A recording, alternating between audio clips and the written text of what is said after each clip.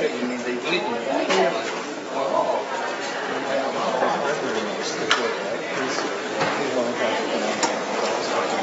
After all, it was not just what's a promise. I said, it's okay now. We're worshiping the same God. I know your religion as well as you do, because ours is very similar to theirs. So, but yeah, it is. But we have tastes and we're Canadians, so we allow ourselves to accommodate our own personal tastes. I really and it's just I always say somebody Yes. Oh, yeah. We haven't got the power. Here's the 8 vibrant United churches and I didn't know. But then again, we've got Ryerson, which has members of the community concerned. And we've got Simple, which is affirmative. Which is what? Affirming, which is affirmative, strongly supporting which I support as well. So we've got those two elements in our church. So we couldn't put them together because they just wouldn't. And you have John 6:30 says, I love you, and I also love you.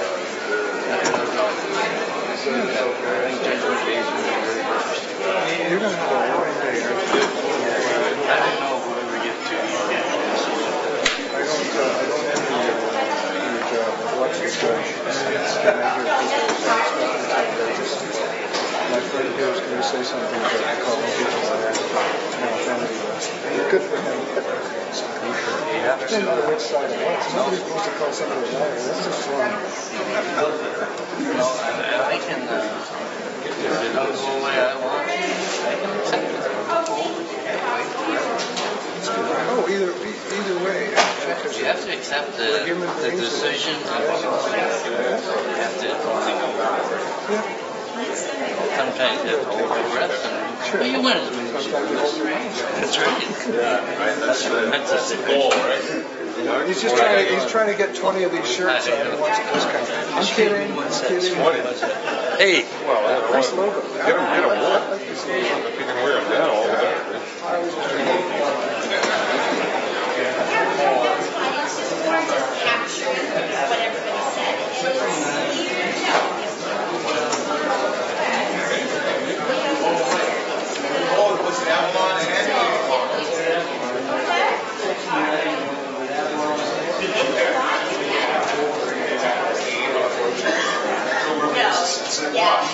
It's a drop. That's fun.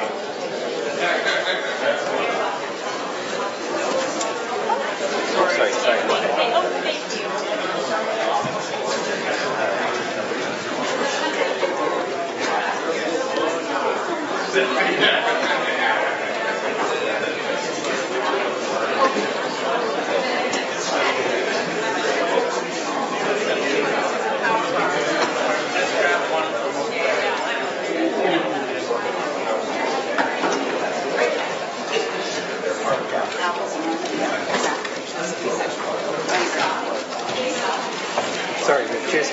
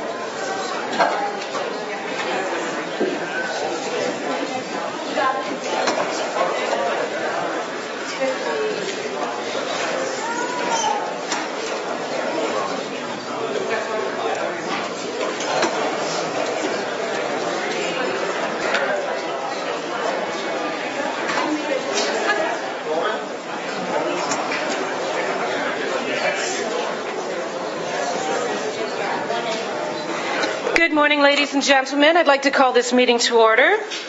Members of the public are advised that our meetings are webcast live by the City of Hamilton and temporarily archived on the city's website. Other individuals and the media may also be audibly and/or visually recording this meeting. As well, a reminder that all electronic devices are to be switched to a non-audible function during committee meetings. Madam Clerk, are there any changes to the agenda? Yes, Madam Chair, there are several added delegation requests, 35, items 4.6 through 4.41 listed on the yellow package in front of you, and they are all respecting the LRT project, and they are all for today's meeting. Added consent items 5.2 through 5.10 respecting correspondence about the LRT project. 2 added discussion items, 8.3 and 8.4, respecting the following. 8.3, cost implications to the City of Hamilton should the LRT project be discontinued, which is report PED 17085. And 8.4, the impact on city infrastructure of the LRT project, which is report PW 17036 and PED 17087. The private and confidential item listed as 12.1 regarding a proposed property acquisition is being withdrawn. It was approved at the April 12th Council meeting and doesn't need to be dealt with today. And we also have a request for a change to the order of the agenda due to the time-sensitive nature of item 8.1, which is FCS Report 16083A. That's about public transit infrastructure project financing. There's been a request that this item be moved up in the agenda for consideration before delegations. Staff are here to speak to that if there's questions as to the request.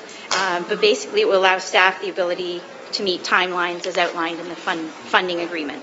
And that concludes the changes, Madam Chair. Madam Clerk, one moment, sorry. Just a confirmation on the request to why item 8.1 is being moved up. We do have agenda review, so I'm more curious on whether or not this was discussed at Yes, it was. review. It was. It was approved at agenda review to move this one up? It was, I indicated that it's up to the committee to decide how they'd like to proceed. Okay. And I know Mike Zagaric is here to speak to it if required. Thank you, Madam Clerk. So on that item? Yeah, so on item 8.1, I know there's a fairly easy resolve to the issue. There are some that are ready to go and others that need extensions, and so we could approve the ones that are ready to go. So I think that's why we've actually said we could probably approve this today fairly quickly. But Michael, maybe you can touch base on that. So through you, Madam Deputy Mayor, the 14 projects that are part of the appendix to 8.1, what staff are recommending is providing authority to staff with proceeding on all of those projects. The time sensitivity relates to one of the projects is the acquisition of rolling stock of buses, 16 buses. There's time sensitivity as that is a bulk procurement through Metrolinx, and there's a procurement limitation, a time issue as it relates to we seek and need to have approval prior to April 30th. And so recognizing if committee approves the list of projects today, it will go to the council meeting on April 26th and we'll meet that deadline of April 30th, 2017. Right. Thank you. May I please have a motion to approve the agenda as amended? Moved by Councillor Pearson, seconded by Councillor Vanderbeek. All those in favor? Carried. Declarations of interest. Are there any declarations of interest? Seeing none. May I please have a motion to approve the minutes of the April 5th and 6th GIC meeting? Moved by Councillor Farr, seconded by Councillor Green. All those in favor? Carried. Now you have before you delegation requests 4.1 through 4.41. May I please have a motion to approve all of... Are you speaking to this, Councillor? Yes. I just had one of the delegates has to write exams early this evening and wondered if we can assure that she's moved up on the delegation so that she can speak. Is there a problem? Is anybody... Okay, we shall move that person. Can you let Madam Clerk... Is it? Polanski. Sarah Polyansky? Sarah, thank you.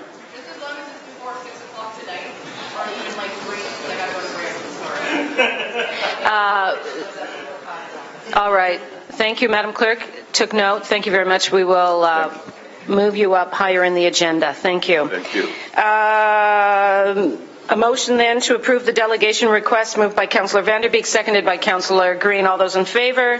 Carried. Item 5.1A through C is correspondence respecting the light rail transit project. May I please have a motion to receive the correspondence moved by Councillor Johnson, seconded by Councillor Partridge. All in favor? Carried. Item 5.2 is correspondence respecting the light rail transit project that was referred to this meeting from the April 12, 2017 meeting of Council. May I please have a motion to receive the correspondence moved by Councillor Brenda Johnson, seconded by Councillor Whitehead. All those in favor? Carried. Item 5.3 is correspondence from the Lakewood Beach Community Council respecting the LRT environmental assessment and the LRT poll. May I please have a motion to receive the correspondence moved by Councillor Whitehead, seconded by Councillor Green. All those in favor? Carried.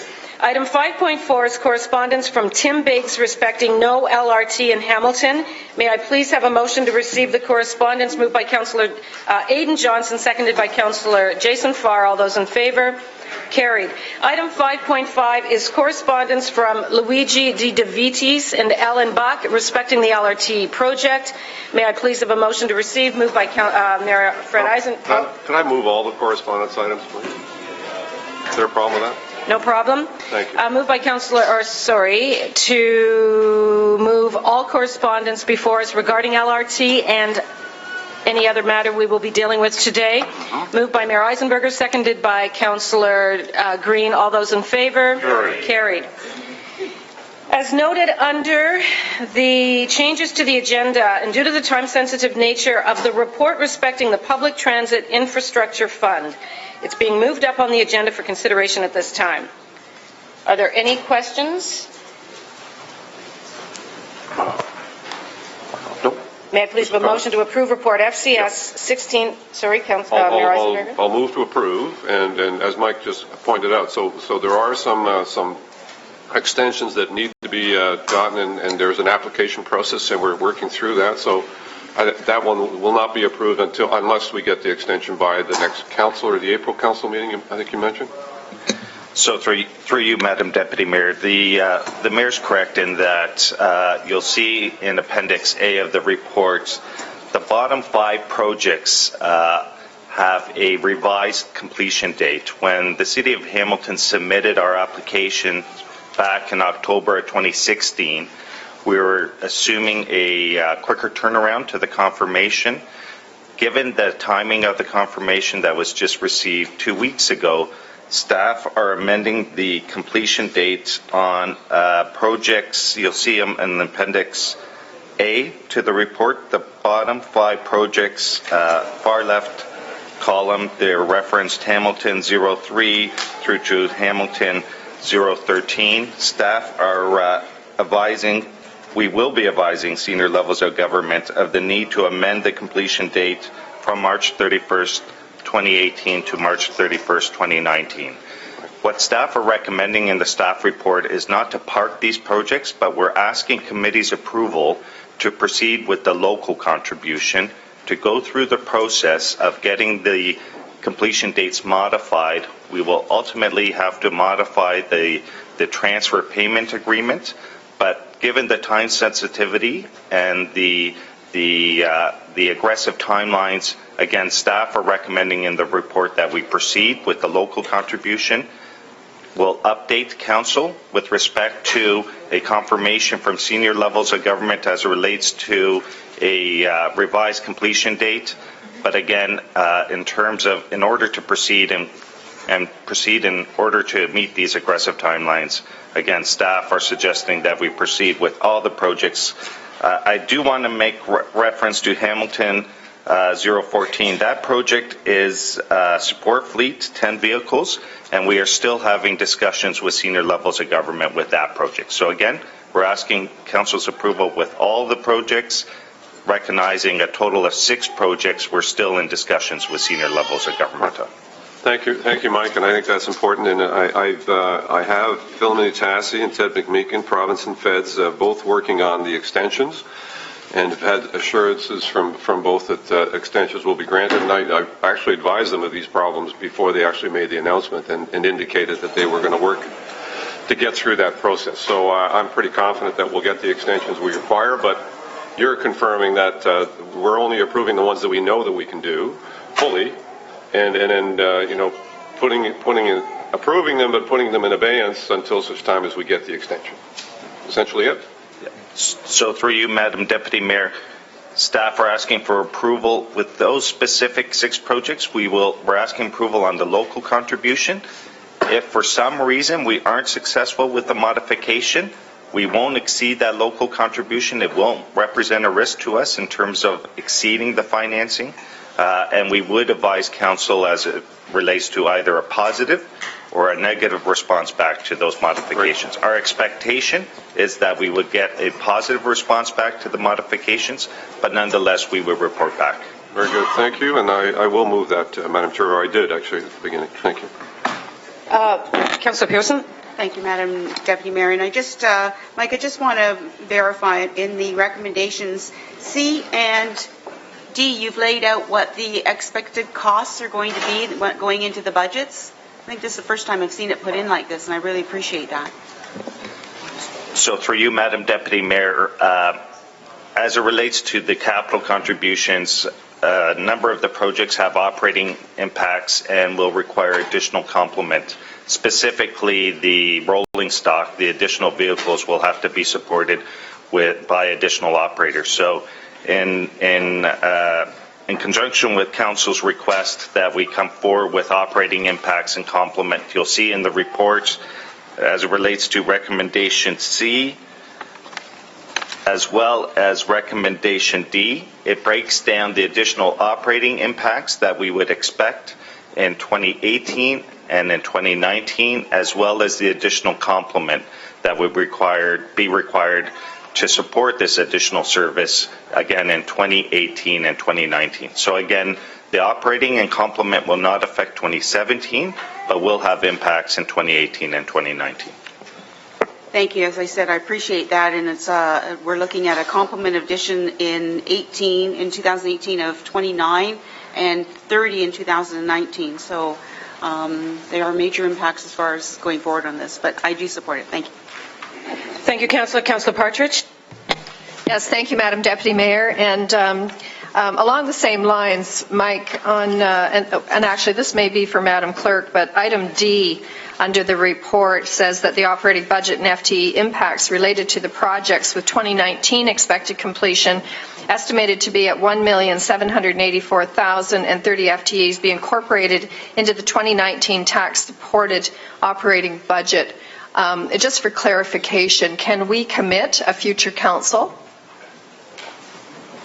So through you, Madam Deputy Mayor, you aren't approving the budget and complement through this report, nor are you impacting 2017. Staff will, both recommendations C and D, give staff the direction to incorporate it into those respective years' budgets. And again, it will be before future councils, this council in 2018 and a future council in 2019 as it relates to not only the operating enhancements, but the complement, the FDE enhancements as well. So again, it will be before council through those budget processes as well.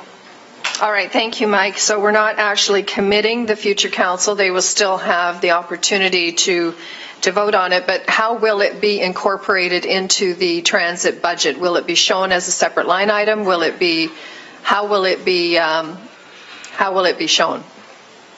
Through you, Madam Deputy Mayor, it'll be reflected in 2018 and 19 through HSR as part of the transit budget and their maintenance budget. So when you receive the 2018 and 2019 preliminary maintenance budgets, you'll see pressures as it relates to the operating impacts and FDEs specific to these projects. So again, they will be highlighted as part of HSR's 2018 and 2019 maintenance budgets. Okay, so they will be highlighted. There will be a proper explanation as to how they got there. Thanks very much. Thank you, Councillor. Councillor Vanderbeek, can you take the chair for a moment? Thank you. Mike, can you clarify the work on Rymal Road? Is that the list item in Appendix A? 53017-85602.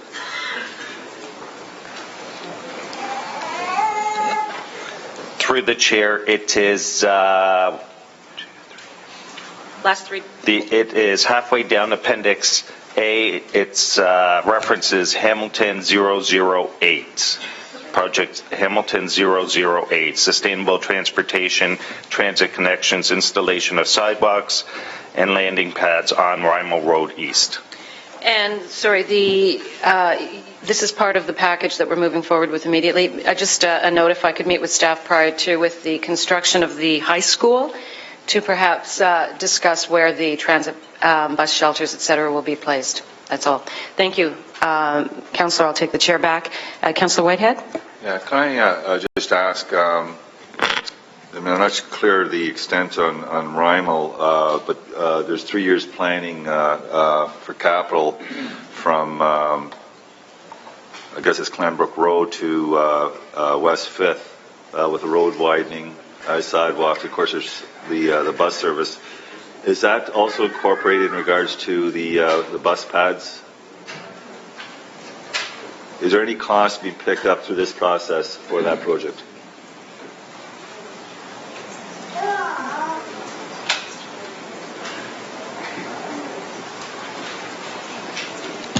Through you, Madam Deputy Mayor, that project, my understanding, had previous a budget commitment, and under the rules of the PTIF, they couldn't. So all the work that you see here is on Rymal Road East. Thank you for the clarification. Appreciate it. Thank you. Are there any further questions?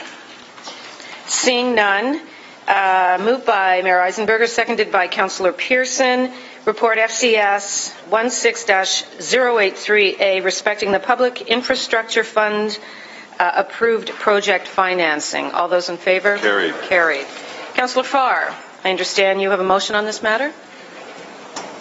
Yeah, and I want to thank Lori for thinking of me, seconded by Councillor Aidan Johnson, and if clarity needs to be achieved, I'm sure Mike Zagaric will assist us. It is that the approved recommendations contained in report FCS 16083A be referred to the April 26, 2017 council meeting, as Mike has already referred to, but could reiterate. All those in favor? Carried. Carried. We now move on to delegations. Members of committee, in the interest of time, we will take one motion at the end of all of the delegations to receive the presentations. A reminder to all delegates that pursuant to the City of Hamilton procedural bylaw, a delegation shall be limited to a presentation of not more than 5 minutes. You will hear the bell at the 4-minute mark. I'd like to call upon Barry Betzner.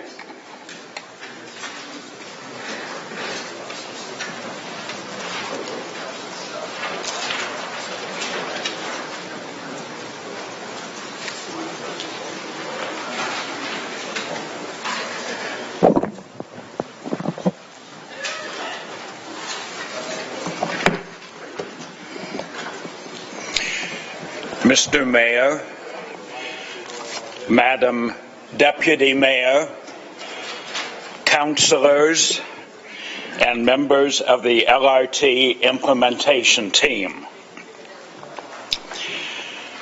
On March 28, I sat in this council chamber for 12 hours listening to the 40 presenters and delegations and the discussion that followed. Some presenters were in favor of LRT, and some were against LRT, but all spoke with passion. Over the last 6 months or so, the LRT implementation team held many public consultation open house events. I would like to thank and commend the LRT team for this effort. I was one of the 349 people who completed their extensive questionnaire. However, we, the public, were told that we could provide input on every aspect of the project except the route alignment. At the March 28 meeting here in council chambers, we were told several times that Hamilton City Council has voted 52 times on some aspect of the LRT project. My purpose in speaking to you today is to express my concern over the flawed process in selecting the route. How was King Street selected? Several Hamilton publications have attempted to research this. It seems that a few small groups had input, but there was no widespread public consultation, no opportunity for input from the general public, and no actual vote by this council agreeing with the King Street route. Permit me to read just one sentence from the Bay Observer April issue. On the strength of what was arguably superficial public consultation, the two major pieces of today's transit narrative were set in stone. LRT over BRT and King Street over Main or some other route, end of quote. There was no fair, open, objective comparison and analysis of King Street versus Main Street. It's not too late to correct this mistake. Selecting Main Street would not affect the western terminal at McMaster. It would not affect the eastern terminal at Queenston. It would not affect the location of the operations, maintenance, and storage facility. If the LRT is built on King Street, it will remain there for generations. Why can't we have a fair, honest, objective look at the route? Several councillors recently paid for a public opinion poll. Maybe they might pay for a second one. Or a citywide referendum has been suggested. Let's ask the citizens of Hamilton which route they prefer. The question is simple. Which route alignment do you prefer, King Street or Main Street? Thank you. Thank you, Mr. Betzner. Councillor Whitehead? Thank you.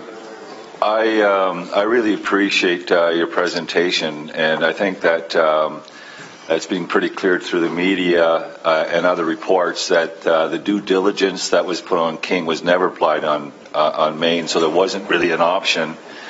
But here's a couple of other things that I don't know if you are aware of or if you were informed of. Did you know that King Street is 500 meters longer than Main in respect to this LRT project? I have heard that mentioned, yes. Did you know that they have to build a bridge on King Street where they wouldn't have to do on Main Street? I'm aware of that. Which is another $30 million. The other argument that was given in regards to King Street, Main Street, did you know that there's over 400 heritage properties on King Street versus just over 200 on Main Street? You aware of that? I didn't know the specific number, but I would agree that there certainly are more on King, yes. Now, one of the arguments that was made is uplift. And then when they presented the charts, and I actually met with Metrolinx, they have now acknowledged, because of the 400-meter sphere of influence and uplift around stations, that the uplift would basically be a wash between King and Main. Were you aware of the changing argument in respect to the justification for King Street? I certainly agree with that, yes. Thank you. Thank you, Councillor. Mr. Mayor?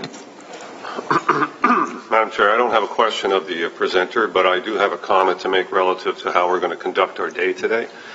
And so, We're when going would to you like me to do that? After, you can make your comments after our delegates. If you have a question for the presenter, then we will. No, I'm going to actually ask that council consider not using every delegate as an opportunity to ask questions. That's fine. Your point is made. Mr. Mayor, no, this is a time legitimate point to make. Don't cut me off. Don't cut me off. I can cut you off No, because you can't have cut no me question off. for the presenter. It's a legitimate question to raise with council to ask consideration that we don't spend till next Thursday doing this, because if we're going to use every delegate as an opportunity to make our points, if we all do that, we will be here a very, very long time. Would anyone like to respond to this? It's not fair, and I think we ought to make sure that we all have some sense of an agreement that we don't do that. Yeah, the point of order, Madam Chair, is that procedurally in our bylaws, when delegations make application to come forward and present before this council, and the practice is that any questions of clarification or otherwise can be posed by this council body to the delegation. So if you're suggesting we change the bylaws, we can do that, but I don't think we should be doing it on the fly. Thank you. And no further questions. Do you have another question for the presenter? Who are you asking? I'm asking you. Do you have a question? No, I don't have a question for him. And I appreciate this presentation. And I appreciate the presentation of all the delegates. And I think we're here to hear the delegates, not the council at large. So to be fair to all of them, I think we ought to pay attention to what they have to say. That's the most important issue today. Mr. Mayor? And I would hope that members of council will respect that. Thank you, Mr. Mayor. Are there any further questions for the presenter? Seeing none, Councillor Vanderbeek, would you take the chair for a moment? I do have a question, and it is regarding the King Street route, and I have also been trying to figure out how we arrived at that route. Did you actually consult with staff or any members of council to determine why King was chosen over Main? The answer to that is no, but I have read a number of different Hamilton local publications, and presumably those reporters who would have access to background information that I might not have access to or might have difficulty accessing, they have come up basically with the conclusion that I put in my presentation today, that there was no clear objective analysis of the two routes and then an objective decision made on King Street that did not occur. Thank you, and excuse me, through the chair. I'm assuming from what your presentation this morning that you would have preferred Main over King or another route altogether? I definitely would prefer Main because I would make the point in our personal lives and in our business lives, sometimes we have to make the best of a difficult situation. In Hamilton, we don't have to do that. All we have to do is look out these windows and we see Main Street, a straight, wide street that goes from one end of the city to the other end of the city. We've got an ideal solution for this, so I am in favor of Main Street, yes. And I think that because we do have this wonderful opportunity. The street exists, it's straight, it goes from where we want it to originate at both ends, that's what we should do, rather than trying to squeeze it through a very difficult situation in the downtown area. Thank you for that. Those are my questions. I'll take the chair back. Are there any further questions for the presenter? Seeing none, thank you. Keenan Loomis?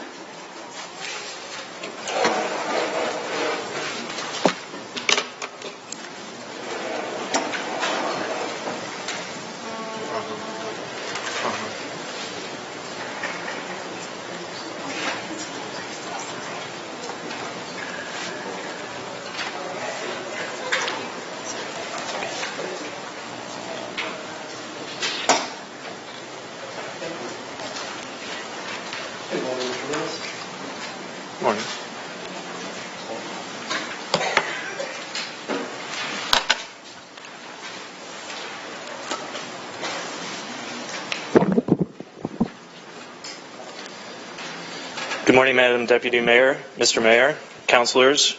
It's been a pleasure over the last number of years to speak on behalf of our board and our 1,000 members that employ 75,000 people in this community, and indeed bring the voice of business in Hamilton, both big and small, to this issue. We also have been speaking on behalf of the anchor institutions, young professionals groups, creative industries, downtown interests, and the leadership community. We have also been proud to join so many citizens and community groups and other important Hamilton interests like labor, environmental, transit users, and anti-poverty groups in advocating for LRT, and we will continue to do so for as long as it takes. However, we would also like to get on with building LRT and channel all of the energy that we have are putting into this at this moment, the unproductive energy, into not only doing that right, but then talking about the next tranche of funding so that we can build out the BLAST network. Because in channeling the legacy of Isaac Buchanan, Hamilton Chamber's first president, and the men and women that built the city into the great city that it became, we desire to once again become the ambitious city. There's been a lot of general talk about the benefits of LRT and recently a lot of scare tactics about the cost of building LRT as details of the plan emerge. But I want to talk about the cost of doing nothing, and they are enormous because it's no longer about $1 billion or not. These are the costs of heading down a path for 10 years and then having the rug pulled out from underneath us at the last minute due to cold feet or political opportunism. So the $1 billion that is committed to Hamilton at this moment will go to another Ontario community. That was made clear to me by the Minister of Transportation. We've also spent 10 years and $30 million in planning that will go down the drain. There's a report today from staff that says exactly that. There's another $40 million that is committed to future engineering and design work, and we know one thing, the lawyers will get rich over litigating that matter. We also know in today's report that $300 to $400 million in the $1 billion is dedicated to roads, sidewalks, water and sewer pipes, and bridges, infrastructure costs that we will one day incur as a community. We also know that there are $450 million in direct economic impacts due to the funding itself, mostly from the 3,500 LRT construction jobs that are anticipated. And finally, we know that there are hundreds of millions, if not billions, in intensifying development and economic uplift and the tax revenue that generates in perpetuity. Even if it's 1%, a very conservative 1%, 1% of a big number is a large number over a long period of time. So my back of the envelope costs are at least $2 billion at this point in time. However, those are only the measurable costs, and I think that there is much greater damage to be done. We know that the populace is split, and the methodologically flawed survey that came out over the last couple of days actually showed a very encouraging 40% support for this project. But among the people and institutions that toil each and every day to make this city tick, there really is no disagreement. A lot of voices have spoken in support of this project. Transit and planning experts, your own CEO, CAO, and executive. The City of Hamilton's strategic plan, mission, and vision has evolved over the last 10 years to incorporate LRT at its very core. On Saturday, I was really pleased to be able to join labor, environmental, transit union users, and anti-poverty groups in supporting this project. And I thought to myself, there are probably very few issues in this community upon which we can all agree. Of course, we've talked about downtown companies, destinations, and neighborhood groups that all support this, and these are the groups that will get most of the impacts. We've talked about the developers, and there's so many that have come out over the last number of days who want to build and provide the economic impact that we are anticipating. Of course, we have the institutions of higher learning, our two school boards, our hospital systems. In other words, institutions that employ tens of thousands of people and serve tens of thousands of people. We have young people, student groups, senior groups. I know so many other councillors are in support of this, but if you have an issue where Councillor Green and Councillor Ferguson agree, I think that this is a pretty easy one. Of course, the Ontario Cabinet, bureaucracy, and even the opposition parties support this project, as does the federal government. And of course, we need not look much further than KW to see what the impacts of this. And the lessons from KW are not that we should not do this. So the other costs of doing nothing are absolutely astronomical. Ignoring those key voices does considerable damage. They're also telling you that it's important to their operations, and so the cumulative opportunity cost of not doing anything is enormous. The strategic plan and mission statement are worthless. What does being the best place in Canada to raise a child and age successfully mean if you're going to ignore those groups? Of course, further damage to our reputation, the damage to our relationships with higher levels of government, and years of progress in reshaping our image and regaining our confidence are all gone. The cost of building LRT are real, Loomis, your time is up. But they are manageable and temporary. Thank you. Mr. Loomis, thank you. Thank you. Mr. Whitehead? Yeah, Keenan, I always appreciate your comments, and we understand that there's always going to be different points of view around the table. I'm really interested in how you characterized the issues in the city of Hamilton as it pertains to the community and councillors. So you basically identified two categories. Can you repeat those two categories? Because it seems to me that there's a category missing. I'm sorry. Well, you identify in your report two categories in regards to people's views on this file. What are they? So I think I referred to the survey of the greater populace that demonstrates that at least half of half of the population of Hamilton is either in support or undecided at this point in time on this project. And then there's the leadership community, the people that run the organizations, institutions, and businesses that really make this city tick on a day-to-day basis. I understand that, but before that, in your editorializing, you indicated that there's, I don't know, was it politicking or, what you didn't acknowledge is that there's a huge, massive population out there that shouldn't be shunned.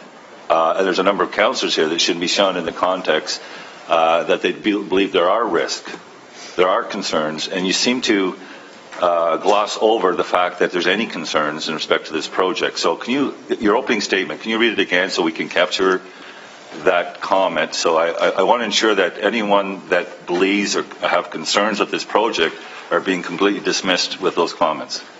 They aren't being completely dismissed at all. I had 5 minutes today, but I think you'll find in my editorial today in the spec that I acknowledge that there are a lot of costs that will come over the next 5 years, a lot of impacts associated with the building of LRT. We understand those costs. We've done a lot of research into what other communities have experienced in building LRT, and again, we don't have to go much further than KW to do that.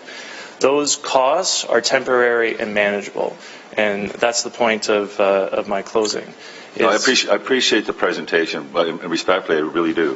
What I don't appreciate is the fact that people that had legitimate risk on this project are being completely dismissed with your opening statements, because now you're basically not only insulting a good chunk of the population, but you're also insulting councillors around this table that feel that there are legitimate risks.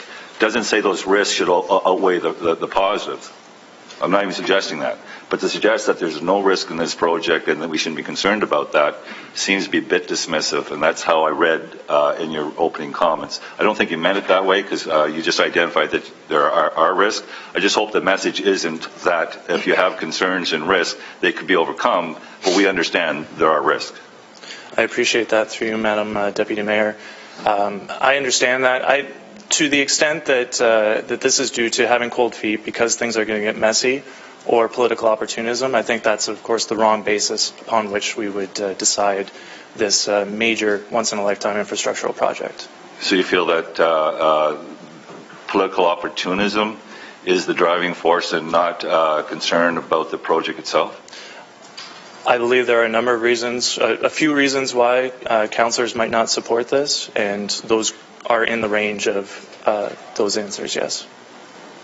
So is that to suggest for even a moment that any councillor that's done as much work as the number of councillors around this horseshoe that have done their own research and looked at the reports, that you would completely dismiss that rationale and that comprehensive review and dismiss it as political opportunism?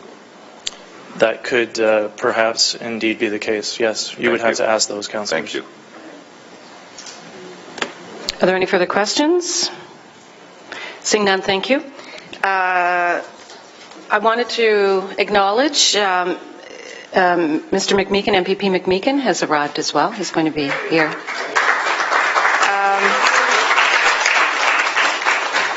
Our next delegate is Lachlan Holmes, respecting the LRT project.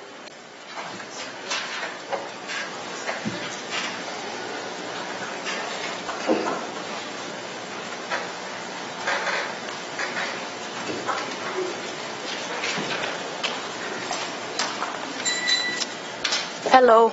First, I'd like to thank you for this opportunity to speak. Oh.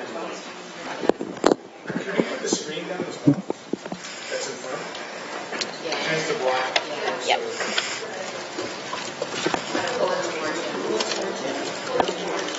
There we go. All right, so first off, I'd like to thank everyone for this opportunity to speak. My name is Lachlan Holmes. I'm an almost lifelong Hamiltonian, and I have a disability, which affects my ability to walk long distances, and I use both a mobility scooter and a walker. And I've noticed with my mobility scooter, I have quite a tough time getting on the bus. And, for someone who really wants to get around, and, Eastgate Square is a great place to go, and so is McMaster, and all the way around. And it's getting on a bus with a mobility scooter can be very challenging. You have to go in and out and in and out. The LRT, it's the pinnacle of accessible transit, so that's why I support it. I support it for the future. Hamilton and Canada's population is aging, and that's very important to address these issues now for the future, so we don't get in a backlog in the future. And a lot of people suggest instead of doing the LRT with the BRT, and we have this opportunity to build the LRT as an LRT, not a BRT, and that has so many benefits. So I'm speaking specifically on accessibility. There is nothing as good as an LRT for accessibility, specifically a street level. I know there are some that run underground, but then you have to wait for elevators to go up and down, and that is essentially a subway at that point, and that's not much better. I've seen the LRV concept vehicle. It has so much space, more room for walkers and strollers and mobility scooters and wheelchairs. There's nothing that compares to it. So, yeah. Thank you, Lachlan. Councillor Green? Thank you very much, Madam Deputy Mayor, and I know through you I had the opportunity to meet this young man here today. And for those of you that are online, perhaps in the social media community, I can tell you that I have probably been maybe even in some pretty heated debates with Lachlan Holmes, thinking that I was actually debating a 40-year-old man. And then today when I came, I realized that Lachlan is a high school student in 9th grade, and I'm just so impressed by your arguments and what you present, not just here on this issue, but on all issues. Madam Deputy Mayor, when I asked him, not knowing that I was speaking to the Lachlan Holmes, I said, "Are you interested in student politics?" He said, "No, I'm in for the real thing." He said, "I'm Lachlan Holmes," and I said, "Yeah, you are." So thank you so much for being here, and certainly look forward to our ongoing conversations on Facebook and other places, and just completely am blown away by the nuances that you present in each and every municipal argument. Thank you. Thank you, Lachlan. Thank you. Are there any further questions or comments? Seeing none. Craig Burley? After Craig, it's Anna Davey.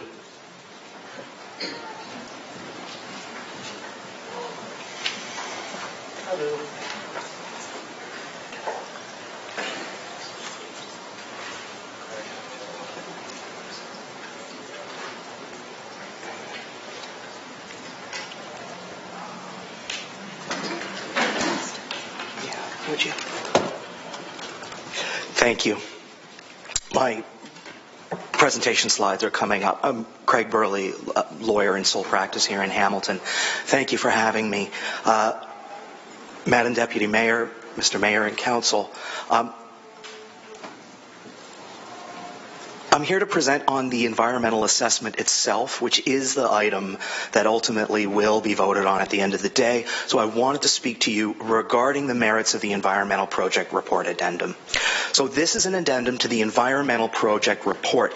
That's a report that's sent to the Ministry of Environment to get Ministry of Environment approval for the project itself. That was done back in 2011. So as far back as 2011, this project was forwarded by Council affirmatively to the Ministry to request approval for the project, environmental approval.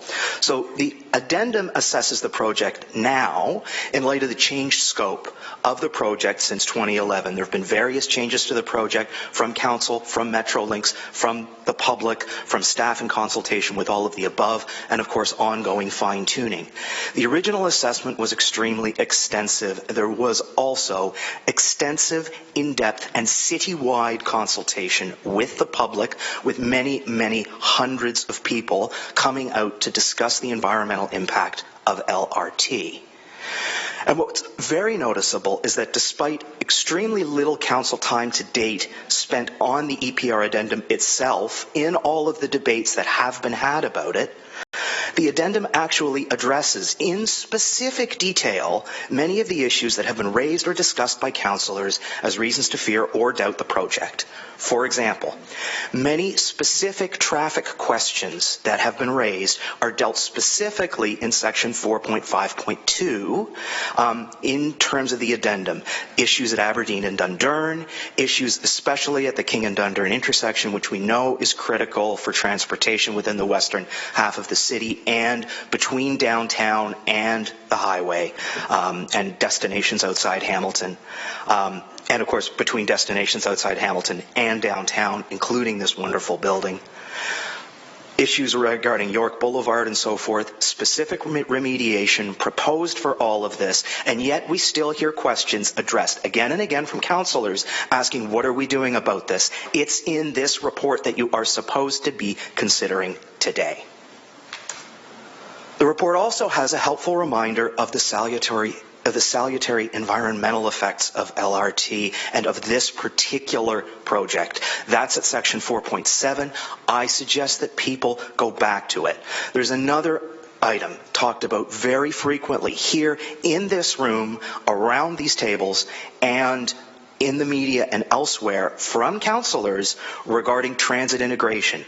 A transit integration with the 10-year strategy, by the way, a strategy that must be revived. We need to revive the 10-year transit strategy in order both to make this work and to make the city work and to make HSR work and to get people to work. And all of the planning, even beyond, we're looking at planning here in the report addendum itself out to 2031 and 2041, right? And that's all dealt with at section 4.5.1. I urge you, right, that this is a good report. There is valuable information in here on designing the system, right, on the environmental benefits and challenges to building the best possible system, which is what so many of us insist that we are about. The ministry should receive this report. It's a good report. Section 3, and one thing regarding then sending the report to the ministry, which I urge you to do, send the addendum on. Keep the important, right, keep this important project moving. One thing about that, Section 3 and Recital E of the Memorandum of Agreement appear to require you to submit this amendment to the EPR under your own agreement.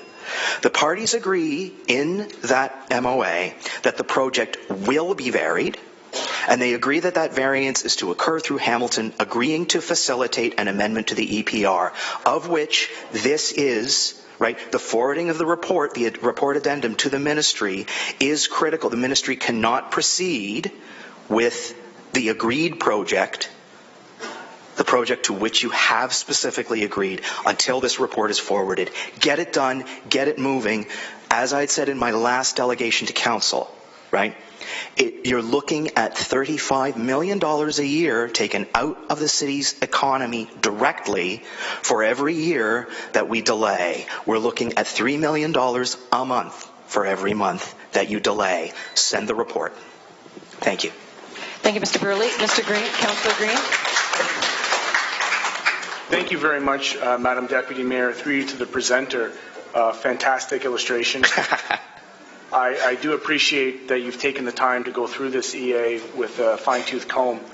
Just for the purpose of healthy debate and understanding, what concerns do you see through the EA specifically that might be addressed through the addendum? I think one thing is, right, you need to have the addendum because the scope of the project has changed so much, and we've learned so much more about the project in the 6 years since the last since the last provincial approval was received.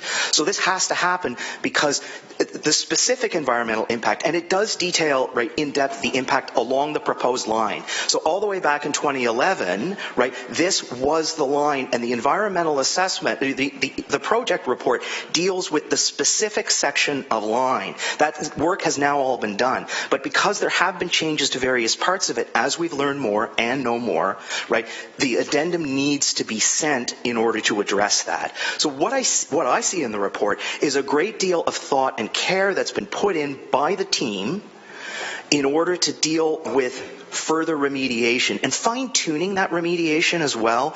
Issues particularly of traffic, right, which are so important to people and so important to the environmental impact.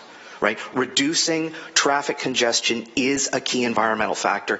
That's been dealt with, for example, very extensively. But even something down to, the endangered butternut trees. Right? We've now been able to go through, tag the individual ones, and as the project changes, for example, we now have the storage and maintenance facility, right? That all needs to be not redone, but it needs to be looked at to make sure that the approval matches what we are doing. That's the focus of the addendum. It's looking at environmental remediation to make the project as best as it can be. Thank you so much for that, and what I got from your presentation is that much of what we've heard as concerns that have been put forward very rightly by members of council and the community are addressed in the EA, so adequately put. Is there somewhere that, have you submitted this presentation that we can have it in writing? This one? I did send it, but I only sent it earlier this morning, so I don't believe you'll have it in your agendas. But I think I've made it available at any rate, and I'm always willing to make it further available. Craig at craigburley.com, the email. Sure. Flip it. If you need a copy of this, let me know. I would like to ask that if you could, when you have time, maybe just fire that over to me. Yeah, I sent it to Stephanie this morning, but I'll make sure that I get it to the people who need it. Thank you so much, Craig. I appreciate you. Thank you. Thank you. Thank you, Councillor Partridge. Yes, thank you. And thank you, Craig, for all the work that you've done on this. It is very much appreciated, regardless of where we are on the side of the issue. Thanks, Councillor. We do require, it's very helpful to have residents come in and speak to us. I'd like to ask Madam Clerk to please circulate that presentation to all councillors when it is appropriate. Thank you so much. Thank you. Thank you, Councillor. Thank you, Craig. And next is Anna Davey. Thank you.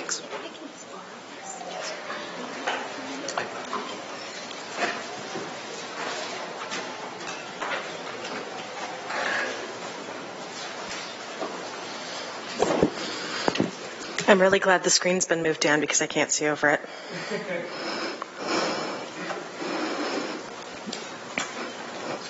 Your Worship, Madam Chair, and members of Council, I stood here on March 28th to present an argument in favor of LRT, offering a gendered perspective on the unique benefits LRT has to offer women in Hamilton. At that time, it was expected that the revised environmental assessment would be passed by the end of the March 28th GIC. Given that the environmental assessment did not pass at that time, I simply urge you today to approve the environmental assessment and move the LRT process along for the benefit of all Hamiltonians and especially its women. Thank you.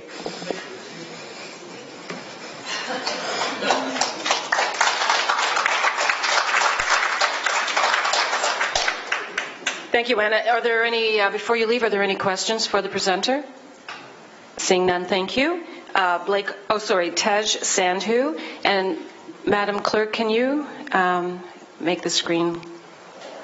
Yeah, you might want to take the images off the screen. Thank you.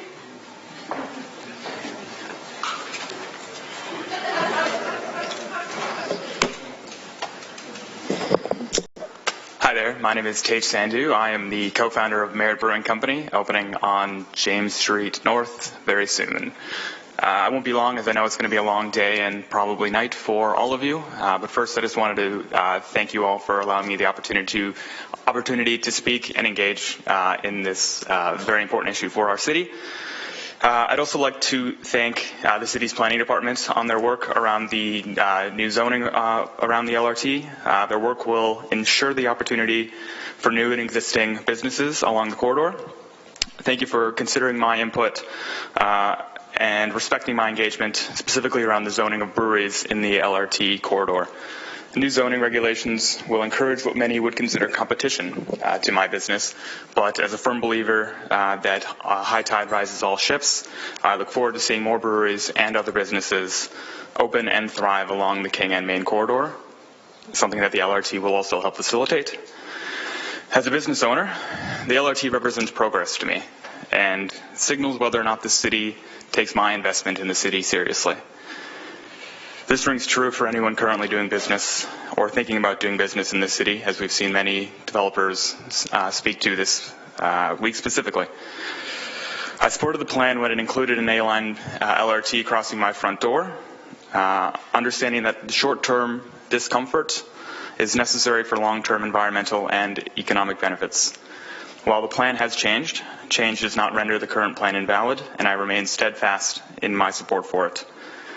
As much as I'm investing in real estate with my business, I'm investing in creating a great workplace, one that sends people home happy, healthy, and fulfilled. If the city wants to support my investment, they should also be investing in the future of their people. My journey in Hamilton has taken me from McMaster's Business School to homeowner in Ward 4 to business owner in Ward 2. My path quite literally mimics that of the proposed LRT, and I look forward to seeing the LRT facilitate many more bright futures in our city. Thank you very much. Thank you, Tej, and congratulations on your business, and good luck with it.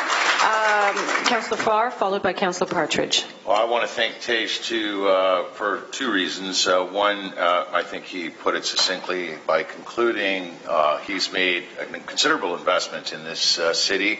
It all began at MAC. You buy a house in Ward 3, if I'm not mistaken. 4. 4? Oh, wow. That's Amarula. Smart move. And an investment in the heart of James Street with the wonderful redevelopment that's happening there, and you really are a focal point now. So congratulations on all of that. And thank you for your input. You referenced it. But it's a good point to make here because it's often overlooked. There have been so many decisions in the past terms of council, this term of council, and in fact, what he referenced was this term of council, and that was the transit-oriented zoning. And Tej was actually very helpful in that process. We had some conversations about a year ago, or 2 years ago, and then about a year ago we started evolving to bringing staff together and including things like microbreweries and new businesses from innovators such as yourself and people who Councillor, is there a question have an here? opportunity to assist us in building smart planning for the future because we've had much of it. So Tej, I just wanted to say thank you, and I appreciate that you have come in. I appreciate that you have made the investment, and I appreciate you speaking on behalf of a demographic that we've been trying to attract forever, and certainly the LRT is a big part of that attraction. Thank you. Thank you. Just a reminder that this is an opportunity to question the delegates, not to be making comments. Do you agree with what I just said? Very much so. We can play that game all day, and it will end up that we will be here at 3 in the morning. But So, that's point of order, questions, please only. And I apologize for this, but Councillor Partridge. Point of order, thank you. Point of order. Point of order. The point of order is the question. Councillor Whitehead, no. Councillor Whitehead, If it's a speech, Councillor then I'm prepared to make a lot Whitehead, of I have the chair. Councillor Farr and Councillor Green, everybody, we're going to have a long day ahead of us. Tone down. Questions for, I apologize, by the way. And thank you, Madam Chair. I do believe I have the floor. Thank you. Thank you. Tej. Thank you. Tej, thank you very much for your presentation. What was the name of your business? I'm sorry, I missed it. It is Merit Brewing Company. Merit Brewing Company. And you're located in Ward 2. What is the address? It's 107 James Street North. 107 James Street North. Yes. Thank you very much, and thank you for investing in our city. We appreciate it. It's my pleasure. Thank you for your presentation. Our next delegate is Blake Oliver.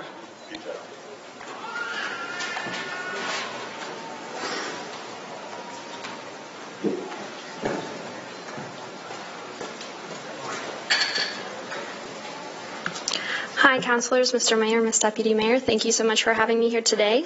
My name is Blake Oliver. I'm a third-year health sciences student at McMaster University, and I'm also the Vice President Education at the McMaster Students Union. So I represent all 22,000 full-time undergraduate students that are enrolled at McMaster University. That's about 4% of Hamilton's population at any given time, and I'm here to talk to you today about why students are in support of LRT. And I especially hope this will be considered in context of a poll that recently came out that didn't manage to reach a lot of my demographic. There are four main reasons that students are really in support of LRT, and I'm going to speak specifically to the McMaster reasons. My colleague from the Mohawk Student Association is also here today to talk about why post-secondary students from across the city are in support of this project and are hoping that Council will approve the environmental project report today. The first is that we pay enormously into the HSR's revenue and operating fee through our mandatory HSR bus pass. Students pay about $150 a year for this pass annually. This year we renegotiated the pass. It's due to increase 20% every year over the next 3 years. We had to put that to a vote for students. As you know, students are strapped for cash, but this passed phenomenally with 92%. Students are huge transit users. They rely on transit to get around the city, and we do contribute a large amount to the operating revenue of the HSR, and we really hope that our voices will be heard as major users of public transit in the city. In terms of actual benefits to the city, just while students are here in their 4 years, they contribute enormously, both socially and economically, to the city. Speaking for myself, I've worked in Hamilton, I've volunteered in Hamilton. I go outside of my ward for dinner to meet up with my friends. My dad's coming to town tonight. We'll probably go down to Locke Street. We like to get out of the city, but we can't do that if we don't have accessible transit to get us there. What we have right now is not enough to get us outside of Ward 1 and really be able to contribute meaningfully outside of the campus bubble. There's also been a lot of opportunities that McMaster and my own students union has taken to try to bridge that gap. McMaster has a new community engagement minor. This council has approved City Lab, which is a project specifically trying to get the university partnering with the city. This can only be better if students can actually get into the city. To speak as well to something that council has spoken about a lot this year, student housing continues to be an issue, as myself and my Ward 1 councillor know all too well. This very group has talked about increased bylaw enforcement in Ward 1 specifically. The Rental Housing Subcommittee is currently considering landlord licensing in student wards, Wards 1 and Ward 8, that have large student populations. It's no secret that student housing is a huge issue in the community. The only way that this issue can truly be solved is by making it easier for students to live away from campus. And we can't live away from campus if we don't have accessible transit to actually get us from somewhere else in the city to campus. And the final point, which I think is honestly the most important, is graduate retention. The biggest criticism that I've heard these past 2 weeks as I've been vocal about light rail transit for students is that students are only here for 4 years. But the truth is, we'll only be here for 4 years if we can't stay after and don't see Hamilton as somewhere that we want to live in. In the Places to Grow Act, Hamilton's demographic from ages 20 to 39 is currently at just over 150,000, but it's due to grow past 200,000 by 2031, and it's due to be the largest growing and the largest demographic in the city. That can only happen if students at McMaster, students at Mohawk, and students from all over the country see Hamilton as a place that they want to grow their businesses and invest in. We're the demographic that doesn't want to buy a detached home and a car, or a demographic that wants to live downtown, somewhere that we can afford to eat, somewhere that we can afford to live, and somewhere we can afford to get around via accessible transit. I've only lived here for 4 years. I grew up in a rural community, and when I moved here, I was struck by the incredible growth and passion that I saw in this city, and it's somewhere that I want to make my home. And I hope today that you'll vote to move this project forward and include the students that I represent in Hamilton's future. Thank you. Thank you, Blake. Thank you very much. Councillor Johnson. Thank you. And very quickly, Madam Deputy Mayor, thank you so much, through you, to Blake and the MSU for their advocacy and for working with me over the past 2 years on LRT and a variety of other projects. Just to clarify, obviously, through you, Madam Chair, and I'm interested in Blake's response to this comment/question. Obviously, it's true that if and when we have LRT, I amend when we have LRT, students will have a quick, easy way to travel between campus and the downtown. That's good for the economy. And yes, it does alleviate some of the pressures on our student neighborhoods around McMaster. But I want to clarify that moving students, or rather providing students with a way to choose to live downtown, for me is not one of the primary arguments for LRT. Yes, it's good, but it's deep. But to Blake's point, it's profoundly important that we Councillor, create a is there city. a question here? I'm working toward it, I promise. It's profoundly important that we create a city and a culture in which students feel welcome to live wherever, to choose to live wherever. And so my question is about this question about choice, and whether this isn't, and I'm kind of thinking out loud, is this not a good way? This is my question. Would it not be a good way to refine the argument about student choice and students living downtown and having a way to live downtown, to say LRT is not about moving students out of Westdale Ainsleywood, but rather providing students with choice? I'm looking for some help refining the case, and I'll look to Blake for an answer. Yeah, absolutely. Thank you for the question. I think what I was specifically getting at is there's already some developments downtown specific to housing. I think there's one specific to graduate student housing that's due to go up shortly downtown. And the hope is that we'll see more options, like you said, for students who want to live outside Ward 1 and contribute to the city or live elsewhere in the city in the future. I thank Blake for her leadership. Thanks for the opportunity, Madam Deputy Mayor. Thank you, Councillor. Councillor Green? Thank you very much, Madam Deputy Mayor. And I was also very disappointed to see some of the responses, I think, really dismissing the student experience here. And you've presented some incredible points that are particular to the arguments. But if you could just for a moment speak to what that type of tone does to the student body when they're told they don't have skin in the game, they're transient, they're not going to be here. Well, what does that do to your friends in your circles in terms of their readiness and willingness to actually consider making Hamilton their home? That's a great question. I think what's easy for us to see in the climate right now is that Kitchener-Waterloo is just down the road. Speaking for myself, I want to live in a city that I can get around in. I think there's lots of opportunities in Ontario for growth, and to my friends and my peers that are in the same positions as me, feeling like we're not welcome in Hamilton makes us look at the other options that are available for us in the close neighborhoods. So very critically important for us to have that understanding. Thank you for all the work that you do. Thank you, Councillor. Councillor Whitehead? Thank you, Madam Chair. I think the undermining message, I just came from Kitchener as well. Yesterday did a tour. I think the underlying message I hear from most people, certainly residents that I've been engaged in, it really isn't with them about LRT. It's about having a dynamic, adaptive, comprehensive transit system that meets the needs of this community. Would you dispute that? Is the question whether or not the reason KW is perhaps better suited to accommodate my generation because of their transit network itself and rather than the LRT specifically? No, I think the point I'm making is that you can achieve a comprehensive transit network to meet the needs of the community, and those modes can take many different shapes. Is that correct? Yeah, that's absolutely correct. I would encourage Council to continue with the rest of the BLAST network after approving the B-Line LRT. Thank you. Thank you, Councillor Whitehead. Councillor Whitehead. Councillor Farr. No, actually, the delegate answered the question for me right there at the end. Good job. Thank you.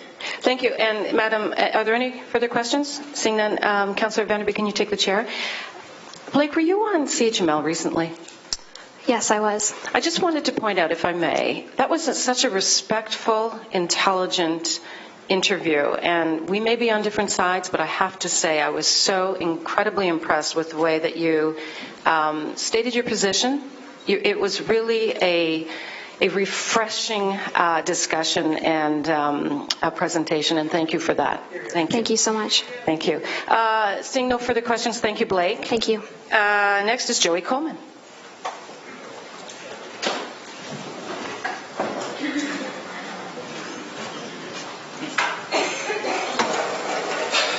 Good morning, councillors. Mr. Loomis made most of the points that I wanted to make, so I'm not going to repeat Mr. Loomis's points. But to summarize, that the fact that we're standing here today again. And we do this repeatedly. I mean, I'm going to get a shirt that says I survived Council's stadium debate, I survived Council's LRT debates. It is hurting our economy. I was at the University of Toronto a few weeks ago for a seminar on municipal response to climate change. And I went in thinking, great, I looked at the paper in advance. Hamilton's done a good job of that. And they were actually going to cite the insurance models for climate change and flooding in the Red Hill. Unfortunately, do you know what the main question I was getting from people before the session? What is with your council? Why can't your council make a decision? What's going on with your economy? When I get a chance to chat with developers in my neighborhood, they say, we want to do this, but we're not sure what's happening. There is an economic cost to uncertainty. There's a reputational cost to uncertainty. I'm proud to live in Hamilton. And I hear Ms. Oliver speak about how communities draw young people. All of my friends that I grew up with have left Hamilton. They regularly tell me, you should come up to Kitchener-Waterloo. There's opportunity here. And I tell them, well, I love being in Hamilton. I'm proud of my hometown.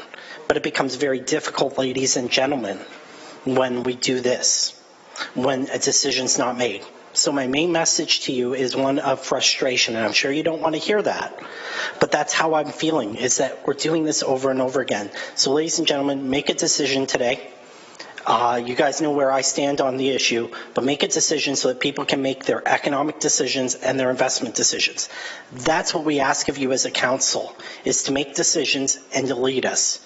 And I'm going to say, sometimes you guys aren't going to lead us in the right direction, but I can respect when you lead based on principle. Thank you. Thank you. Are there any questions for the presenter? Seeing none. Eric Gillis.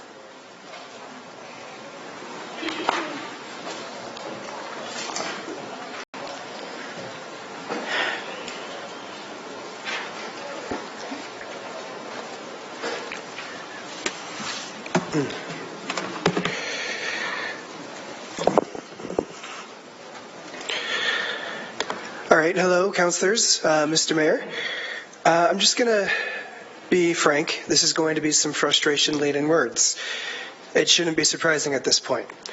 I'm going to start with a quote from a councillor, since there seems to be some appreciation amongst certain councillors as we go along through this LRT debate over the many years, to hear their voices over that of the delegates that come and speak.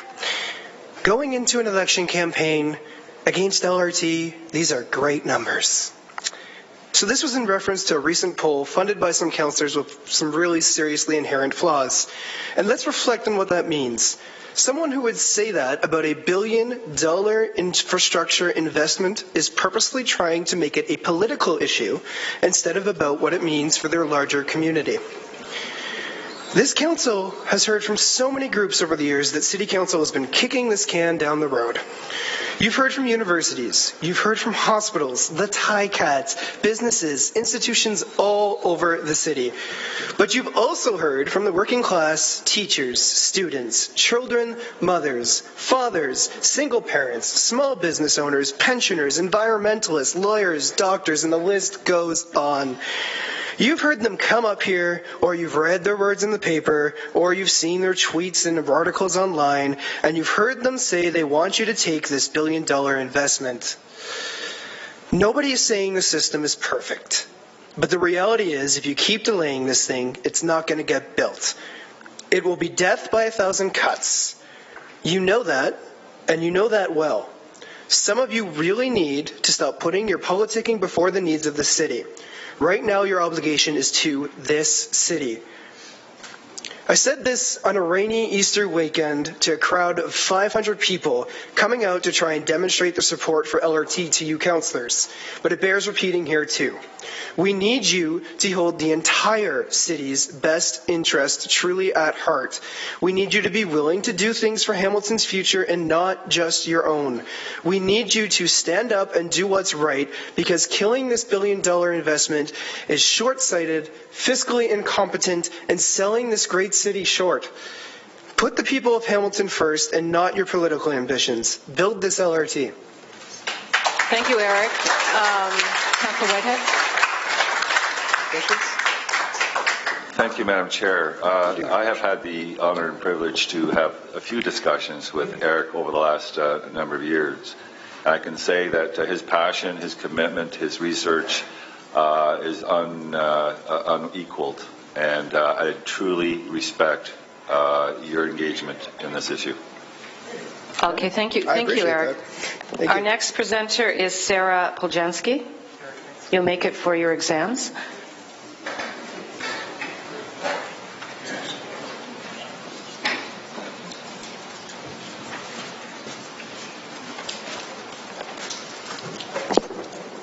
Thank you, Madam Deputy Mayor, the Mayor who's not here, councillors.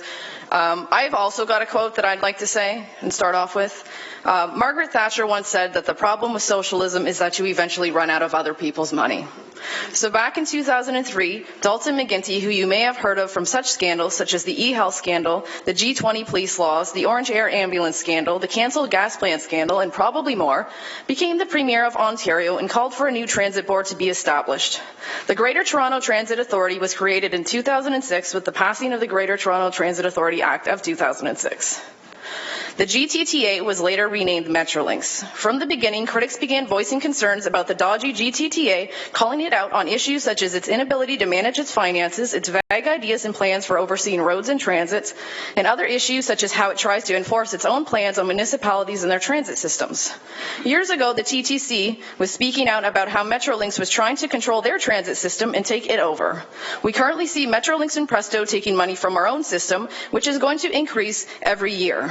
When the Move Ontario 2020 plan came out in 2007, McGuinty pledged $17.5 billion to start building LRTs and other transit lines under the control of the GTTA. This plan, however, was also tied to another plan of McGuinty's called the Places to Grow Act of 2005, which I'll touch on in a bit. When the 2015 budget came out, Minister Sosa announced a 10-year, $130 billion infrastructure push. This was going to be paid for by things brought in such as supermarket beer sales, a 3 cents a litre beer tax, the sell-off of Hydro One, and halting spending across the province.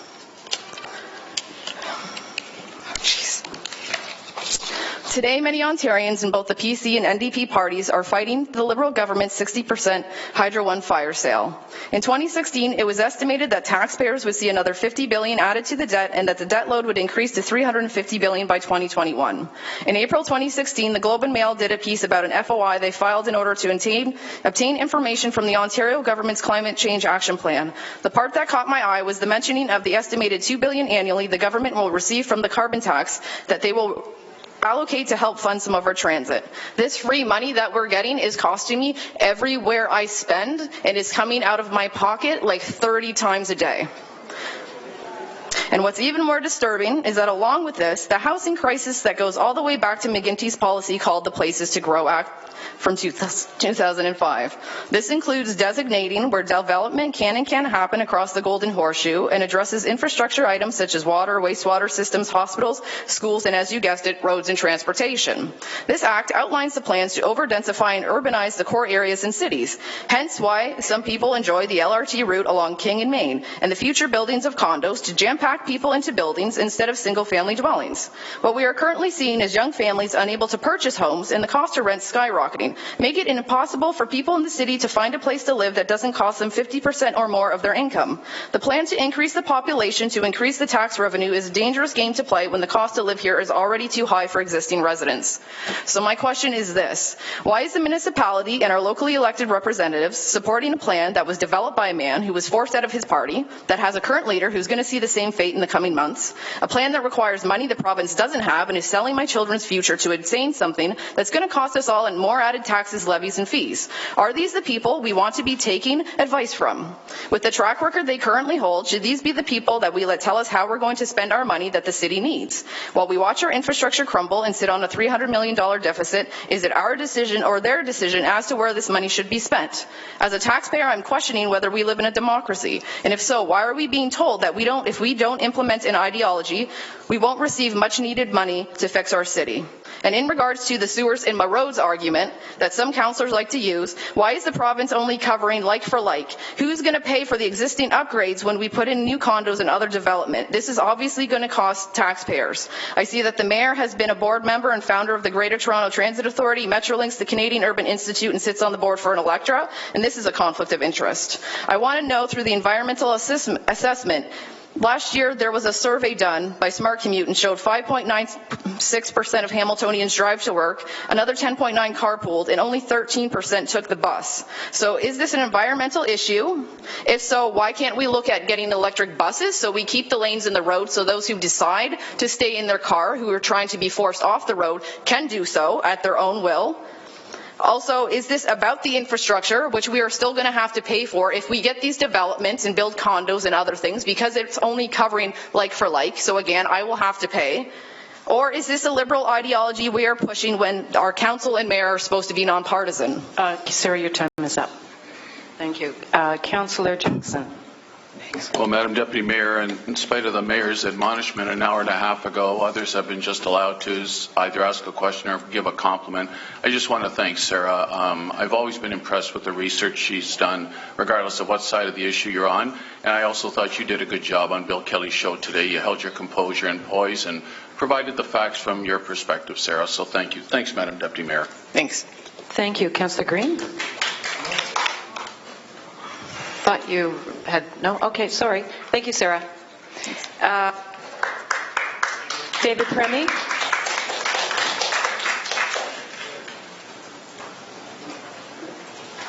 And after David, it's John McGreal.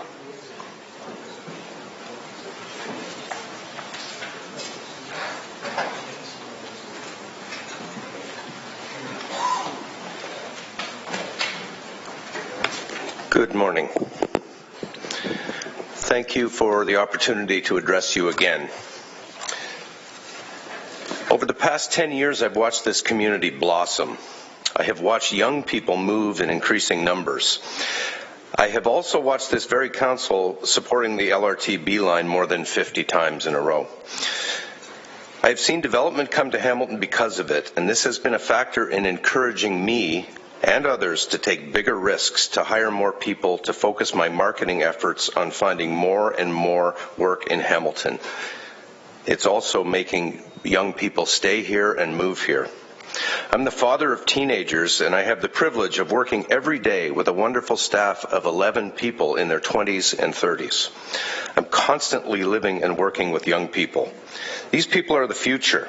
They change culture, create new trends, and pursue an urban lifestyle that includes livability, walkability, affordability, and a rich cultural life. It is a fact that most young professionals choose quality of place over employment these days. Young people today are finding it difficult to enter the housing market, and they are choosing not to drive. They need and value good transit.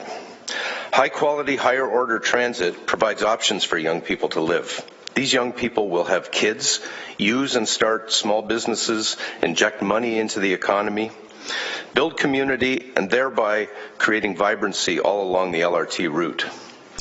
And these young people are watching what is happening in places like Kitchener-Waterloo. They see the incredible success of an LRT system that has not even started running yet. And they will move if they see our competitors moving forward into the future, leaving us behind. Successful LRT is always extended. Once it reaches Eastgate Square and beyond, I could see downtown Stony Creek becoming one of the most desirable places to live in this city, but also a major destination, easily reached by transit. Similarly, as the LRT extends west past McMaster, Dundas will begin to experience similar benefits. These places will experience economic uplift to ensure that they will always be complete and healthy communities, providing housing options for all and enough density to support local business. But it will also offer the possibility of easily traveling into the city for work, shopping, or entertainment safely, comfortably, and without having to experience traffic or congestion issues. As the entire BLAST network grows, all communities will experience these benefits. A new culture driven by our youth will emerge. But this will never happen if we don't start now. People under 35 represent almost 30% of our population, yet in the recent poll, only 4% of the participants were under 35. 69% were over 55. What does that tell us? It tells us that older folks modestly oppose LRT. And that's not surprising. As someone in the over 55 category, I know that we become set in our ways, we become risk averse and resistant to change. The younger people who represent the future leadership in building our city, for all intents and purposes, were not even asked what they think. The business community and major institutions are imploring you to stay the course, because they believe in the future of this community. They know the necessity of attracting young, talented people to the city. They see a city where council has voted 52 times in a row to move forward with higher order transit. We have made investments, built businesses, created jobs, designed lives, and made business decisions because we are bolstered by this leadership that you have shown. We believe in this future. Reversing this leadership by rejecting an environmental assessment will likely kill higher order transit and derail this future. This will shake the very foundations of that belief for many. I can't begin to describe to you how demoralizing it would be to me and to the business community and to our young citizens if we kill this project now. Not because we won't get LRT, but it's because our faith in our leaders will be shaken. Please don't pull the rug out from under us now. Thank you. Thank you, David. Councillor Whitehouse. Thanks, David. David? Oh, okay. Thanks very much. You're always eloquent and passionate about your belief. The first point I want to sort of address is there was an article, it's called The Rust Belt, and it talks about what is transpiring in Portland. Portland currently is suggested to be one of the, would you agree that's one of the most progressive cities in regards to transportation networks in North America? Is that a question? Yeah. Do I know that? Yeah, I have seen that Portland is often used as an example. So the data that they released indicates that the highest per capita unemployment in the United States of America of young, educated, professional people is in Portland, Oregon. So the point I think I want to make, or know I want to make, is that transit alone isn't the answer. Because if we lose sight of creating a long-term jobs that pay, obviously well above living wage, you can create another problem for your community, and there has to be a balanced approach. Would you not agree with that? I agree, absolutely. And the other comment is, you've been following Councillor, the series. not a comment. Let's stick to questions. It's a question. There's an article in the series in The Spectator, and it's consistent with many reports that I've read. And Chris Higgins indicated, and it was in the caption, that this is not about a net gain in regards to an uplift in the community, but it is about a redistribution of where that uplift will occur. Would you agree with his comments? No, I wouldn't. Thank you. Thank you, Councillor. Councillor Green. I appreciated the previous speaker's questions, and I would love to have David maybe expand on where he thinks the impacts and effects of uplift will occur as it relates to transit-oriented development. Well, I don't think LRT is a silver bullet. I don't think it's the only thing that we need to do to build a city, but it is a very important component of building a healthy city is higher order transit. So I would expect, if we look at examples in the immediate area, Waterloo, for example, that the uplift and the increase in population would initially take place along the B-Line. But bolstered by that success if we're like any other community, we will expand that system faster than we probably think we will now. And we will extend the B line and create the A line and create all of the other lines in the blast network so that that prosperity will be shared amongst all wards and all Hamiltonians and all geographic areas. That would be my expectation. And I know through being on the planning committee, Madam Chair, through you, that we've seen now an uptick in developments to the core, particularly in Gore Park, but also eastward. If you can maybe speak anecdotally, based on your profession as an architect, are you seeing, because you did mention it, can you maybe speak to what some of those developments early on look like and the confidence of the business community and development community based on this project? Well, for obvious reasons, I can't give specifics, sure. But I talk to a lot of developers, and I have been specifically targeting out-of-town developers as well as working with local developers because they are looking desperately for opportunity in Hamilton, and most of them tell me it's because of LRT. They see what's happened in Waterloo. Most of them are in the Waterloo region. They see what's happened there, and they want a piece of that action here. On that particular point, because we've heard of some folks making the trip to Kitchener, and we've heard conflicting stories about the development. What specifically are you hearing about in Waterloo, and why is that important relevant to Hamilton? I haven't heard conflicting stories. There's, the property values and the amount of transit-oriented development. I don't have the numbers at hand, sure. But there's hundreds of millions of dollars of transit-oriented development. And developers are telling me that they wouldn't have built that if it hadn't been for the permanent higher-order transit line. That's what I'm hearing. Yeah, I perhaps shouldn't have mischaracterized it as conflicting.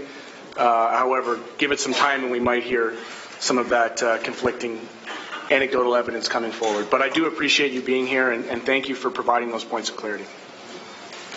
Thank you, Councillor. Thank you, David. Our next delegate is John McGreal, followed by Ted Gill.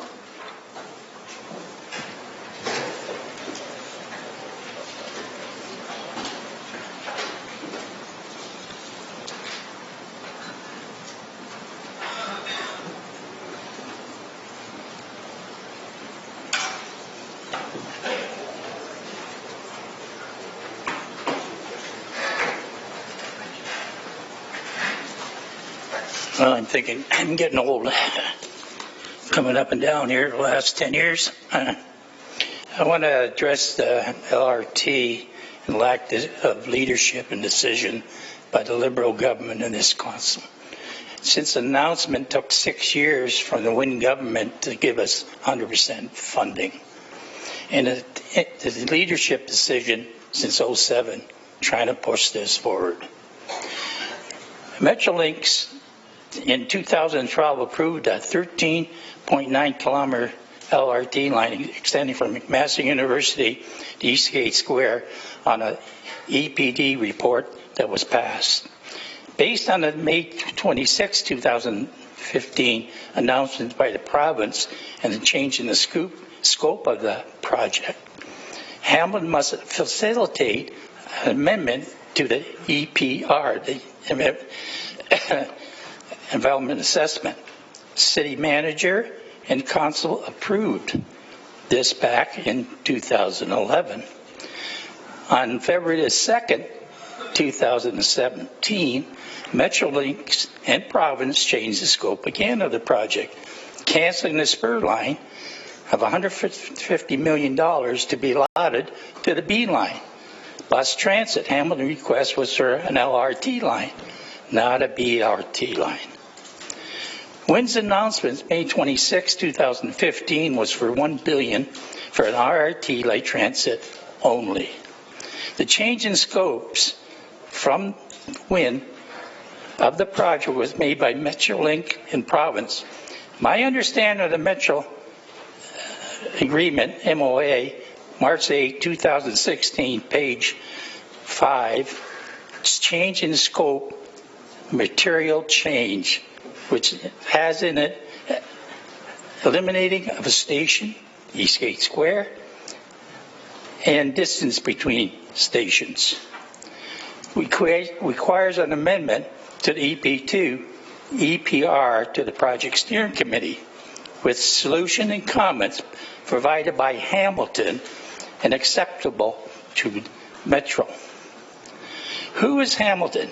The City Council, the City Manager, Subcommittee of RT, GIC Committee, the public. And who is the Project Steering Committee to make the decisions for Hamilton? We suggest $150 million per line of 2K be returned to the 2K LRT line from B-Line from Queenston Circle back to Eastgate Square in the original Rapid Ready report approved by Council. An email for Paul Johnson responds that the HSR's transit terminal is a temporary facility on the property of 55 Queenston Road. And the Phase 2 of B-Line extension to Eastgate Square subject to funding timeline 5 to 10 years. What happens to the ridership for the Eastgate area? 7 to 8 minutes delay, travel time, comfort, and all the rest. The property on 556 Queenston Road is zoned mixed residential and commercial development, potential of a $30 million development, as quoted by Sam Marilla. HRA corals should have value added dollars for uplift of development for revenue, taxes. 75 Queenston Road is 3 acres attached to the lands of development, and then Project Unknown is privately owned. What is the revenue taxes generated in a transit terminal? Zero. McNabb Terminal, Mohawk Terminal. City Council, reconsider your vote and refer to City Management staff to negotiate and compromise the original RAP Ready plan with McMaster to Eastgate Square for $1 million. As per Winston announcement May 26, 2015, the RRT monies to be used only for RRT. This request does not affect the approval of the EA. And one comment I got to make is my grandfather, I'm 74 years old, told me when I was 16, he owned a dog sled team. He said, Johnny, see that dog sled? If you're not the leader, the view is always the same. Thank you, John. Councillor Whitehead? Thanks, John. And I responded to a few emails. And yes, you did. And I believe that this is one of the critical flaws in the current plan. So can you indicate or provide clarity as you understand it? The original plan that was approved by Council last term of Council was from where to where? Queenston Road. No, the original plan. Original plan was Eastgate to McMaster now, in 2011. And when the province announced the dollars, was Eastgate still in the mix? No, it wasn't.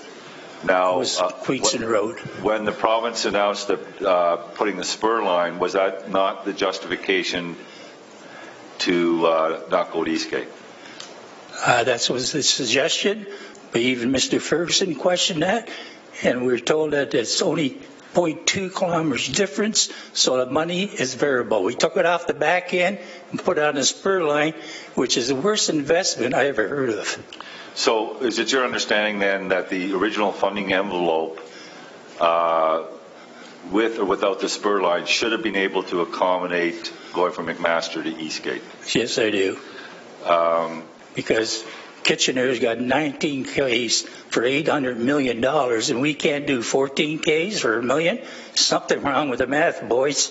So are you aware that Kitchener's is 19 kilometers, goes from a destination location, from a plaza to Constatoga? Yeah. From Laurier to Constatoga. Thank you. I was up there on the weekend with my granddaughter. She's going to go to Laurier. So that's consistent with the principles that was originally agreed to by Council from McMaster to Eastgate. Is that correct? That's right. So I guess the next question I have is, do you know that in Kitchener's 19 kilometers, in the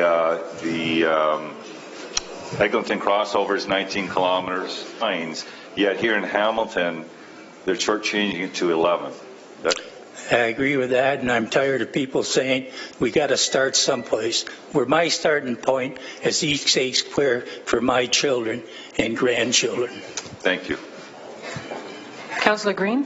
Thank you very much, Madam Deputy Mayor, and I certainly agree. John, are you aware that Kitchener also, the municipality, the region, invested in their LRT there? Yes. So would you be prepared then, as taxpayer, if we as a municipality decide to put some skin in the game, because as I understand, John, that the other municipalities have done the same, and it took us all the way to Eastgate, would you support the project then? I would support the project if it's catered to the rest of the people and what the levy would be to put skin in the game, as you say.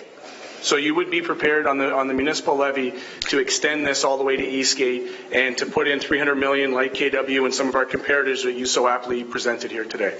Yes, if we got the infrastructure, underground, and everything else, yes. And only that, back in the day of the Pan Am games, where we could have put skin in the game for the Velodrome, we rejected it. It was only $7 a year. Yep, I appreciate that, John, and I fully agree that we should go all the way to Eastgate with a little bit of municipal funding. So thank you for having that. Exactly. And where's the federal government? Thank you, John. Thank you. Thank you, Councillor.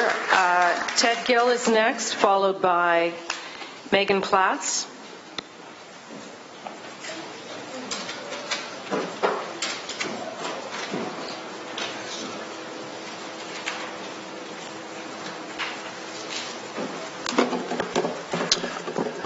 Good morning, Mr. Mayor, Deputy Mayor, and councillors.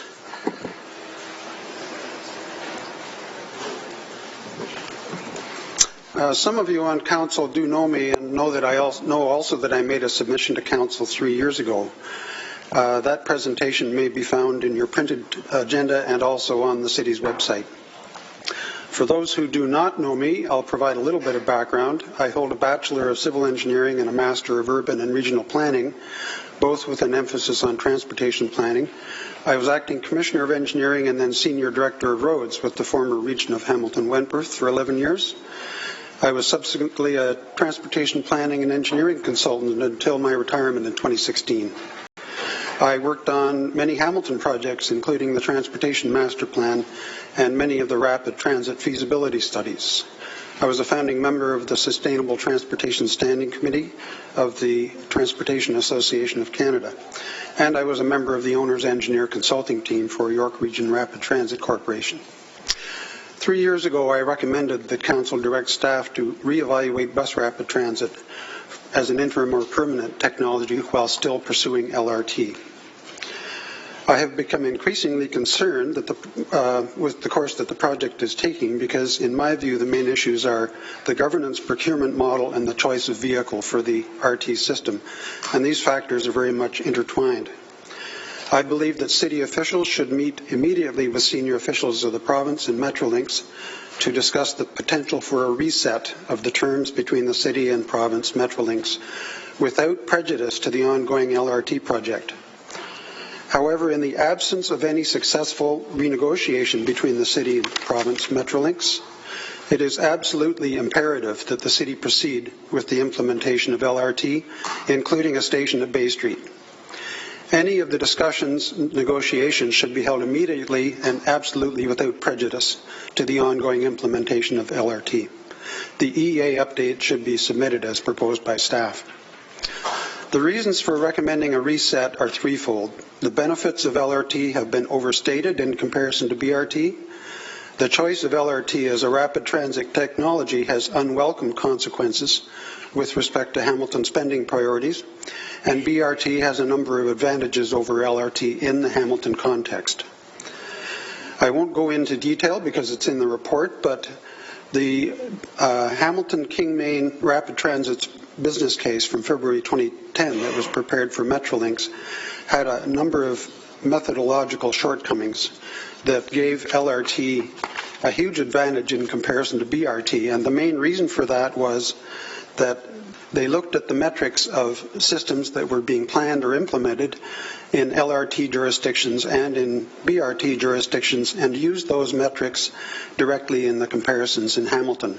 What they did not do was to compare alternative vehicles with the same system in Hamilton, meaning the same rapidways, the same fare systems, the same station locations, and so on. Even with that very favorable LRT assumption in the 2010 benefits case report, BRT provided a benefit cost ratio of 1.4 versus 1.1 at a discount rate of 5%. At lower discount rates, LRT and BRT had the same ranking, but higher benefit cost ratios. And at a 7% discount rate, LRT actually had a negative net benefit.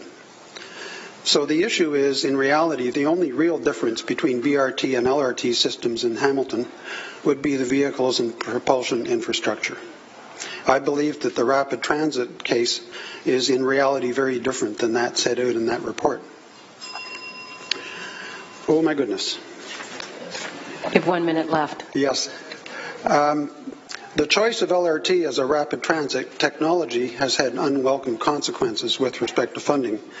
Hamilton is a sizable, smart, sophisticated, single-tier municipality that should have a much greater ability to direct where that funding goes.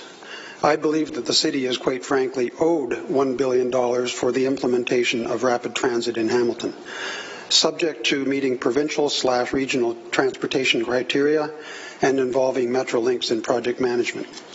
That is the case in York Region. A significant proportion of the funding is going toward replacing infrastructure because of the requirement to clear 1.5 to 3 meters below grade. This is not sustainable, especially when Hamilton has a huge infrastructure deficit. While it is true that there are some capacity constraints, complete replacement of all the infrastructure is both unnecessary and unsustainable. I'm afraid your time is up, but we do have a few people who would like to ask you some questions, Mr. Gill, beginning with Councillor Whitehead and then Councillor Jackson. Thanks, Ted, and good to see you again. And you did a great job when you were with the city, and it's great to see a very balanced approach in regards to your presentation. I want to dive into the feasibility, BRT, LRT. You indicated in the report the number for BRT actually scores slightly higher than the LRT. Is that correct? In the benefits case, the BRT had a higher benefit cost ratio, but the overall amount of the benefit itself was judged to be lower for BRT than LRT. And what would that element be?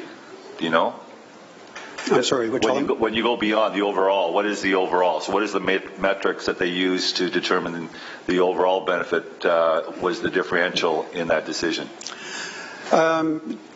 My understanding is that they used what is called a multiple account evaluation, where they looked at any number of economic, social, environmental factors and ranked those for the systems. But what they did with the LRT versus the BRT was to, for example, give LRT a higher running speed on the rapidways, give it transit signal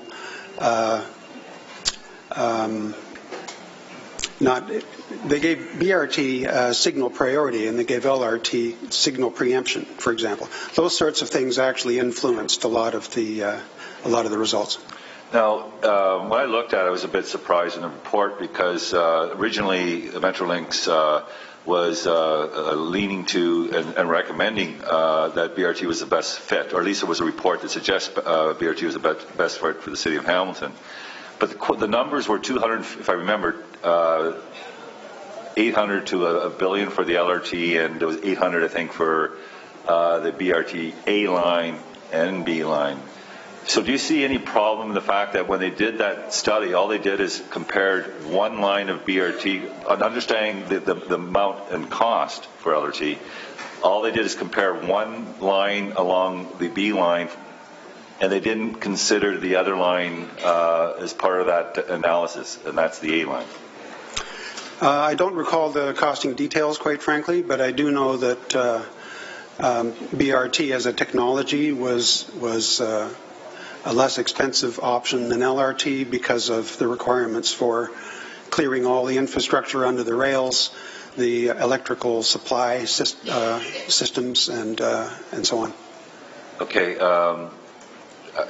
The taxpayers want to know about value for dollar. So in the report, because I'm glad you identified that it scored higher on the initial report, but what people ask me, and constituents ask me, were they just comparing one line BRT versus one line LRT in one corridor, when the overall plan was LRT and the corridor and BRT and B and A? So did they take, when you look at a feasibility study, was it balanced in regards to those considerations? My recollection is that it was looking at the B-line. Thank you. I appreciate that. Thank you. Councillor Jackson. Thanks, Madam Deputy Mayor. And Ted, good to see you again. Thanks for your years of service through engineering and public works during the regional government days of Hamilton-Wentworth. Over the weekend, Ted, if this somewhat reaffirms what the message was you're conveying today, over the weekend I did some rereading of the original Rapid Ready report that was authored by somebody you'd remember, our former HSR Director, Don Hall. Council of the day unanimously approved RRR as a guiding document for the future of public transportation. It laid out a 25-year strategy of transportation improvement for Hamilton necessary for successful implementation of LRT at some future date beyond the 25-year horizon. On page 25, quickly, Madam Deputy Mayor quoted, "It would not be productive for Hamilton to build light rail while maintaining 30-minute headways on regular transit routes serving LRT. Perhaps more importantly, early and significant investments in base transit levels were required." Is that kind of reaffirming the messaging that you're expressing and sharing here today? If not, please correct me or add some further comments. Thanks, Madam Deputy Mayor. Yeah. Councillor, it is reflecting that, and I think the issue is that the spending priorities of Hamilton have been warped a little bit by the announcement of the funding for a portion of the B-line. If the City of Hamilton had $1 billion in funding to go towards rapid transit, I suspect that if they were in the driver's seat, as it were, with respect to the entire system, I think that the outcome would be different. Sorry, Mayor Eisenberger, followed by Councillor Green. Okay, so given that, Ted, and I appreciate seeing you again, and you've done great things for our city, but given some of the comments we heard just a moment ago about their belief in terms of what the Rapid Ready report was, would you think it reasonable that Council continue to ask the province of Ontario for LRT funding, given that some here are saying that that's not really something that would and you are saying that's something that isn't, quite feasible for the City of Hamilton in terms of what I'm hearing you saying. So do you think it's reasonable for a council unanimously go to the province of Ontario, and the report didn't say that, or it didn't quite focus on LRT, or it didn't quite clarify what BRT is? I mean, do you think that's a reasonable approach to take based on where we are today? I believe that as the decision York region, they are funding 100% of their BRT project to the tune of $1.8 billion. But that is being transferred to Viva Next, which is the rapid transit operator in York region, to operate. And it's a wholly owned corporation of the region of York. So the bottom line would be, I think it's nonsense to say that the province is only going to give you this money for LRT if there are better options out there. And that the City of Hamilton is owed that money for rapid transit in any case. I appreciate where you're going with owed. I don't necessarily agree, just having understood politics as they were. But in particular to our investments in transit, while you've been here, while you were employed here, you know that we had a 10-year transit strategy that we just kicked down the line. Do you believe that this municipality has been proactive in investing in HSR, our local public transit, over the last 10 years or during your time as a transit engineer here? Within the budgetary constraints of the City of Hamilton, I would say so. So vis-a-vis roads and everything else, you think that we have put our best foot forward? again, given the budgetary constraints, I mean, everybody knows that we have an infrastructure deficit, and that's not just in roads and sewers and water mains and so on. It's also in transit, frankly. So it's across the board. What plays a heavier impact on roads, buses or LRT? A heavier impact on the structure of the road, you mean? Correct. Well, LRT would be built with rails on a concrete base. BRT would be running in a rapid way by itself. And the structure of what's underneath those vehicles would have to be constructed, tailored for those vehicles. In regular traffic, buses' axle loads, frankly, are even greater than semi-trailers in terms of the individual axle loads. So there is wear and tear from buses on our arterial roads today. And do you believe, as a traffic engineer or transit engineer, that the way out of an infrastructure deficit is to build more roads, or is it to invest in public transit? It is not to build more roads, no. I believe that transit should be the priority at this point. I fully agree and concur. Would you agree with the opportunity that integrating the A-line concurrent with this, we've heard about an announcement about BRT along the A-line, would you agree that given the next best case scenario, so you've given your best case, 3 years ago when you came, you said parallel. We're now 3 years forward, and Del Duca comes and provides full A-line evaluation and assessment for that next step. In your opinion, next best case scenario, would you agree that that's a smart thing to do right now and look at integrating the airport into the LRT B-line? If I were a benevolent dictator in charge of the city of Hamilton, I would go with BRT and I would push for the A-line and B-line at the same time. I fully appreciate that response, and fortunately we don't have benevolent dictatorships, but we do have this committee, and I certainly appreciate you being here before us today. Thanks, Ted. Thank you. Thank you. And Councillor Marula. Just quickly, and many thanks for the presentation through you, Madam Chair. With respect to Ottawa, my understanding is they had put in a BRT in one phase and eliminated it and then went with an LRT system. Can you, do you have any familiarity with that particular issue? And if so, what contributed to that? Well, I do know that, firstly, Ottawa is a larger community than Hamilton. Secondly, I do know that the BRT in some portions of the city ran in separate rapid ways and so on, and that separate rapid way could be relatively easily used for morphing into an LRT system. I would note also that York Region, with their BRT system, has built it so that it can be modified in future to be changed to an LRT system as well. But I would point out that in my conversations with the president of the York Region Rapid Transit Corporation last week, that their BRT conversion to LRT has been pushed out past the year 2041 in their 2016 master plan, because they foresee that BRT will continue to serve its purpose until after that date. So through you, Madam Chair, on that point, then they do see the LRT as more of a better system, per se, one that deals with larger ridership and other aspects. So wouldn't it be advantageous to perhaps expedite that directly to the LRT rather than taking it in a phased approach? It obviously has made sense in the Ottawa context, but I would argue that we should be going with the BRT phase in Hamilton first. And on that point, through you, Madam Chair, wouldn't that then increase or escalate the potential costs down the road, making it probably improbable or unaffordable down the road if we don't act now?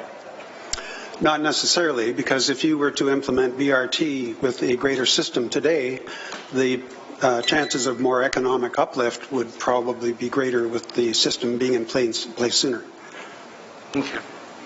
Well, I'm glad that we're on the same page with respect to the importance of rapid transit, and the only distinction is between bus rapid transit rather than light rapid transit. So for that, I commend your efforts, and I thank you for your presentation. Thank you. Before we go to the second-time speakers, Councillor Pearson, can you take the chair? I'd like to ask you a question on the Viva system. I had an opportunity to tour their system last year, and the garage, the bus barn, and the staff were certainly very excited about the buses themselves. The buses were customized, I believe. They were able to order them according to their specific needs, and I'd like you to comment on the bus system itself. Has it been a success, in your opinion? Has it been able to, A, move the bodies, the number of people that they want? And there seems to be a perception about LRT versus BRT. One is sexier than the other. Have they been able to address that particular point?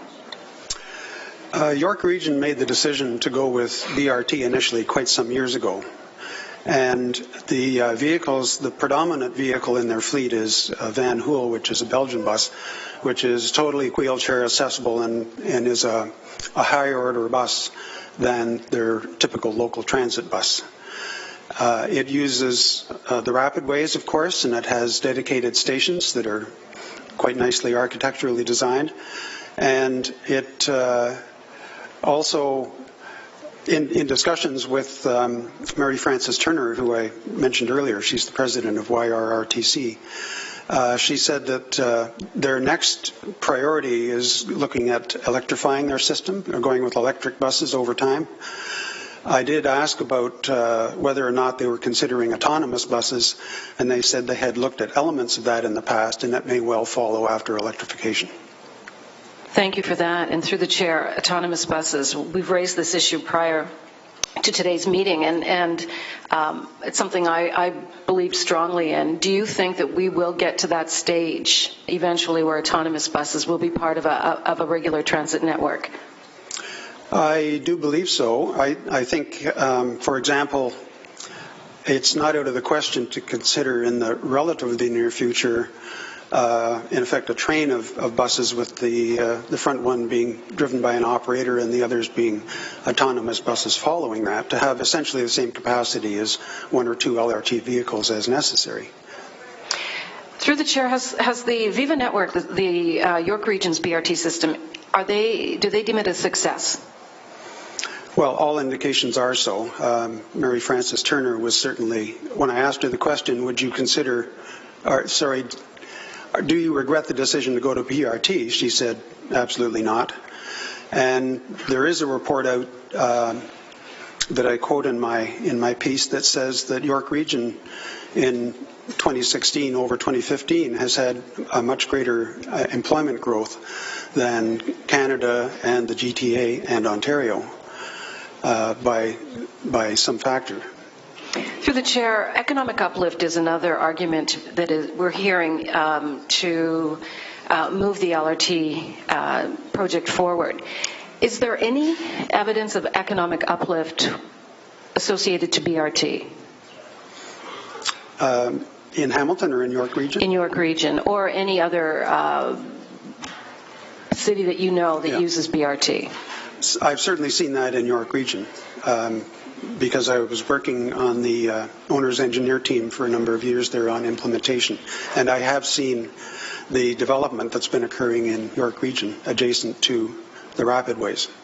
So through your experience and through the information that you've gathered in your presentation through the chair, is there an advantage then in terms of economic uplift, LRT over BRT, or is it quite similar? It's moving bodies in a higher order transit. In the Hamilton context, I don't believe that the vehicle choice will make a big difference in the economic uplift if the other things are implemented, including dedicated rapidways, proof of fare system, dedicated stations, and the like. I think that the differences are going to be minimal. Thank you, through the chair. One of my concerns with the EA is the inflexibility lack of flexibility of LRT versus, for example, BRT. One of the glaring errors I see in the EA is the omission of a stop at McNabb. We don't have an actual LRT stop that would meet the needs of passengers needing to transfer onto our bus system. It's at our hub. Is that, in your opinion, a glaring error, a big mistake with the current system that's before us? In my presentation, I did note that I do believe that a stop at Bay Street is necessary. The other elements of the system, whether it's LRT or BRT, would essentially be the same, and I concur with the station locations other than that. Through the chair, you mentioned the timing. I believe now the LRT is no faster than the current buses system that we have on our line today. Can you manipulate BRT to truly make it a rapid system through changing lights, being able to control the signals and control the traffic in the lane? In other words, can it be as quick in moving bodies as an LRT? BRT and LRT would essentially be equal, in my view, in terms of performance if all the other elements of the system are the same. To the chair, is it necessary to have a designated lane with a physical border on a BRT system, or can it simply be something that's a little, again, more flexible, that a bus could move back and forth and traffic could share the lane in off hours? It would be preferable to have a separated rapid way, but one of the benefits, and it could be built into LRT, but it would be harder to change. Sorry, LRT, but it would be harder to change, would be doing, I hate to use the word experiments, but it would almost be an experiment if you had a good indication that a certain solution would work, that you could proceed with that, and if it didn't work, you could go on to the next step. One example of that might be King Street between Wellington and Mary, where the right-of-way is actually narrower than your normal 66-foot road allowance. It's only 58 or 59 feet. But if you can picture a uniform surface from building face to building face, with half of the space being allocated to pedestrian and cyclist priority and half being dedicated to transit and vehicle priority, and the regulation being no stopping any time, I believe that you would have a situation that would look much more like a modern European city in that kind of context than a very inflexible view which would have dedicated spaces, not just priority, but dedicated spaces for these users through the downtown. To the chair, have you looked at or seen any examples of electric buses? I haven't actually ridden one, but I have done some surfing online, as many have, and I know that they are out there. There are also buses that use biodiesel. I think there are any number of technologies that could be considered as an interim or final phase. Thank you. I know that Edmonton, actually the province of Alberta, and the federal government partnered with the largest electric bus company in the world, and they've actually opened a plant in Alberta, which is creating permanent high-level, high-paying jobs, something I would have loved to have seen us leverage this opportunity into something that is more sustainable in terms of long-term employment opportunities. From what I'm hearing, and please correct me if I'm wrong, you know where I stand on the LRT. I'm not supporting it. Because of what you're saying, to me, we're missing an opportunity to have a much broader. I'm going to be asking a question. Would you agree that the BRT could provide service to a greater number of residents in the city of Hamilton in a more cost-effective way than the LRT system before us? It could provide it sooner than LRT. I think eventually LRT and potentially BRT on escarpment crossings and so on will end up with essentially the same kind of systems, such as the BLAST network.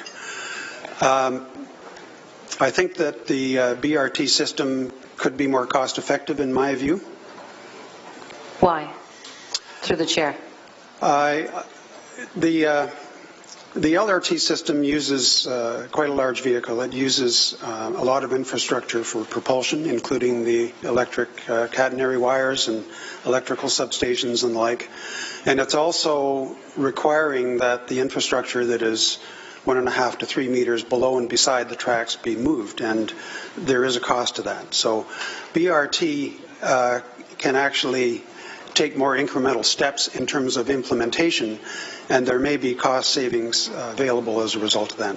Through the chair, another issue is the concern, especially during rush hour, MAC students trying to get to school and people being forced to wait for buses as they go by full.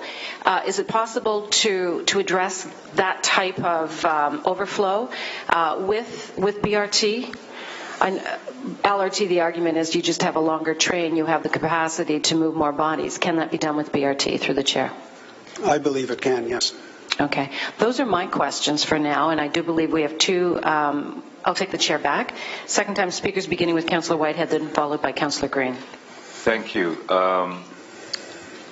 My sister and I interviewed Jenny Schuwitz, who's done a number of studies for the Federal Treasury on higher order transit. And when I talked to her about what's happening in Hamilton, LRT, BRT, she had indicated that BRT is virtually the same uplift, more adaptive, more dynamic. Sounds to me like you're agreeing with her findings. I have said that in the Hamilton context, I don't believe that the choice of vehicle, whether it's an LRT vehicle or BRT vehicle, will have any material effect on economic uplift. Appreciate that. And there's a question with respect to Ottawa, and my understanding is on their BRT, they were up to 180 buses at a 2-minute headway. So they clearly had a demonstrated need and a more efficient approach to put LRT in place. Did you understand that same data? Were you aware of that? I haven't reviewed that data. Okay, thank you. Councillor Green. Thank you very much, Madam Deputy Mayor. And Ted, I appreciate you could tell you're a municipal veteran when you can stand this long in front of a committee. So I've had the privilege of being in Quito, Ecuador, where they have BRT, as well as in Winnipeg, where they have a newer BRT.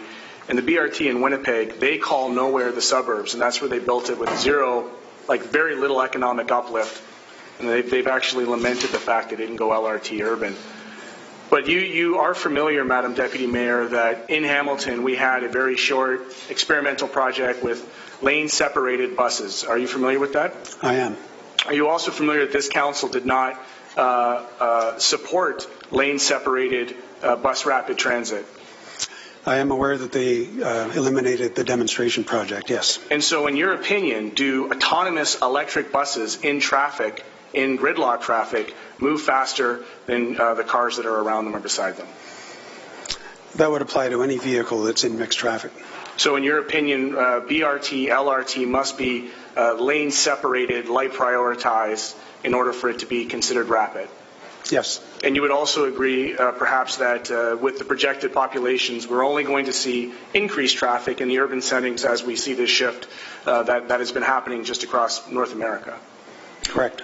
So given that, and given the fact that you have already said, I think quite eloquently, that at this stage it'd probably be foolish to give up on $1 billion investment, would you be willing to come back here? Because I'm very interested in your comments around our procurement process with Metrolinx. And I think that for Hamiltonians, for a lot of folks, is going to be a really important conversation. Would you be willing to come back here with the same experience and expertise to help us through that system and ask those difficult questions? Well, that's a big question. Certainly all of my thoughts and my research on that are contained in my brief. If the city in its infinite wisdom wanted to call on me for some volunteer advice, I'd be happy to provide that. Well, I'm going to say, based on the experience that you've brought forward here today and the way you've been able to so adequately answer these questions, I'm personally inviting you to come back when we get into procurement, because I think you're quite right as it relates to who operates and who maintains and getting into those nuances. Because as I understand, Madam Deputy Mayor, the costs for maintaining buses have been presented as being higher than the operation and maintenance costs of LRT. So I'm very interested in having you return back to really help us flush that out. So I thank you for being here and look forward to seeing you at the procurement stage. Thanks. Thank you, Councillor. And Councillor Pearson, can you take the chair? And I'd like to extend the same invitation if we can get you back here if we explore BRT. Thank you. Thank you. I'll take the chair back. Thank you very much for your presentation, and we're going to move on to Megan Platts.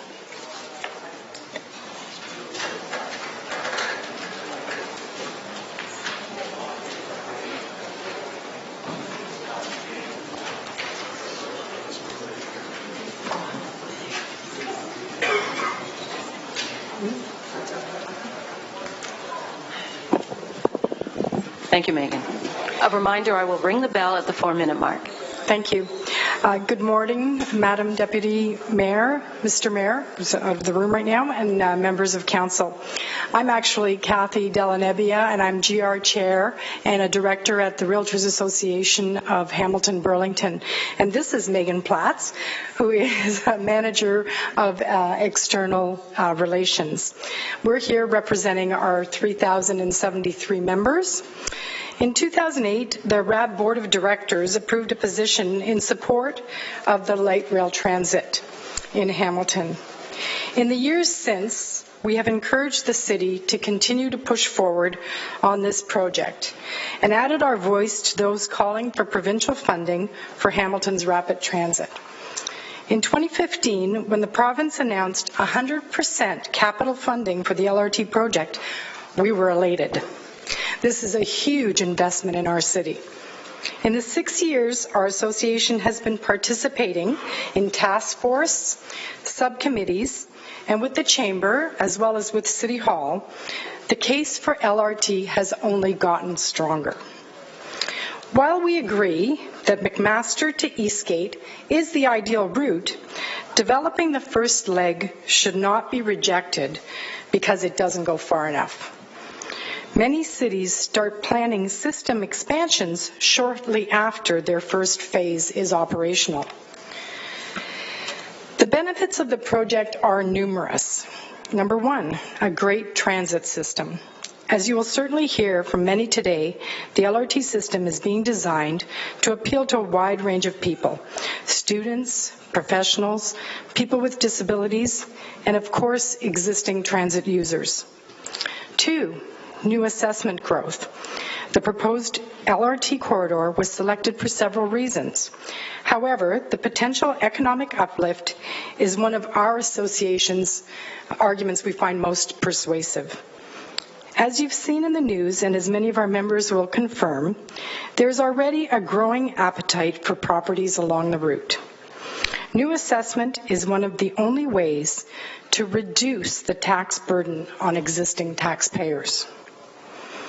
While we applaud Council for coming together to pass this year's budget, the stresses on the city's finances will only continue to grow unless bold action is taken to attract new growth. Number three, infrastructure renewal. As we have seen in the staff report today, a large portion of the project expense is to be upgraded or relocate existing infrastructure along the line. The province funds that will be used to replace pipes, lights, asphalt for this project will free up municipal money for other projects in the city. Number four, investing in our future. Hamilton is a city on the rise. However, we can't take this for granted. While the growth in our real estate market can be attributed to many things, out-of-town buyers, low interest rates, a thriving arts scene, a diverse economy, there is no doubt that the proposed LRT is a driving factor. Now, I can give anecdotal evidence to this because I know that when I have people coming in, particularly from out of town, one of the things I do is I take them around and I boast about this wonderful city and everything that we've got going for it. They get excited about LRT because they see us as a progressive city. Today, you're being asked to approve the environmental project report. We have not heard any strong opinions about the content of this report that would justify Council deferring and delaying the LRT project.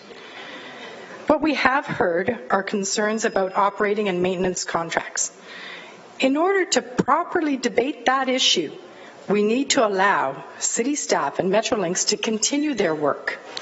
When that report comes to Council in 2018, the system in Kitchener-Waterloo will be running and we'll have an even clearer picture about the costs and benefits realized from that project.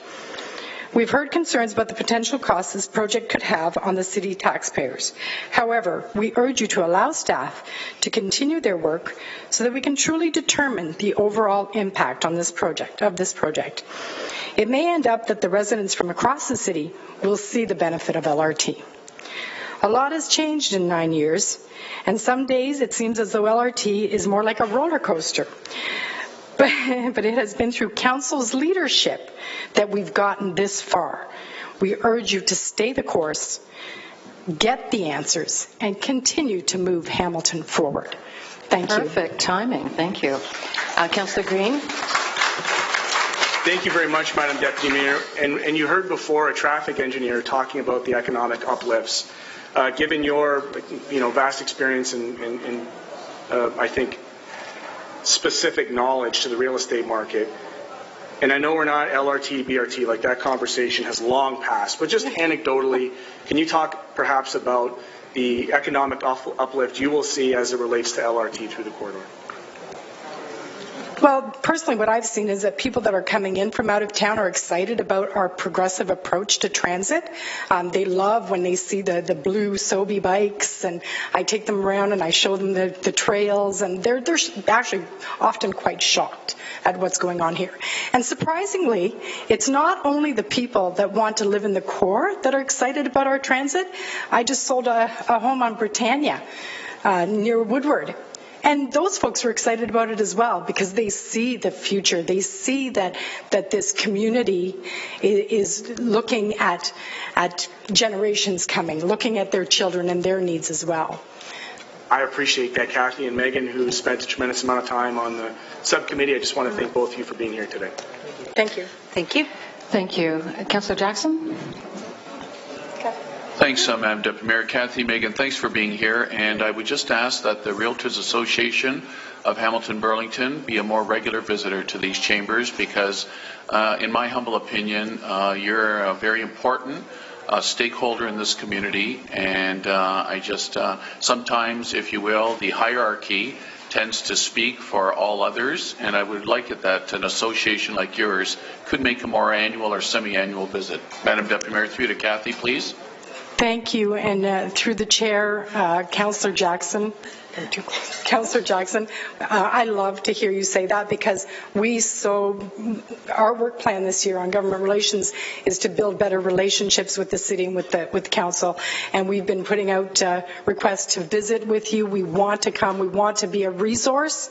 We want to be your boots on the ground. We want to be able to give you information that can help us all make this an even better city. So thank you for that. Thank you. And before you go, we have one more council that would like to Thank speak. you. Just a comment, actually, if that's okay, Madam Deputy Mayor, but thank you again. And I want to just state, thanks, Councillor Jackson, for mentioning that you do have your representatives on the Open for Business Subcommittee, and we really are appreciative of that as well. So they do contribute at that subcommittee level. Thank you. Councillor, thank you, Councillor. Thank you, ladies. Thank you. Next up is Michael Nabert, followed by Uday Schmidt-Jones.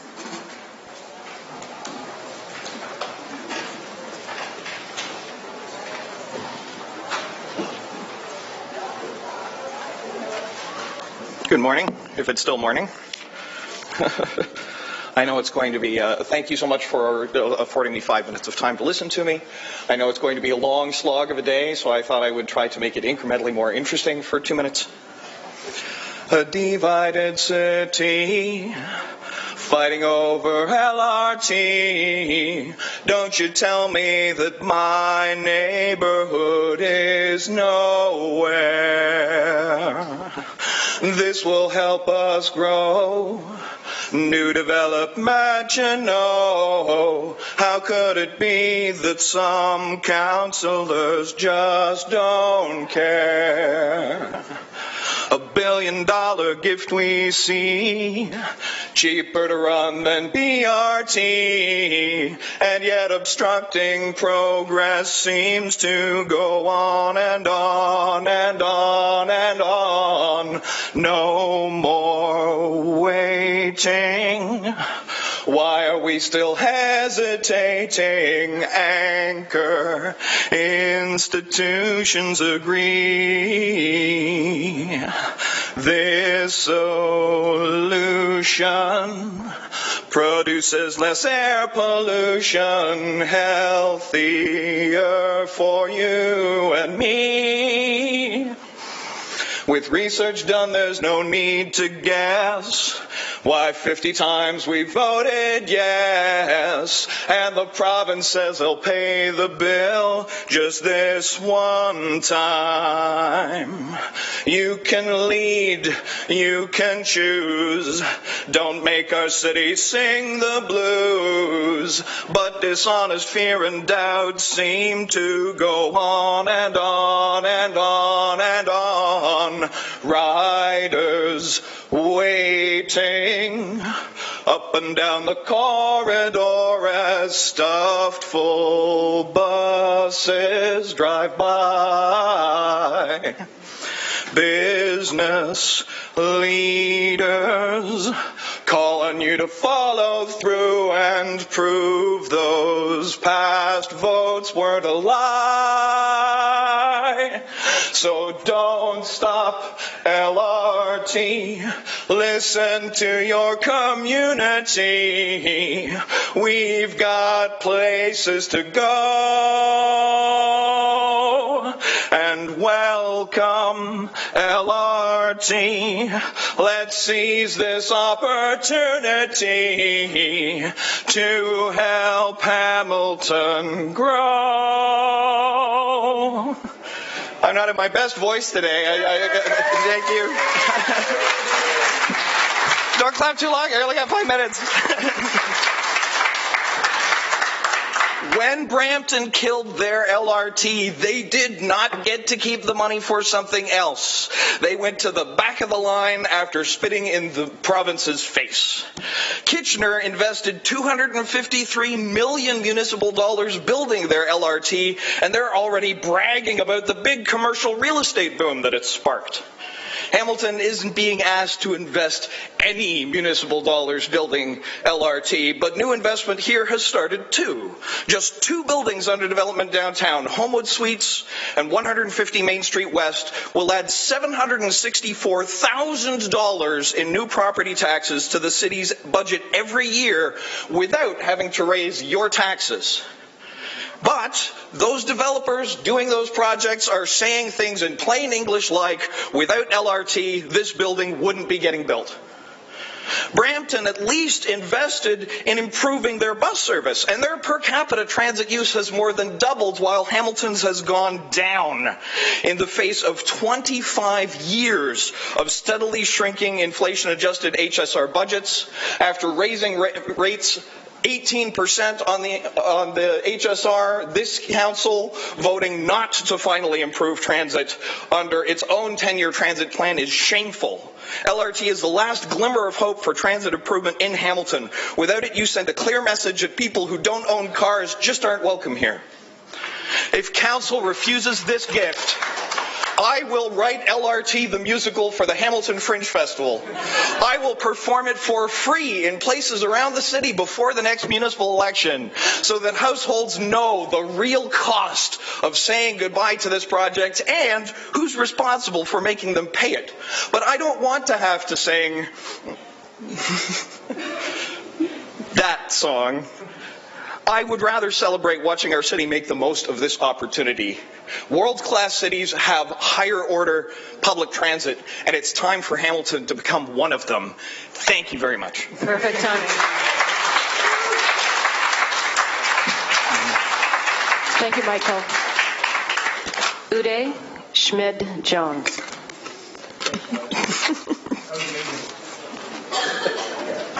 Followed by Ryan McGreal and Anthony Marco.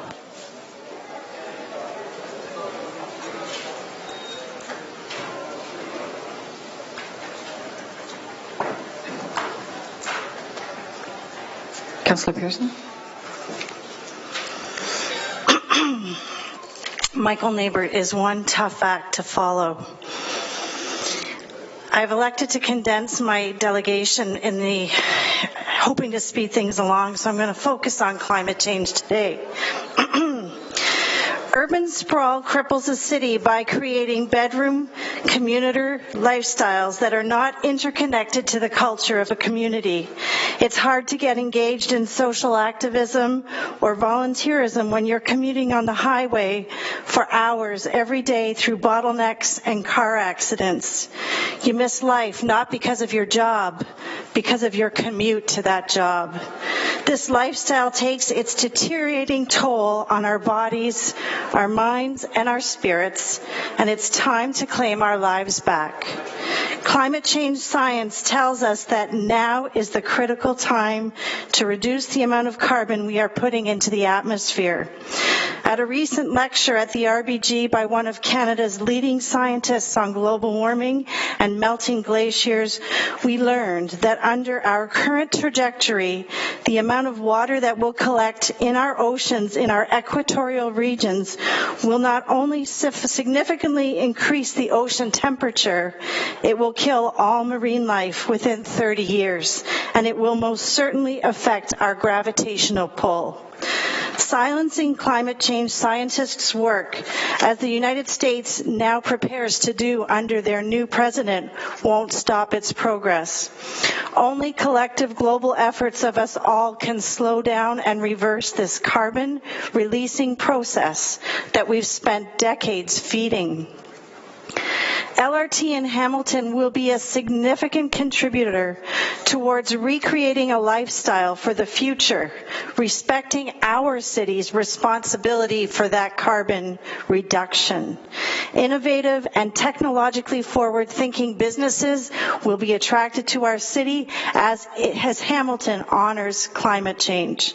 Workers will feel like they are building a living framework that contributes to healthy communities and healthy vocational opportunities for generations to come. There is much more at stake now than political campaigns. We want to be more engaged with our families, friends, and neighbors, and our neighborhoods. We want to be involved in our local neighborhood action strategies as members of our community hubs and planning teams. We want our neighborhoods to feel safe, secure, and be beautiful places where we can walk, bicycle, and meet up in. We're fighting for LRT because we know this is the kind of Hamilton we all deserve. This is the shift we have been waiting for. I implore you, Hamilton City Council, and thank you for letting me speak today, to please make your vote count and say yes to LRT.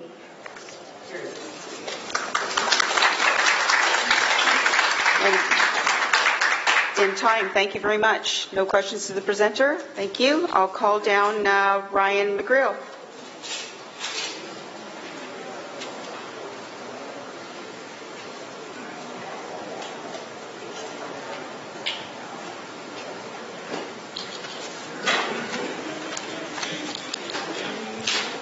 We just have a presentation to add here.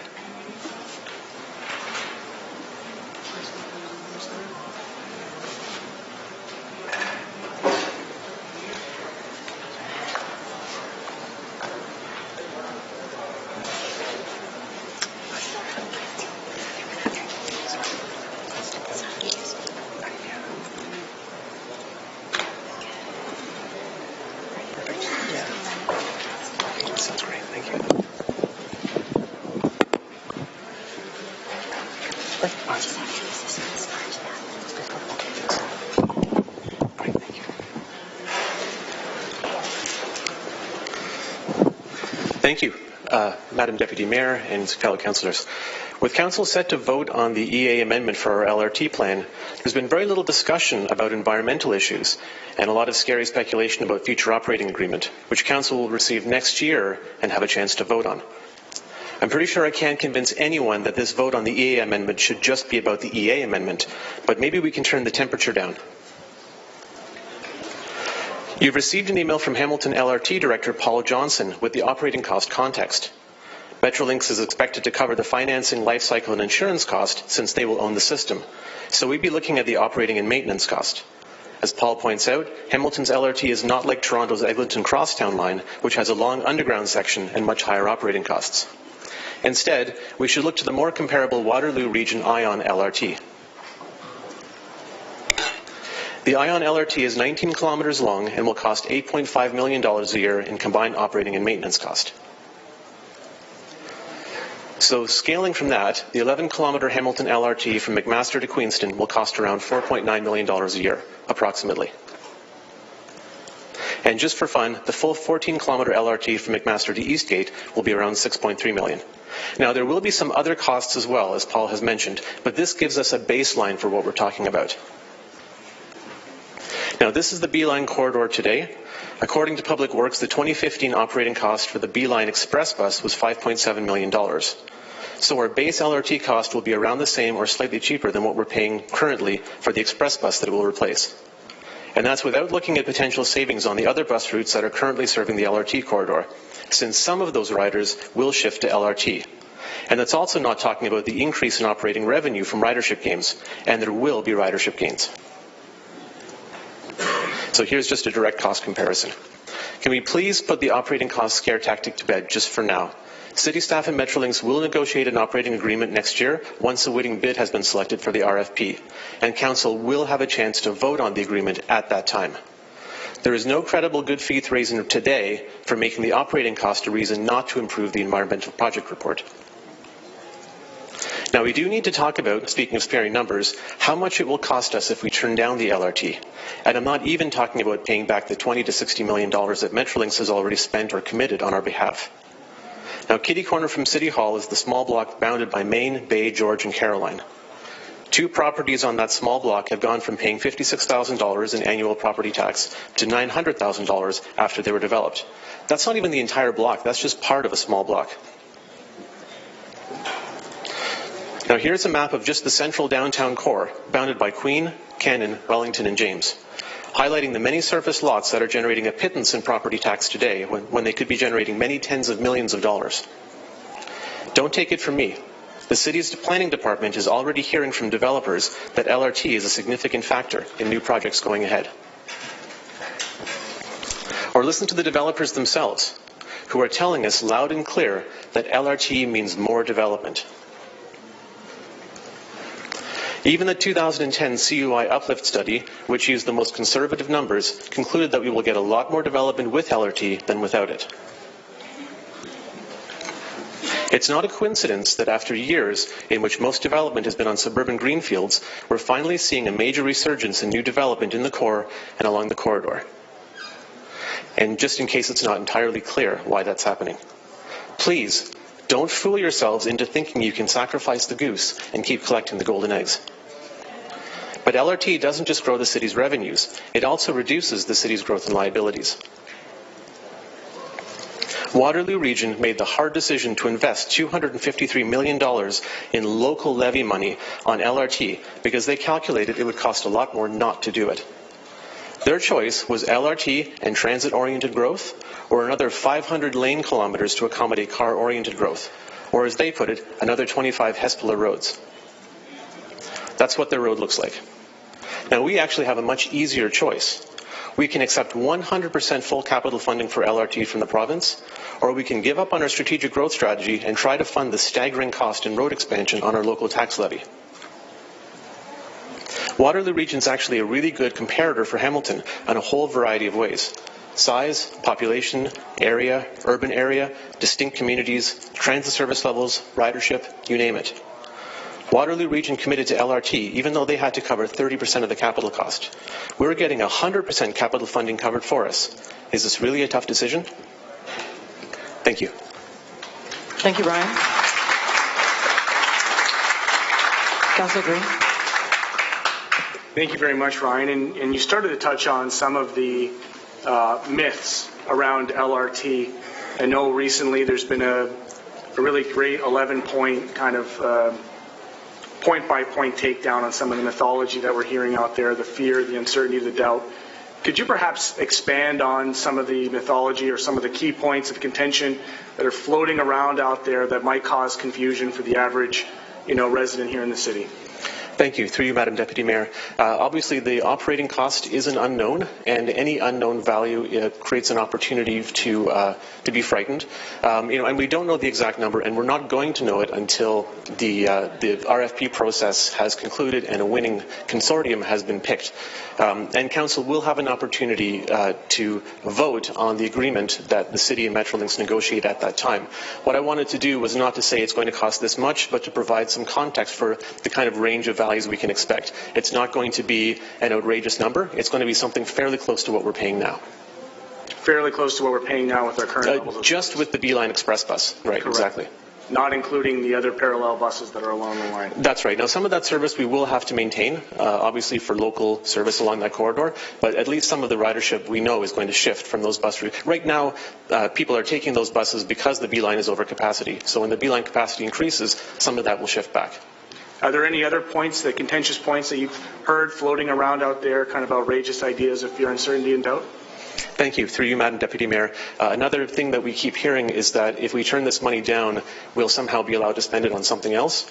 Now, in the most optimistic scenario, if the province says, okay, turn this down, come to us with another plan, you're looking at a minimum of 5 to 6 years for us to develop another plan to the point where we're actually ready to submit it to the province for funding consideration. That's 2 provincial elections and a completely unknown provincial context in terms of their priorities and what they want to spend money on. Essentially, it would be, if we're scared of not knowing exactly what the operating cost is, then we should be terrified of the context in which we would try to bring forward a new transit plan. This has been going for a decade now, since 2007. To have such a long period in which the provincial government and the municipal government have been aligned on such a major investment, that is unheard of. It's never happened in Hamilton's history. And to sacrifice that now would be absolutely disastrous. I appreciate that, and I know Councillor Gurpreet Dillon out in Brampton, they're facing the same fate now. They're back in line, and they probably, you're quite right, won't see any type of investment provincially for probably another 10 years getting back in line. So thank you for being before us. I appreciate this flashing opportunities slide that you have here with the tough decision, and certainly appreciate your work helping to separate, as my good councillor colleague Sam Marula says, fact from fiction. So thank you for being here today, and I look forward to the ongoing conversation. Thank you. Councillor Whitehead. Thank you. And I always appreciate the good discussion, and there's always 2 sides of the coin, but I want to really deal with fact and fiction because you have put a number of things out there, and I want to determine if it's fact or fiction, and of course staff are here as well. So one of the things that was put out there, and you disagreed, was an $8.7 million annual cost for higher corridor maintenance and loss of meter revenue. Do you still disagree that that is what was identified in city reports? Through you, Madam Deputy Mayor. That's my understanding is that Paul Johnson has put forward some numbers for an estimate of what additional costs we might have, and that was one of the numbers I heard. So that number is valid. It's not FUD. I'm sorry? That number is valid in regards to the reporting of it.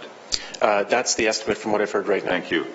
The next question I have is, it's been out there that, and you've actually did an article on it in the Spectator that indicated that the assessment growth would more than offset the cost of LRT. Is that correct? Through you, Madam Deputy Mayor, I certainly, from the experience from other cities, we'd be looking at huge amounts of assessment growth along that corridor. Yes.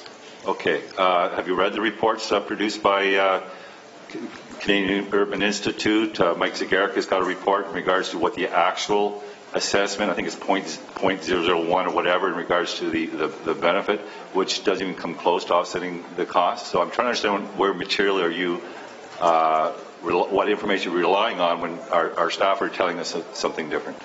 Through you, Madam Deputy Mayor, I'm not familiar with the exact report you're referring to right now. Okay, so the fact that some people would put out there that would be a wash and that would more than offset the LRT, at best is arguable. Would you agree with that? Well, my understanding from the Metrolinx benefits case analysis is that the LRT investment conservatively will have a large overall benefit to the city in terms of the many benefits, including assessment growth. That's what I've been going on. No, I'm not disputing any of that. That's another day. What I'm trying to understand is the impact to the community from a tax impact on the day that it's open. We don't know what the OMA is. You've acknowledged that, and I appreciate, for very valid reasons, why it's not in front of us, and you can only provide context, which you have. Kitchener was, what's your understanding on the insurance? So there's different models and different places are paying for the picking up the cost. It's built into their operation management agreements on an annualized basis. And other places it's argued that Metrolinx would pick it up. What's your understanding in the City of Hamilton? Through you, Madam Deputy Mayor, my understanding from the LRT Director is that it's expected the province will cover that. So do you know if he's provided any anything in writing or anything in reports, identified anything that would suggest that Metrolinx will be on the hook for the 1.7? Well, it was 1.7 in Kitchener. Whatever the cost is in Hamilton, you have seen documentation now that has clearly showed an agreement between Metrolinx and the City of Hamilton that they would pick up that cost? Through you, Madam Deputy Mayor, I believe we both know that the operating and maintenance agreement has not been negotiated yet, and that Council will have an opportunity to review and vote on it next year. Yeah, but my understanding is that the 1.7 would be picked up not by the third-party operator, but would in fact be picked up by Metrolinx. So have you seen an agreement between Metrolinx and the city that the 1.7 million or 2 million or whatever the insurance cost is in fact being picked up by Metrolinx? Through you, Madam Deputy Mayor, I believe you should direct this question to the LRT Director. He's the person who supplied the information that I'm referring to right now. And I'm only addressing some of the information and myths that you are trying to do here, which I credit you for. But there's myths on both sides of this equation. I want to ensure that whoever is listening and whoever's around this horseshoe understand what the real facts are versus some of the innuendo and fear tactics on both sides of this equation. So we've now acknowledged that there's initial around $8.7 million annual cost. We also acknowledge now that there isn't any written documentation that would confirm that the province of Ontario would pick up, or Metrolinx would pick up the $1.7 million. And now we're down to Kitchener, I believe, was $8.7 million operating cost. Through you, Madam Deputy Mayor. Is that a question? Sorry, through the chair. Through you, Madam Deputy Mayor, it's $8.7 million for operating and maintenance. Okay. So help me understand. Have you looked at? Have you tripped down to Kitchener and take a look at their design? Yes, I have. Good design. I think so. Agree? Okay. The 19 kilometers of roadway for the service in Kitchener, is that correct? That's my understanding, yes. Yep. What is the service levels that are expected to deliver in Kitchener, and how does it compare to the service levels that we're expected to deliver in Hamilton? My understanding is that they'll be fairly similar. I've told 8-minute peak headway in Waterloo compared to 6-minute peak headway for Hamilton. What does the headway differential, what is the financial implications of a higher end service in the City of Hamilton versus Kitchener? Would there be an additional cost for the higher level service? I expect that answer will be found when the operational agreement is negotiated. But it is possible and practical that if you're delivering a higher end service in the City of Hamilton, that the operating costs could be more. It's always possible. Right now you're asking me to speculate. Thank you. Well, sorry, and I should, through the Chair, respectfully. And just in finishing, Madam Chair, Ryan has done an incredible job informing the community. We don't always agree, but I like to, and when he challenged me on facts, I have no problem with that, because I really want people to make an informed decision based on good facts. And I think this discussion here helps clarify some of those areas. Thank you. Thank you, Councillor. Thank you, Ryan. Anthony Marco is our next delegate. Thank you. And Madam Clerk, can you clear the screen, please?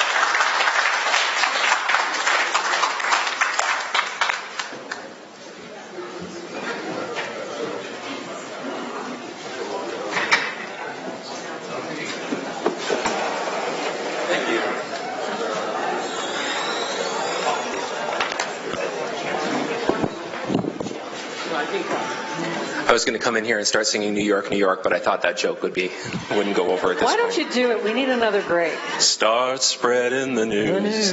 So my sisters and brothers in the Musicians Guild probably wouldn't appreciate that right now. You actually have a very nice voice. Thank you. I'm very impressed. Can you sing this? Can you do it? My name is Anthony Marco. I'm the president of the Hamilton and District Labor Council. We represent 50,000 unionized workers across Hamilton and area. I do have some friends standing up here in solidarity with me, some sisters and brothers. Brothers, Mark Elliker, who's the business manager for the Hamilton Brantford Building Trades, Mary Long, who is the Labour Community Liaison for the United Way and the HDLC, also a member of OPSU, J.O.D. Eatington from SEIU Local 1, and also on the Labour Council Executive, Steve Fox from the Electrical Workers, Jeff Roman from UA Local 67, and Tom Adderton, the Secretary for HDLC, a member of Unifor. And I also want to recognize the sisters and brothers I think we have in here making a presentation later from LiUNA as well.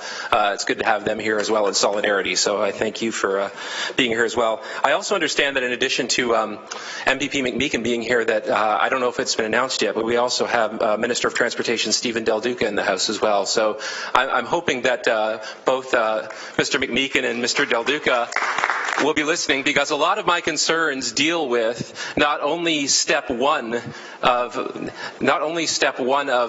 this process, and step one, as far as I'm concerned, is saying yes, but a lot of my concerns deal with step 2 and step 3 of this process. So even though I would encourage you, and it's a simple thing to come here and say, please vote yes, but beyond that, Labour Council has taken a stand that is rather conditional on that yes vote. And the stand that Labour Council has taken is, 1, if we say yes, and hoping we say yes, that we can move on to step 2, which is, let us please, as much as possible, try and work with Metrolinx. And that also means working with the province and helping the province to help to influence Metrolinx as well, to say, 1, let us try and build as much of the materials as we can and buy Canadian as much as possible and help employ more Canadian workers. Second, that when we are building the LRT, should we get there, that as much as possible we respect some of the agreements that locally we have with the building trades, our fair wage policy that we have with the building trades, and in as much as possible, if Metrolinx says, well, we can't use a local procurement policy, we can at least try and match their procurement policy as close as possible to ours, so that our local building trades people get proper pay and are respected the same way that they are here locally. So that's the second thing that we need to ensure, and that's a huge portion of it. The third thing is that when it is built, when we are ready to start running those trains, that we operate and maintain those as locally, as publicly as possible under the City of Hamilton, respecting our sisters and brothers in the ATU, the Transit Union 107. They work day in and day out, and they've been operating the HSR for close to 110 years now. They deserve that respect. They've been doing a fantastic job, and we would like to keep those jobs as local as possible. One of the things that I came really here to focus on today is the idea of jobs. And conservative estimates put the possibility somewhere between 3,000 to 4,000 jobs for this build and for potentially future operations and maintenance. And I like some of the councillors here to think, if one person came to your ward, if one company came to your ward and said, we want to bring 300 jobs to your ward, how much would you be in here fighting for that company to be able to come into your ward? Maybe that the city would invest time and energies and maybe a tax break here or there, or maybe some legwork to help along. Those are some of the things that we really need to think about as we move forward, because I did some math the other day, and I'm an English teacher by trade, so math doesn't necessarily come easy for me. But it wasn't that difficult math. I took a look at the 2011 census, which is the last official census we have, and I broke it down by ward. And I broke 3,000 jobs down by ward, because even though the LRT may only run along part of the city, the jobs could come from anywhere in Hamilton and hopefully stay within Hamilton. But I'd like people to reflect on some of the numbers here, that if LRT is not approved, and we conservatively estimate 3,000 jobs, by ratio, by percentage, for Ward 1, that's 168 lost jobs. Ward 2, 219 lost jobs. Ward 3, 225. Ward 4, 201. Ward 5, 225. Ward 6, 231. Ward 7, 345. Ward 8, 288. Ward 9, 156. Ward 10, 138. Ward 11, 207. Ward 12, 201. Ward 13, 144. Ward 14, 99. And Ward 15, 144 jobs lost. The opportunity is immense here. And when we talk about poverty in this city, and we talk about bringing people up, and we talked about living wage, and I know that we weren't as successful in that as we hoped, 3,000 good paying jobs in this city is an investment into this city. And LRT may not be the perfect solution, but it is a solution. And the 3,000 jobs that it offers are only an ancillary benefit to that. So as you are considering this going forward, I know many of you have said yes in the past, please consider keeping on with that yes vote. We need LRT, we need those jobs in this city. We are a city in transition, a city that's growing, and a city that's building for the future. Thanks for your time. Thank you. Anthony. On the list is Councillor Farr, Councillor Whitehead, and Councillor Green. Thank you. No. Councillor Farr, Councillor Whitehead, and Councillor Green. Thanks, Anthony, and thank you, everybody, for coming. And I just it struck me earlier, one of our first delegates was Keenan Limas from the Chamber of Commerce, and he had mentioned in his delegation through you, Chair, that it's unprecedented what we're seeing with respect to support. It's coming from all facets, from developers, from the business community, from our Hale representatives to FASCO, our institutions and our leaders there, our senior management over 10 years, our council's support over that time, and of course unions. Have you, as union spokespeople, ever seen such an unprecedented amalgamation all in favor of one project in this city in the past, through you, Chair? I don't think we have ever seen a project with this much direct dollar value in terms of an investment in this city. And I think that's what really has galvanized a lot of groups on one side. And to hear after 10 years the growing potential threat to that investment, I think that's why you've seen a lot of groups not just come together. I think in the past we've had groups that have been together silently, but this is a big difference in coming together vocally and making presentations like this and coming out together. And that's why I think you're seeing a big difference. That investment is something that's not only valuable to the city at large, but is valuable to the business community. You're right, we don't often see eye to eye with the Chamber of Commerce on things. There's things we disagree on. We've worked with them in the past and we will work with them in the future. But this is one of those things where I think they realize and we realize that money invested in this city for LRT is something that benefits all of us. Right, and with the word benefits, through you, Chair, my final question.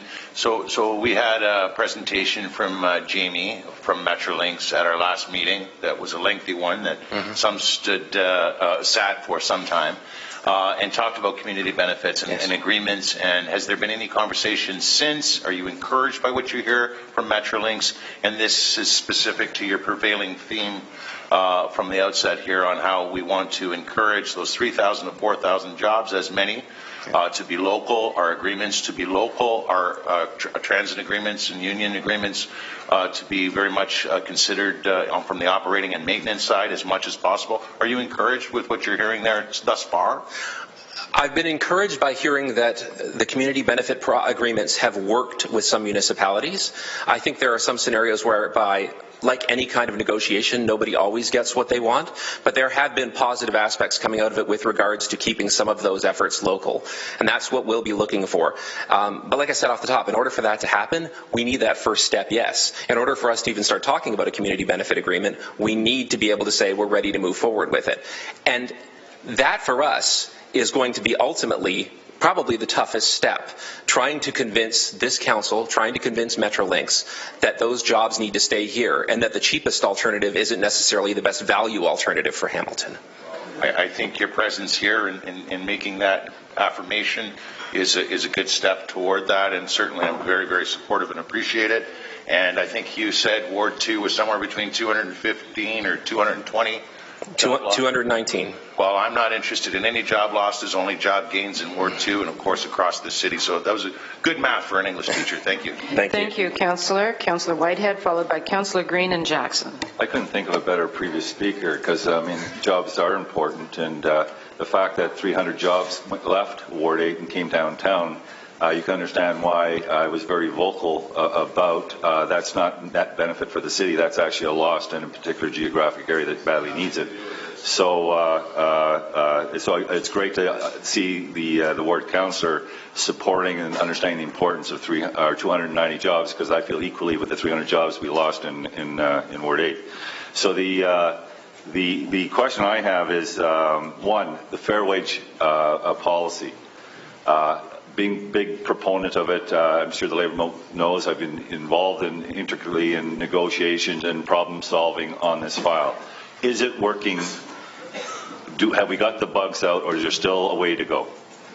You mean if we got to that point where we would have to negotiate that with Metrolinx? So right now we have a fair wage policy in the city of Hamilton. Regardless, whoever we're going to make the linkage. I just want to make sure that the system we have in place is working and the intended and spirit of the fair wage policy is achieving the results that we hope for.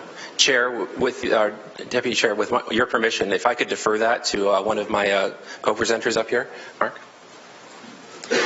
Great question, Terry, and appreciate it very much.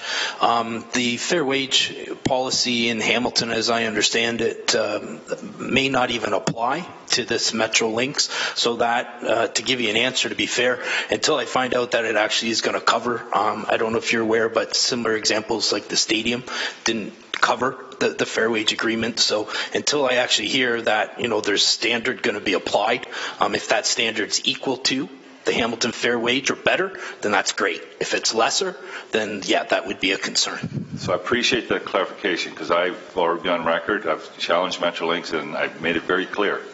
Not only do I believe we have some of the highest skilled workers in this community, and real value for dollar. So this is not just about money. This is about the fact that you're getting good work for the dollars you spend. That it has to be. It's paramount that whatever we can do to ensure that the contract incorporates local work and the application of fair wage policy. So I want to make it clear that that's what you want to see, and that's certainly, I'm sure there's a number of councillors on this horse you want to see. So I want to thank you for that clarification. I guess the other question I have is, you were here for the last meeting, and I was asking questions regarding when I worked for the province of Ontario, they actually, for job applications, now it might have been a union negotiated thing, but everything is negotiated. They would require you have to be within 25 kilometers or whatever of the job. So which would suggest to me that there was a principle of the province or he was applying in respect to ensuring that there's local workers getting benefit from the jobs and job opportunities. Would you like to see that kind of thing incorporated into this agreement? Yeah, certainly. We understand that with the different municipalities that Metrolinx has had deals with already or started deals with already, that there is flexibility with that. And I think a lot of that depends on the will of council to actually push Metrolinx on that. So certainly some respect with regards to geographic distance would be huge. It's always going to be difficult to ensure that every single worker is going to be someone from the city of Hamilton. But if you could put something in there, some restrictions, not only with regards to geography, but also with regards to, like I say, fair wage, the amount of people they're going to hire, the level of people that they're going to hire with regards to their expertise in terms of all of the different trades, that's an important step too. So we certainly see that as a negotiable item, and we hope that, like we say, once we get past step one, all of that would be on the table, and hopefully you would see us here again supporting council being able to go forward with Metrolinx on that. I appreciate that. My last question. Yeah. My last question. You know that the fundamental issue I have with this poorly laid out plan is it doesn't go to Eastgate. Would the laborers and the builders endorse the fact that for jobs, Eastgate should be incorporated into the plan? I'm not going to speak for the builders. I will pass off to Mark and see if he wishes to do so. Our position would be, and be respectful to all the affiliates we represent, shovel in the ground, project worthy, project ready. We would definitely support it. If it's a matter of build it or not, then I don't think that's the answer. But to start sometime, and similar to the rally on Saturday, we would like LRT, and we would like it now. So whatever that looks like, if it's to Eastgate or if it's to Queenston, I think the real value is the fact that we're getting the ball moving and we're building to that blast network and that larger plan. Going to to Eastgate would actually, one of the main themes here is that it's about jobs. I got to think that if you're going out to Eastgate, and if that's the argument, that there would be more jobs. Yeah. I would say, obviously, from Labour Council's perspective, the more jobs, the better. And a lot of that depends on, are they good jobs? And that will depend on some of the negotiations. Fair enough. Thank you very much. Thanks. Thank you, Councillor.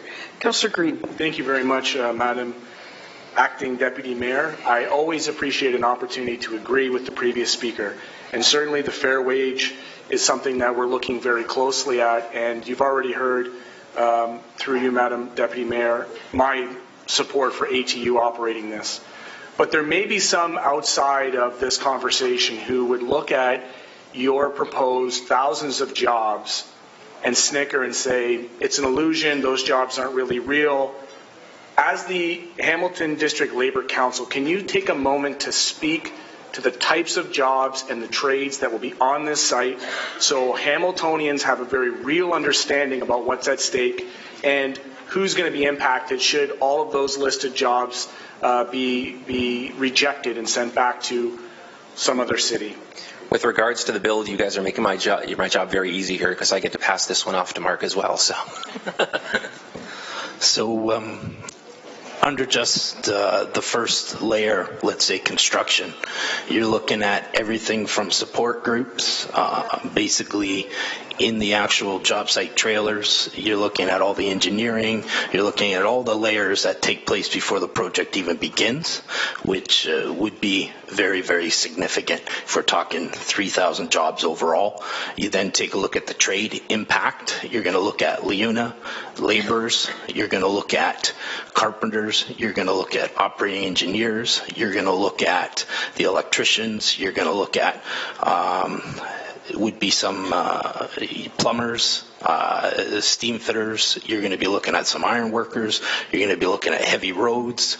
So the hand association, you've got all of those local and regional contractors as well. So when you start looking at the gravity and the magnitude of what you see, there's just as much in the background you won't see. So it's huge.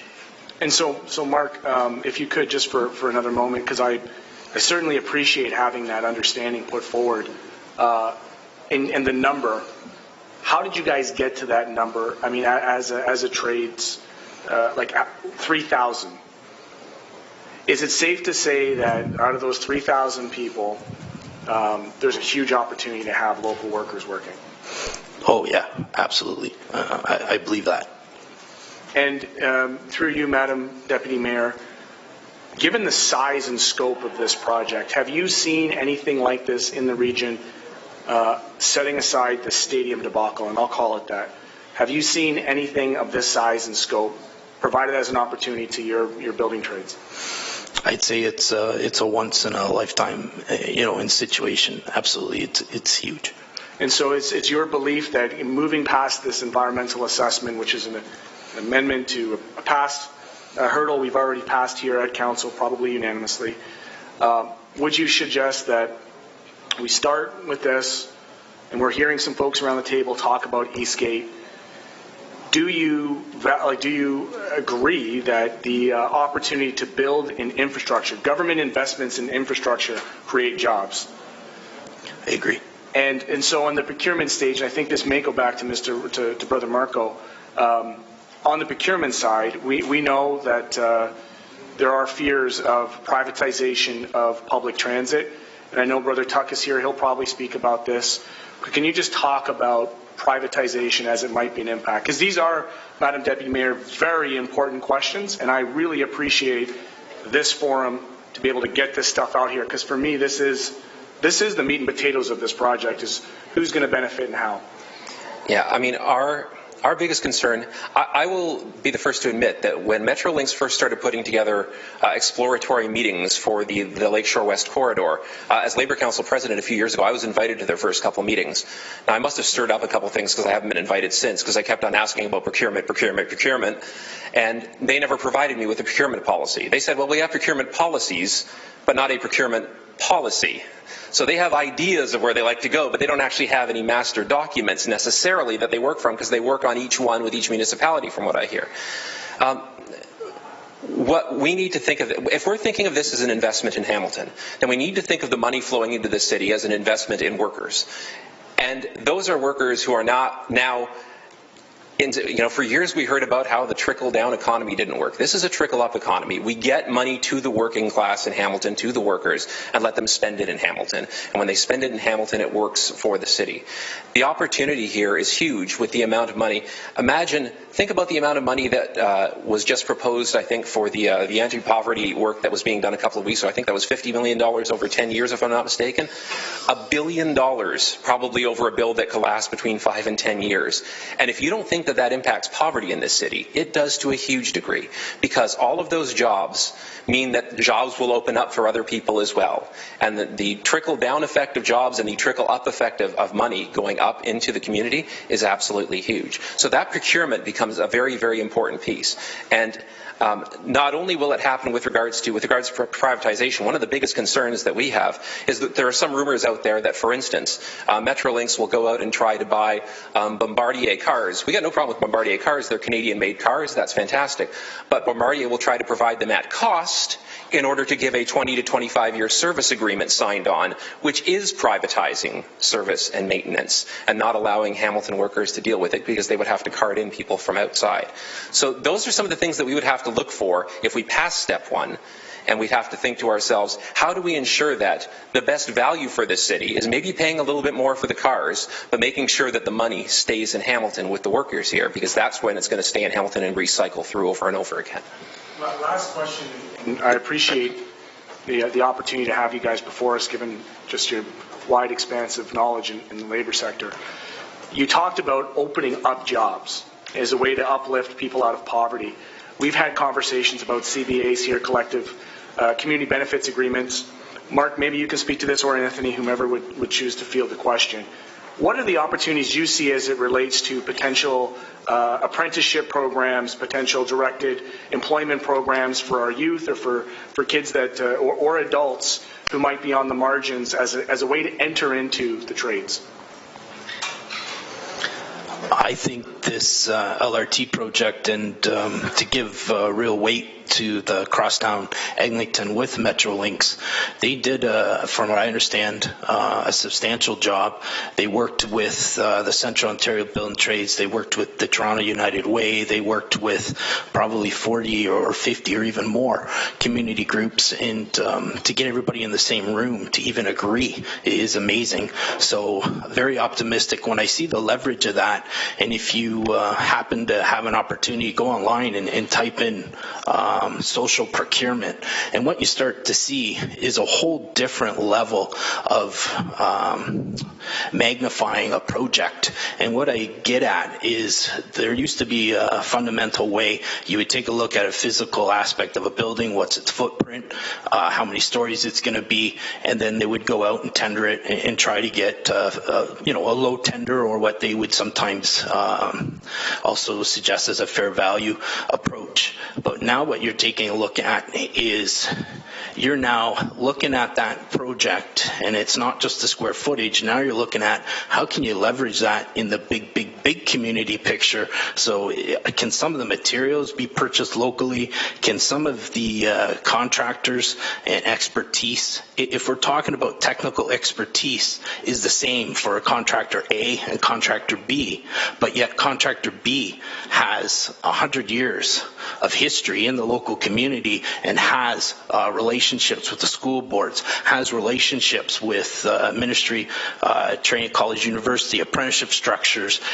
If they've been employing and they have a platform to actually leverage and get people into construction in the community, and it can be leveraged that it's not just a short-term position but an actual career, well, now you've opened up a massive conversation. And that's where a lot of the discussions, if you take a look at Australia, you take a look at the UK, you look at portions of California, you look at even Toronto itself with the crosstown, they've gone to that magnitude. Now they're looking at not just procurement in the physical aspect, but now they're looking at how can we leverage this even further. So social procurement becomes the real magnifier in this. And if you can do it right, I've heard of them securing up to 10% of marginalized certain groups within Toronto that wouldn't have an opportunity. The building trades have put out national positions that they believe the future workforce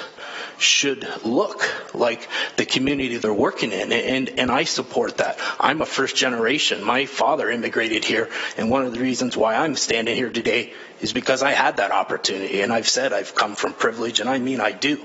But if we talk about opportunity, the magnitude of the opportunity depends on how serious we take this and how serious the city managers can be when they actually take a look at some of the models around procurement. And if you look at social procurement, or you try to look at how you can really leverage this for the maximum for Hamilton, there's huge benefit there. That's incredible.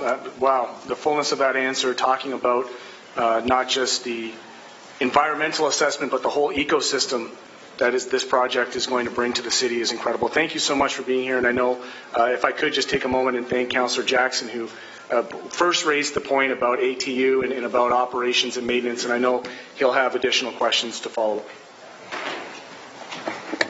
Thank you, Councillor.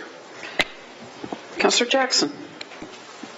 Thanks, Acting Madam Deputy Mayor, and thank you, Councillor Green, for the segue. Anthony, thank you, you and Mark, for being the spokespersons. I'm familiar with Mary. I'm familiar with Tom. Please, again, the other two that are behind you as well, your representatives that are with you, just so we know who they are, please. So, Jody Eadington, she is a member. She is living in Ward 6, by the way, and a member of SEIU, and also on our executive of our Labour Council. Mm-hmm. And Jeff Roman, who's a member of UA Local 67. Right. Good seeing you again, Jeff. Thank you, Anthony. Yeah. So, Anthony, I just let's have some blunt conversation here, if we could. And I'm typically a guy in life and in politics who tries to give the benefit of the doubt and tries to be as optimistic as possible. And sometimes when you get burned 2 or 3 times, then some cynicism sadly sets in. So you talked about with this seat, you're asking for allowing the EA to go ahead because there's potentially 3,000 jobs at stake. But I wrote down 3 qualifiers you have. A2 operating down the road, local hiring, obviously unions and or local hiring of our people, and fair wages. Am I correct in those 3 that I wrote down, or did I misinterpret anything, Madam Deputy Mayor? I'll just clarify, so that the purchasing hopefully happen as Canadian as possible. As Canadian as possible. That the build happens as close as possible to the city's fair wage policy. Even if it's not the city's fair wage policy, can we find something that's comparable? And thirdly, that as much as possible, the operations and maintenance could happen in-house in the city of Hamilton. Presumably, possibly with the HSR, and if so, that the jobs be kept with ATU 107. So, Anthony, let's just follow one hypothetical scenario and do your very darndest to allay my fears or diffuse or counter what I'm going to suggest in one hypothetical scenario. So we approve the EA. A year from now, a number of these qualifiers come back through negotiations with Metrolinx, and they're just not on. Madam Deputy Mayor, through to Anthony, you still have the same opinion a year from now? My opinion has to be the same because in order to get to that point, we have to say yes. There's an opportunity for jobs there. And the opportunity for jobs, it means that we have to go past this first step. For me to recursively say, let's say no because we might not get those things, doesn't even open up the possibility for some of those opportunities to happen. So as you said off the top, a lot of this comes down to opportunity for the city. It's not a guarantee. Definitely it's not a guarantee. And we would know that as well because we've seen cases across the province where Metrolinx isn't necessarily giving everything that the municipality wants. But we would hope in concert with Council and with Labour Council and other working class people around the city that if you can even move them on a continuum from completely privatized over to completely public and everything we wanted to, if you can move them 2/3 or 3/4, that's a bit of a victory considering they would probably want to go as much the other way as possible. So that's our push. I appreciate that. And it wasn't a trick question. Sure. I was sincerely asking. Yeah. A year from now, it definitely isn't what we were hoping for hypothetically. And then at that point, are you suggesting if council wishes to, it could at that point, if the hardship financially to local taxpayers, O&M agreements are higher than what we anticipated, council could then say no at that time. However, I'm already being told the number of 50-plus times that I've supported this. And so a year from now, if I allow the EA to go ahead, and a year from now, a number of your qualifiers that I like very much, and thank you again, Councillor Green, for my motion last October 25th to have HU at the forefront, ideally operating, if none of them materialize, I'm going to be stuck in a position a year from now that I might then have to say no on behalf of what I feel would be the majority of my constituents, and then would be further open to another criticism of the 53rd vote that happened in 2017. I'm not asking you to protect me. I'm just asking you to help me with a scenario I've just described, Anthony, or Mark, please. So in the way that I would look at it is, we are coming up here with our endorsement of LRT based on the best information that we have right now. And a year from now, might the best information that we have then say that this hasn't worked out in our favor as much as we thought? And might there be a possibility that we reverse a position? Sure. I mean, that's what inquiry is all about, and that's what learning is all about. So there's an entire possibility that things may change completely. If you ran into Metrolinx, and in the end Metrolinx said no, no, no, no, no to everything, and that was a firm no, and there was no room to wiggle, there was no room to lobby. With that new information, might we change our stand on things? Sure. Is there a possibility? Yes. Okay. I appreciate the sincerity. Yeah. And a couple of stings I still have on my back over 20 years. And you may say, Tom, it's not necessarily comparing apples to apples, acting Madam Deputy Mayor. But for those of us that were on regional council in the 90s, 20 years ago, for building the link, Mark, and if you want to comment, Mark, Wimpy from Toronto, a contractor, a big one, had just come in maybe about $100,000, if memory serves me right, low bid. But Dufferin, who was the next low bid, the majority of council decided after legal advice, we still decided to go with Dufferin because we knew they would hire more local, Leuna, a lot of your unions, etc. And we built the link, but guess what? Wimpy successfully sued the region of Hamilton Wentworth because we didn't go with low bid. Mark, any comment on that, please? Yeah, I think just like everything, time changes, and what I would see is if you take a look at some of the forefront things like globalization wasn't quite as prominent now with TPP and CETA and TISA and different agreements coming. There's more people eyes wide open and a little more aware. I think to try to answer the question fairly is what came first, the local sustainable economy or globalization? And I think what it fundamentally comes down to is globalization that something that affects the regional economy, or does the regional economy affect globalization? And the reason why I kind of put in that perspective is because I believe the city councillors here are the conscience of the government and of the democracy. And I believe from their perspective, they should be looking at, and not from my position, but they should be looking at from their constituents' position, what's beneficial for a local sustainable economy. And I had the opportunity, and it was well done, I had the opportunity to attend the Bayfront conference that was put on by the city, and it talked about regional hubs, and it talked about growing regional economies, and it talked about the synergies between Buffalo and the synergies between Hamilton and synergies between the GTAH, Toronto involved.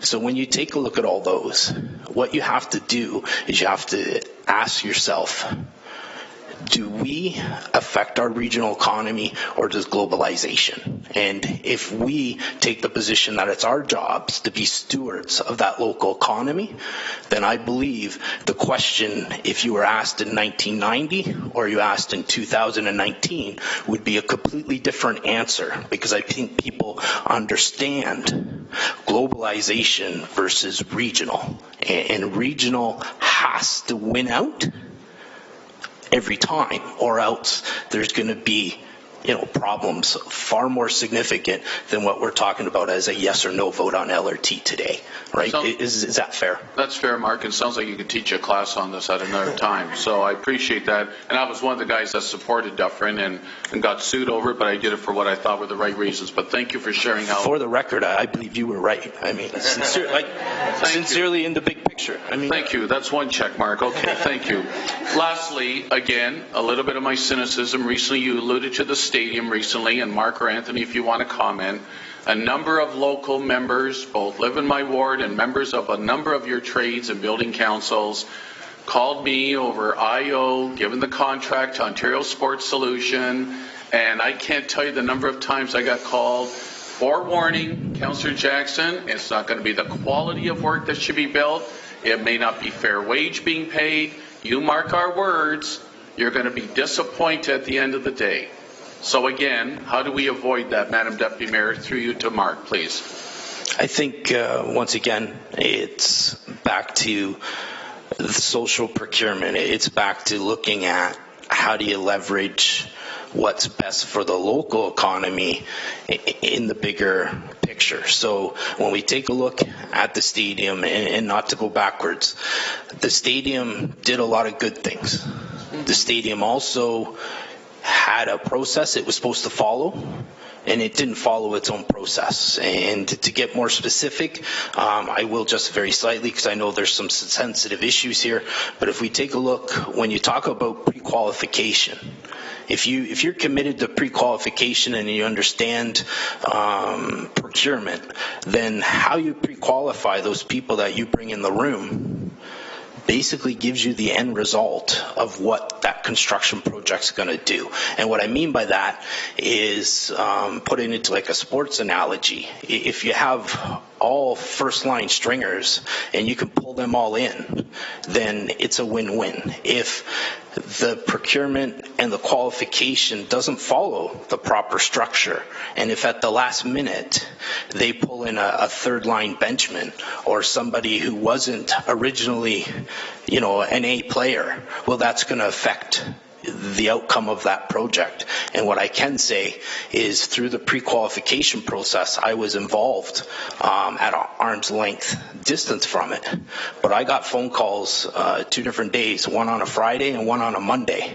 And that conversation I had with that contractor that was named low tender, he never got a reply the following Monday, and he was supposed to. So there was some things that happened there. I don't want to get into it here, but what I would say is, if you have a good procurement system, if you actually qualify and you look at apples to apples and you look at, what the technical aspects are of a project, and my example would be, are you building a garden fence or are you building a sophisticated modeled building system? So what I'm getting at is, if it's a garden fence you're building, then some of the technical aspects can be a lesser issue in that procurement system. But if you're going after a top-notch, sophisticated building system like we have in today's world, you need to make sure you're recognizing the appropriate contractors to do that work, and it's all within your pre-qualification system. So, Mark, what I've heard is, to wrap up, Acting Madam Deputy Mayor, I appreciate your indulgence. I haven't asked too many questions today. Thank you. So if I've interpreted correctly, Mark, what I've heard you say is, where unfortunately we may have not had sway with IO, an arm's length agency of the province, you folks are hoping we may have sway with Metrolinx to do exactly what you said with procurement, because those agencies are governing the process. In fact, Metrolinx, I don't even know if half the people know this in the city, Metrolinx, if this ever gets built, will own this line. The city of Hamilton, even though it's our road, we will not own this line. So I finish with that, Mark. As I can speak to what I understand even from the Liberal government, when they put together this whole LRT initiative and looking at all the great reasons why to do it, they also brought forward a social procurement component. They don't necessarily, run down and join hands and embrace it all the way. But what they have said is they want community benefits, they want employment targets, they want things to be done. So if we can get stakeholders, community groups, not-for-profit organizations, and city staff in the room, I know there's platforms here already developed through apprenticeship systems and programs that can really leverage and help these marginalized areas, regions, youth. There's people willing to do some heavy lifting that have already done the lifting. It's just a matter of getting everybody in the room and everybody being respectful that we can't always maybe get everything we want, but we should be able to get to a compromise that is beneficial for the overall good and wellness of the city. And I think the provincial government supports that too, or else they wouldn't have connected Metrolinx and community benefits in this whole piece that we're talking about. Mark Anthony, thank you for taking my questions head on and your thorough replies. Thank you, Acting Madam Deputy Mayor. Thank you. Mayor Fred. Thank you very much, and great presentation as usual. Thanks for being at the rally the other day. Your presence and your support on LRT and investments in our community has been steadfast, and I really appreciate that. I know that some of the questions are trying to flush out what the local content is going to be, and I'm firmly of the belief. And I've had this assurance from the Premier and the Minister of Transport that their interest is not unlike your interest, which is making sure that the community benefits are fulsome. There's no rationale to just drop an LRT line down built by someone else from wherever, without any local labor and without any community benefits that add up to positive employment and painting that entire picture. So Mark, you and others, you painted that picture spectacularly well, and that is exactly the point. And so do you have any doubt in your mind that the province of Ontario sees that the same way that I see it, and I think the same way that you see it, in terms of delivering the kind of fulsome community benefits employment-wise, apprenticeship-wise? Obviously, I understand that LeUna was the main contractor for ION in Kitchener-Waterloo.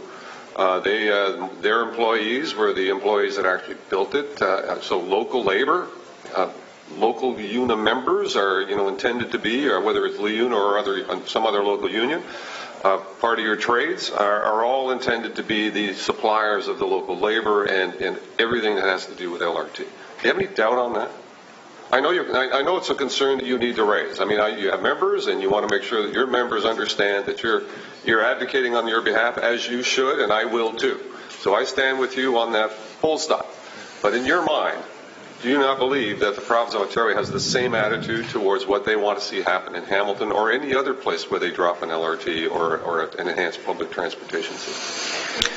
I believe, to give you a real sincere, fair answer, I have some concerns. I've heard conversations in this chamber around fair wage last March 28th when there was 40 delegates. One of the Metrolinx did speak, and he made a great presentation about community benefits, but I even took some language and some things that he spoke about fair wage and how fair wage comes from the United States and California, and it can actually drive the cost of a construction project up. With some of that conversation in the room, that makes me a little worried, but to be fair and honest, I have to go in with eyes wide open until I actually see it in writing. Nothing's a guarantee or a promise, but I believe with the government provincially, the government here in municipal, and I believe with the goodwill in the room, I believe it's very doable, and I believe we will get there. But I don't have a guarantee. No, I mean, there's no guarantee in life on anything, quite frankly. No guarantee that I'll be here tomorrow, but I have a belief that the benefits that you're advocating for are inherently part of why we're all sitting here today, and why I've been advocating for this project in the first place. It wasn't just about transit line and moving more people. It was about the employment opportunities and the construction jobs and the spillover effects into other jobs and poverty issues. I mean, if you're going to create benefit in a community, develop a robust work plan that puts people to work. Best way to kill poverty is give them a job. And so what we're doing here, in many respects, is providing jobs for many, many folks in our community that can lead to other jobs that provide broader community benefits. And I know you agree with that. So I won't even ask you to answer. So thank you for that support. I mean, I think the laborers and the trades have always been supportive of this work plan, this great project, and much appreciated. And I'm with you and all of our union friends and labor councils that we need to make sure that every possible benefit comes to the City of Hamilton. Short of making the vehicles here, because we don't have the capacity, but it needs to be made in Canada and at very best in Ontario. The last round of vehicles that were delivered to Kitchener-Waterloo were actually Ontario-made in Kingston. Awesome. So I think we're all working to the same objective, and I'll just let you know that I'll be working very, very hard to ensure that happens throughout this process. So thank you very much. I'd happily say I believe that 100%, Fred, and thank you. Thank you very much. Thank you, Councillor Partridge. Yes, thank you, Madam Deputy Mayor. My apologies. Folks, good presentation. And, I'm so pleased to see you here because you really do raise one of the most important facts and issues of this entire project, and indeed any project that is of a major build coming to our city. So my question to you is, knowing that Metrolinx is going out with a call for a consortium or applications to design, build, finance, operate, and maintain this entire system, this entire project. How do we, because we have no say in this, ensure that what you're asking here today gets included? Because I have a real concern about that, It's definitely one of our major concerns as well. Part of the issue is it's very, as I've mentioned a couple of times, it's very difficult for us to move to that step 2 without having step 1 in place. Yeah. And without having that step, without saying that we're going forward yet, is Metrolinx maybe jumping the gun, putting this stuff together a bit early? Probably they are. The way that we exert influence and pressure is the same way we're doing here today. We show up, we put feet on the ground, and we show up here and we speak to groups like this, and we show up at MPP offices and speak to them as well. Because to think that Metrolinx, even though it's an arm's length corporation, is totally devoid of government influence and legislative influence, I think would be a bit of a misnomer. So we are prepared. If council is with us, and as we have heard almost all around the table today, if council is supportive of some of these ideas that we have put forward, we are willing to do a lot of the heavy lifting and put feet on the ground and join up with you to get out to those provincial representatives, to get out to Metrolinx, and to make a show at some of those meetings and make a show at some of those whatever they happen to be, proposal meetings or whatever it is, and put those ideas forward and say, this needs to be part of the Hamilton plan. This isn't a Metrolinx plan. This needs to be a Hamilton plan. And we're prepared to rally as many people as we can. If it takes handing out flyers to 10,000 people on Labor Day, we will hand out flyers to 10,000 people on Labor Day and get them calling up people. Because that's the power that we have here is, as much as I know, a lot of you have had conversations with Metrolinx in the past, and I'm sure that in many of those cases, it's a lot of, here's what we have been doing, here's what we expect to do. That doesn't mean that it's a solution for us. And a solution that's for Hamilton has to be at least partially made in Hamilton. We have to have that input. So, Anthony, I appreciate your honest answer and that it is a concern. Of course, I understand it is a concern for you folks. It's a concern for us around this table as well. The fact that whoever gets the project, the nod to design, build, finance, operate, and maintain, they may not be from this country. It could be a consortium. It could be international. It could be non-union. It could very well be that. And so, I think we're going to have to go way beyond handing out flyers. I think we're going to have to go way beyond that. And I think it's potentially going to be a fight going forward. We don't know that. We don't know a lot of things. And that's a big reason why there's so much angst around this project. We're not getting the answers that we're looking for. We're trying to protect you folks. My relatives came here in the early 1800s. They've helped build this city. They were all in the union. My husband's still in the union. They're a huge part of our city. And so, yes, as much as we're committed to stand up for you and to stand beside you and to fight with you, when it's completely out of our hands, That worries me, because to me, nothing that happens in this city should be out of our hands, and it is. So I appreciate your very honest words. And, you know, again, we need to keep our eye on the ball with this one. But I just hope you understand that, you know, keep showing up. Absolutely. I encourage you on all levels to do that. And to get everyone involved who's in all of your unions. Because the fact that HSR might not have anything to do with this project, that's a very real possibility and a real concern. HSR may not have anything to do with a transit project for our city, for the city of Hamilton. And we need to keep a focus on that. You know, all the other rhetoric is nice, you know, shiny new toys and all this kind of stuff. But this is the stuff that we really got to keep focused on. So thank you so much for coming out and for continuing to be engaged in this project. It is of the utmost importance. Thank you, Madam Chair. Thanks. Thank you both, and thank all of you for coming out. We appreciate your presentation. Thank you. Thank you. Next up is Milena Balta. Milena, I'm hoping I'm saying it correctly. Milena, and Henry Geisler is after that.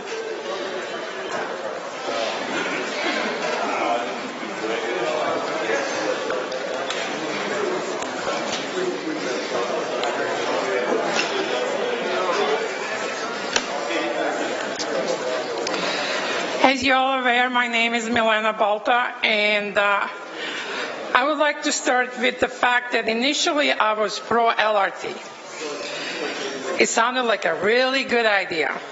I had no information on demographics covering Lower Hamilton. I found there was opposition to the LRT. Then I started doing investigation, pros versus cons. By digging into depth of what it really entails, this is what I found out. The LRT is not really faster than bus. The time saved speed presented is attained by removing stops. Milena, sorry, I'm going to let you start over. We're going to have to close off the doors. We can't hear you, and we're going to start the presentation. So where am I? Start over? Just give me a minute while we close the doors, please. Wow. Sorry. They won't close. Hang on. It's...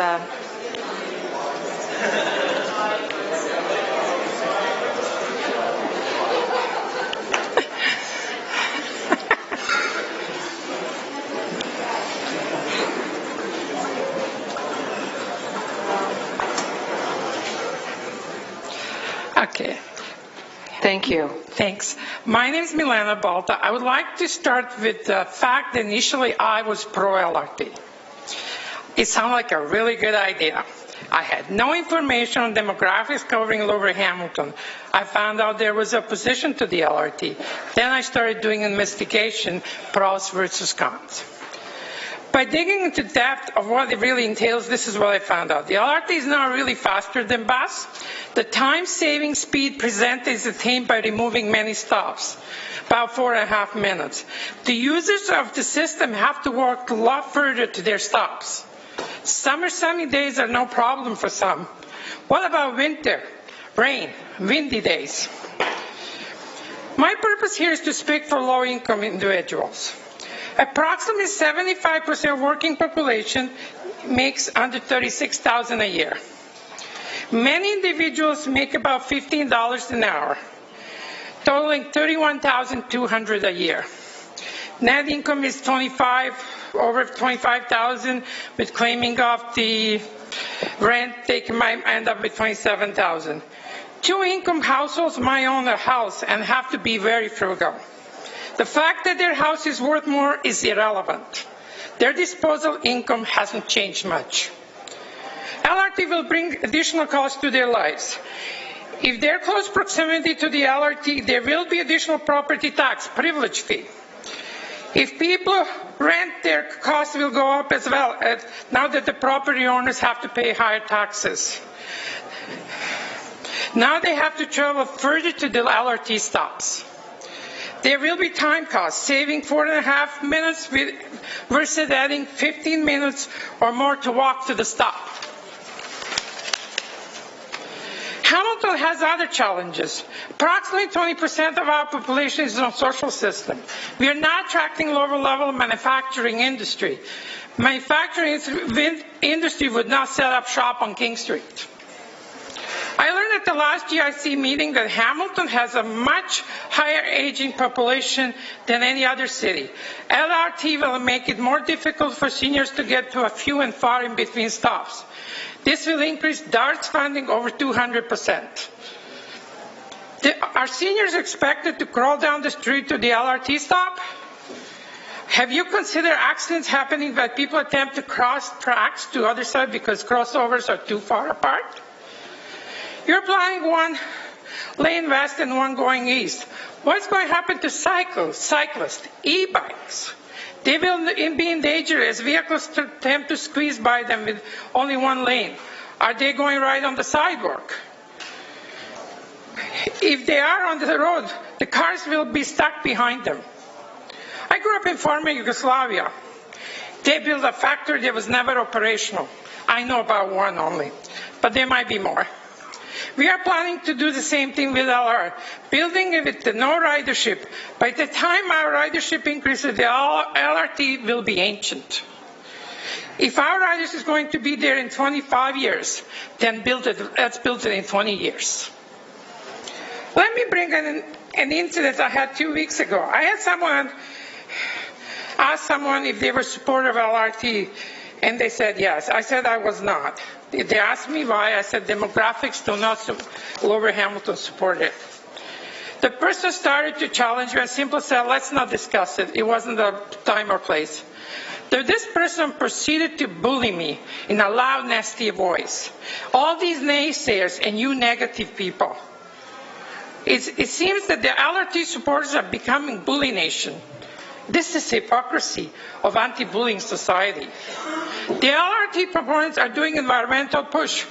Are we aware that Canada contributes 1.98% to global warming? USA and China 50%. We have been killing our manufactured jobs on over 1.98%. Basically, we're cutting our nose to spite our face. I would like our mayor and council to consider their lifestyle versus 75% of the working poor. Mayor's annual net income is over $127,000. Council annual net income is over $72,000. Who are you speaking for? Many individuals who are supporting LRT come from a higher income pool. There seems to be a love affair with the LRT for some people. Our mayor is all gung-ho on it. Is it because he was on the board of Metrolinx at one point? Your time is up. Okay. Milena. We have on the speaker list, Councillor Jackson and Whitehead. Thank you, Madam Deputy Mayor. Milena, thank you again for coming in. Was there something more that you just wanted to, since I'm asking the question, you were just finishing, was there something more you wanted to finish with to answer my question, Madam Deputy Mayor, through you? Well, I just wanted to add my understanding that our chief planner for the city also came from Metrolinx. So I have no faith. There are two people who are strong supporters come from have ties to Metrolinx. How long have you been in our city and our country? I came to Canada in '68 and I came to Hamilton in '69. Wonderful. I lived all my life here. And you've had a business? I have a business here. I live here. My kids grew up here. Actually, two of my kids live in the city. One of my kids lives in the U.S. And I really care about Hamilton. So, Milena, I referenced earlier, about an hour ago, about the original Rapid Ready report that was authored by the former HSR director that talked about building a case for a future LRT by increasing ridership on our HSR. Would you confirm that? Would you agree with that? Yes, I would agree that we need jobs. Manufacturing. I'm not talking big manufacturing, small manufacturing jobs. That brings ridership, not LRT. Without jobs, there is no ridership. Let's not kid ourselves. Thank you, Milena. Thanks, Madam Deputy Mayor. Thank you, Councillor. Councillor Whitehead? Thanks. Earlier we heard one delegation indicate, let's move on with it, and anyone basically dismissing that there's any concerns around this project. How would you respond to that individual now that you got the opportunity? Well, the thing is, we're always comparing Kitchener-Waterloo. Kitchener-Waterloo, and I know this, has been growing in a small manufacturer area since the early 90s. They've had over 20 years of growth. So they're building LRT. If this works for them, it's great because but our manufacturing has diminished. We lost the big manufacturing and we didn't replace with small manufacturing. And that's our problem. So my question, is, do you feel that your concerns around LRT are valid? Yes, I do feel it. It's extremely valid because people are not making the money. They're talking about these people who are making like under 30,000. Now, people under 30,000 shouldn't pay income tax at all, but that's a separate issue. So how do you feel when people on the other side of this debate would suggest that anyone that has concerns should be dismissed?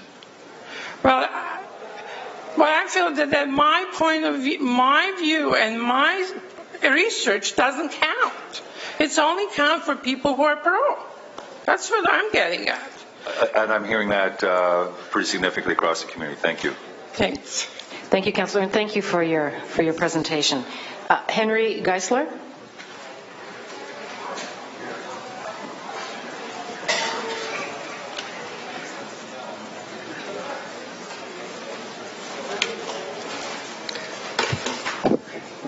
Ladies and gentlemen, in the 5 minutes I'm allotted to speak, I will raise 2 points on the environmental impact of the LRT and make a third point with respect to the lack of representation that I personally, and by proxy hundreds of others I know, have been denied.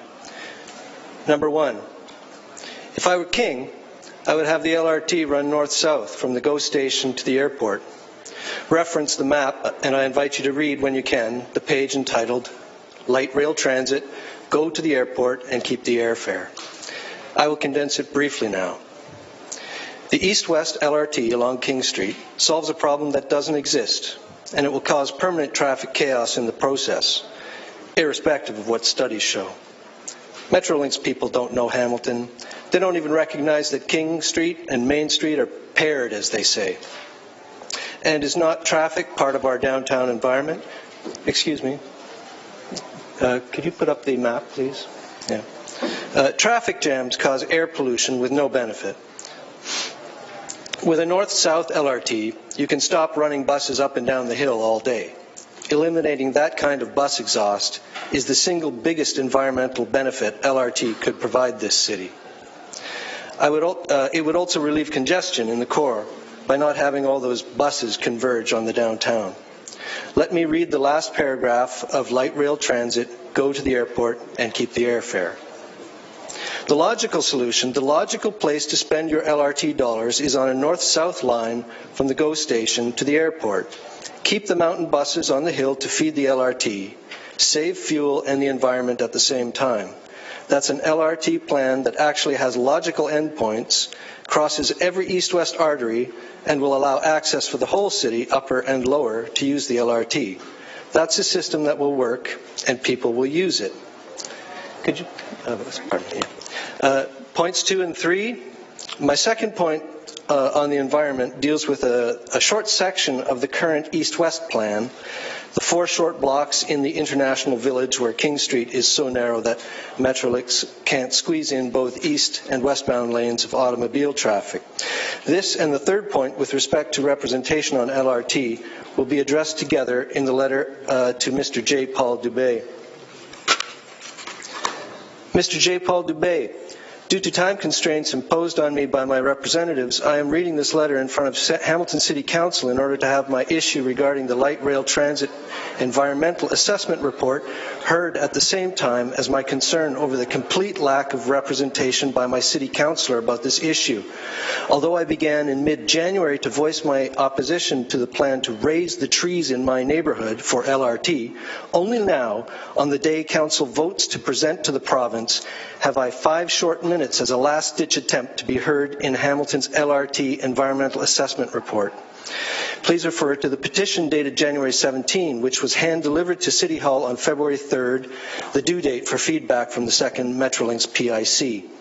These were temporary displays depicting pretty pictures of magic trains, but hardly informative. In fact, I had to specifically ask of the fate of the trees in my neighbourhood before any mention was made that they would have to be cut down. In my petition, I argue that the single lane of traffic proposed is unnecessary, that instead we have a pedestrian zone for 4 blocks.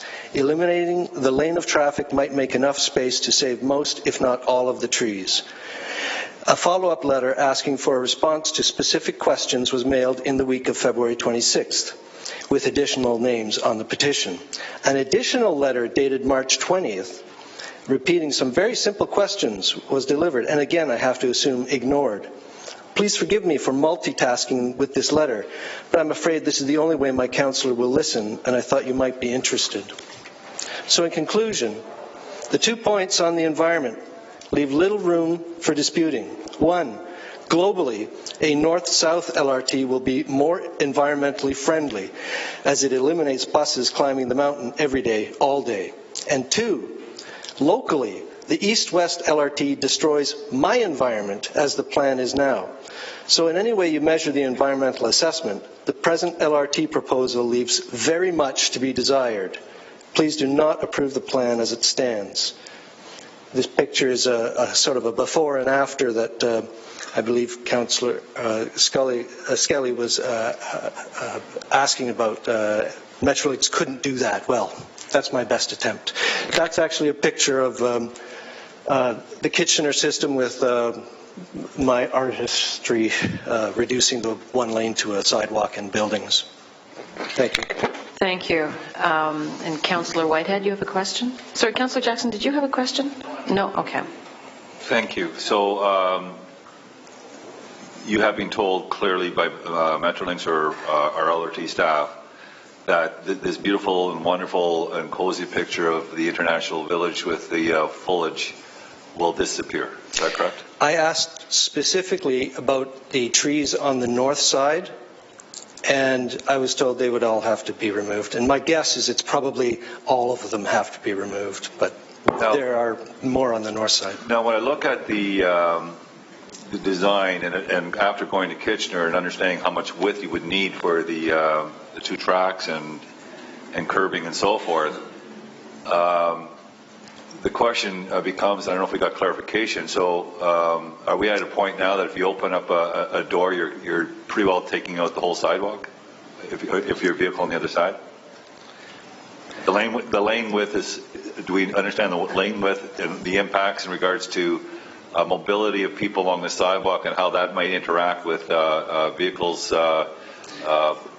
driving up and down that single narrow lane?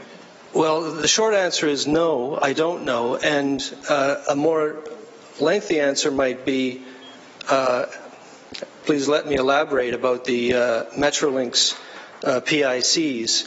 I was at the last meeting and I heard about how there was such feedback from the city and what a wonderful, engagement there was. Well, that's baloney, because I went to these PICs and it was a game of 20 questions. You had to know what to ask the question. As I point out, once I realized what this strategy is, it's just a bunch of pictures they put up and you go around and you meet and greet and, oh, isn't that wonderful? By the second meeting, I was smart enough to ask specific questions. My concern was about the trees when I realized, they've got two rail lines coming through here and 1 lane of traffic. Well, there must be, a space constricted, and then that led to my question, well, what about the trees? But there was no presentation about what will happen. It's disconcerting to say the least. So the PICs were supposed to provide feedback on the plan, the layout, and so forth. When you go into Kitchener, for example, take a look at their plan. It's probably the least intrusive plan that anyone can possibly implement, and I congratulate Kitchener for doing that. So I agree. When you go into the downtown, for example, when you take this picture, they actually divide the line up. Indeed, I was going to point that out, that in Kitchener they had the brains enough to split the tracks in places so that they don't, wreck the neighborhood. Thank you. Are there any further questions, Councillor Pearson or Councillor Vanderbeek? Can you take the chair for a minute? Thank you.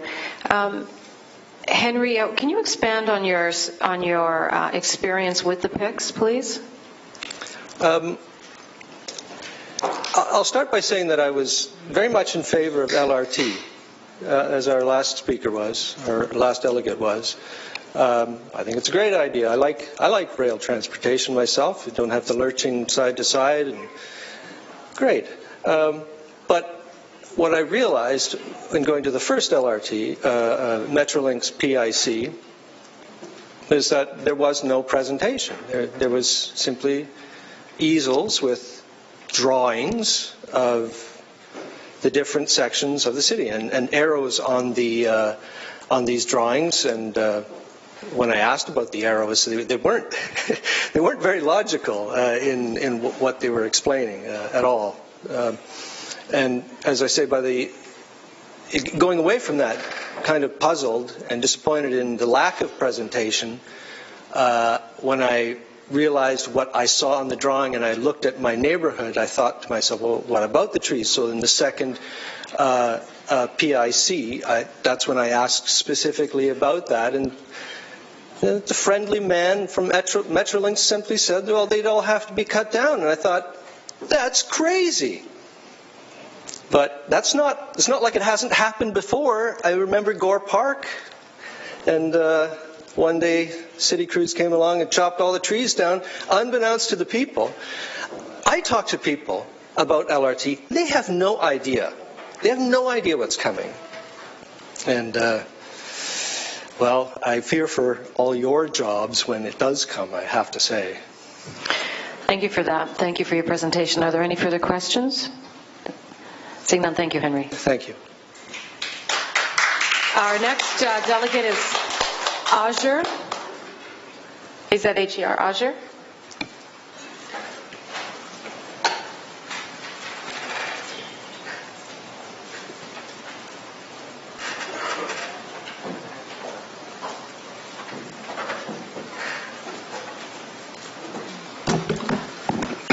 Good afternoon, dear councillors and members of our city. My name is Azhar Siddiqui. I'm a resident of Ward 5, and I support B-Line LRT and the Blast Network because I believe we need a viable alternative to our perilous addiction to the personal automobile. I want to take this opportunity to remind our councillors who are either opposed to LRT or on the fence about it about some basic observations or facts of life in order to reconsider their position and to encourage them to vote to approve the environmental assessment before them today. The first observation about life I want you to remember is sometimes you dislike a thing, but it's good for you. Likewise, sometimes you like a thing, but it's bad for you. Recall for a moment the first time you began to learn to swim. You may not like the idea of when your mother or father encouraged you to take your first plunge, telling you it was going to be okay. You might have thought to yourself, no way, I'm going to drown. I don't know how to swim. What if there are dangers in the water that I can't see? Ultimately, you might have told yourself, I can't do this. In other words, you might have had all kinds of fears, uncertainties, and doubts. You probably came up with every excuse in the book, but all or most of them were based on emotional reasoning. Luckily, however, the people who loved you pushed you to take the plunge because they knew it was best for you, even though you didn't like it at the time. This is the same with many experiences in life. Math, exercise, vegetables, often the things that are not at first pleasurable are actually quite good for us. Some of the immediate changes that LRT will result in, and are already resulting in, may feel uncomfortable and unwelcome to some of us. Now, conversely, as I mentioned, the things that are pleasurable are often quite bad for us. Think of sugar, for example. Now, I want you to apply this observation to the role of the personal automobile in our lives. While we like them, are they good for us? I would submit our addiction to cars is perilous. We already know about climate change, and really that is the single greatest threat facing us, for which this reason alone should cause us to implement LRT. And then there are costs related to safety and life, road rage. For example, 1 in 3 Canadians experience road rage once a month. Drunk driving, speeding, distracted driving, which doubles the amount of fatalities than drunk driving itself. Health costs, obesity, social isolation, discrimination, personal financial costs of paying insurance, gas, maintenance, and repairs, etc. Economic costs, of course, lost productivity due to congestion, the decline of small businesses, infrastructure costs, expanding road network and urban sprawl costs, and last but not least, the petroleum wars that our nations engage in, Iraq wars, Syria, possibly World War III. These are all things tied to our dependence on oil and petroleum. In light of all these impacts, it has been asked, and I believe rightfully debated, is the personal automobile the worst invention ever? Now, remembering that we don't often like things that are good, that we often don't like things that are good for us, if we agree that reducing reliance on personal automobiles to get around is actually desirable in spite of the inconvenience it causes at first, we need to ask how and when are we going to do this. Public transit is obviously the answer. Currently we have all the plans and an offer for an LRT system. If we reject this offer, what is our best alternative to a negotiated agreement? As has been asked already, what are the costs of rejecting this offer, and what are the costs of status quo? What if you never learn to swim, to do math, to eat vegetables, to exercise? I think you get the point. What are the alternatives to doing these things? And that is a second observation of life, which is you always need to consider your best alternative to a negotiated agreement. In the case of LRT, what is our best alternative to this form of public transit, which we currently have 100% funding for?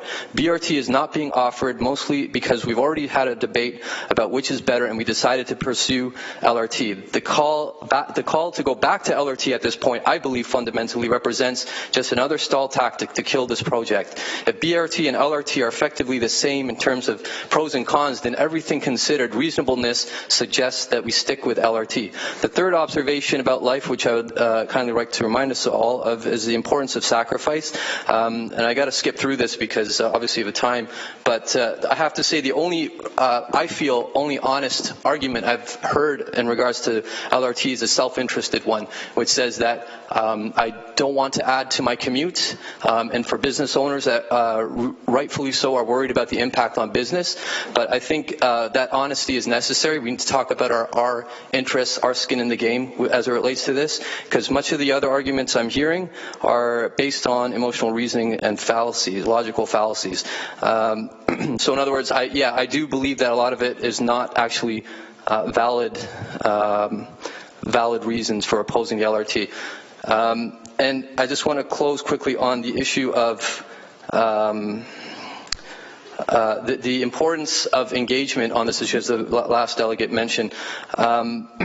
As councillors and leaders, you're expected to be knowledgeable and engaged about LRT, and engaging people about the issue in fair and honest ways with full information. It is disheartening to see a lack of public engagement in some wards. It is disappointing to see a deeply flawed poll that was commissioned recently, which effectively excluded the voices of our young generation, our future. Having said that, I would suggest that as Hamiltonians, we need all of our councillors to have a current website, an active social presence, and regular newsletters. Up quite a bit. I gave you a bit of extra time. Thank you. We have one councillor that would like to ask you a question. Councillor Whitehead. Sure.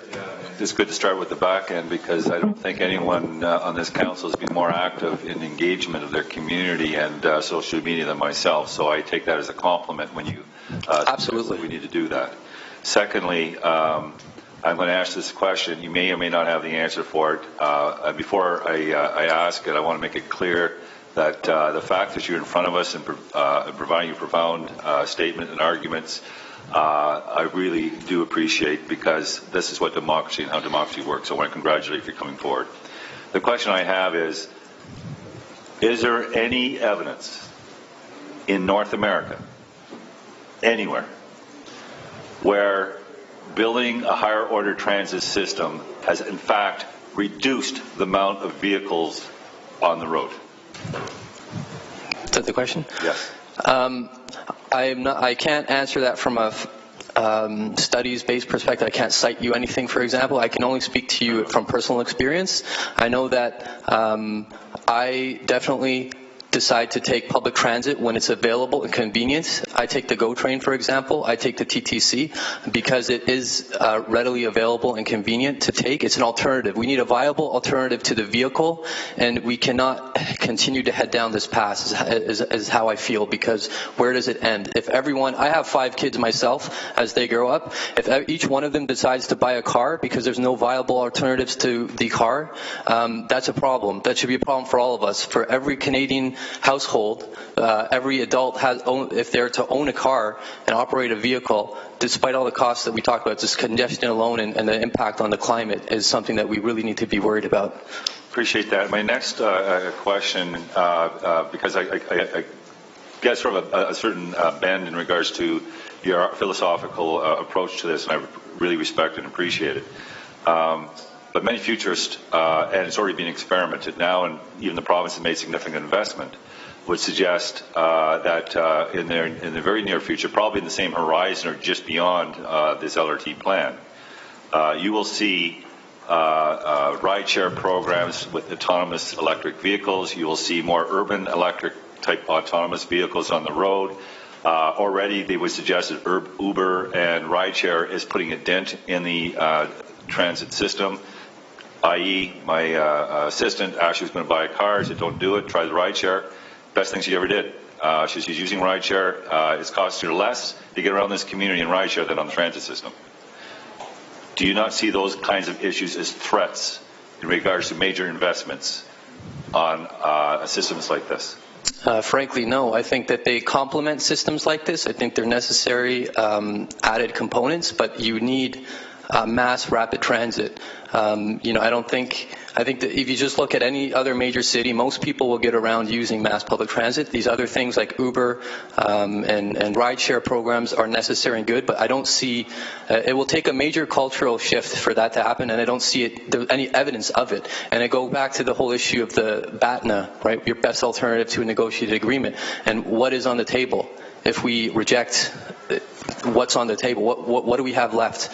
What are we going back to? We don't have any plans for a rideshare program in Hamilton. I haven't seen any anyway.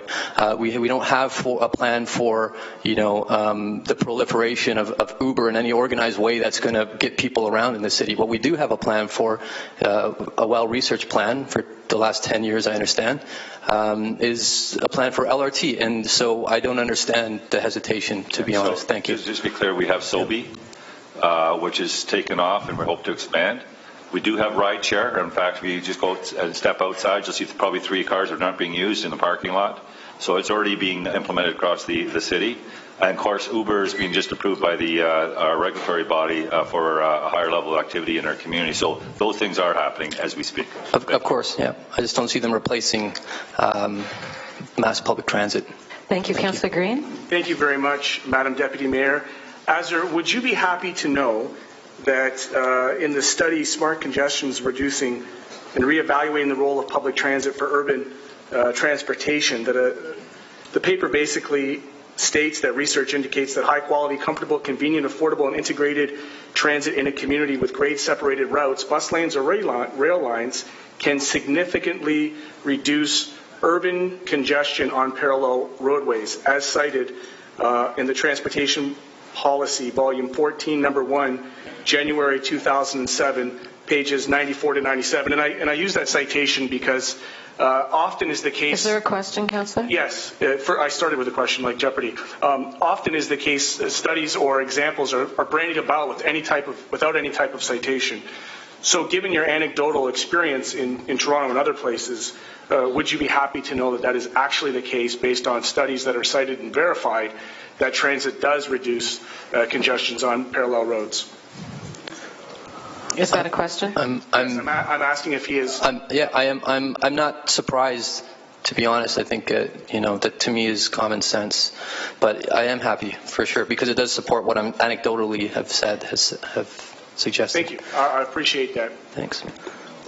And Councillor Vanderbeek, can you take the chair for a second? Thank you.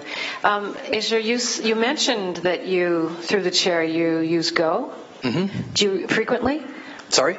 frequently? Every day. Every day. May I ask you I'm curious about the service and whether you believe that there's an opportunity for an improved GO service to and from Toronto? There is, and of course there's opportunity for improvement, and this is actually personally one of the problems I have with this debate, because I find it's disingenuous to suggest we take the $1 billion and put it towards GO Transit service, because there's already plans underway as we speak to improve GO Transit, so it's not a question of either or. We can have both the best worlds, and I don't understand why we should raise that issue. Obviously, GO Transit can be improved. I'm from Ward 5. I don't know where my councillor is, but I've tried to engage him about this issue. GO trains are supposed to be, the train station is supposed to be built in that ward in Stody Creek, with plans by 2020 or 25 to have regular all-day service every half hour to East End Hamilton at some point. So that's happening. None of this stuff happens overnight, obviously. So I think we need to stay patient and persevere and stay the course, and do what you did. Have faith in the decisions you made 52 times. Thank you. Just one further question. You said GO service to through Ward 5, or actually to the end of the line, the east end of the city to 2025. And did you get that from Metrolinx? I believe that's posted on Metrolinx public documents there on the website. You can see that. Okay. Thank you. Thank you for that. And I'll take the chair back. And Council, did you have another question or no? Okay. Thank you. Carol Lazich, followed by Brian Smiley.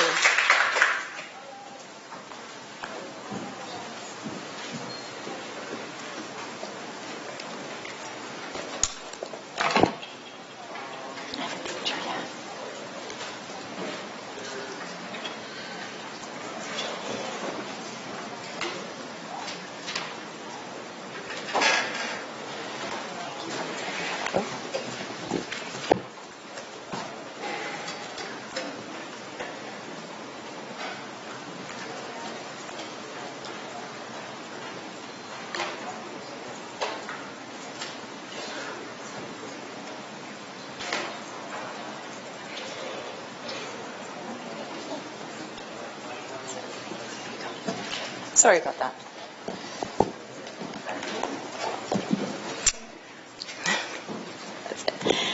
Good afternoon, Madam Chair, Mr. Mayor and councillors. We're here today because we all have a passion for what we feel is best for Hamilton, our lives, as well as future generations regarding our transit needs.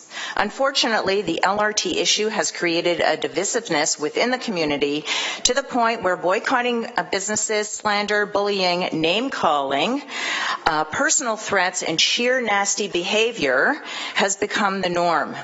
There is also an increase in desperate measures to distort the true facts while purposely misleading the public using fabricated and unfounded points of reference. We are sick of this, and no amount of harassment will change our minds. We all love Hamilton, and this should be about what is best for all Hamiltonians, not just downtown. Based on the rapid transit vision, Hamilton City Council adopted this vision statement: high quality, safe, sustainable, and affordable transportation options for our citizens, connecting key destination points. This is not affordable, it's not connecting key destination points, and it's virtually a glorified streetcar. True innovation speaks to autonomous, electric, emission-free vehicles using various forms of technology. Ford, Toyota, Cadillac, and Tesla, to name a few, are leaders, along with rideshare and Uber. This is innovation. The $1 billion contribution is only just that, not 1 cent more, up to $1 billion as per Premier Wynn's statement. It is really taxpayers' dollar as a payment for Metrolinx to own a portion of our roads. When this project goes beyond the budgeted amount, which it will, More changes to the LRT plan will probably be needed. More reductions, more eliminations, or Hamilton taxpayers will be responsible for the cost overruns.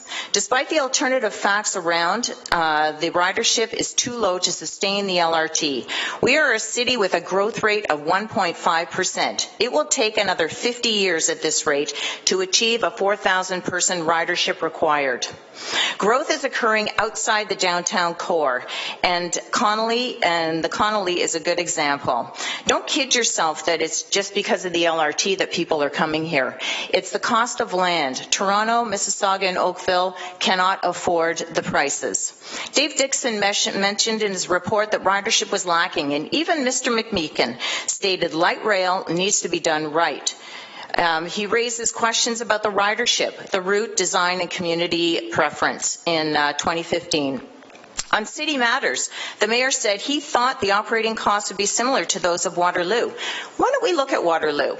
They continue to have a backlog of $1.6 billion of infrastructure and replacement. The water and sewer rates are estimated to increase by 40 to 60% by 2026. Additional cost increases to property taxpayers will amount to a 56% increase in 5 years, resulting in the average of $1,100 per household. Finally, the region of Waterloo is paying for the LRT subsidy by increasing property taxes for more than 11% over 8 years. This is on the Waterloo website. The Ontario Auditor General revealed that P3, public-private partnership, are too costly. Her audit reviews 74 projects in Ontario built using this format. The Auditor General estimated that taxpayers pay in excess of $8 billion more than if they were managed by a public sector. It's all about making money. Cost escalation and absence of clear financing arrangements make it difficult to assess any additional costs. Does that sound familiar? Oh, the P3 arrangement involves private financing, which is more expensive than public borrowing. The plan calls for the use of P3s to finance the LRT. This is unacceptable. Why would we want to pay for more finance? There's a misconception that 55 votes have occurred over the years pertaining to the LRT, and since the provincial funding announcement, there have been 3. However, Council has never approved or voted on the current LRT plan. Let's recap some changes that have occurred. Originally, it was Stony Creek to Dundas. Then it was shortened to Eastgate and McMaster.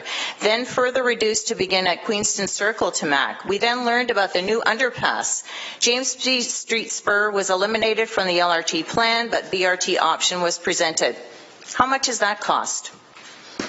Why is it that every time Hamilton is given a game-changing opportunity that it gets ripped apart? Because there is no leadership. It starts at the top. Carol, your time is up. Oh. Darn it. Thank you. We have questions. Councillor Whitehead. Carol, was there an additional point that you want to make? Oh, I just wanted to, it was a quote from Mr. O'Toole from the Cato Institute. Go ahead. To me, streetcars are an intelligence test. Anyone who thinks that installing 130-year-old technology that works no better today than it did 130 years ago should not be in charge of running our cities. Thank you. Now, what I'm curious about, and it's very disappointing to hear this because you wouldn't want to see this on either side. So the comments I heard, bullying, threats, is this actually happening to anyone that speaks up in regards to their concerns on LRT? Absolutely. You just heard that Melina was also bullied. So, is that a tactic that's being used by the no side? Yes. No, it's not. No, it's not. No. So has there been... If anybody yells, you'll be escorted from the gallery. So has the no side threatened boycotts on storefronts? No, not to my knowledge. Do you find it, is it organized or is it organic in regards to the bullying and threats that are coming from one side of this debate? I think it's organized. There seems to be a coalition of regular people that continually bully and abuse. Shame on them. Yes. It should happen on either side. Exactly. So the question I have is, do you feel, you've been in business in Hamilton for how long? 63 years. Through the chair. Okay. And you've had a loyal following of customers over that period of time? Yes, we have. The question I have is, do you feel that you have a legitimate voice as a citizen in this community and a taxpayer and a businesswoman to raise your concerns and risk relative to this project? Absolutely. We pay approximately, I would say, $30,000 to $40,000 a year. I mean, I could get the exact numbers. So in 10 years, that's, that's over $500,000. So you do the math. In 63 years, average it out. We've given millions to the city, and I believe that we have every right to be concerned about this plan. So how do you feel when one side or the other, I mean, I respect both sides of this coin. I think that there's some very articulate people on the yes side and have done a wonderful job. And I believe that even on the no side, there's been wonderful people presenting, and that's, public discourse is okay as long as it's respectful. So here's the question. We heard earlier today, and I was a bit shocked by it, but it's always a complete dismissal to anyone that doesn't agree with them. How do you feel about that? I agree. I think, whether it happens on both sides or one side, I mean, we felt it directly, and I don't think this is a democratic society, and to be chastised and abused for voicing your opinion, I think is criminal. That's like communism. So I want to highlight, because it's not that I haven't experienced that myself, but I think it's important that public discourse should always be respectful. Yes. And when I saw a letter recently sent to BIAs basically threatening them if they didn't line up behind the LRT, that they would boycott it and red circle it. Do you think that's is that a Hamilton value thing to do? No, that's unacceptable.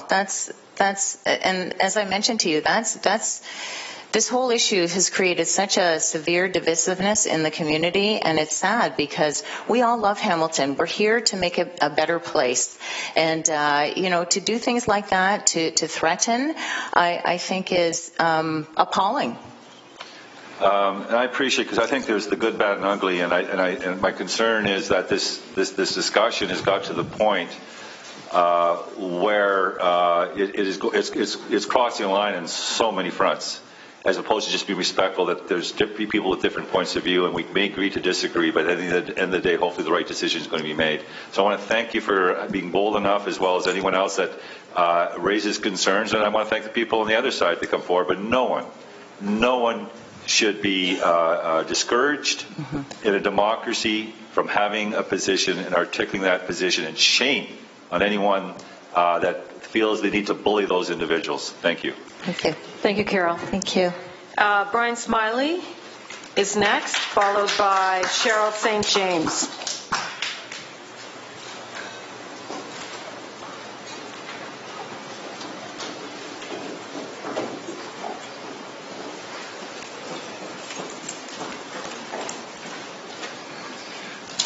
I've been very concerned, I'm very nervous, pardon me, but thank you very much for allowing me to speak, Council.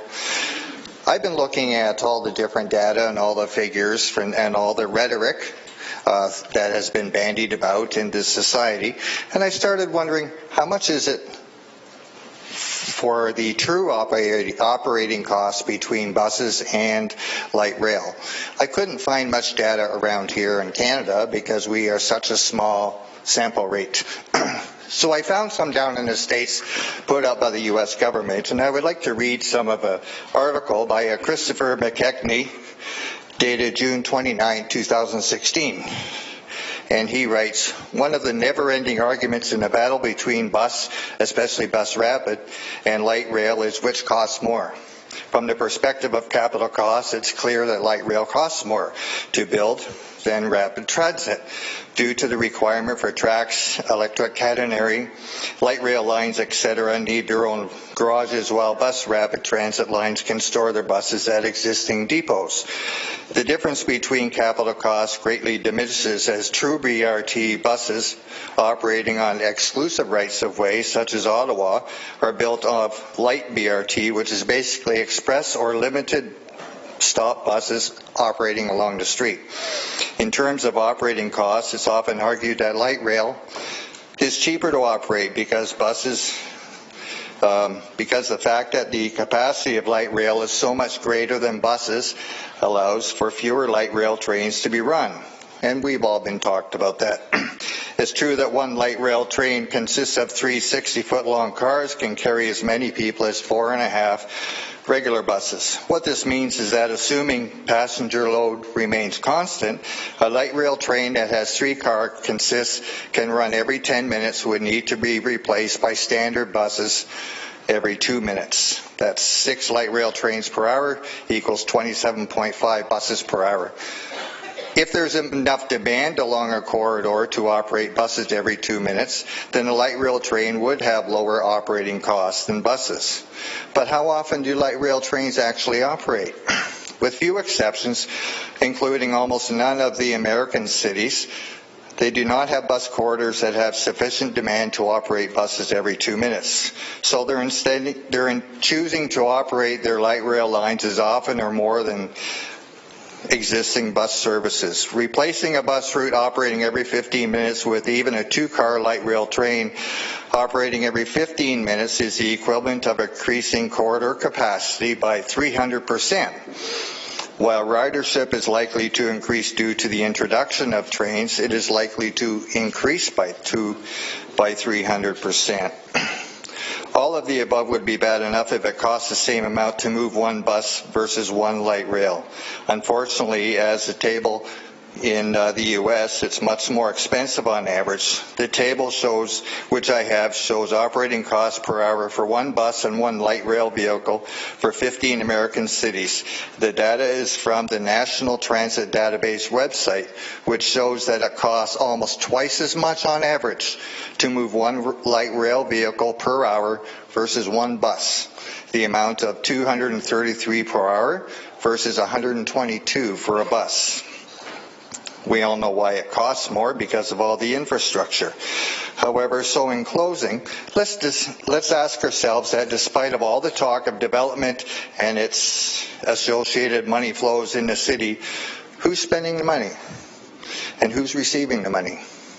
For the initial investment of $1 billion for a streetcar to nowhere, we are saddled with the operating cost of an LRT that is on average double the price of enhanced bus services based on North American data. Numbers have come out of approximately $70 million so far has been spent.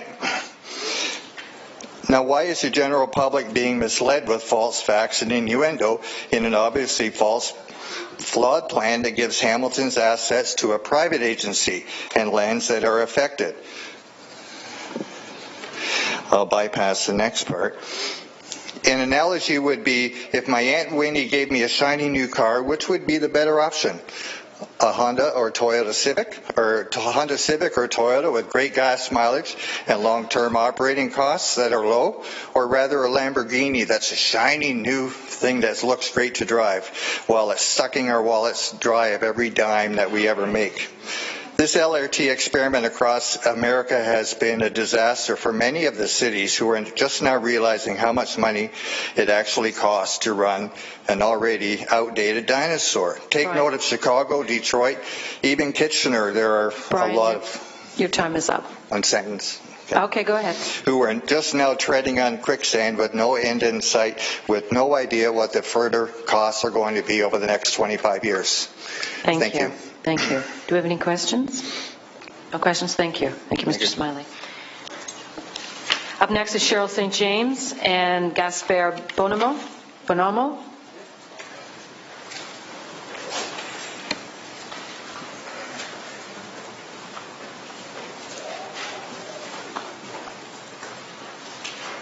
Cheryl is up first. Yeah, I think she just wants me to... Okay, sorry. Sorry.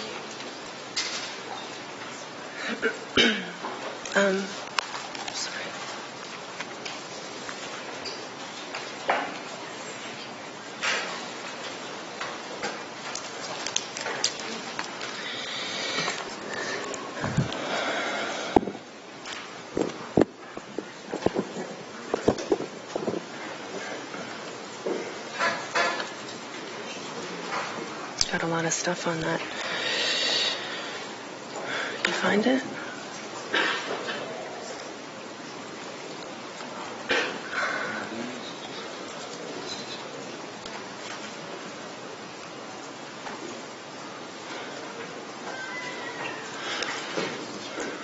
That's it. Thank you. Yeah. Okay. You ready? Yeah, okay. Hello, my name is Cheryl St. James. Thank you, Honorable Mayor, and likewise, councillors, for providing me the opportunity to speak again today. As you know, I am a proud Hamiltonian and proprietor who cares deeply about our fantastic city. I believe we need transit and could even benefit from an LRT, but the plan we have been given is too deeply flawed for my support. As Dr. Chris Higgins identified in his 2014 McMaster report, the LRT is a bit of an oversell, and the necessary positive social and physical conditions for attracting developers, financiers, and residents are not in place. The LRT doesn't provide increased accessibility as compared to other modes of transportation. Well, we couldn't agree with that McMaster study more.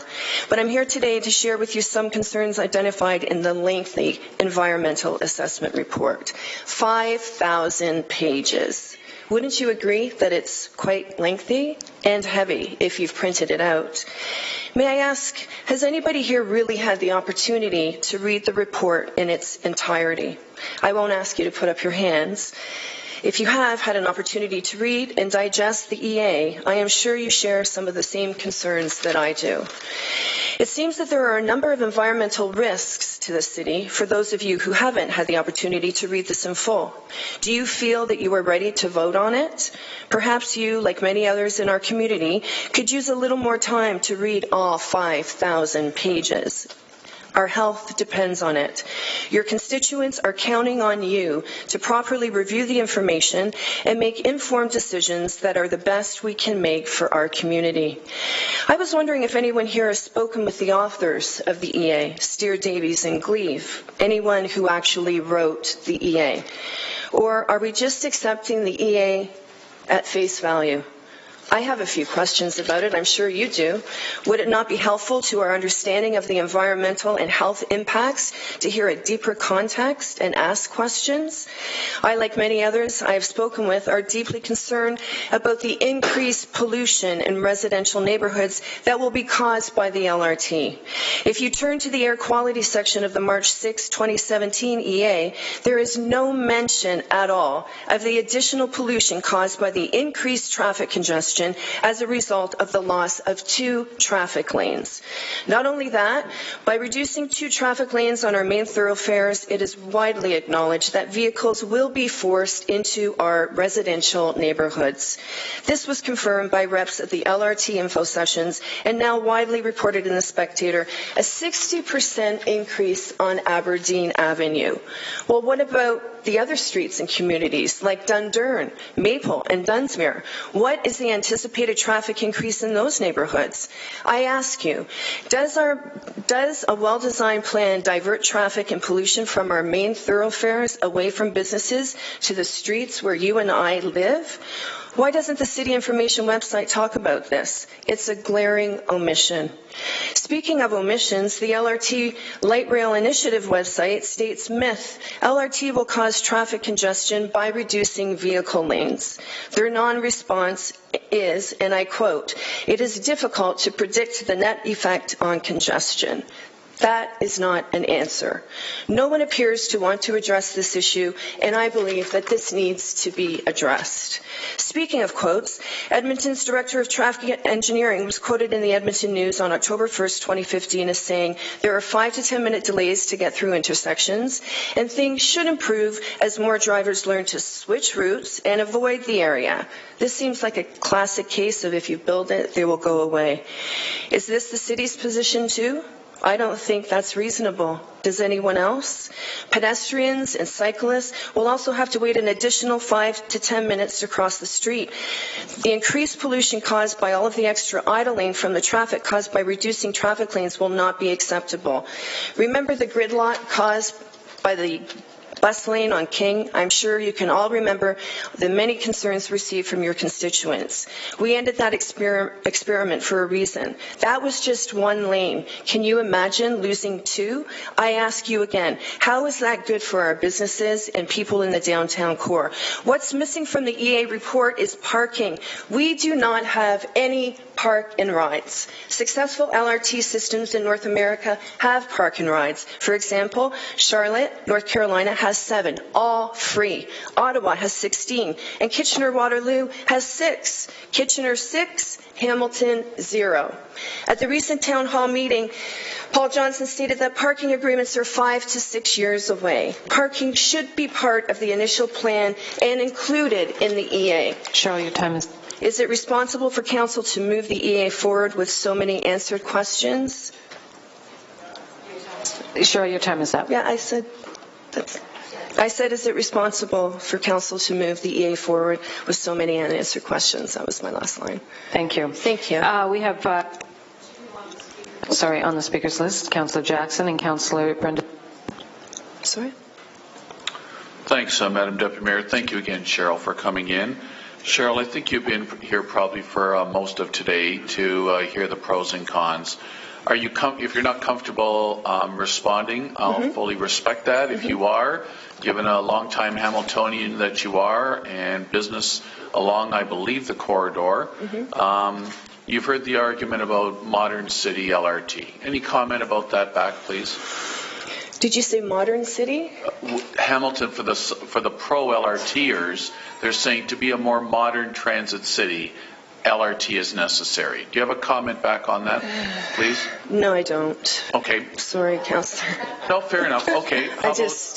No, fair enough, Cheryl. That's what I said ahead of time. If you're not comfortable, or if you were, only again, given your residency and you being a small business owner. The jobs argument, you heard a number of the unions of that speak of the jobs. Any comment about that, Cheryl? Well, it's interesting that when that comes up, there's no respect for any of the business owners that have been paying taxes for up to 80 years.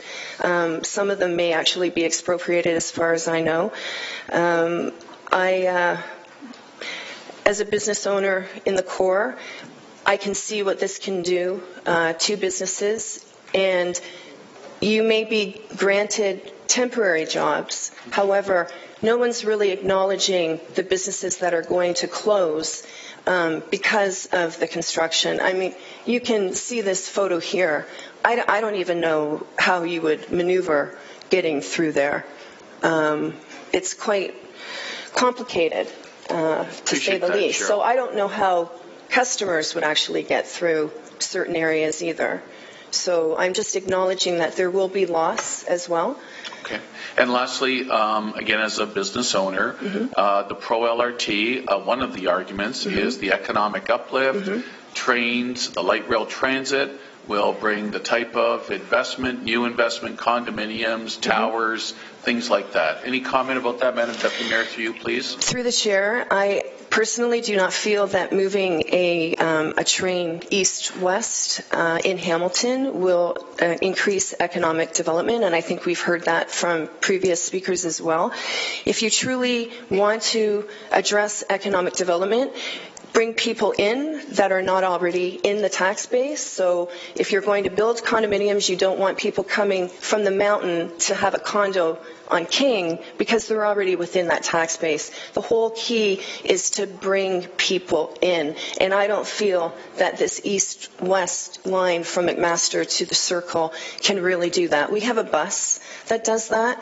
So you're just, in my opinion, replacing one mode of transportation with another. Thank you, Cheryl. Much appreciated. Thanks, Madam Deputy Mayor. Thank you, Councillor. Councillor Brenda Johnson. Yep, thank you, Cheryl, and thank you for sticking to the environmental assessment. That's what we were here for, and it's good to hear some input about that. You mentioned about, you talked about the no parking, the park and ride. You also talked about when, I believe you said, was it Aberdeen closes? And how many streets that it probably would affect, not just... Well, I'm sorry, I should reword that. Aberdeen not closing, but go ahead. Through the chair, my understanding is that there will be, because the cars are being diverted to all of our residential streets, they're not disappearing. We have to face that. What are the numbers?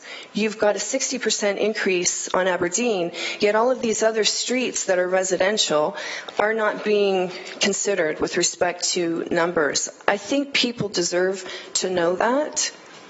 Okay, thank you, because I know you had to go quickly. You've got your 5 minutes, so Yes. I'm trying to jot things down as you were saying them. So, again, thank you for sticking with the EA today. That was great. I know a couple of other speakers have done the same, and I really appreciate it. Thank you. Okay. Thank you. Councillor Pearson. Thank you, Madam Deputy Mayor, and thank you, Cheryl. I, too, agree. Thank you for sticking with the EA, but I wanted to allow you an opportunity to speak of the last point on your presentation, because you didn't have a chance, and no one else has spoken to this, but I've only been hearing bits and pieces of more concerns with regards to LRT and safety issues. Could you enlighten on what you're saying here? I mean, you mentioned fatality rates at 280% higher than buses? Correct. If you look at studies, actually, LRTs are more dangerous than buses, and usually there are no injuries with LRTs. It's death, and that is not including suicide. So how is this keeping our streets for our children safe when we're actually bringing something in that is known to be such a high incident rate of death? Thank you. So I'm just looking, and you mentioned about the issue with emergency vehicles, certainly pedestrian and bicycles. So trains are not meant to be sharing the road with motorists, cyclists, e-bikes, children. You know, it's meant to be on a separate, dedicated lane. Thank you. Thank you, Madam Deputy Mayor. Thank you, Councillor. Councillor Whitehead. Thank you, Cheryl, for coming forward. You've been to Kitchener-Waterloo? Yes, I have. I mean, I see the pictures. Yes. Did you see things there in regards to, and this is dealing with the EA in regards to our design and practice? Did you see things there that are not being implemented here? Well, my major concern through the chair is park and ride. We've been addressing this for a very long time, and from the research that I've done and many others, it appears that most successful LRTs do have park and ride. That should be part of the EA, parking, land, etc.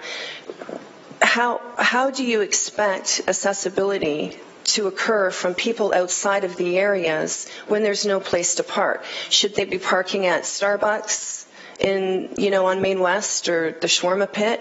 I mean, Mac is very expensive, as we know, to park, and I think that it's irresponsible to go forward with such a huge part missing that should actually be included in what we're looking at. So in Waterloo, Kitchener-Waterloo, not only did they take great steps and great strides to, in fact, it's almost 3 different approaches for the system throughout to balance the needs of those road routes, pedestrian, vehicle, and otherwise. It's a very clever way. In fact, I'm not going to make a speech, I'll make that later. But the question is, and I've been making this point all along, we haven't been able to find a transit system that isn't designed from a destination location to a destination location.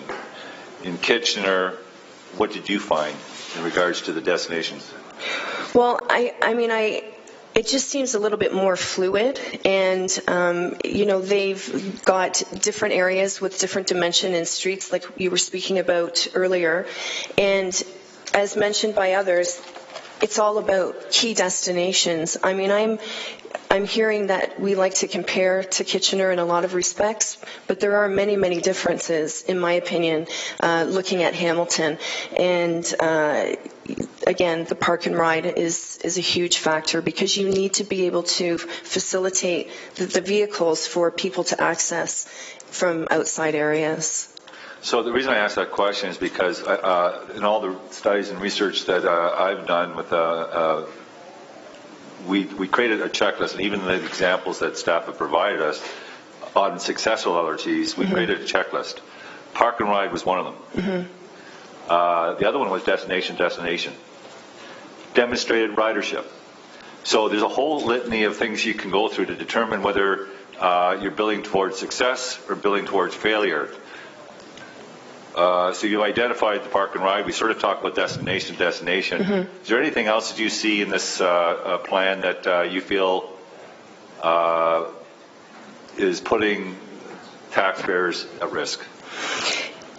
We don't have the ridership to be able to sustain what we're doing. Again, LRTs can be successful, and I am for LRTs that are successful, but I feel that this plan doesn't take Hamilton into the future, or that it's progressive as many people think.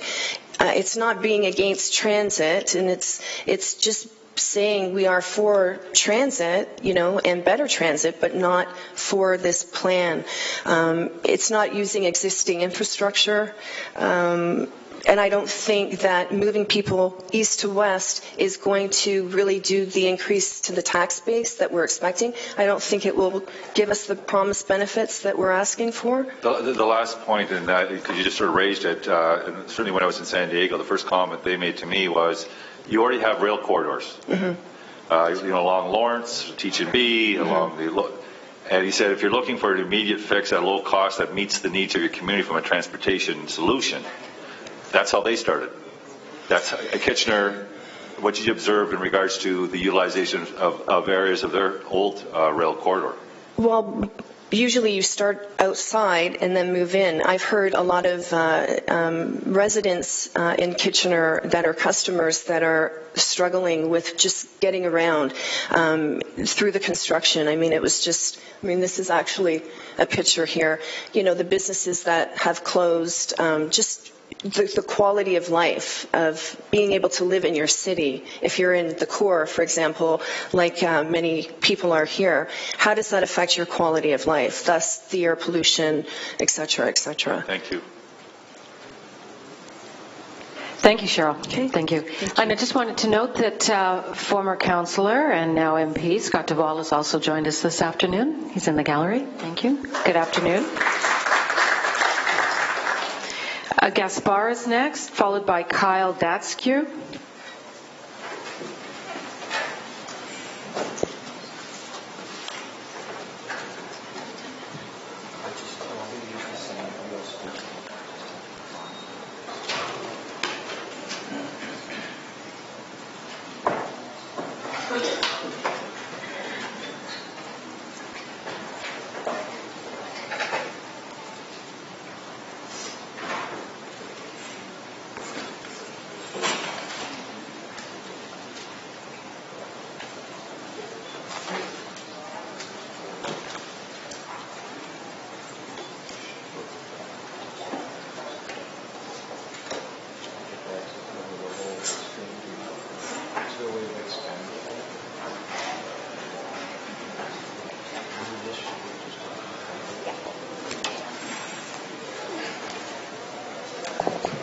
Thank you.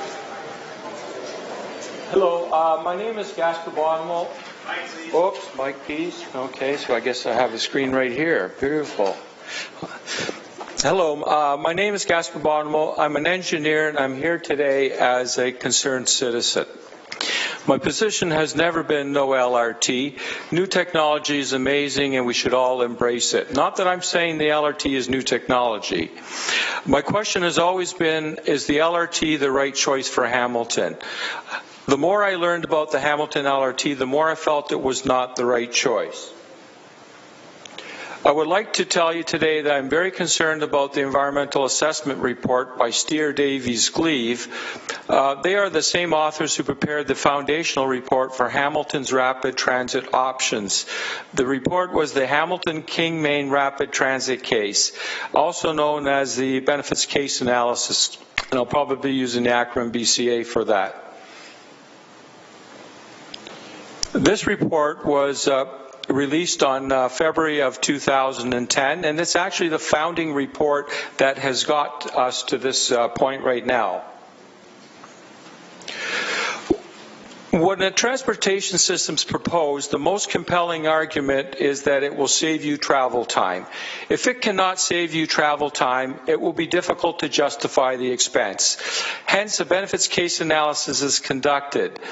The amount of time saved by all commuters for the next 30 years is calculated, and an hourly rate is applied, and from that you get your dollar benefit. Then this dollar benefit is compared to the cost of the proposed transit system. An analysis of the BCA report has identified a number of identified a number of serious errors with the data which do not support the conclusions of the report. The report is intended to provide councillors with valuable, cost-effective information to make an informed decision. This situation does not enable an informed decision-making process for the city councillors. Again, because the conclusions are not valid.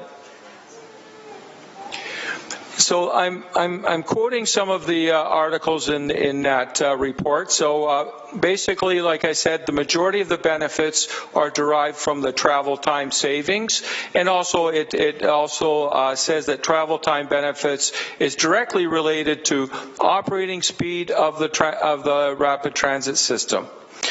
The average speed at which the LRT travels through the city has been exaggerated in the report.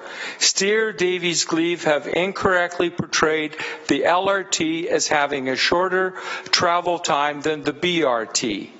This in turn creates an inflated LRT dollar benefit to support the much higher cost of the LRT system as compared to the BRT. Steer Davies Gleave actually admitted using an incorrect higher LRT speed. The footnote identified that the speed used in the LRT calculation was an inappropriate faster speed. A lower speed of 25 kilometers per hour should have been used due to the slower speeds LRTs must travel when going through the downtown core and generally just going through a city as well. So you can see from the footnote where I've circled that they've used 33, but they say, however, speeds in the downtown core are assumed to be somewhat slower in the range of 25.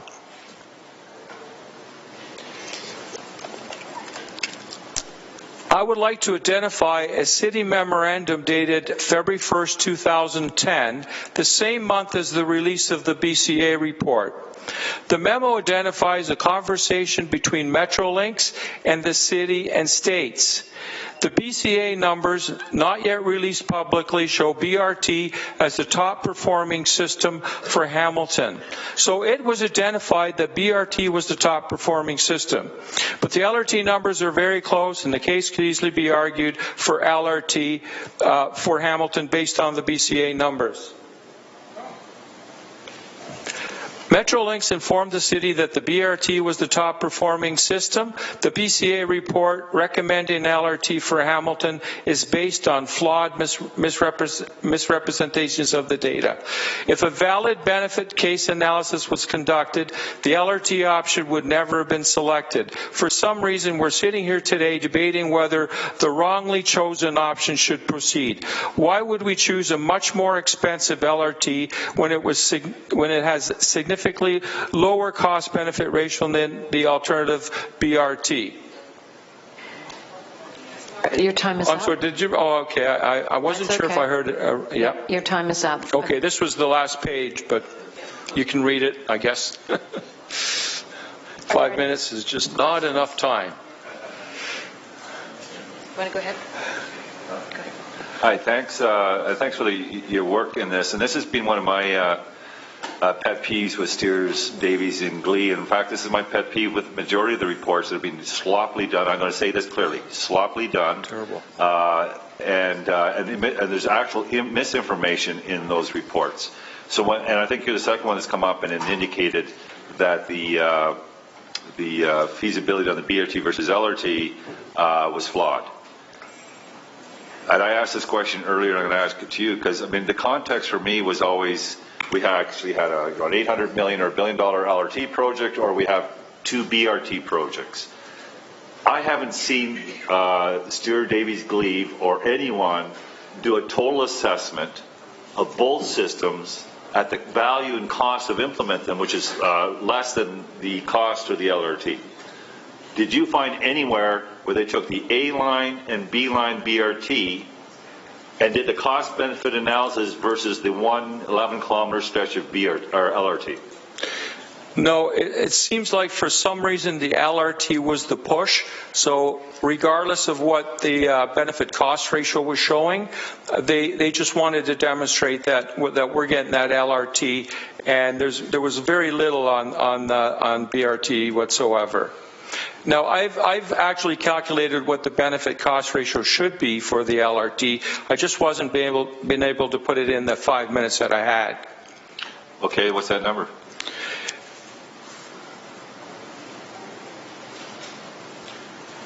So this here shows you how the speed deals with travel time, and for the BRT it was shown as 25 kilometers per hour. Remember, this BRT is also in a designated lane, also has the ability to change lights, and they're saying it can only go 25 kilometers per hour.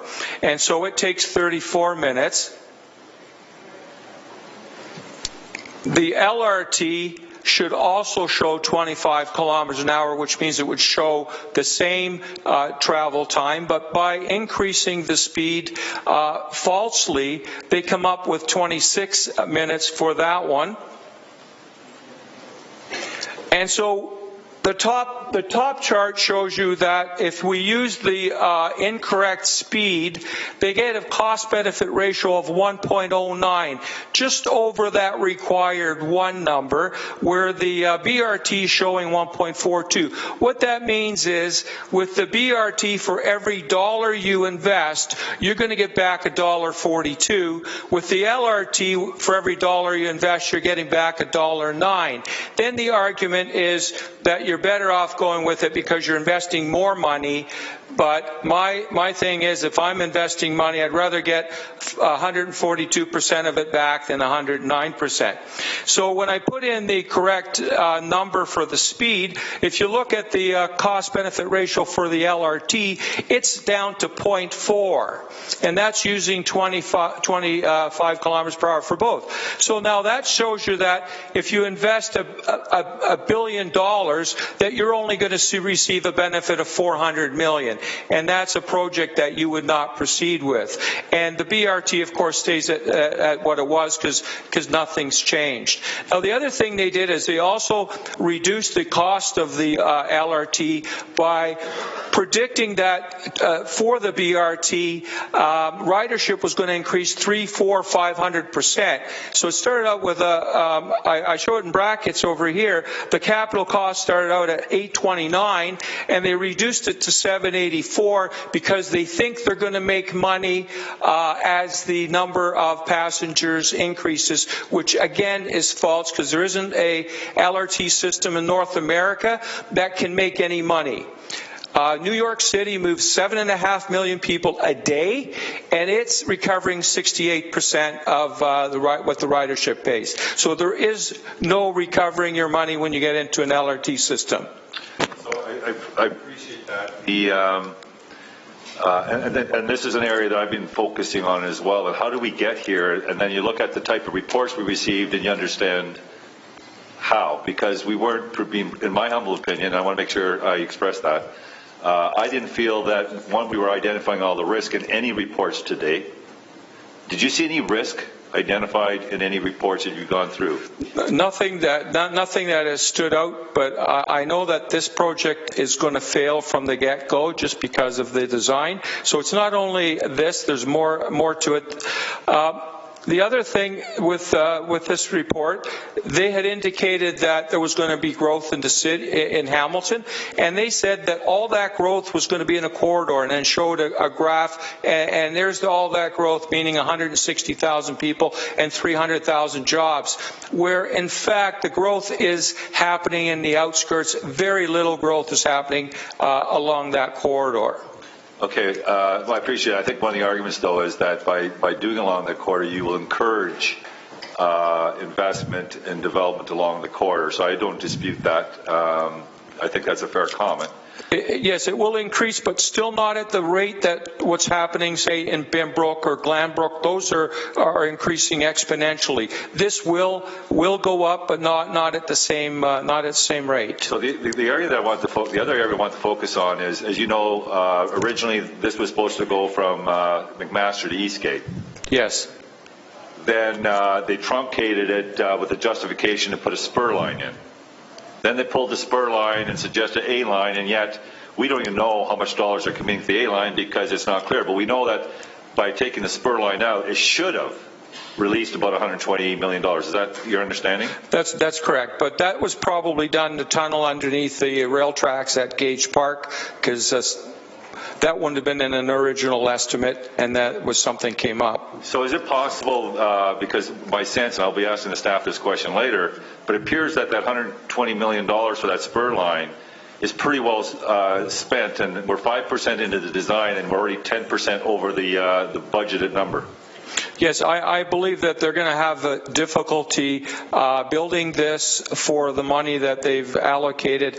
I'm seeing now for infrastructure $200 to $400 million. I'm not sure where we're there. The initial reports identified $79 million for infrastructure, and I think that someone's just trying to paint a nice picture that we're going to get $200 to $400 million worth of infrastructure replaced. If that happens, then the $1 billion is not enough, and you're going to be going from McMaster to James Street.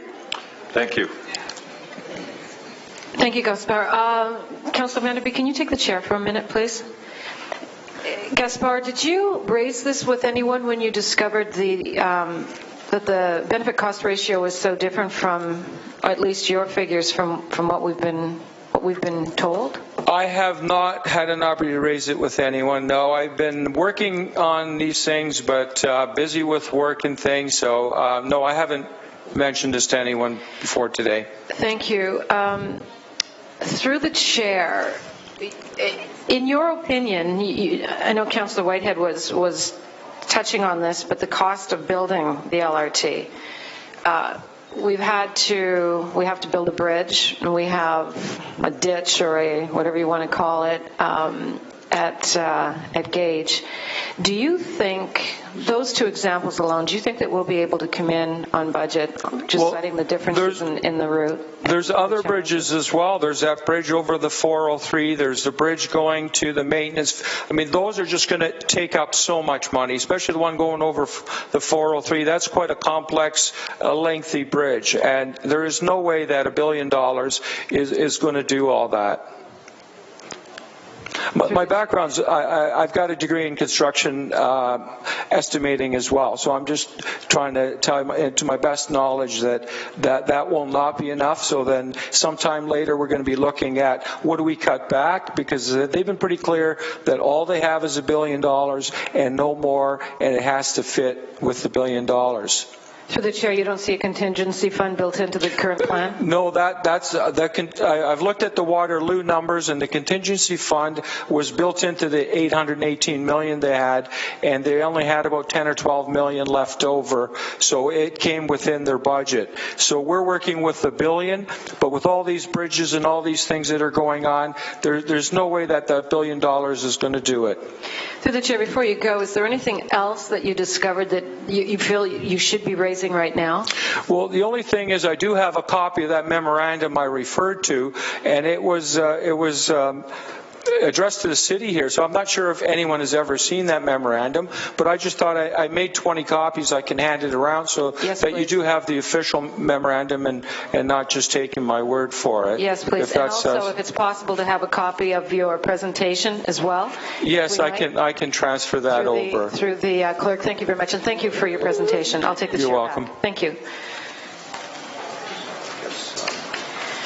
Kyle is next, followed by Carl Andrews.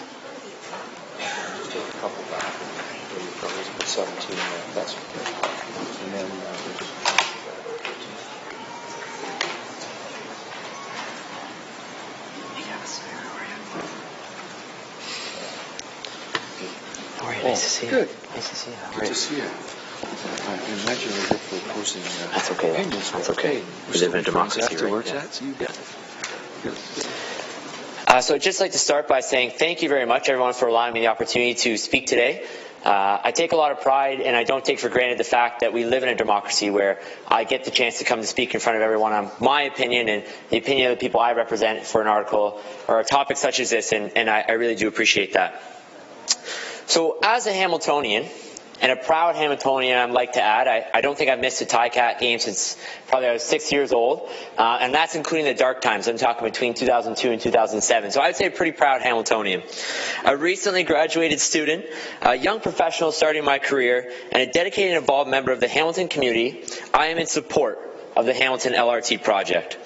As president of the Mohawk Student Association at Mohawk College, I stand beside and represent over 30,000 full-time and part-time students at Mohawk that, along with their peers at McMaster University and Redeemer University College, make up a large part of the daily transit users here in Hamilton.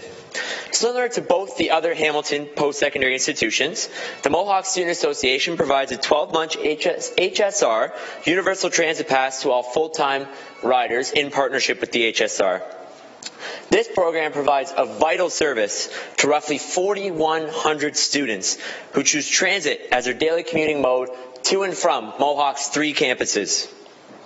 These numbers clearly make transit an integral part of college life on our campus. With the majority of our college's students living in Hamilton and surrounding areas, it is clear that public transit in all its forms is a realistic and viable commuting option for Hamiltonians. To me, the future of LRT in Hamilton is not only about the current students at Mohawk College, it's also about the future students. Our goal, as part of a bigger picture at the Mohawk Student Association, is to help attract and retain top quality students at our college. Many of these students are already Hamiltonians, and many others are coming from different cities, regions, even different countries that see Hamilton as an urban and exciting city to live in. Building the LRT is just one small step in modernizing our aging city infrastructure and building a citywide interregional transit system for the next generation of top-notch students and Hamiltonians. It's also about jobs. Jobs for students and alumni. These jobs are either part of the multi-year construction project or jobs in the future will come from many new employment opportunities projected as a result of the economic uplift and the changing Hamilton economy. Thank you to the councillors who have already publicly supported the LRT project. I stand with you. To the councillors that are still looking for a deciding factor, I challenge you to think about a future Hamilton with a prosperous economy, with a convenient, accessible, and reliable interregional transit system, and to think about our ability to attract and retain the best and brightest to our city for years to come. Thank you very much. Thank you. Thank you, Kyle. Thank you, Kyle. I just have to make a comment that our student representatives have been so professional and so respectful and so articulate, and I'm very impressed. I had a tough act to follow with Blake, that's for sure. You certainly did, but you did a great job. Thank you. Did you? No? Councillor Johnson? Thank you very much. And Madam Deputy Mayor, through you, we've heard good arguments throughout the LRT debate over the past 2 years, really, about how LRT is good for the very young and for the very old. I'm wondering if our delegate from Mohawk College could expand on that generational point of view on LRT. Why is it, and you can touch on senior citizens if you have something to say about senior citizens, but perhaps particularly from the perspective of young people, why is LRT the right thing for Hamilton? Well, I wouldn't want to touch on the opinion of the senior citizens because those aren't the people I represent, and I don't think it'd be fair to put words in their mouth. But from the opinion of young professionals in this city, Mr. Loomis spoke earlier today about the idea of the ambitious city. And what I know is that my friends, colleagues, and peers don't want to grow up in the status quo city, right? They want to live, work, and have families in the ambitious city. And I think that's such a big part of what this is all about and why we're so excited to see these changes moving forward and what it's going to mean long-term for our city and those who live in it. I appreciate the point of view. Thank you, Madam Deputy Mayor. Thank you, Councillor. And thank you very much for your presentation. Carl? And after Carl, it's Michelle Rushka.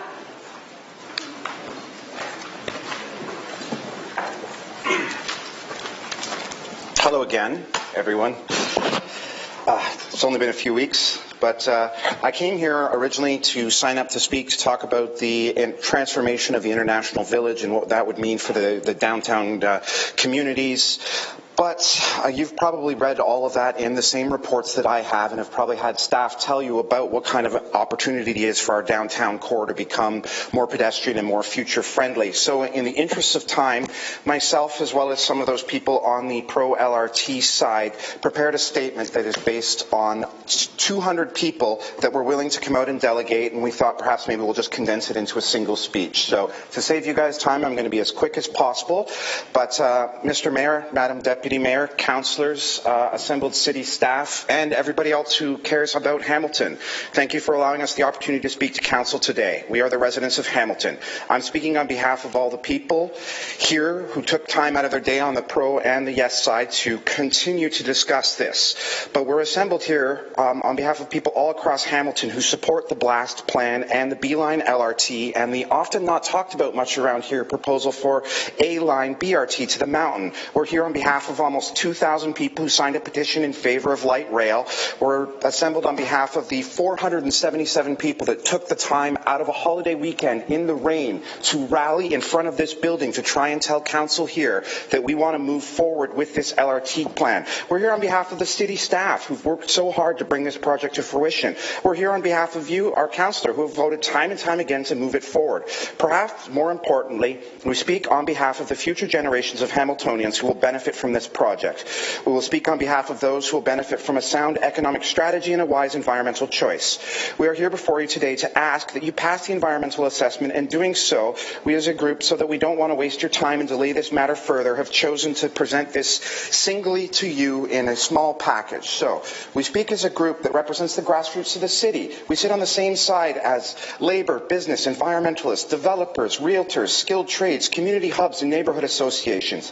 We represent supporters from Stony Creek, the Mountain, Dundas, Waterdown, Flamborough, Glenbrook, and the downtown, all along the proposed transit corridor. We're here on behalf of Hamilton. We're here to move Hamilton forward. Please unite this city and lead with your decision that you've already made over and over again. Thank you. Thank you, Carl. Michelle Rushka. Any questions? Okay, good.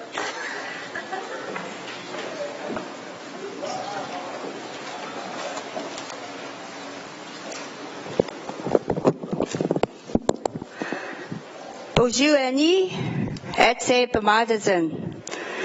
Gishpen Sagadzwe Idiwa Giwisha. Giwi Gawaya Koe Manawa Manoe. To attempt to understand another culture, you have to attempt to learn their language. From the book Indigenous Healing, written by Rupert Ross, a retired assistant Crown attorney, I bring this forward. Elder Alex Keed asked, why is it all your people seem to think that law comes from books? Elder Skeed turned to the window at points at the water, rocks, dense bush. He says, that's where law comes from. We must honestly start talking about the current system we live in. Democracy, by definition, means government by the people, especially the majority. I do not believe anyone on City Council can claim 51% of the eligible vote. Thus, it is ruled by the minority. It also means absence of hereditary and arbitrary class distinctions or privileges. Arbitrary means autocratic and despotic.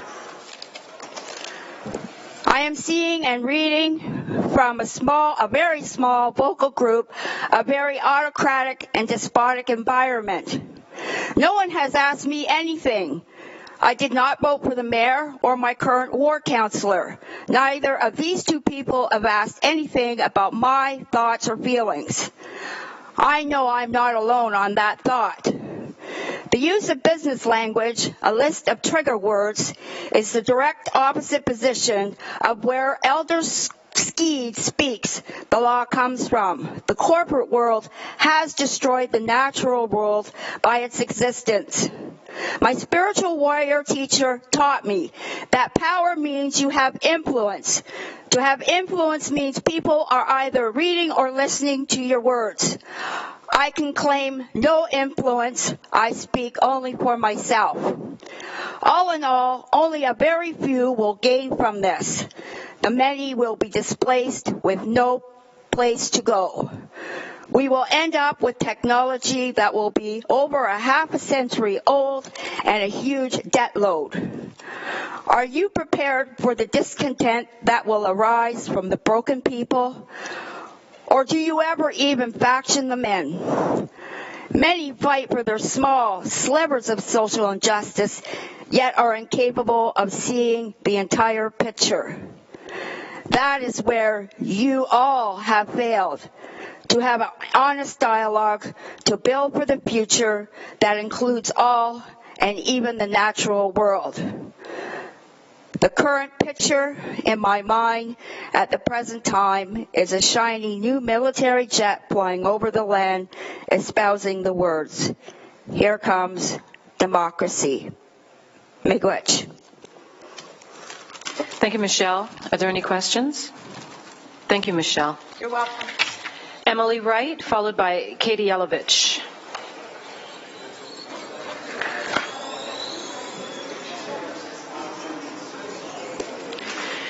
Emily, have you been waiting all day? I wish we would have known we could. I am so sorry.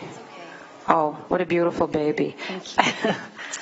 Mr. Mayor, Madam Deputy Mayor, councillors, thank you for allowing me to speak to you today. My name is Emily Wright, and I'm a Hamilton resident. My husband and I came to Hamilton for school, meeting at McMaster University. We loved the raw authenticity of this city and decided to make it our home. I am currently a Ward 3 resident. Over the last 12 years, I have also lived in West Hamilton, Westdale, the Upper Gage area, and I have taught at Orchard Park, Saltfleet, Westmount, and Delta Secondary. I support LRT for many reasons: job creation, continued influx of people, all the reasons that have already been mentioned this morning. LRT will not only benefit our city, it is a key to moving our city forward. Numerous groups and organizations within our city have already given their support for this project.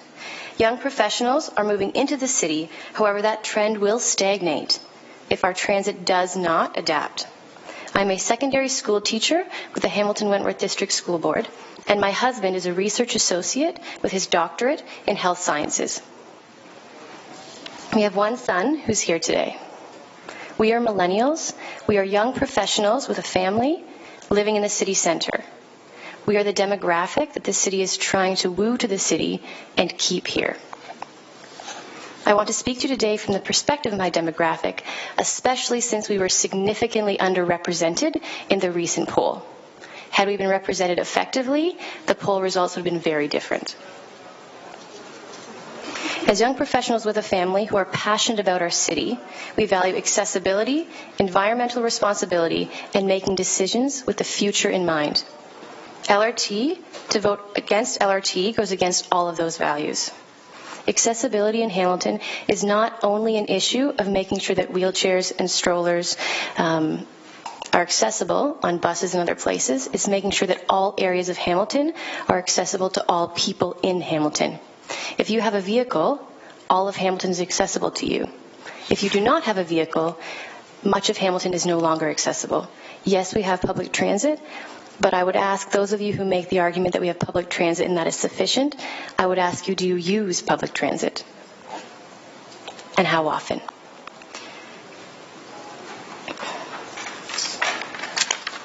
Sorry. It's hard to do this with only one hand.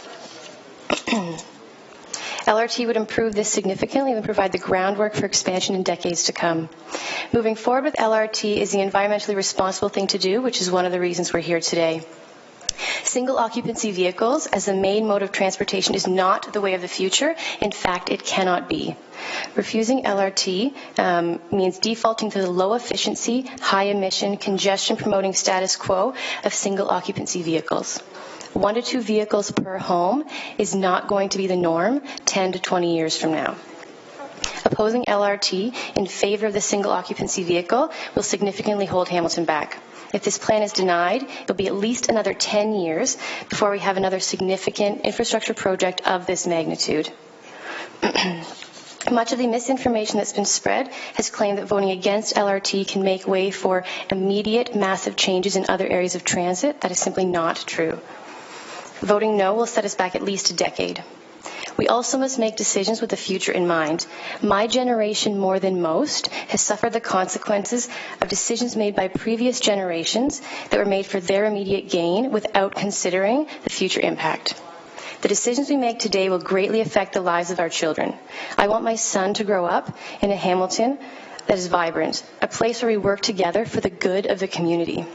What we seem to be experiencing right now is isolationist wards, unwilling to move forward with any plans that don't seem to bring immediate individual gain.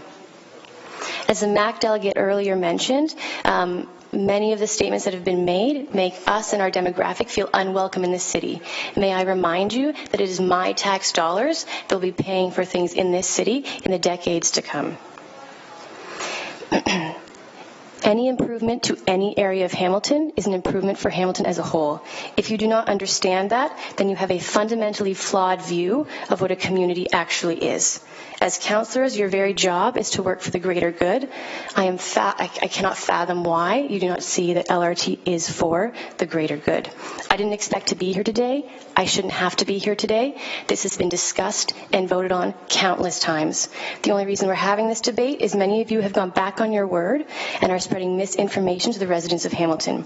I am concerned this project, which would be amazing for Hamilton, is going to be derailed by councillors with a narrow-minded self-interest. This is not a stepping stone for me or for the residents of Hamilton. We live here, this is our home, and we plan on this being our home for decades to come. Acting in bad faith on a project in which millions have already been spent will result in property tax increases that we are not willing or potentially able to pay. May I suggest that if you vote to cancel the LRT plan, those of you who are against it foot the bill out of your own pockets, because we are in favor of it and you are not. Emily, your time. Thank you. Go ahead. Thank you. The question to consider is not ultimately whether some people agree or disagree with LRT. There will always be opposition to progress, and there will always be challenges with progress. The question is whether or not it will ultimately benefit Hamilton. After 10 years of research and planning, I think the answer is clear. I ask that you vote for progress. Thank you. Thank you, Emily. Thank you, Emily. What's your son's name?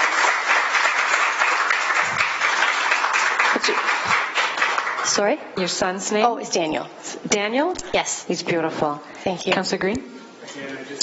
I really want to thank you for sticking to it. And, thank you. I don't know, 8 hours or wherever we're at right now, I'm a bit of a blur. I can only imagine what it's like. But I just wanted to thank you for being present and for sharing that perspective as a mother and somebody who's fully invested in the community. Thank you so much, Emily. Thank you very much.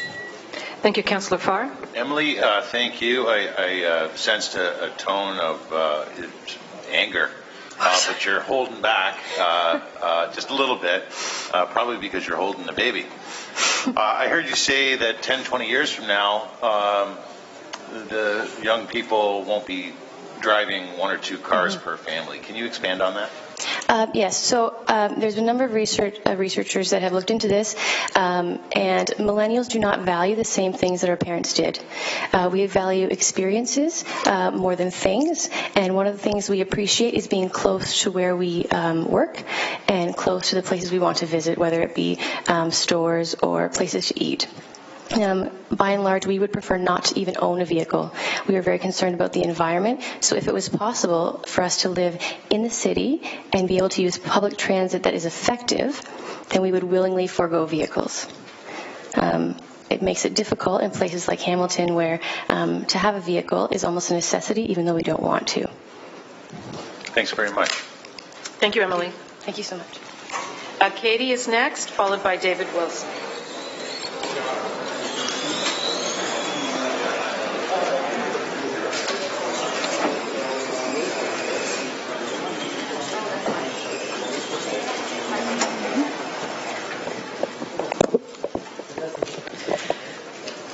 Good afternoon, Mr. Mayor, Madam Deputy Mayor, and esteemed councillors. My name is Katie Yelovich. Thank you for this opportunity to speak to you of my concerns regarding LRT traffic congestion with reference to safety in wards 2, 3, and 4. On April 1st, I read the Spectator's article, Code Red Fire. Upon completing the article, I wondered how the LRT would impact wards 1 to 4. I will quote verbatim sections of the newspaper article that particularly caused me great concern. There were 1,549 fires in Hamilton from 2012 through 2016, and nearly 700 of those fires occurred in wards 2, 3, and 4 of the inner city. About 75% of Hamilton's fire injuries occurred in those three wards, which represent just over 20% of the city's population. Of the 21 deaths that occurred in the old city of Hamilton, 19 of those were in the lower city.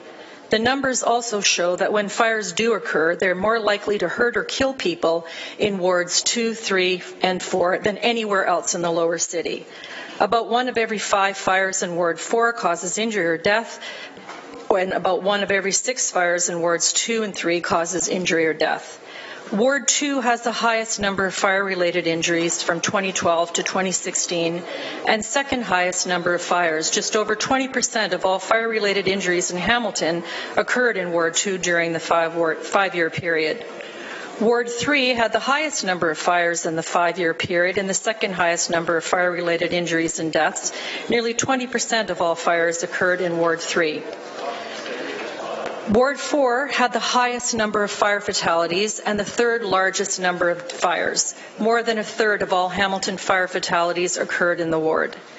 Captain Tim Rankin, treasurer of the Hamilton Professional Firefighters Association, has spent nearly 30 years with the fire department.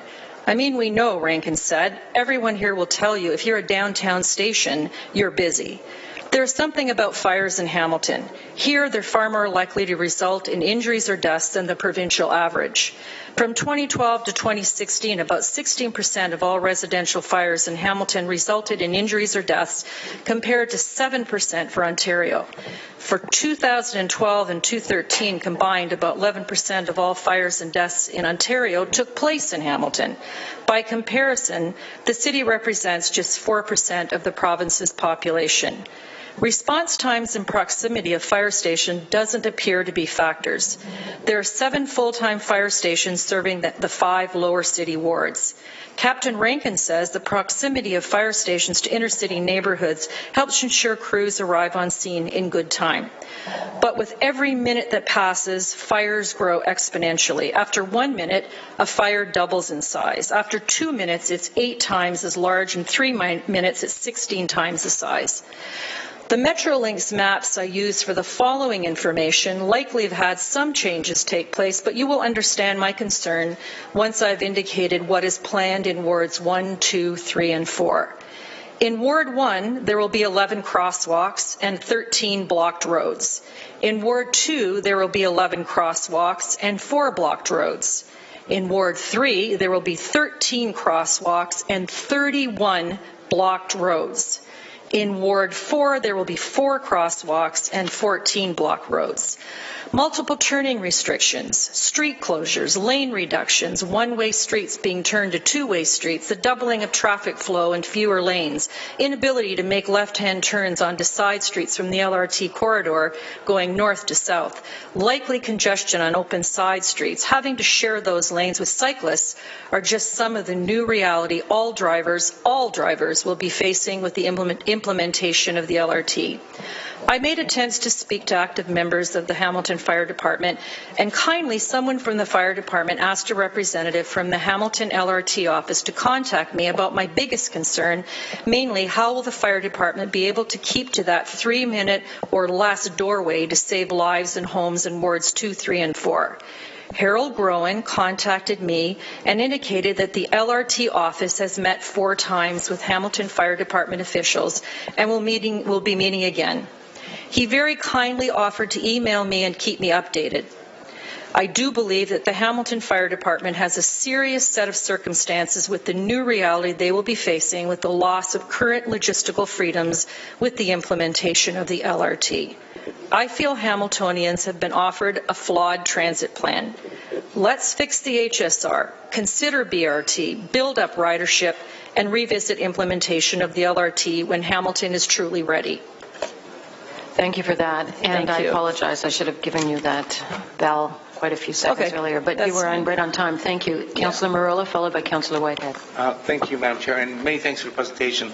One thing that was outlined in the article, or that wasn't outlined in the article, but that I'm aware of and discussed with the reporter, is that nearly 80% of those fires were actually north of Main Street. So it really makes the entire crux of this problem moot, but appreciated.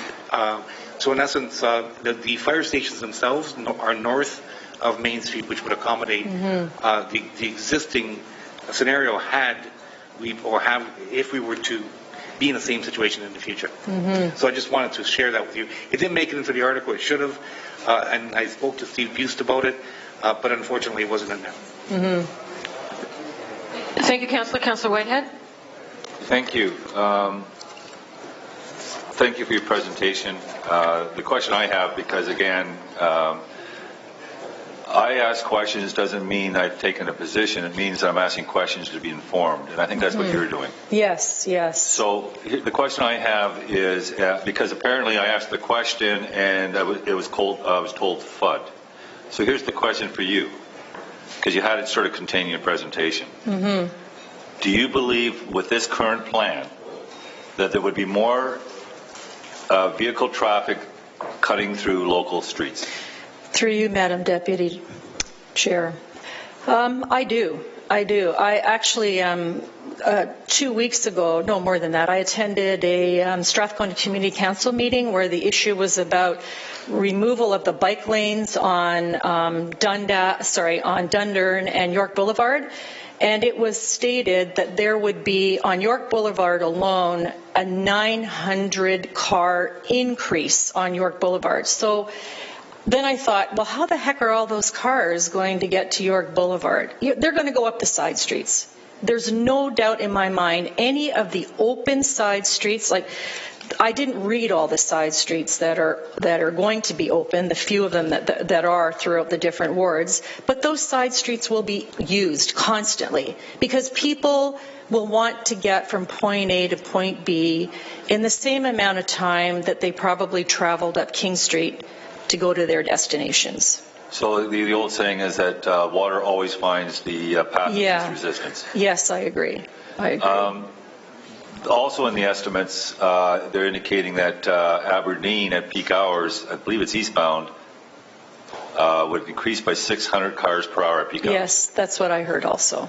The fact that there's no left turns along this corridor and people trying to, in the most convenient way, get to their location, would that not also have a bit of an impact on people cutting through the local neighborhoods along that corridor? Yes, it would, but my biggest concern is the essential services, like the fire trucks and the ambulances. I mean, I don't know how. I'm assuming too that yes, they are meeting, the people that are meeting with the LRT office, and they're trying to work this out. But I honestly don't know how they are going to be able to successfully get to a dying person, a person who's having a heart attack, off King Street. You wouldn't even take King Street. It's going to be one lane.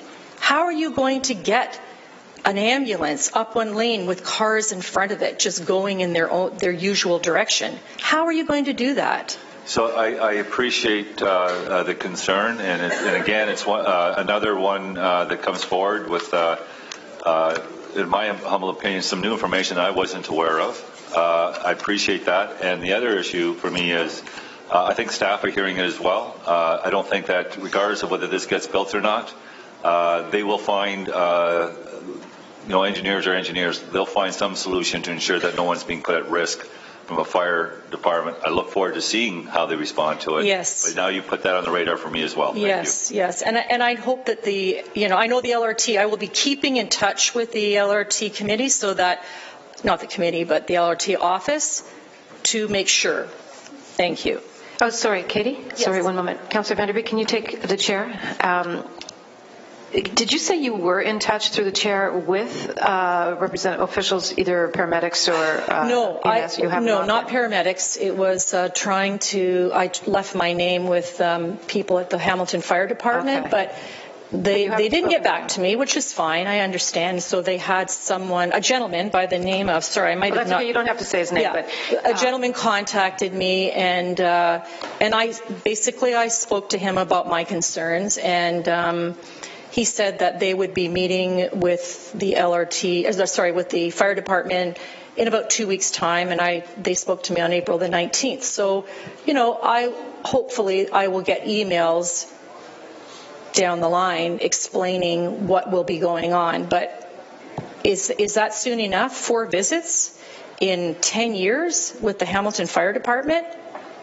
I kind of shook my head. I thought, okay, 4 visits. They must have had really long visits, hopefully, but I don't know. What did they achieve in the 4 visits?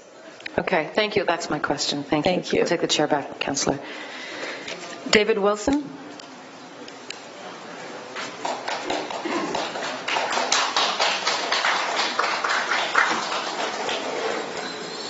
Oh, you're kidding. Thank you. I've never had such perfect timing. Good afternoon. Did you want to take a break? Are you okay? I'm good, thank you. Okay. Good afternoon. I want to thank you. I will let you know, sorry, that you have 5 minutes, and you will hear a bell at the 4-minute mark. Yes, thank you. Okay, thank you. Good afternoon. I want to thank you for the opportunity to speak in favor of the LRT this afternoon. As a citizen of the community, as a commuter, as a cyclist, a father, and as an optimist with the hopeful aspirations for the future. I'll be brief. My name is David Wilson. I work downtown. I live in Dundas. I cycle to work a couple of times a week. Otherwise, I drive. I rarely use public transit, though I would if it was better. Why support LRT? Well, there are a number of reasons, but perhaps the most compelling is that right now Hamilton seems to be on the cusp, teetering on the cusp of a renaissance with the momentum that it hasn't experienced in decades and decades. Culturally, socially, economically, Hamilton is being seen as a destination by homeowners and investors, and funding and money is flowing into Hamilton right now. We can't afford to squander the momentum that we have right now.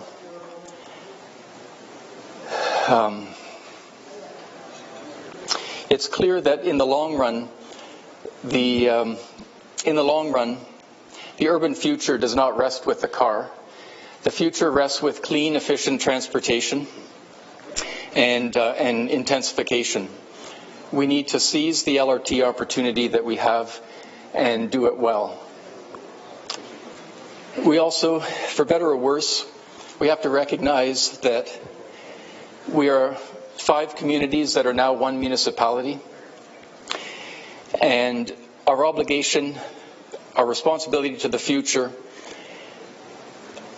behooves us, it obligates us to rise above our smaller views and to stand for the larger good and to do it well.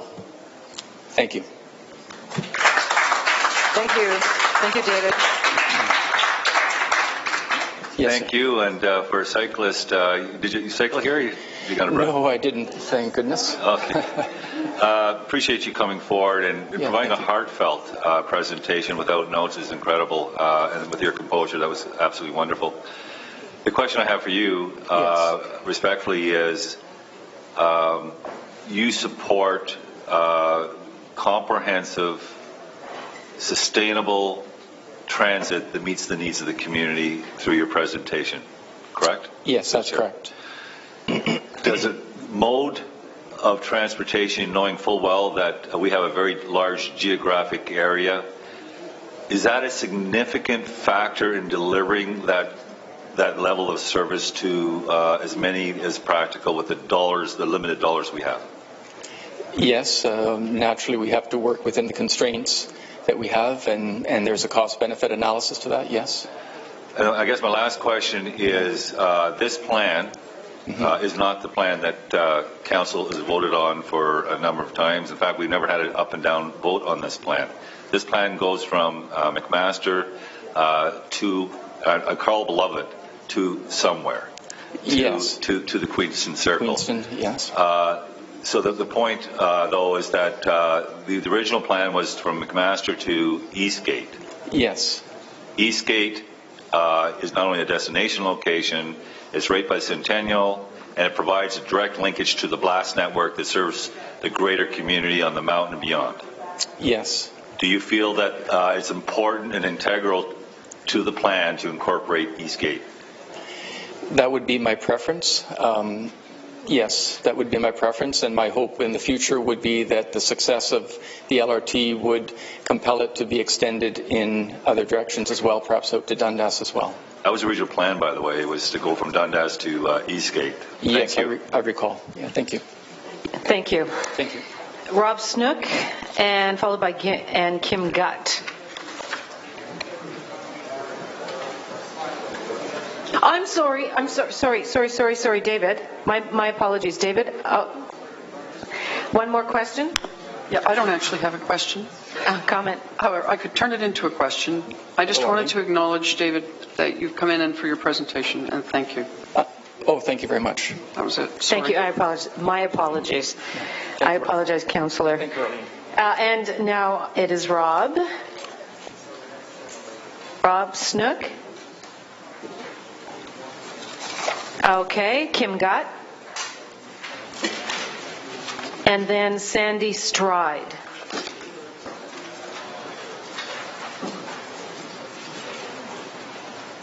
Sorry.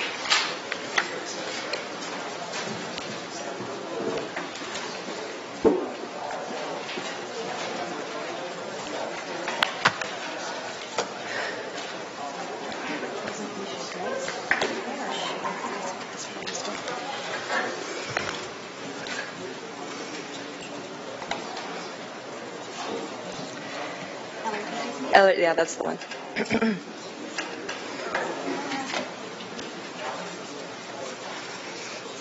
Yep. Alrighty. Good afternoon, Honorable Deputy Mayor, Mayor, Councillors.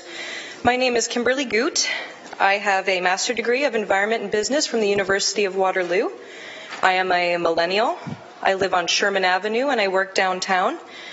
Like many millennials who've been bombarded with stories of climate change for most of their adult lives, I have strong environmental values. And I know that my future depends on the actions that I take today. This is what brings me here before you to speak in support of the LRT on behalf of over 20 young volunteers from Sustainable Hamilton Burlington, volunteers who dedicate their lives and careers to make a more equitable and prosperous future for our citizens. Like many millennials, the least paid generation, I have had to make trade-offs that other generations did not. I have no ambition to own a home, given present circumstances, and the prohibitive cost of my car makes it hard to save money every month. So why do I own one? Why not just take public transit? While I do bike down Cannon on nice days, I avoid public transit because it is time-consuming and unreliable. Buses are infrequent and often very full. I took public transit for 6 years before owning a vehicle, and if I had all of the time back that I spent waiting for a bus, I could write all of my memoirs. Even worse is the time that it takes to commute to Toronto. If you live outside Toronto and don't have access to a car, you only have access to about 5 to 10% of the jobs in the GTA.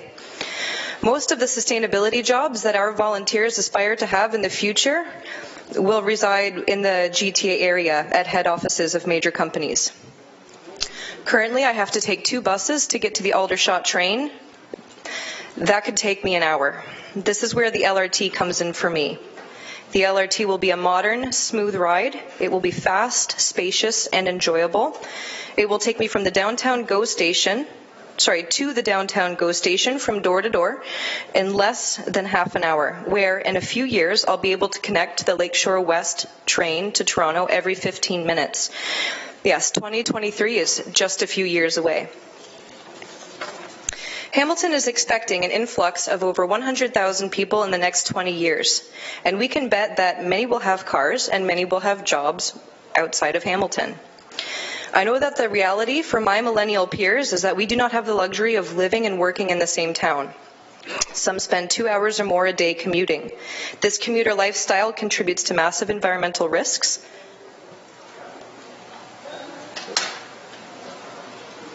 This was about the proposed 15-minute service between Lakeshore West and Hamilton. Got a little ahead of myself there. Okay, so massive environmental risks. So 42% of non-industry related greenhouse gases in Hamilton come from transportation, either within our city or on the nearby 400 series highways. Climate change, crop failures from drought, natural disasters, and mass migration due to rising sea levels are realities that our generation has to live with long after older generations are gone. Aside from that, the commuter lifestyle contributes to anxiety and mental health problems. An Ipsos poll in 2015 showed that 53% of Canada's young adults in the millennial group are grappling or at risk of grappling with depression and anxiety. This millennial group had higher risks than other generations because it's difficult to take proper care of your mind and body when you spend 8 hours of work at an underpaid job and 4 hours a day commuting. How will we cope with more cars on the road in the future if it's already killing us now? The answer is that we need the local and regional infrastructure that the government has offered to provide for us. The LRT investment is part of the big move, a province-wide coordinated investment to improve our regional public transportation system. I hope I've illustrated how much this improvement is needed by my generation so that we can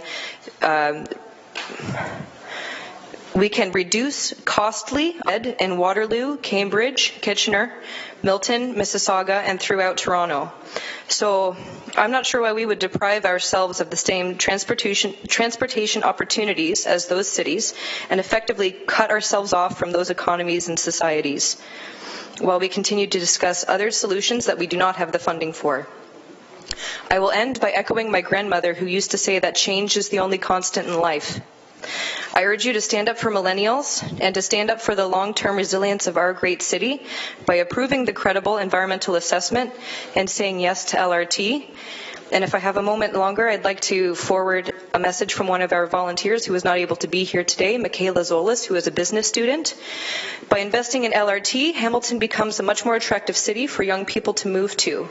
Young people don't want to drive to a GO station or bars and restaurants. They want to live in an area where access to entertainment is fast and reliable. Many young Hamiltonians move away to find this connectedness. But by investing in LRT, everything they want will be right here. Their interest, investment, and entrepreneurialism in our city will make Hamilton an arts, culture, and innovation hub in the Golden Horseshoe, spurring even more new business investments in the years to come. Thank you. Thank you. Thank you, Kim. We have no questions. Thank you.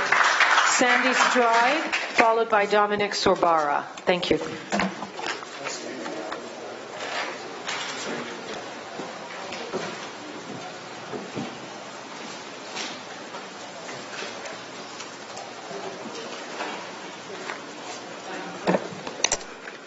Good afternoon, Madam Deputy Mayor, Mayor Eisenberger, councillors, ladies and gentlemen. I'm here to strongly recommend that you approve the environmental assessment addendum to ensure that LRT can move ahead.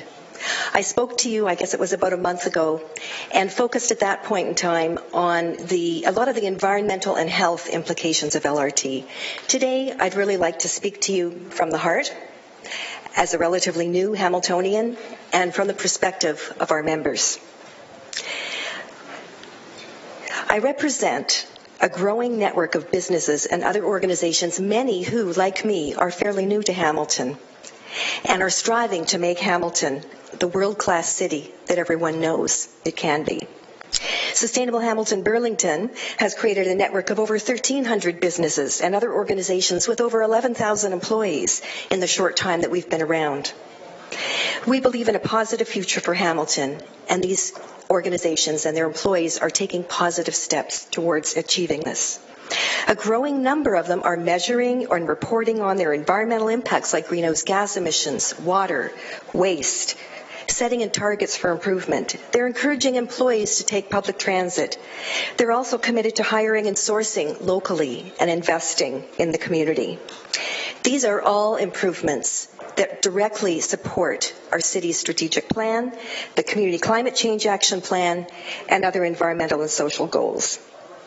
Without LRT and lower emission, reliable, efficient transit system, the environmental, social, and economic benefits it will provide, it will be extremely difficult for our members to meet their own goals collectively, as well as for our organization to meet our goals and to achieve the city's strategic plan. Our members are passionate about Hamilton and its potential. Many are entrepreneurs who have made deliberate decisions to move here because of the potential they see for Hamilton. Take one of our members, Stephanie McClarty, president of Refficient, who moved her company here from Mississauga. Stephanie says, whether in organizations or our own personal lives, we look to role models to understand and emulate what works well. The world's most livable cities, Melbourne, Vienna, and Vancouver, to name a few, all have integrated transit systems with LRT. Hamilton needs to embrace LRT to be a thriving, sustainable 21st century city that can attract great people and great businesses. The LRT is certainly short-term pain for immense long-term gain.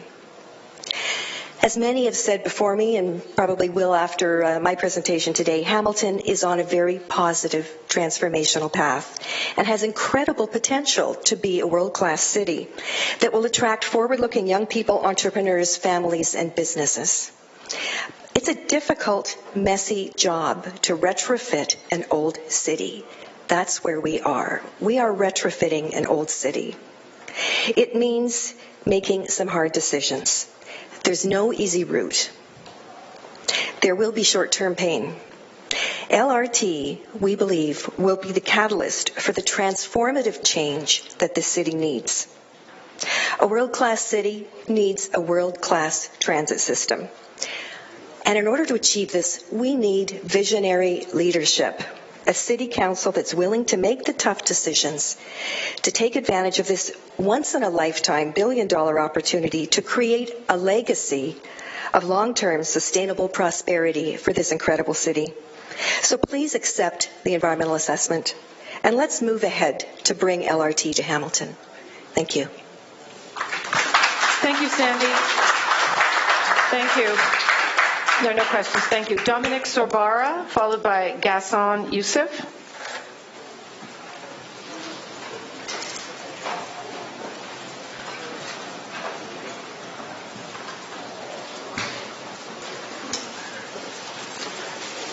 Hi, everyone. Thank you for allowing me to speak. I haven't really prepared a speech. I don't have time. Everyone's swamped, but I got 1,000 things. I'm a no LRT guy, the way it stands on the way the plan that you have right now on King Street does not make sense. It's ill-fated from the beginning, hands down. You have to have a grade 2 math level to look at the facts and figures. I've listened on Cable 14 this morning, all morning, and I'm sitting there listening to these facts, listening to people talk, and they got a lot of good valid points, but there's so many cons, period, hands down. Like, it's ridiculous. And the same problems that happened in Buffalo in 1985, they opened theirs, $500 million cost. It's lost money ever since. Never brought an ounce of economic development to Buffalo. That was reported by CHCH News September 3rd, 2015. Detroit's failed. Detroit, in December of 2016, they have a LRT that circles around the city, runs empty, costs the city over $4 a person US, loses money. They did a referendum in Detroit to add another LRT line. It failed. They want to go for BRT. I'll give you some other examples. Santa Clara, California, costs taxpayers $5.94 per ride. They got to bear the cost to support an LRT. Norfolk, Virginia, $5.68 per ride. This is published in the Virginia pilot. Pittsburgh, Pennsylvania, cost the taxpayers $5.26 per ride. Every time someone hops on the LRT, it loses money. Hands down. You know, I heard this morning, and I've heard it time and time again, Main Street makes more sense. The A-line makes more sense, hands down. Like, I mean, I would run, LRTs are meant to be running along the highway, connecting a major geographic spot like Hamilton to, say, Burlington, or connected to Dundas, or connected to the future airport. Like, you guys have all these building permits issued, all these developers are standing by. I have some friends that have bought property up there near the airport. They're waiting hand over fist to develop this airport. You got this big plan, which I disagree with. I disagree with that too. The former councillor Brian McCaddy was a big opposer of developing all that farmland. Great, beautiful farmland. But you guys want to go ahead and develop that. Build the LRT to support that. Why? Why? Because the ridership right now is on King Street, so you're being bullied by the province to pick King Street, pick King Street. When I was a little boy, I'll tell you a story. I only got 5 minutes. I live in Ward 1, born and raised all my life. I love it. My father came there 52, third generation. Near Locke Street and King Street. There's a public school in the Victoria Park. There's a Catholic school at Christ the King Cathedral. It's closed down. It's now the Nicholas Mancini Center. It's like a Catholic school board site. We used to constantly go through the park or cut through the side streets, and we get bullied, beat up, fights, left, right, and center, all the time from the other students at that public school or whatever. Finally, we got older kids to come in, help us out, stop getting bullied, and it stopped. You're getting bullied by the province. You're getting bullied by Kathleen Wynne. In my neighborhood, we call her, I hope I don't get sued, Winnie the Pooh. Why are we constantly getting bullied by the province? Why are we working with them? Why are we going to them and say, hey, all of you guys together and say, hey, this is what we need. We need the money for this. We'd like to do this. Not just force it down our throats, 11 kilometers of track, and people are telling you, this is the beginning, this is the do-all and end-all. We've got to start here. It's the province. The original deal was Dundas, pick up people at University Plaza, go to Eastgate. Now you're limited to Mac, to the Queenston Traffic Circle. And then some councillors will say, oh, well, I don't even go to Eastgate just to buy underwear once a year. It's hilarious that people will make these comments. You know, like, you're going from a $1 billion project was supposed to be this, and now it's cut down to this. Why hasn't the province said, oh, by the way, we'll give you the extra money we're not going to be using because it's a shorter track now? Why aren't they doing that? Why? Why are they coming along one day and Del Duca comes here and I don't know if McMeekin's here? Oh, by the way, we're canceling the spur line. What? Give me that $200 million that I'm losing. I asked your fellow staffers that work underneath Paul Johnson, Chris Jacobson and Trevor, pardon my language, I can't pronounce his last name, Herzenberg. They say it's about a $200 million line. I don't know. I talked to the councillor outside, Councillor Whitehead. He says, no, it's only about $120 million. I want that $120 million back. We're not doing the James Street line. Give me that money back. Put it in our coffers. Use it for something else. No, they're holding it back. They've teased you with an A-line, B transit route. It's not going to happen. Maybe not now, maybe not in a year, maybe not in 10 years. What are we doing? You're getting bullied by the province to accept something that most people don't want. Period. I can give you hundreds of examples. I'll give you one last thought. In the Calgary Herald, published in February of 2014, 43 deaths since 1981 when they started the Calgary LRT. They got a lot of lines. It's a huge system, probably the most powerful, busiest system. I'll give it that credit. It's built a city. They've doubled in size since they put it probably in. 43 deaths, 1.25 deaths per year since 1981. And we have a transit system. Where's Eric Tuck? I love the guy like a brother. We get about, 25 accidents a year. I don't know if we have any fatalities. Like, who's looking at this part of the game? No? Those two comments, I hope they stand in your mind. I want the James Street money. We're not, extend the line to Eastgate. Dominic, your time is up. Thank you. Thank you, everyone. Thank you. Do you have any questions? Or? No, we're fine. Oh, one question, sorry. Councillor Whitehead? Well, two, because, I mean, there's this love affair with LRT, and yes, LRT works in the right environment, under the right circumstances. 100%. You named a couple. Charlotte, actually, and I want to identify this, and I'm sure the yes side will like this, is that there was uplift in Charlotte when they put the LRT system in. But again, conditions and so forth. But when Charlotte was asked to put a second LRT system in, they said no. They actually went to a BRT system because the conditions have to be right. So the question I have is, did you know that in Miami,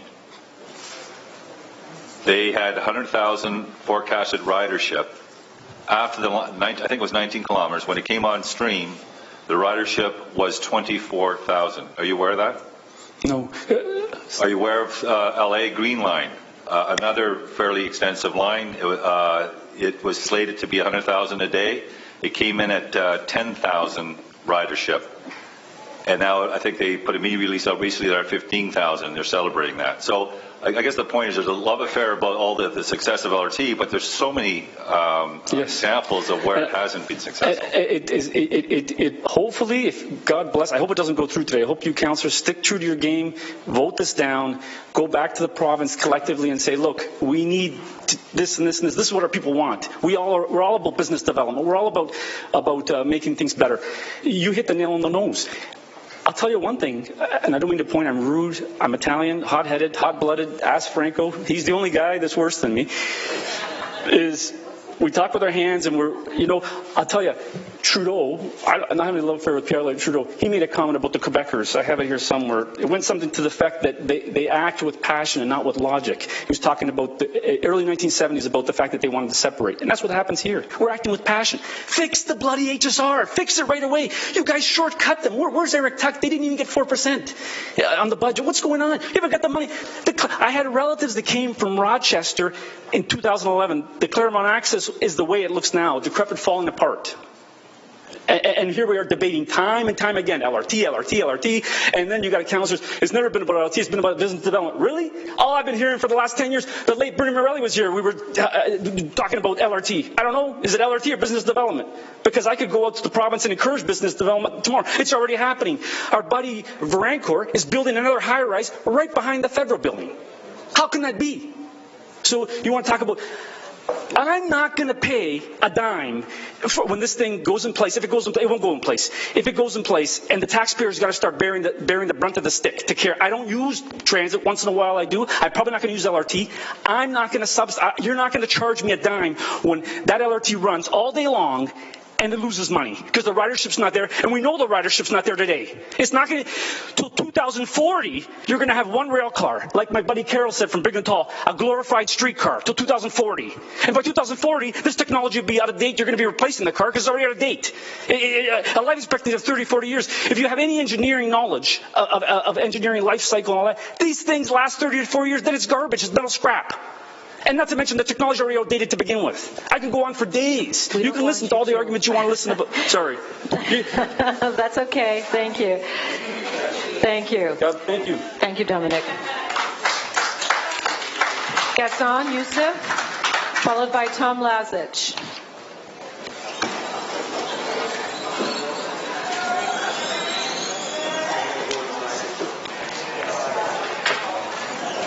Hello. Can I put my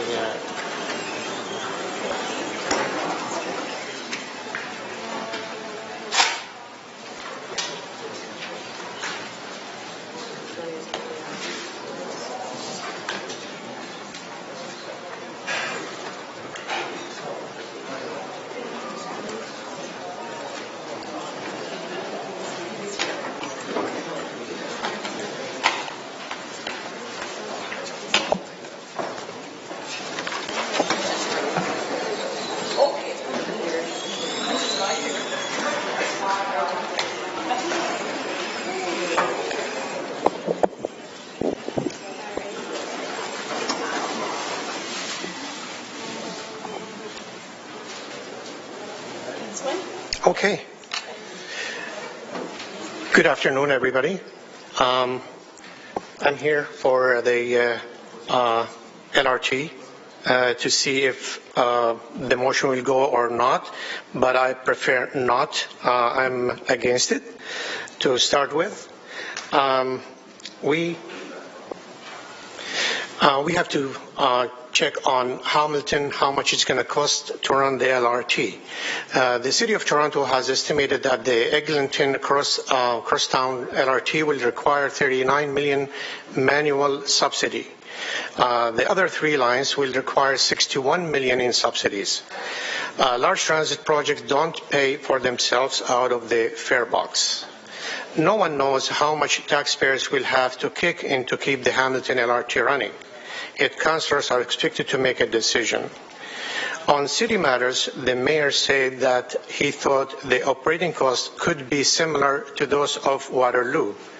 Let's take a look at Waterloo.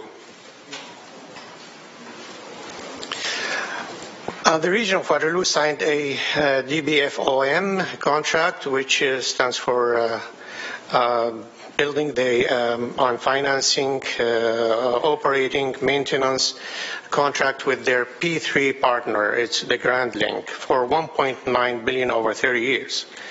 The project agreement requires Grand Link to fund 22.5% of the design-build construction costs to be paid by the region over 30 years. This is one of the anchoring principles of P3 projects.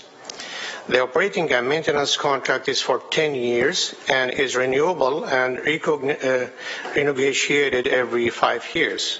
The finance costs are fixed for 30 years. So the $1.9 billion includes design, construct cost, the cost of Grand Link's financing, and other corporate costs such as audit, legal, agency rating fees, etc. The FOLMI cost, which is finance, operating, life cycle, maintenance, and insurance. The operations, life cycle, maintenance, and insurance cost reflects the base service level. The $1.9 billion does not include payouts to businesses for loss of income by the province, which it might take 5 years to do that, to build the LRT. City administrative costs, staffing, fare collection and customer care, cost of traction power, utilities, snow clearing on tracks, and bylaw enforcement. So if you look at the this page here, the 2000 operating budget, on this budget for the region of Waterloo, we will see the subtotal, the actual subtotal will be $34,018,000. The region debt would be around the 6.52, and the total annual expenditures would be 44.33.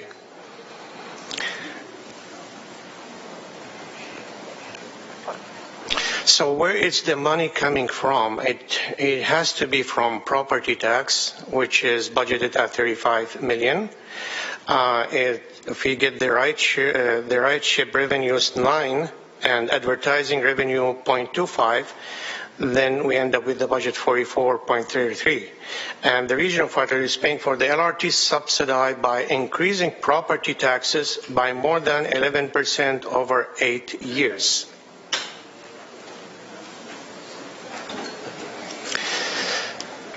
So the subsidy is about $38.7 million for the first year, which it includes the operations, the maintenance, the life cycle, and financing, which is the big portion of amount of the subsidy there, which is taking a lot of money there. There is the insurance. So in 30 years, we will have $36.93 million. The region debt, it's as shown, it's going to be 6.380, and the region operating, it would be 7.6. The revenue here, it shows 9.250, which is Comparing to Hamilton, I think Hamilton it will have a little bit more than 9 million. It could be about 11 or 12 million. So the subsidy required, it's going to be 38,691,629. Gasson, you're at your time. You would move to extend? Okay. All in favor? Carried. Go ahead. There's that? Okay. So the region of Waterloo continues to have a blockage of $1.6 billion for infrastructure repair and replacement. The water and sewer rates are also scheduled to increase. They will increase by 40 to 60 by 2026. The new rates, it's already there. That's what's going to go up. So the additional financing costs of the P3 are huge. If we see the contracting debt, the interest, how much we are paying, and it's going to be extra interest about $167,436,35. A P3 arrangement involves private financing, which is significantly more expensive than public borrowing. The use of private financing would cost the city of Edmonton hundreds of millions of dollars more than if it's borrowed the money directly. Based on available information from the city of Edmonton, concluded that they should not proceed with the P3 option, but build on the traditional design-build basis. I think this one, it's have been already talked by one of the speakers here, Representative. So the audit from the Ontario Auditor General, it reviews 74 projects, which she mentioned about, but according to the Auditor General, those projects have cost taxpayers in the province $8 billion more over the last 9 years than if they were managed by the public sector. So instead of those hospitals, schools, and roads totaling $28 billion, the government ended up spending $36 billion. Part of the explanation of higher costs is that the private companies pay much more for financing, about 14 times as much. So this is for the projected Hamilton LRT cost. It's going to cost us for 30 years $1.437 million. So the operations of the LRT, especially the life cycle and financing, it's a big portion of the money would be spent. Is about almost $900 million.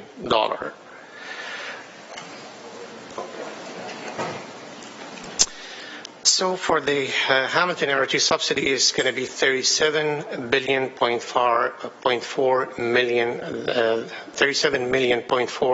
first year. In total, subsidy required would be $37,452,885 in total for the first year.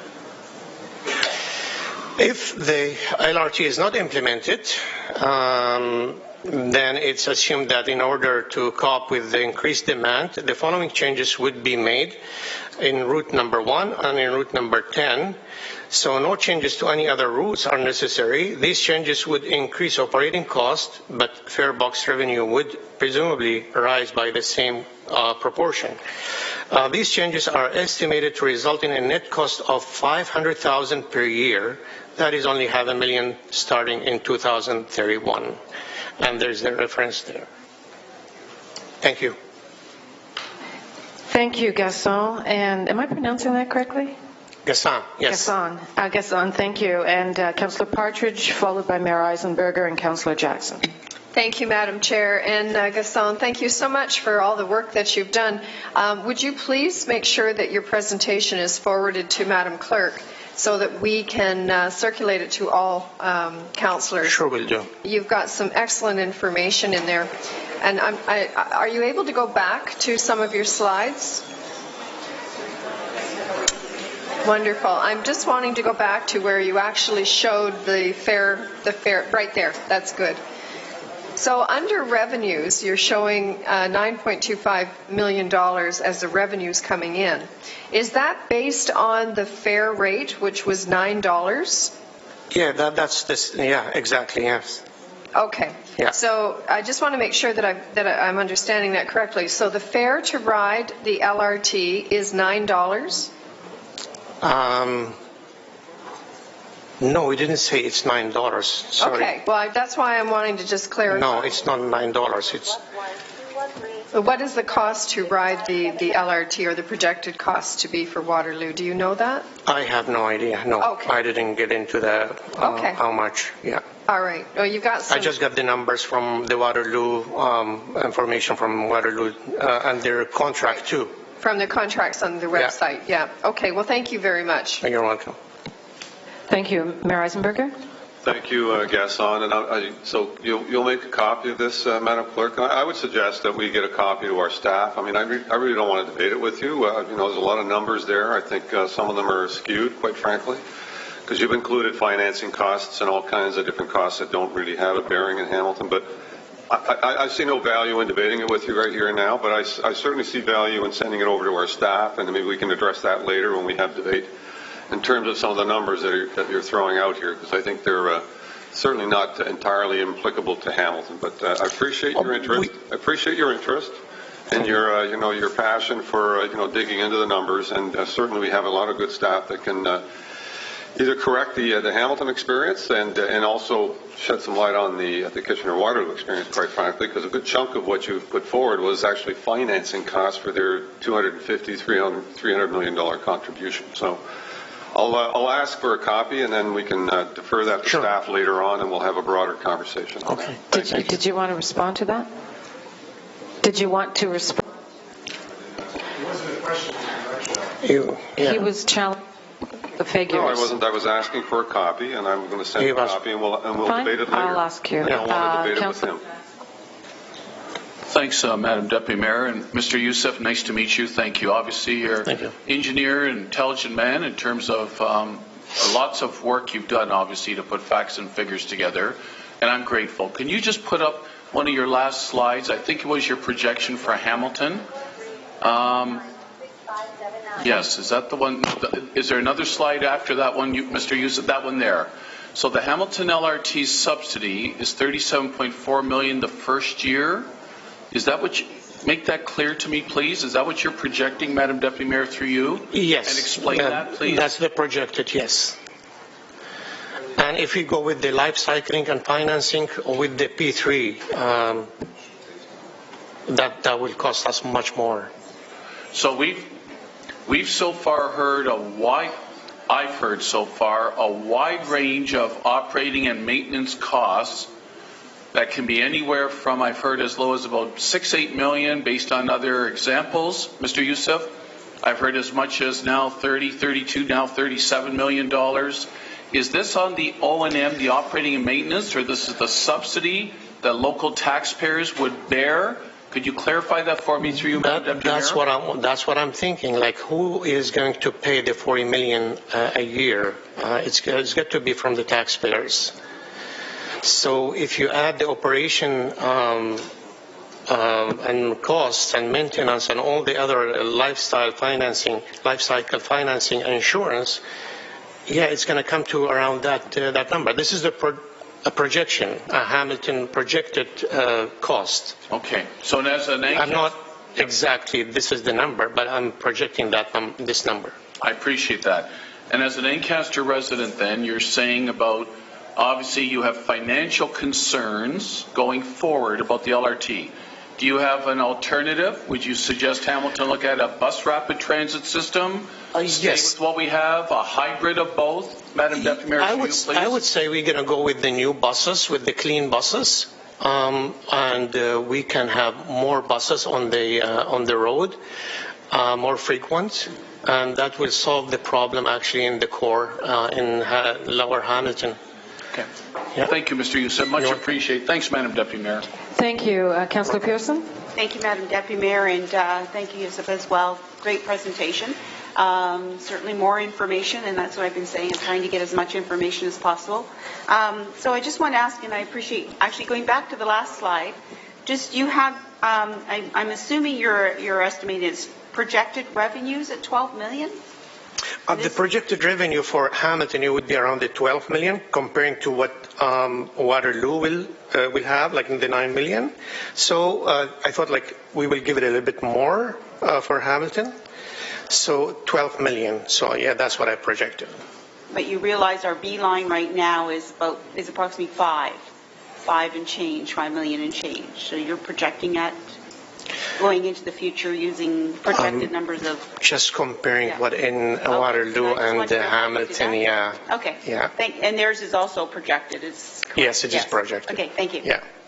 Thank you, Councillor Green. No? Thank you. Thank you very much for oh, sorry. Councillor Ferguson. Thank you very much, Madam Chairman. The only question I want to ask you, are you aware of the economic uplift and what that means to the residents of Ancaster? Has that been explained to you? The economic uplift of the assessed value along the King Street route and what that means to the bottom line for Ancaster taxpayers? What it will cost the taxpayers? No, what it would save them. Save them? Correct. How are we going to save money? Usually the LRT, they are not a... Let me explain to you. There's been such an assessment spike. Ancaster for 30 years is going through assessment increases significantly higher than the lower city, which means we get higher tax increases in the lower city. Because of the appeal now to downtown, for a number of reasons, Toronto's discovered us, we got the GO train, but most importantly, developers are buying property up along that route, for example, the All Saints Church, because we have an intern control bylaw that is going to allow up to 25 floors. Which properties that were getting $1,000 or nothing in taxes, like All Saints Church, will go up to, if there's 25 floors, 6 condos per floor times $4,500. You can do the arithmetic. You're an engineer. Huge economic uplift. So in 2017, just because of the property values going up before all this development starts, Lower City, Aidan Johnson's ward had an increase of 4.4%. Us in Ancaster, we got an increase of 1.5%. So from what I'm hearing from you that the property assessment in next year's will be higher. No. Or no, this is a 4-year phase. The investors, they are coming to the city and buying and trying to invest in the city. So it will be more money coming to Hamilton. Assessed values are going up exponentially more than the suburbs in the lower city right now. And that was evidenced in the 2017 budget that was approved 1 week ago. In 2017, just with property assessments going up before the spike in the redevelopment happening, we saw a net tax increase of 1.5%. The average city got 2.1. Ward 1, which is an area where properties are assessed, as is Ward 2, as is Ward 3, are in the over 4 range. And so we're finally, after 30 years, seeing the assessment shift back to the lower city. A big reason is because we're proposing to build this. I'd like you to investigate that and make sure you're comfortable. Sure I will. Sure because I have all the numbers to back it up. Thank you for that. Yeah. Because I'm your ward councillor. I represent Ancaster. I am in Ancaster too. Okay. Thank you. Thank you. And Gaston, Councillor Pearson, could you take the chair, please? I have a question for you. And I think you just touched on briefly reimbursement to businesses that go bankrupt or go under. Did you have a slide that referenced that? No, I didn't say the business bankrupt. Probably I said the financing for the business in the area where it's going to be affected by the LRT. Right. It has to be subsidized by the city. We are subsidizing. And how long it's going to take? It might take 5 years. We are paying for their losses. And not only for that, I mean, we are paying for the accountant they will hire to pay them too. The city will pay them. Through the chair, is this something that you've discovered in Waterloo, or? I think it's. I read it somewhere, but I'm not sure if it's. Excuse me. I'm in the chair, sir. You're out of line. I'm in the chair, sir. You're out of line. I'm sorry, but you're not. You're out of line as a speaker. Thank you. Yes, she is the chair. I am in the chair because Councillor Skelly is asking questions. Thank you. Sir, if you don't want to stay here, I can take the chair back and you can leave the gallery. No, I'm serious. We're going to have a very civil debate. My question to you was, are you aware of this occurring in Waterloo? No. Okay, thank you. That's my question. I'll take the chair back, Councillor Green. Okay, Councillor Green. Yeah, just to be clear, we're not able to do that. That's bonusing. It's against the law. So just, part of, even though the mayor might not have got into it, but a lot of your assumptions, and I respect the fact that you're an engineer, but your spreadsheet is way off, my friend. So I'm looking forward to staff coming back with the real assumptions so that you could present or at least have a better understanding of how the facts are removed from the fiction, as my good councillor colleague would state. Thank you. Okay, I will go deep into that, and I will search again for that. Thank you. Thank you for that, Councillor. Okay. So can we get a copy of that printed so that our staff can go over that? I mean, this gets thrown up there as something that's real and has numbers that are attached to it that are viable, and I would argue that. And I don't want to argue with you, and I appreciate your effort. But I think it's reasonable that our staff look at that and report on that later, because it's. I don't want the impression left that this is information that we should be basing our decisions on here today. I think it's important that we correct it. So, Madam Clerk, you will make sure we get a copy printed and delivered to our staff. Thank you. I agree. Thank you. Thank you, Gaston. Thank you. The next presenter is Tom Lazich, followed by Matthew Caribs.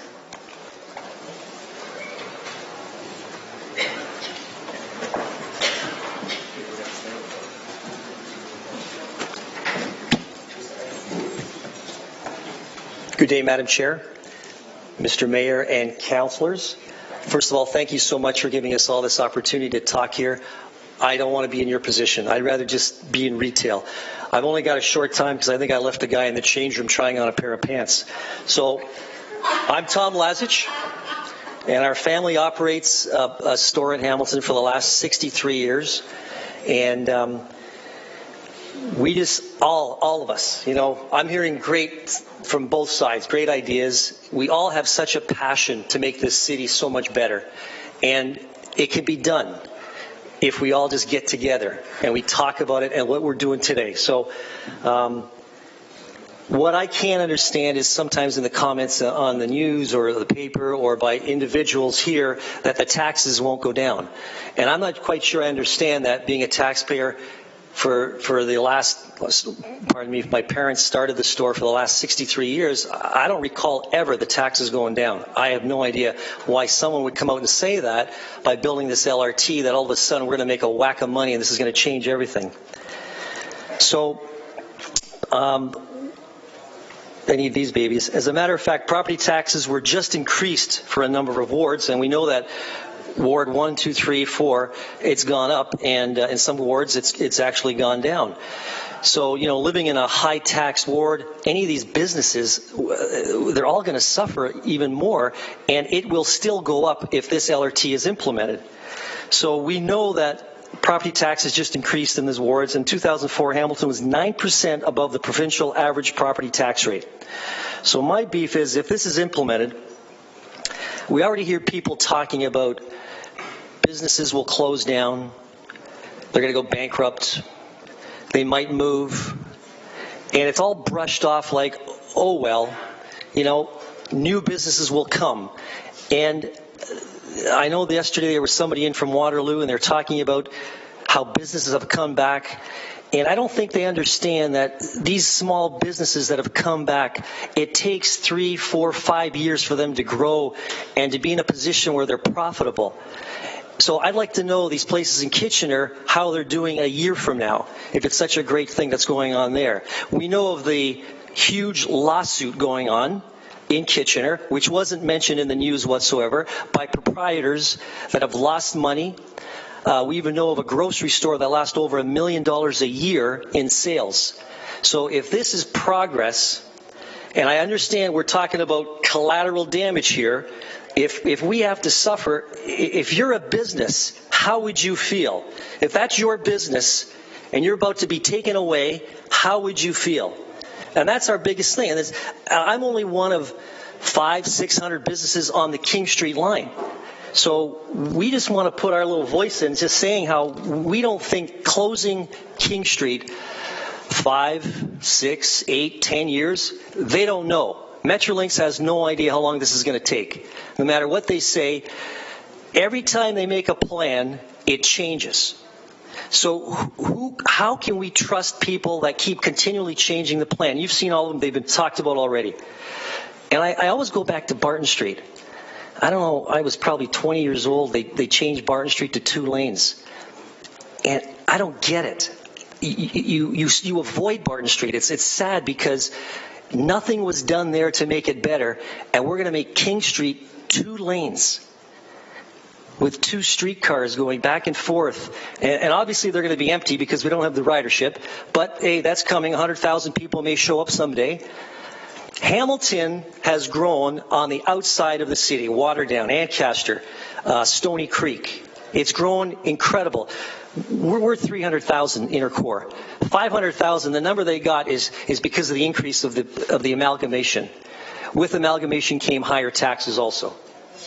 So one little story, I don't like to talk about this, but it's been bothering us for the last 4 years. We've been trying to fix the outside of our building. We want to put a new facade, and I'm only bringing this up because it appeared in some article, and we had a lot of problems going through it. And one of the problems, or one of the conditions was, we own a piece of property that's joined up to our backyard of the store. So one of the conditions was we had to sever that property on George Street to fix our building on King Street. I didn't quite understand what they were saying, but they said you had to sever it because it's a 1949 bylaw that says you cannot have a property joined up. So we fought it. Not fight, but we had to understand it. And we had to go to the Committee of Adjustment. And with the help, and I appreciate Jason Farr, he did help us quite a bit in getting this resolved. But what happened after was another condition. So to put a facade on our store, put new awnings, we had to give up 10 feet of our property. Tom, sorry, I'm going to, all right, we're going to extend. Moved, seconded, carried. Fine, continue. Go Leafs, go. So after another year, what happened was, and the only reason I'm saying this is we couldn't get it done. So now they want 10 feet of our property to fix the front. That's a condition. So who would do that? Who gives up property to fix the front of any building? Anyways, now we're dealing with other issues with that. So this is only brought up because a professor at Mac wrote an article ridiculing our business, saying a business with a facade badly in need of repair. And it's not fair that someone would say that about our business. It's not fair because he has no idea what we've gone through. I commend and respect those councillors who have been asking the questions. I think it's important that we ask these questions and find out. And I applaud you for sticking up to your conviction, for putting up with the abuse and the bullying. We can have the best transit system in Hamilton if we all work together.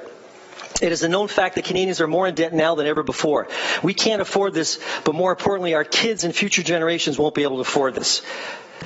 The proponents of the streetcar, along with the Premier Wynn's office, say the $1 billion proposed is earmarked for the streetcars only, and that we will lose money. We will lose that money otherwise. I don't think that's how the world works.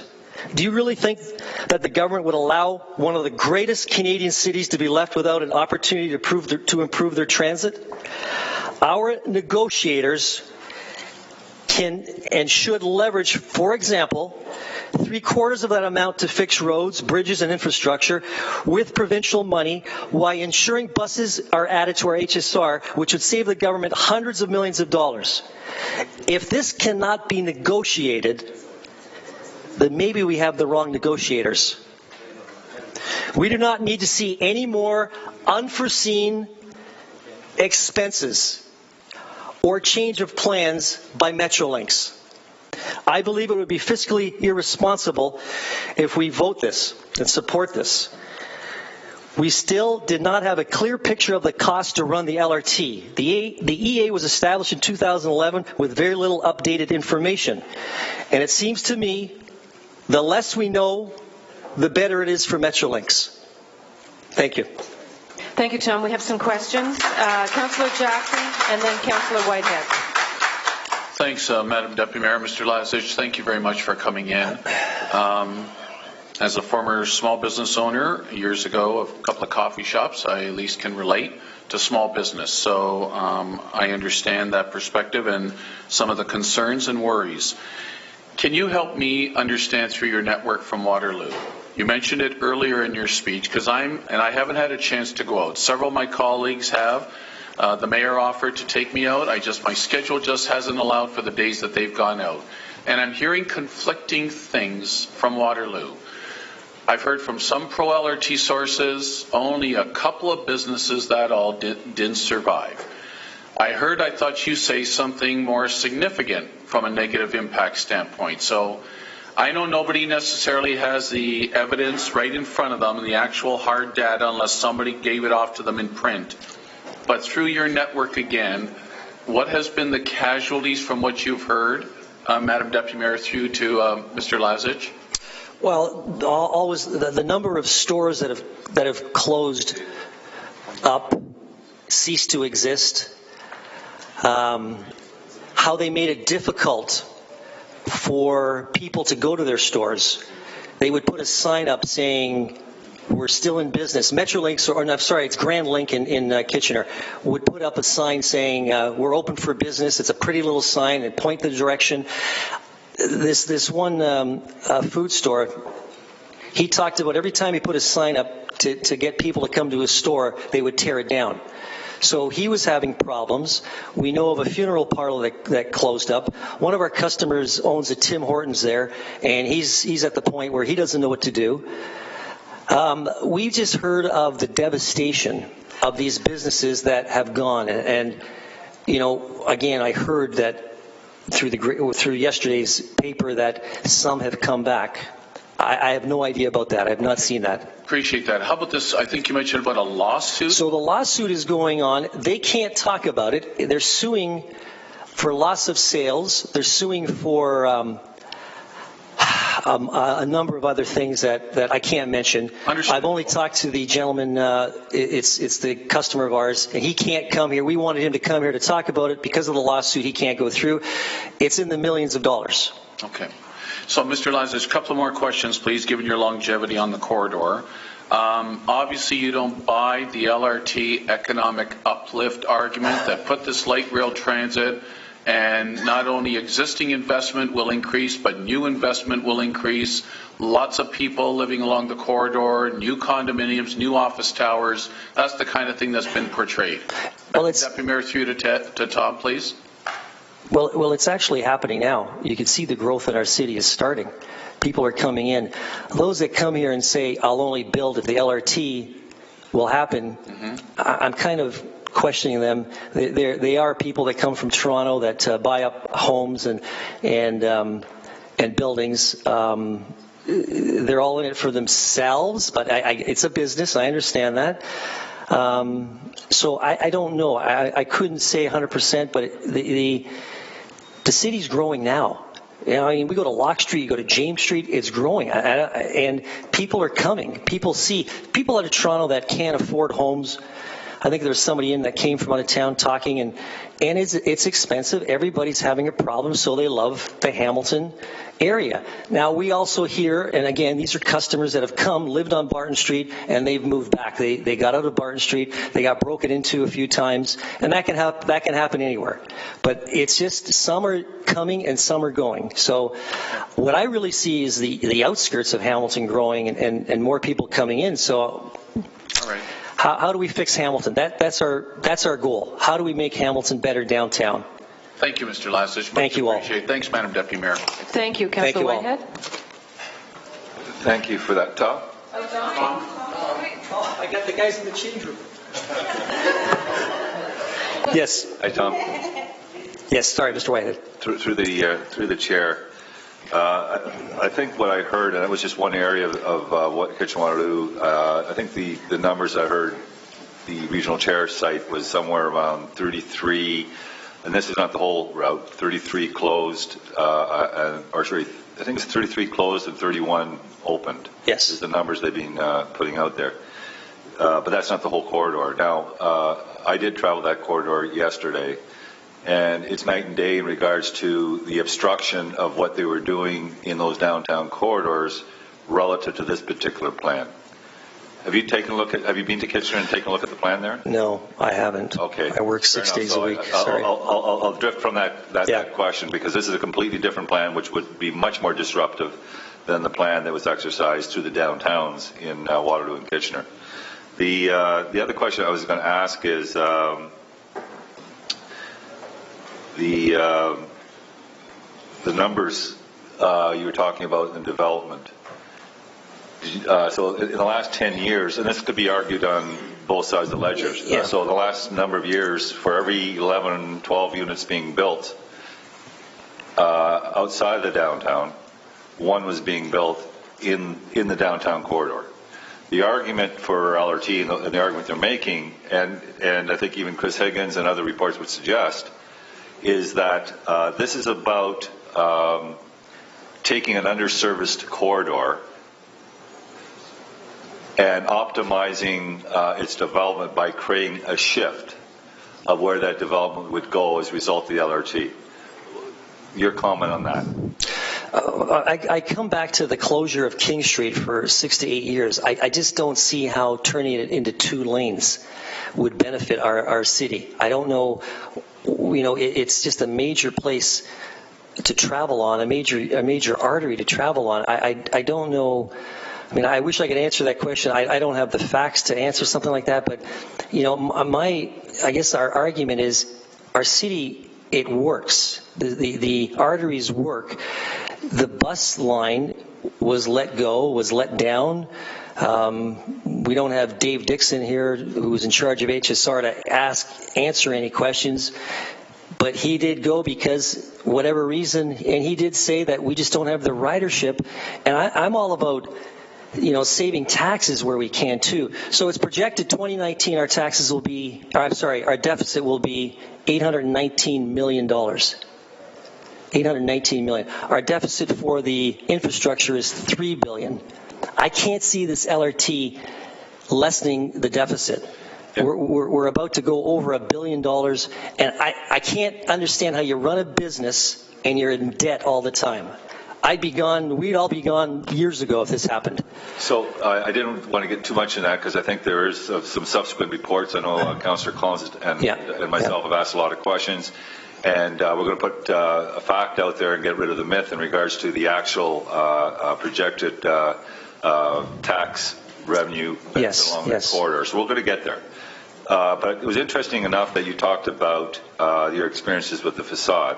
Yes. You've been following what's happening in Gore Park in regards to, and I think it was 4 or 5 properties and the heritage issue, and I think it started probably a number of years ago. It's still ongoing, is that correct? Well, we talk about Gore Park. I see a number of closures. I see a number of stores. I see in Hamilton now, we've got 2 men's stores left. There's Aaron down on Newman's shop and ourselves. Years ago, we used to have 6, 7 stores. It's just everything's died up downtown. I don't know if the Gore Park renewal, if that's doing anything. I don't walk down there, so I just noticed that there's a lot of closed buildings. I don't notice anything happening across the other side of the street where the bingo hall is. If the bingo hall is still there, I don't know. It's gone. So, we could build a better bus system. I always go back to the better bus system. We can get electric buses. A buddy of mine just bought a Tesla, and it parks itself. And I'm thinking about, as we get older, we're going to be able to jump in a car and let it drive us home. I mean, this is the future. And when they say cars are going to be obsolete, they're selling more and more cars every year. And to say that we're not going to have cars, it'll be easier to travel. it'll be safer to travel, and we can do that with a safe and a great bus system. Yeah, so, Tony, I want to just focus on, I appreciate... Yeah, I'm wandering, sorry. But I want to focus just on the question. I think the point I'm making is that there's some heritage issues in regards to a development. I think it was Blanchard Properties, and it's been over 3, 4, whatever years to get the development going because of resolving the heritage issue. Right. So the reason I wanted to find out if you knew about that, because there's 480, I think, or thereabouts, heritage properties along the King Street corridor. So if we just sort of take a look at the experience that we're having currently in the downtown with the heritage buildings, and they talk about a lot of this uplift and development, do you see that there could probably be some challenges in regards to optimizing and seeing those benefits with those 480 heritage properties? Well, I'm not familiar with what stage they're at, if they're ever going to get built. So if they do get built, I mean, sure, it's going to help. All I know is the condos that are going up now are high priced. I don't know how many people can afford those down there, but there are places going up. We know the John Street condo, the Connolly, I think it's called, the Connolly. They had a sign up there, 70% sold out, and the companies recently went in receivership, and so I don't know what condos are. I can't answer that. I really can't say. The reason why I mention it is because you were talking about the bureaucratic nightmare you had to go just to get a facade fixed. Oh, sorry. Yes. So I was trying to raise the issue that we have a number of heritage issues along this corridor. And if you went through that kind of aggravation just to get a facade fixed, you can only imagine the aggravation that somebody might have trying to develop areas where there's heritage properties. Yeah, I wouldn't know if I'd be here. I don't know if we'd be here. And the last thing I'd say, we don't know yet if we're being expropriated. We can't get that. We can't get that information. So, a couple of years from now, we don't know if we'll even be here. So that's why I'm here, and that's why I think there's a better way to fix this up. Hang on, there's still more. Mayor Eisenberger? Thanks, Tom. Just on the last point that the councillor raised, and this is not to you now, to our staff, he mentions 480 heritage properties. How many of those heritage properties are impacted at all in terms of the LRT? Could I ask through our staff? Because, throwing those numbers out is not fair. We sit here and listen to some of this information. Is this a question for the... Mr. Mayor, ask our staff to clear it up if we can. No, we're going to deal with the delegate, and we'll have a time to deal with the EAF. I'll give you the answer. Well, then, if you've got a question for our delegate, please. The answer is zero. Zero are going to be impacted as a result of the LRT. Do you have a question? Mr. Chair, I do, and I have a question and an answer. And I think are you aware of the business churn in Kitchener-Waterloo over the last 4 years, from 2014 to 2017? Through you, Madam Chair, to Tom. Forgive me. Sorry. What was that? Sorry. So the businesses that are opened and closed from 2014 through to 2017. Are you aware what the numbers are in terms of every year? How that's changed in each and every year in the construction period and before and after in Uptown Waterloo? No, I'm not. I have no idea. It's my fault. I should have gone to Waterloo. I've only heard reports from our customers that come to the store from Waterloo, and they tell us about it, and that's where I get all my information from. I have that, and I just got this from Ken Sealing yesterday, just as a point of information. In 2014, they had 14 openings. This is in the downtown, Uptown Waterloo area. In the construction zone, 14 openings in 2014 prior to construction, 6 closures and 5 moves. In 2015, which is their construction period, 2015-2016, they had 21 openings, 17 closures and 7 moves. And in 2016, this previous year, 23 openings, 15 closures and 9 moves through that period. And in 2017, 3 openings, 1 closure, 0 moves. So I'll share that with all members of council. This is information from Kitchener-Waterloo in terms of what's actually happened. And the other piece of information I gleaned... Is there a question? If I could ask, how many businesses were they talking about there? How many total businesses are they talking? Well, add it up. 14, 8, and 5. What's the math on that? Well, there's over 5. I counted from the Queenston Traffic Circle out to Main Street, and there's over 600, close to 700 businesses that are going to be affected. And there are 458, I believe, that were affected in Kitchener-Waterloo. Through the chair. Downtown area. Mr. Mayor, and these are the numbers. Do you have a question for the presenter? So why is it that you keep cutting me off when I'm having interaction with the delegate? I'm asking you, are you going to... And Councillor White... Mr. Mayor, if you don't want to ask a question... Don't give me a hard time. If you don't want to ask a question of the presenter... I did ask a question. No, you're not asking a question of the presenter. Are you asking a question? Don't talk to me like that. I'm the chair of this meeting. I don't care. Don't talk over me. Then, Mr. Mayor, you've lost your right to speak. Yes, you have. I have not, and then I would ask... I don't know if this is bullying or not, but anyways. Councillor Partridge, you're up next. Yes, thank you, Madam Chair. Councillor Partridge is next. You're not going to cut me off. Councillor Partridge is next. I don't care. I have the floor. I still have the floor, and I'm going to continue on, if you don't mind. This is very disrespectful. Are you going to ask a question? Are you going to keep asking me that question? It's very disrespectful, sir. It is very disrespectful to keep cutting me off, and you don't need to interject yourself. You do not. I have the floor. So, my question to you, sir, is the numbers that you've been throwing out have been closures, massive amount of closures, I think you said earlier on. The numbers borne out in this particular piece of evidence from Kitchener-Waterloo, this is from the regional chair, don't demonstrate that. So how do you? Okay, I'll tell you what I'll do. I'll take a drive to Kitchener this Sunday, my one day off, and I'll go see these people and I'll talk to them and I'll get numbers for you and I'll be back here on Monday to tell you. Sure. Okay, we got a deal. And tell you what. Okay, and I'll share. And I'll this take with that. You. Yeah, I'll take some false information from you too. Sorry? I'll take some false information from you too. Well, then so. Oh, I want to see it. We'll get the facts down straight. We'll do that. Sir, just to be fair. Now, you know what? You're being somewhat disrespectful. Whoa. This information. Whoa. This information. I think everybody needs to take a breather. No, I don't need a breather.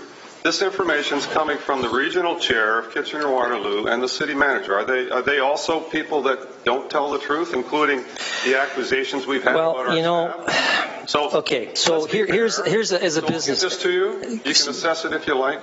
Yeah, that's fine. I will. Sure, I will. I don't want to argue with you either. I just want to make sure that we get accurate information. Absolutely. So I'll get you a copy, and then you're free to go and get whatever evidence that you need. Sure. Thank you. Thank you. Tom. Thank you. Councillor Partridge. Thank you, Madam Chair. And thank you, Tom. I really appreciate you coming down. I want to be able to hear myself asking the question. Thank you. I wanted to say that small businesses in our city are hugely, hugely important, and they represent 80% of the businesses in our community. And can you just remind us how long your business has been in business? Since 1954. Since 1954, thank you. And the building that you're in, is it a heritage building? Has it been designated? I don't think so. It used to be a funeral home. Okay. The original building was a funeral home, and I would say it was, I'm not sure, but I think it was built in the 40s. So I don't know if that constitutes heritage or not. But okay, so you've not been contacted by anyone from Metrolinx with regards to any heritage buildings in your area? Haven't. No. Okay. And it was a former funeral home? A former funeral home. Right. And there are ghosts still there. Do we need to be worried about the guy in the change room? He's waiting. He's waiting. Okay.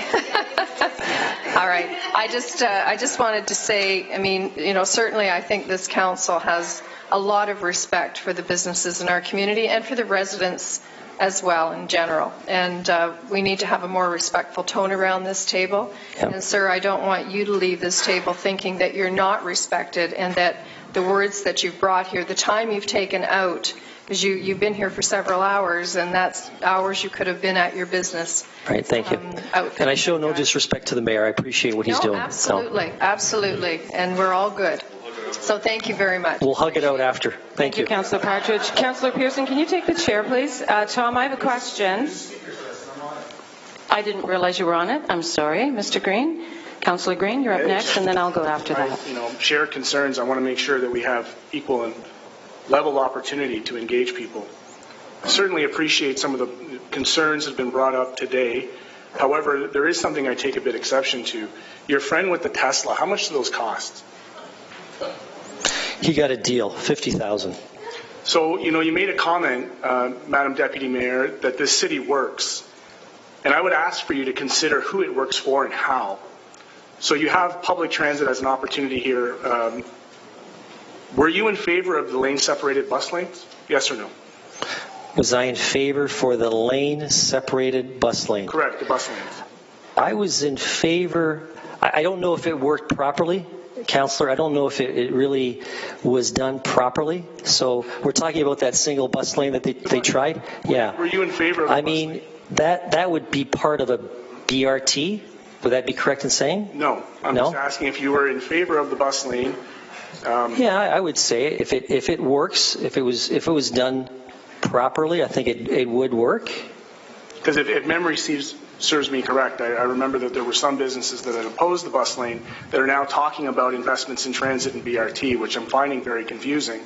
And, I won't belabor the fact, and I'll wait for further delegations to come forward, in particular from transit and others, where we find this situation where folks that are now opposing LRT, saying they're in favor of BRT or buses, or have never been in support of transit. And so I'm just wondering, what is your support of public transit? Well, the whole thing is on King Street. Now, we have parking. We have a large parking lot that we purchased over the years.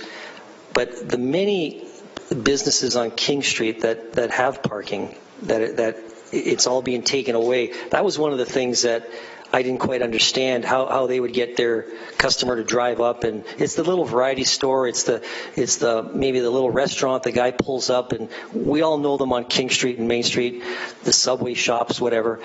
And I thought if they worked that bus lane where there's peak hours, of course, we know that before work and after work at the rush hour, that they could have made at least some parking during the daytime for some of these people, at least keep some parking.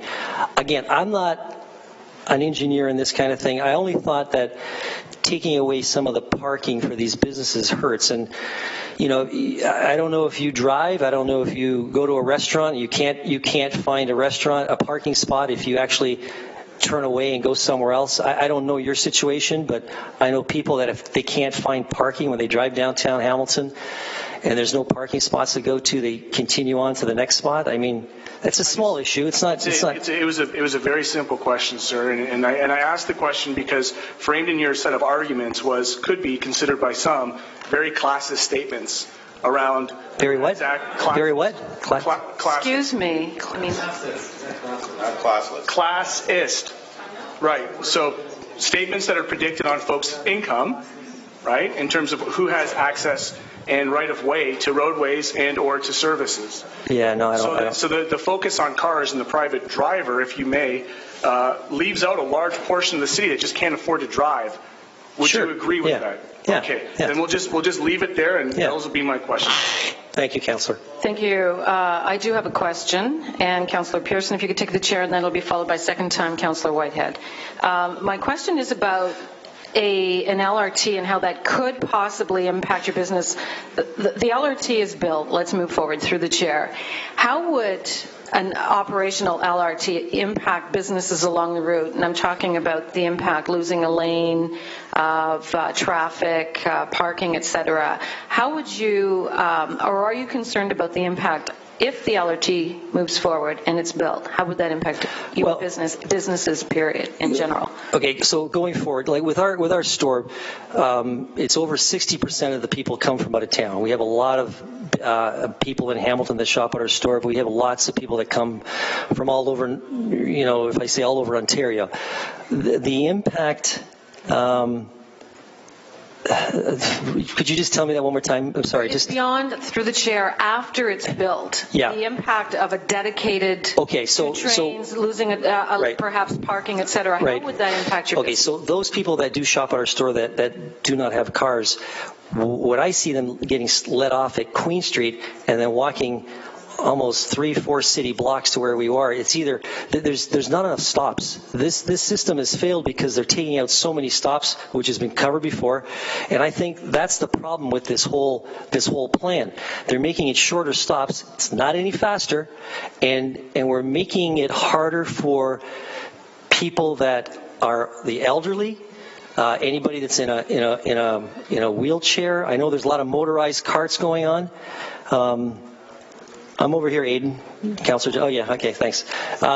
So I think it's the distance between these stops that I think is wrong and just too wide. I think it's going to be hard for a lot of customers unless they're going right to that spot. So again, I know the majority of our customers do drive to get to our store.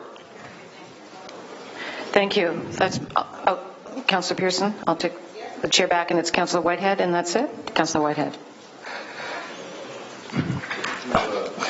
Yeah, just to, I think there might be a misunderstanding when you were sort of mentioning the Tesla. This is not a classist thing. It's about the fact that technologies are moving. That's all. Leaps and bounds. So I just want to make sure that that's what you were trying Absolutely. I don't know anybody that's bought a Ford electric car. I don't know. It's just the fact that they have these cars now that are autonomous, right? That's all. Thank you, Tom.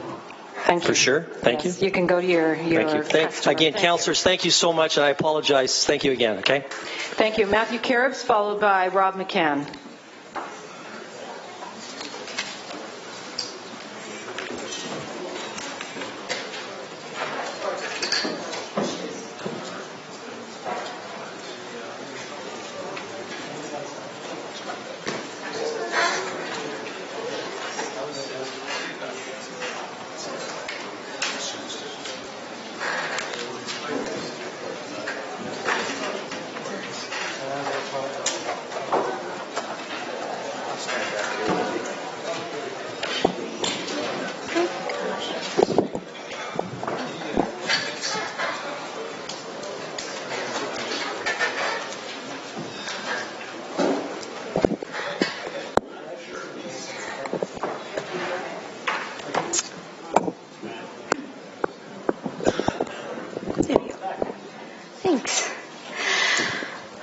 To get off my chest. The last time I was here, some members of council were called by name and were also called liars from this platform. When I asked about it later, the city clerk told me that is not supposed to happen. Also, in our parliament in Ottawa, if you say that about a member, you can be removed from the house. I hope that today, being here instead of being in school, I will learn better lessons this time. Since I addressed this committee in March, I have been out talking to people in Hamilton. One big mall wouldn't let us talk to people inside their property because we don't have $2 million insurance. A major grocery store wouldn't let us in because they didn't want us to compete with their own messages. So we went to the Eastgate bus stops and to Confederation Park Trail, where we were free to talk to people about LRT. Lots of people who live on the mountain or in the suburbs told me they support the LRT. They understand that building a city begins in the core, and they want to live in a city that is moving forward. I'm sad to say that another answer I heard quite a few times was what's an LRT? Yesterday, we all read about the opinion poll they just did. It said people were well informed about the LRT but did not support it. But I learned from someone who got a call for the survey that the first question they asked people was how much they knew about the LRT. I wonder how many people said yes just to sound smart and avoid sounding foolish. I wonder how much of the rest of the poll results I should believe. Opponents of the LRT say they don't know what it will cost, but they are sure it will be more than $1 billion. That's like me telling my teacher I don't remember doing my homework project or handing it in or what it was about, but I'm sure I did. I can't be telling the truth about the homework, and they can't really be telling the truth about the costs. Some people are complaining that the LRT during construction and when it's done will leave less room for cars and will cause traffic congestion. I say they are right about less room for cars, but wrong about causing congestion. Congestion is caused by everybody wanting to drive their own car everywhere. We just can't keep jamming more and more cars, parking lots, and buses into a downtown that's already crowded. Maybe that's an attitude my generation can work on changing. At the last council meeting, I heard a woman say she'd feel safer using transit if there were more people using a transit system. When other cities have added LRT, they found that more people decided to use transit. As the councillor for Ward 1 said in an editorial last year, people who are well off don't use bus transit very much. But in other cities, they have found that these people will use an LRT and develop a habit of transit use. That means more people on transit. With more people around, you feel safer and you can be safer. It's only fair that we do what we can to help all our citizens, including single women, who also pay taxes, be safe and feel safe in our city. When we were out at the bus stops and at the park talking to people, I got a little discouraged that some people only want to talk about what they want and their own small part of the city. Then I reminded myself that somebody built the city I live in. Somebody built the school that I go to and the soccer fields that I play on. Now it's my turn to care about what we build for the young people coming up behind me. The LRT is a huge project. Of course, we don't know some of the details yet, but while some opponents of the LRT prefer to imagine a picture of failure, I choose to paint a picture of success. I urge councillors to show leadership and think of my future when you cast your votes today. Thank you.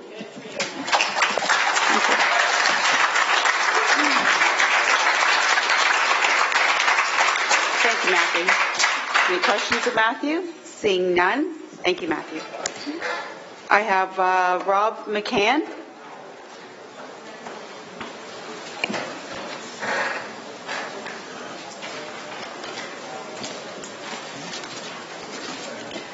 Thank you, Madam Chair, Mr. Mayor, Council. Thank you for the opportunity to be here today to speak to you. I appreciate and respect all of your time and the time of all the staff members that are here. Although I must say I am a little bit disappointed that 7 of your colleagues are missing after so many people have spent the day here. But nonetheless, my name is Rob McCann. I am president of Clear Cable Networks, a Hamilton-based company. We build better broadband for communities all across North America. Some of you may also know that I am a participant in the ICF Canada, the Intelligent Community Forum. And the Intelligent Community Forum promotes technology for communities in order to build inclusive prosperity, digital equality, to solve social problems, and to overall make communities better. My message for you today is to encourage you to accept the staff recommendation and move the environmental assessment forward so that, as our Labour Council friends said today, keep the opportunities open, because there is a tremendous broadband opportunity that may have been overlooked in all the things that are going on here. In December, the Intelligent Community Forum issued a directive that broadband should be treated as an essential service. Broadband access should be a right for all Canadians, equal in importance to good roads, to clean water, to reliable electricity, and to accessible transit. Broadband is a differentiator, and just watching throughout the course of today all the people accessing the internet, I know now that you also cannot run a city without broadband. Clear Cable knows from our experience that in Canada, the consumption of broadband access grows at a 50% compound annual growth rate, which means that in a mere 5 years, we'll need 7.5 times the capacity that we have in our city today. Now, intelligent communities all over the world are struggling with how to keep up with this demand. For service providers, it's a massive, capital-intensive, labor-intensive undertaking to be able to build that type of asset. But for municipalities, it takes an intense amount of machinery to approve the permits, to look at the designs, to get compliance, to disrupt the citizens in constructing all that. And it's very, very rare that a city has an opportunity to dig up 11 kilometers through the middle of the city in an area which is ideally positioned for massive intensification over the next little while. So it's really important that we do not overlook the broadband opportunity. I urge Council, while you're considering the environmental assessment, don't lose sight of the broadband opportunity.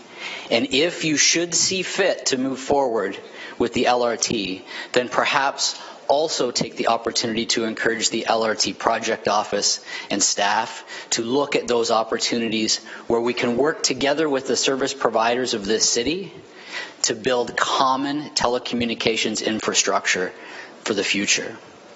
I'll leave you with one little anecdote. I work with service providers all across the country, and one small one that's not too far from here, it's owned by a family, said that they installed copper cables 100 years ago in order to connect farms together so they could talk to each other. And they said copper cables have got them 100 years of success. Today, that very same company is installing fiber optic cables to those farms because they say fiber optics will give them the next 100 years of success. So I urge you, please help set up Hamilton for the next 100 years of success.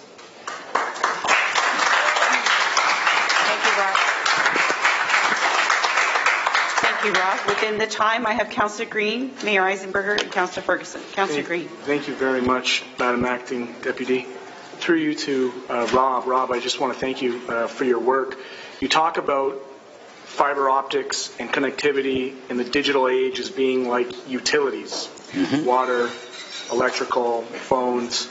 What do you think that opportunity would represent in terms of return on investment along that corridor? And in your opinion, do you believe that it would further expedite the opportunities for economic uplift as it relates to tech startups and this whole economy and industry around ICT? Yeah, absolutely. I mean, if we look at a place like Calgary, where they chose purposely to run fiber along the LRT corridors, they used that to connect together first and foremost the municipal buildings, but then also the educational institutions, because researchers really need that high bandwidth, high capacity. So they were able to inspire an entire industry that didn't really exist around the LRT simply because of the access that was available.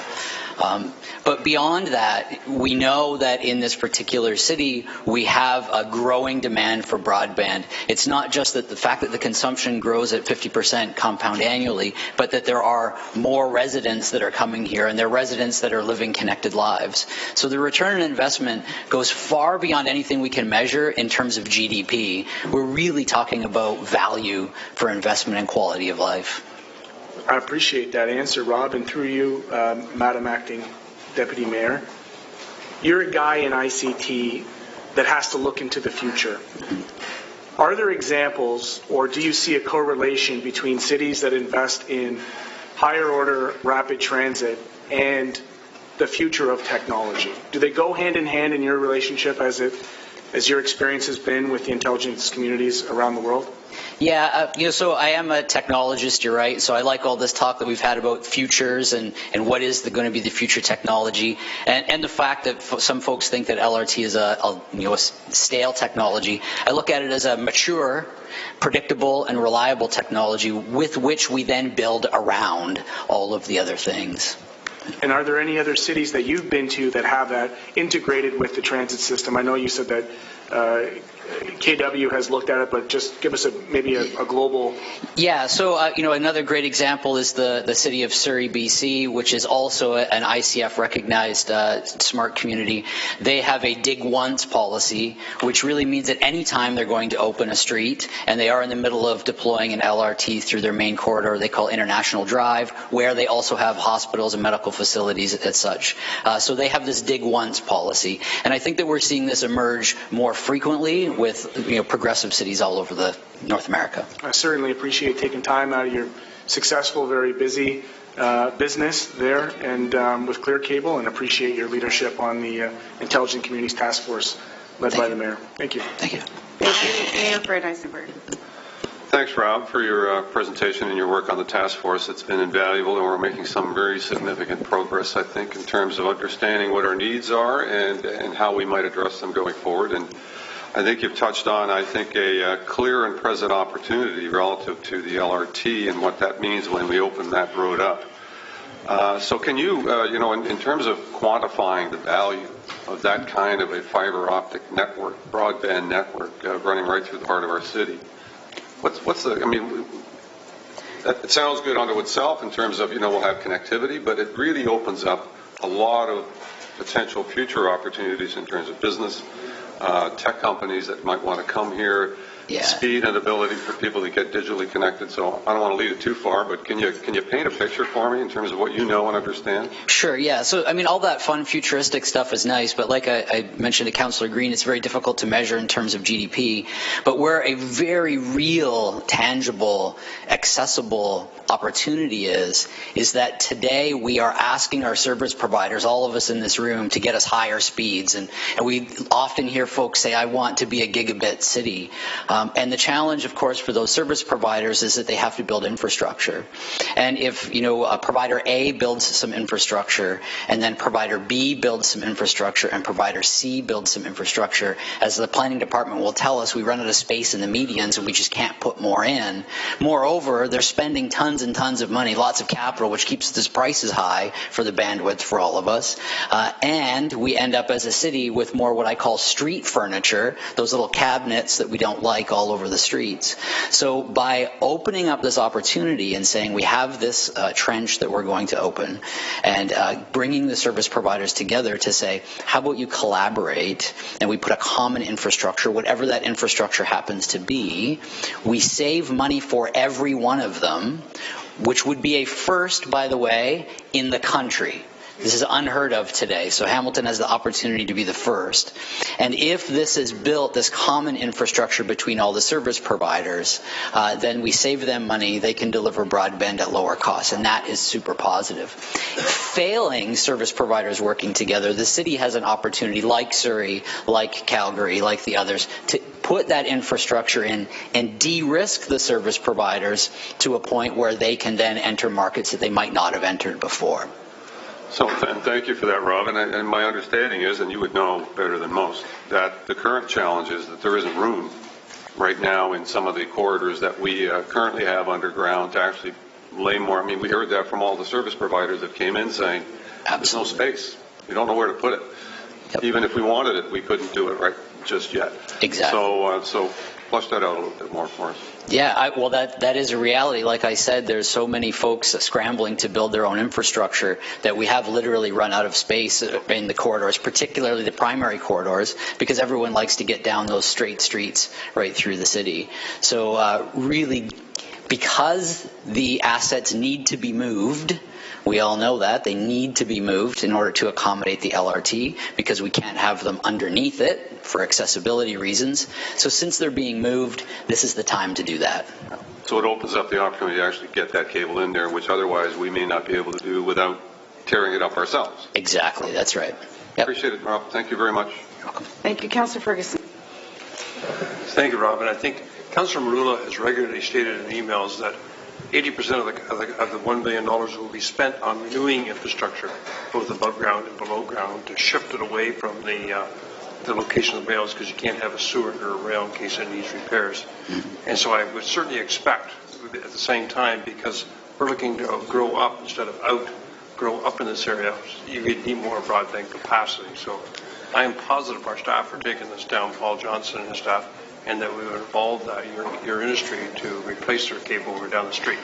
But while you're at the podium, you mentioned you have a friend in a rural area that's putting in fiber. Why don't you do it in Ancaster? We've been trying for years to get that done. And so can you tell me why no carriers picked it up? Yeah, it really comes down to density. It is very, very difficult to service big distances at packages that are affordable and acceptable to the folks who live in those areas. So how did they put hydro in 100 years ago? Yeah, very good point. Yeah, and we did have the infrastructure funding from the multiple levels of government in order to help accommodate power and telephone. And we're starting to see the same things happen now. We have the Connect to Innovate Fund, $500 million from the feds. We have the $280 million from the province. We have what's expected to be a $750 million fund coming from the CRTC. All of these are designed to get all Canadians, all by 2020, speeds greater than 50 megabits per second download. And the chairman's giving me a little latitude to go off order here, but if you are interested in doing it in rural Hamilton, contact me, and I'll get you whatever resolution you want. Okay, excellent. But now just don't lose sight that the intensification that's happening in Hamilton. We've heard so many people, like the millennials, say that they want to live in these smaller locations downtown, and it's very difficult for broadband providers to service intense markets like that unless they're able to build more infrastructure and do it quickly and affordably. We hear you. Thanks. Thank you. Councillor Partridge. Yes, thank you, Madam Deputy Mayor. And more of a comment than anything, but I know we both sit on the Intelligent Communities Task Force, and one of the focuses is to look at putting the broadband more into the rural area. And so as we move along in that, I'll certainly keep Councillor Ferguson informed. But I wanted to say thank you for locating your business in Flamborough. I just wanted to say as well, you've been here all day, as have many, many, many people watching what's going on. But you're able to run your business from your laptop and from what you're doing here. Now, is that because of the infrastructure and the Wi-Fi that we have downtown already? Well, for me, it's because I have some really great employees based here in the city of Hamilton who take care of things for me. But certainly, I think as we continue to see consumption of resources, and I'm sure we'll have some constituents here who would tell us that the access is not nearly fast enough.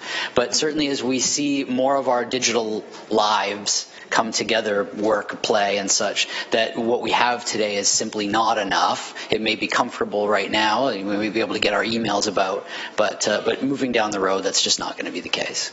And I appreciate that. And Madam Deputy Mayor, I want to circle back to the discussion about the infrastructure.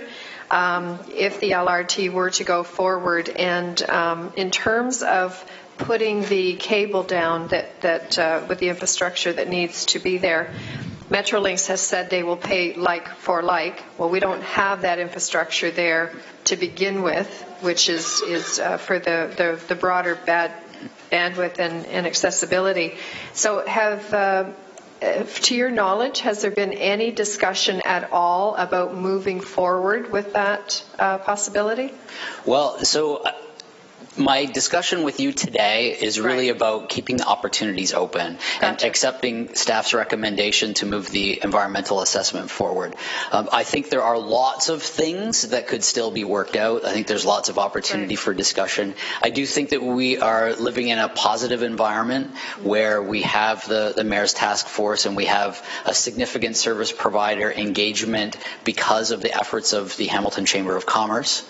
Right. And so, we really need the opportunity to stay on the table so we can figure those things out.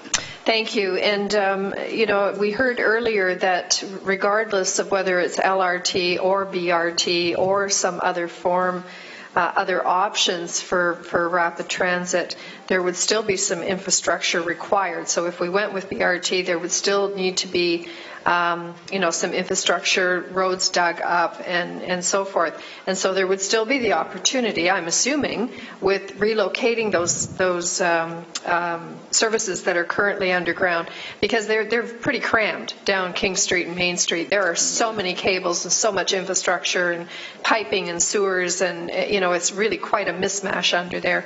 So even if it wasn't LRT, even if it was BRT, that would still need to happen.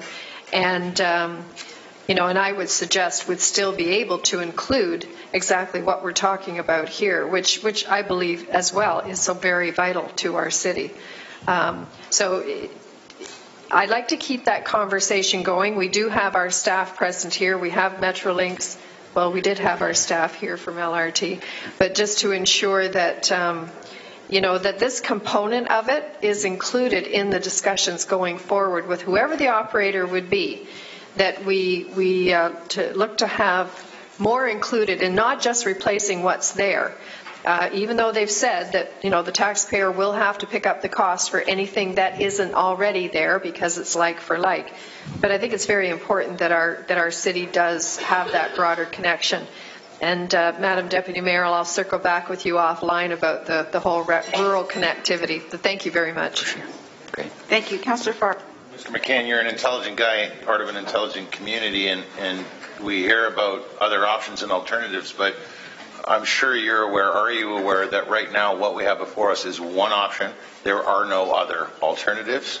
I have not heard of one, and we have been working towards this one option for about a decade now. So are you aware of any other BRTs or flying squirrels or anything? Well, as you would probably recognize, I don't frequent this venue very often. What brought me out today was the fact that I do understand that this is the option that's on the table, and that if the matter at hand doesn't move forward, then all of it stops. And I want to make sure that that doesn't happen. And if we were really lucky, through you, Chair, are you hearing the same message I am? We would just go to the back of the queue, and what you're talking about is sooner rather than later provide a greater broadband service and build and intensify in the right 11-kilometer stretch. That would take much longer, would it not? Because we go right back to the drawing board. Through you, Chair, are you getting that same information in your intelligent community? Well, I must say I'm probably not qualified to speak to the politics of it, but to your last part, bigger broadband now, while the opportunity is at hand, is the urgency for me.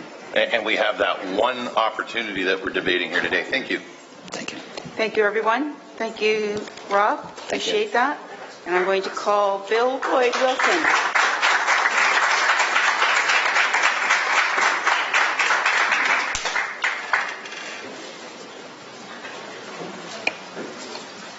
Hey, Council.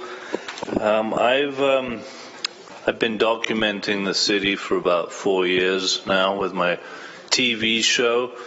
I've got about 60 half-hour documentaries about Hamilton, so I think I've learned a thing or two about this city. I've talked to a lot of people and a lot of businesses, and I've been living here for over 20 years. My biggest problem and why I'm opposed to the LRT is basically because of what's going to happen to King Street. It's going to be turned into one lane, no parking, and all of the trees are going to be taken down to accommodate rail travel. And a lot of people have been talking about how they need convenient transportation. Well, there's already the HSR that runs right along King Street. In fact, it goes the entire length of the proposed LRT. So if there needs to be more transportation, they can certainly increase that in the future. I'm going to read a couple of things here. There's also the problem with the moving it down to one lane is that when garbage pickup and snow plows are out, it's going to be a complete nightmare for traffic.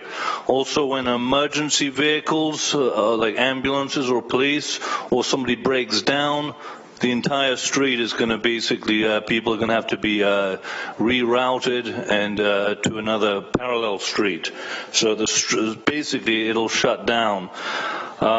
We do have a decent public transportation system, and the HSR is running great.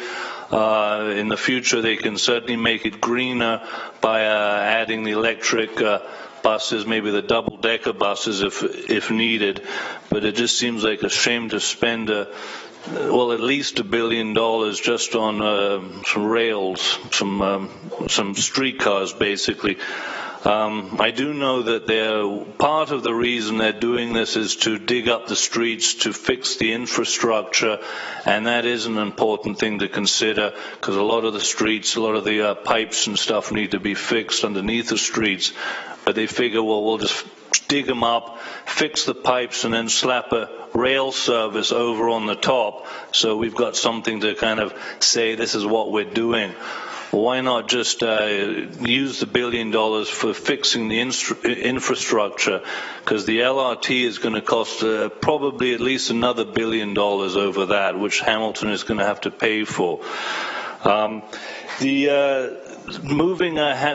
Turning King Street into one lane is going to essentially all of the businesses are going to dry up. No one's going to be able to park. People are going to have a hard time even driving along it. And so all of those businesses, a lot of them are going to really suffer. And I think the council really needs to consider those businesses with this decision. Passengers are also going to be inconvenienced from the LRT. people seem to think the LRT is going to fly along and they're going to get to work in 4 seconds. It's not going to happen.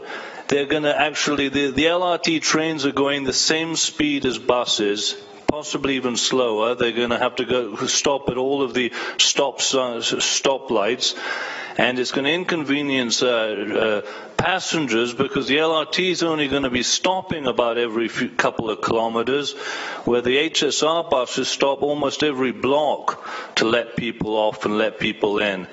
So the passengers are going to have to basically transfer a lot and walk a hell of a way, which probably might even be a good thing, actually.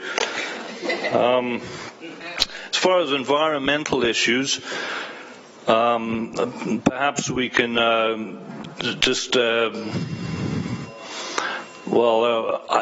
thought maybe we can just turn the entire route, add a bike lane instead of the LRT. Thanks. Just put a bike lane all the way from Stony Creek right to McMaster. You know, that might be a far better thing. I've got some information I got about Surrey BC's LRT proposal. They said that Surrey's street-level light rail plan has few tangible benefits for its cost. They also say that too many major issues. Light rail advocates in the city of Surrey have overlooked the major issues of building light rail at street level. They also say that it's actually slower speeds, because no speed improvement against rapid buses in their own lanes. Bill, sorry to interrupt. Do you have much more? Because your 5 minutes is up. 5 more seconds. Okay. Few travel time savings. Riders will need to make more transfers, higher operating costs, lower frequencies, longer waits for passengers. Light rail riders will wait longer before a train arrives. Increase in greenhouse gas emissions because of congestion increases on and accidents caused by the LRT. And traffic mayhem they talk about, and also it's prone to accidents. This is the final part. Light rail systems kill more people than any other transportation mode except for motorcycles. I can go on about that, but it's prone to service disruptions. Accidents can block LRT tracks and close LRT lines for hours. And LRT trains, of course, can't detour around accidents or breakdowns. But that's about all I've got. Thank you, Council. Thank you, Bill. Any questions of the presenter? Thank you, and thank you for that information. Victor Starecki. Victor. And while he's coming in, I just want to acknowledge Mr. Oh, sorry, the Doris. Laura, thank you. And we do have in the audience outside, actually, former Mayor Bob Morrow has joined us. Good day, Mr. Morrow.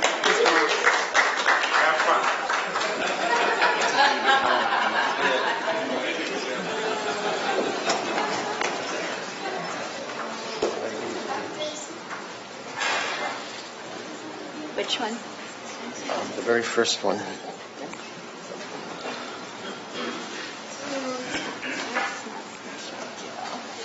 That's the best I can do. No, that's not it.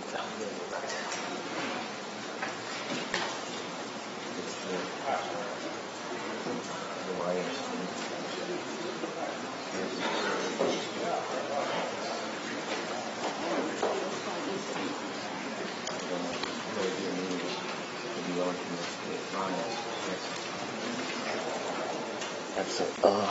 Can I go back and forth on this?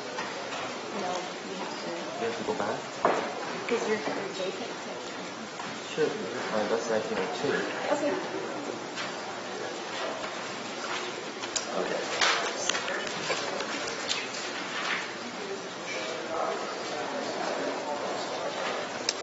My name is Victor Starecki. I am a retired industrial mechanic from Stelco. Everybody knows the most important aspect of any type of work environment is safety. Everything else is secondary. This is why I have some serious issues with the LRT. I would like to point out that these aesthetically unappealing wires are giving off what is called electrosmog. The electrosmog is caused by electromagnetic fields or EMFs generated by the LRT. Now, keeping in mind your EA. According to a study in 2002 by the World Health Organization and the International Agency of Research for Cancer in Europe, they have found a higher rate of cancer, especially leukemia, in children living along the areas where there are LRTs. Electric rail workers and drivers also have a higher incidence of cancer and Alzheimer's than the population that is not exposed to the electrosmog. We don't have to go to Europe to see this type of information. Just Google Canadian Cancer Society. It is on their page in the front. The safety threshold is 4 milligauss. Anything over is linked to these health issues. I'd like to point out that in the EA report, in 2015 study commissioned by the City of Hamilton and written by Hatch MacDonald, the study is about the electromagnetic fields produced by LRTs. It identifies that the sensitive equipment located at McMaster University will be adversely affected by the EMFs from the LRT. This is on revision D, page II, in the executive summary of the report. Now, keep in mind, McMaster's sensitive equipment, like scanning detection microscopes, SEMS, does have protective shielding against interference. However, even with the shielding, this equipment is still affected because of the electromagnetic field from the LRT is 10 to 15 times higher than accepted levels. There is no mitigation. There is no mitigation for this. The study is stated on page II. The EA report does not identify a mitigation strategy to counter this serious adverse health effect. Apparently, remember the saying, they have not identified any solutions for this issue yet, but remember the saying, don't live near power lines. A lot of people have taken that to heart, and there is some links. I have been in contact with Dr. Magna Havas. I'm just going to put some things up.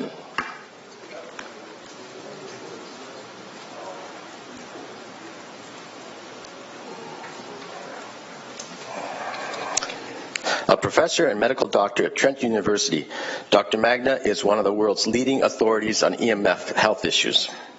She has correlated these findings, and if you want more information from her, you can email her. She's easy to find, or you can watch her lectures on YouTube. Safety first. Studies show where LRTs are located in city cores, pedestrian and vehicle fatalities have risen. 31% in Chicago. LRTs are more dangerous compared to buses. Page 26 on the Hamilton Rapid Transit Initiative Economic Potential Study by the IBI Group dated March 2009, a report that was commissioned by the City of Hamilton. It identifies the LRT fatality rate is 280% higher than buses. That is a high number. The number of deaths we experience now, and it does not include suicides. Is that an acceptable risk hazard for you? In my opinion, absolutely not. I do not believe a 280% increase in the number of fatalities is a good plan. A good plan would reduce the number of fatalities. This plan increases it. Trains are not meant to share the road with cars, trucks, and emergency vehicles.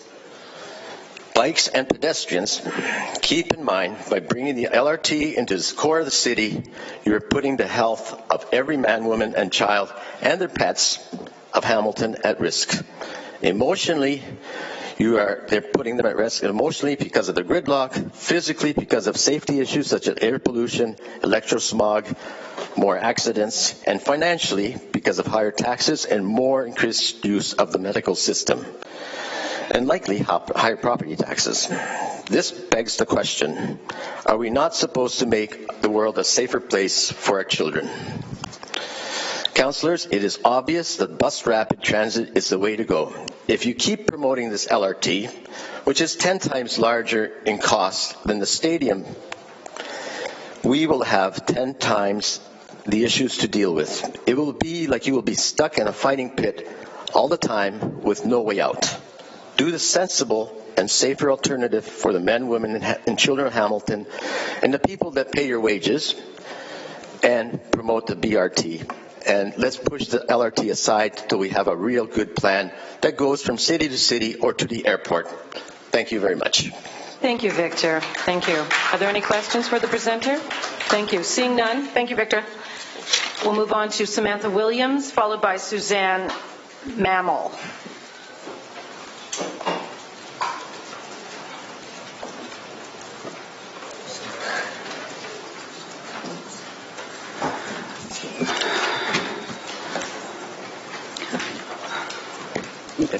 Mr. Mayor, councillors, and Madam Deputy Mayor, thank you for the opportunity to speak to you today.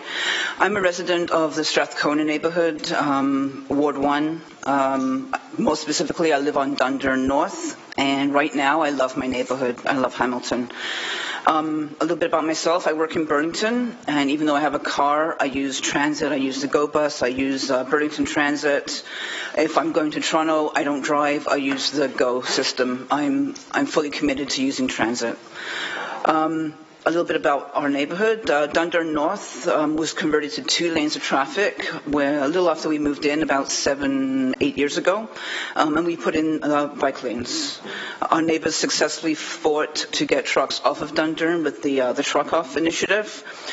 With these, now, when we moved in, these initiatives just started. So we experienced Dundurn as a traffic almost freeway, and then these initiatives came in and they improved the walking and the walkability of the street. Before the changes were made, it was unnerving to walk down the street beside the traffic. Walking along Dundurn between King and York was unpleasant at best and fear-inducing at worst. I was truly disappointed to find out that the intention is to add an additional lane of traffic to Dundurn North and remove these bike lanes. It's an invitation for traffic to funnel along from King and to go down there. I've heard our street being called an arterial road. To me, it's a residential road. There are a few businesses. There's a hairdresser, a corner store, Tombstone, like a cemetery thing, and a few more things, but mostly it's housing. It's housing. So I'd like you to imagine all of a sudden having those 3 lanes of traffic going down outside your door. Another thing about that street is we don't have a very wide sidewalk. If I'm walking beside someone, that person I'm walking beside, they're walking almost at the curb. Sometimes I'll jump into the bike lane because it's easier if someone's coming towards me. 3 people can't pass. So yeah, I was truly disappointed that the intention is to filter the traffic down there. It kind of goes against what I thought the LRT was to be, an alternative to the car culture that we have in Hamilton. I believe if you build that third lane of traffic, they're going to drive it. When my wife and I have mentioned our disappointment to LRT supporters, to council members that support it, I don't get a lot of feedback. I'm not really engaged. I feel a distance, and the discussion kind of ends. I think we're very yes LRT, no LRT. I'm not sure if we're there yet. And I've been here since 9:30, as everyone can see. A lot of people can see from the discussions we've had all day. There's a little bit of animosity between the 2 sides. I was going to put I support LRT, that was my notes, but I'm going to say I want to support LRT, but I need to know that intentionally displacing traffic to my neighbourhood is not a viable option. The plans for King look great. I've seen the pictures. I see the brights. I think someone called it the sexy LRT train going down the street. I see a walkable city. I see people walking. I see green space. It looks great. To me, that's my neighborhood now, and I don't know if LRT goes through, if that's going to be what it's going to be like in the future. So again, very worried. I think our city planners need to look at alternatives. I've heard my neighbors suggest other solutions. I don't have any myself, but I'm sure that they're out there. There's been talk over the years of making Main 2-way. making King more pedestrian friendly, as I said. If this needs to be accomplished by destroying another neighborhood or impacting, maybe I'm a bit too close to it to call it destroying, but if it's going to affect another neighborhood negatively, I don't know if we can call that a success. My neighbors, young families with strollers, older adults with mobility devices, whether it's a cane or a walker, whatever, we shouldn't have to worry as we walk down our street. Thank you for your time and your consideration. Thank you, Samantha. We have one councillor that would like to ask you a question. Councillor Jackson. Thanks, Madam Deputy Mayor. Thank you, Samantha. Nice to meet you. Samantha, I mentioned this, I think, maybe at the last marathon meeting in March. And there's been, I think, a column or two in the media since about the cycling community and the public transit community and being sometimes in conflict or at odds. I get it from the single-family car standpoint, as those who promote alternative modes of transportation feel like that they have to change attitudes from the traditional with a single-family car. But I found during the transit-only lane, the 1 year we had the experiment on King, if I recall, a number of cyclists wanted the ability to use the TOL, the transit-only lane, when the buses weren't there at that moment, but legally, logistically, we're told they couldn't. So it's interesting you're raising this again, and I was hoping both communities that promote alternative modes of transportation, cycling, public transit, maybe can have more conversation. Are you aware that maybe there's those opportunities to kind of work out something, if you will? Yeah, I think there are. I'm dealing with it more from my community where I walk to the corner store, where I walk my dog. I like the bike lane because it added a bit of a buffer. I know that wasn't the intention. I like the bike lane because I like to see those Tour de France guys go down every Sunday morning. So I do I do like that bike lane for those reasons, but I'm more of a walker, and that's what I'm worried about. I'm worried about Dundurn. I'm worried about having what we would suggest it is that they would move the bike lanes to Breadalbane, whatever they call it. That's where I walk. That's where I run. I see a possible danger there. I support the cycling community, but I'm really talking about walking. I'm talking about 3 lanes of traffic. I'm talking about, this is the environmental assessment. I'm talking about 3 lanes of traffic stuck outside my house. I'm talking about, danger when I'm walking my dog. I'm talking about my elderly neighbors. A lot of my neighbors are like in their 80s, 70s. I'm talking about them and having them being able to cross Dundurn and get across to the corner store. I see issues there, and like I said, I want to be pro LRT. I do support what it stands for, but I see that I don't think we're yet at a yes LRT, no LRT point yet. We're at a maybe. We need to have some more discussion about how it's going to affect individuals. Sounds like a myriad of fronts that you're being a good advocate for and trying to bridge those different divides. So thanks for your response, Samantha. Thank you, Madam But mostly my neighborhood. I want to stress that it's going to affect neighborhoods. I applaud you for that. I want that to be taken into consideration. I applaud you for that, protecting them. Thank you. Thank you. Thank you, Councillor. Councillor Green. Thank you. And I do appreciate you being here today and raising these points, Samantha. And I'm not sure who your partner is, your wife, but I know I've been engaging. We recently hosted a Facebook Live session, and that question did come out with Rosetta and some others that were asking similar types of questions. True.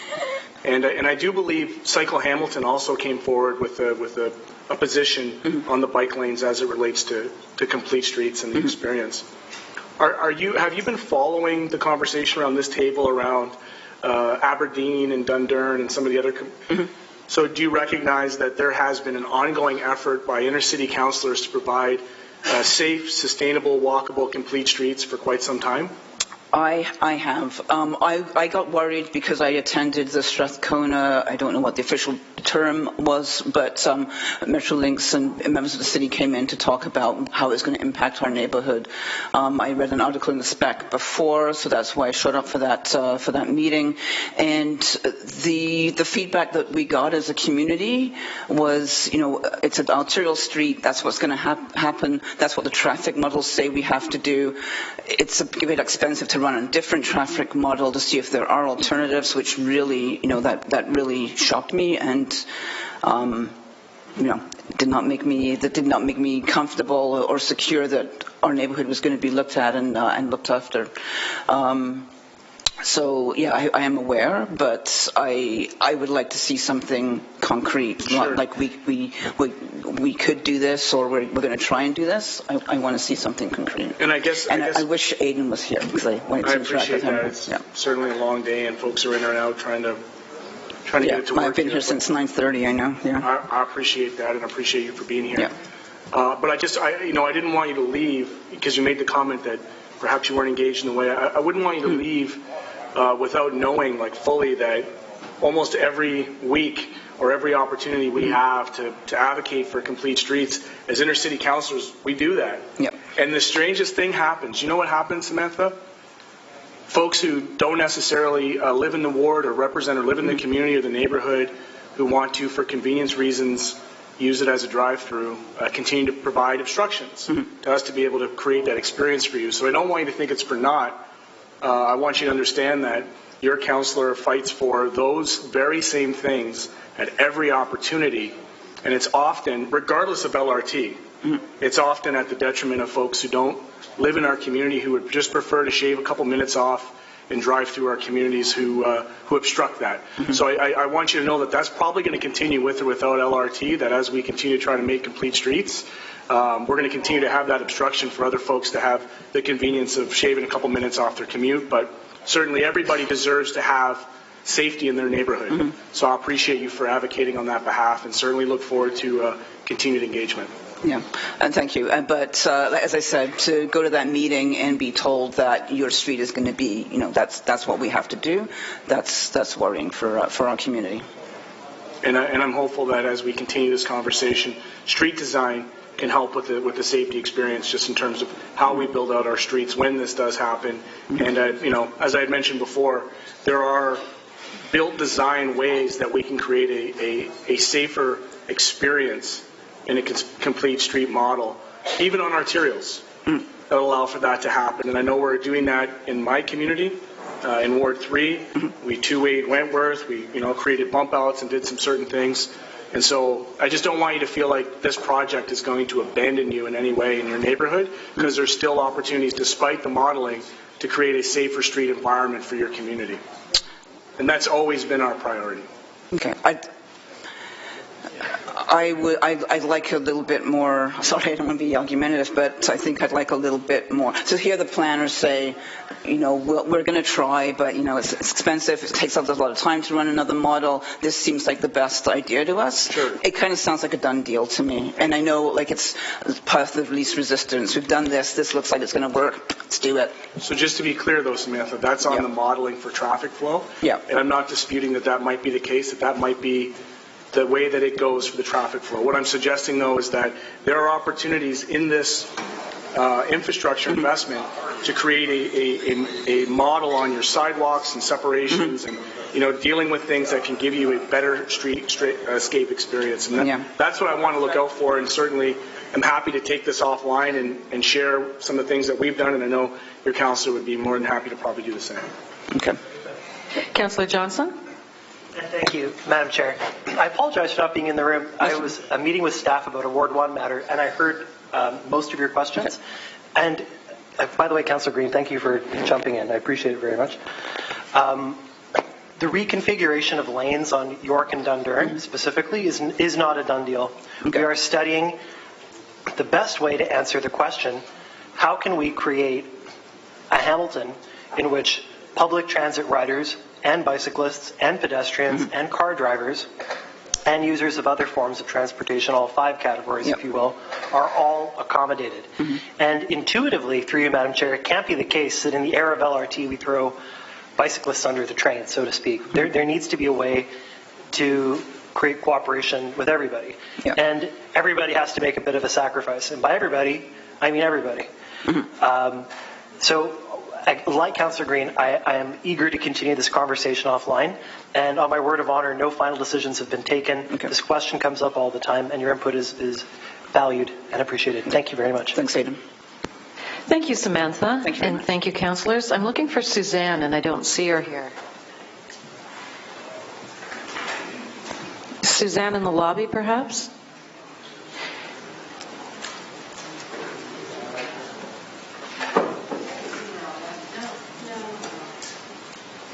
We can always, and there's also another person who, if I may,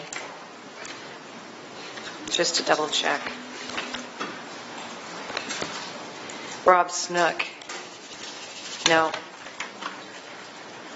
Okay. We'll move on then. Michelle Chen, followed by Alain Bureau, who was here, I believe.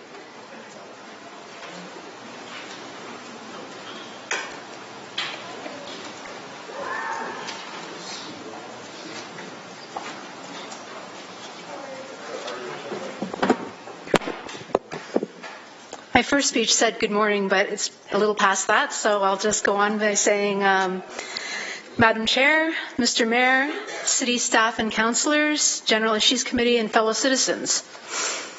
Thank you for your consideration today. My name is Michelle Chin. My family has lived in Ward 13, Dundas, for over 10 years. My presentation today will be from this perspective. I like to assess projects against the concept of a complete community. A healthy, sustainable community where people of every age and ability have the opportunity to live, work, and play within their own walkable neighborhood. The built environment of a complete community is people-oriented. Unfortunately, current urban development seems to be more suburban and car-oriented. Good public transit is people-oriented and an integral part of a complete community. Hamilton's Vision 2020 talked about changing our mode of transportation, about developing an integrated, sustainable transportation system for people that is environmentally friendly, affordable, efficient, convenient, safe, and accessible. About encouraging a shift in personal lifestyle, making transportation choices that enhance health and fitness. Vision 2020 recommends getting away from the sedentary, single-occupant car way of life. But the existing transit system does not serve Dundas well enough. A typical bus ride from Dundas, requiring a transfer via downtown to a final destination, can take well over 90 minutes door to door.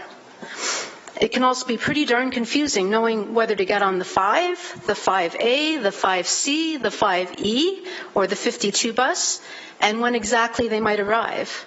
Am I going to be late? So, to save time and for the sake of convenience, most of us hop in our cars instead, if we can afford to own one, and if we're able to operate one. Many of us in Dundas are guilty of this. We are part of the problem. LRT can make us part of the solution, making it easy for folks to do the right thing.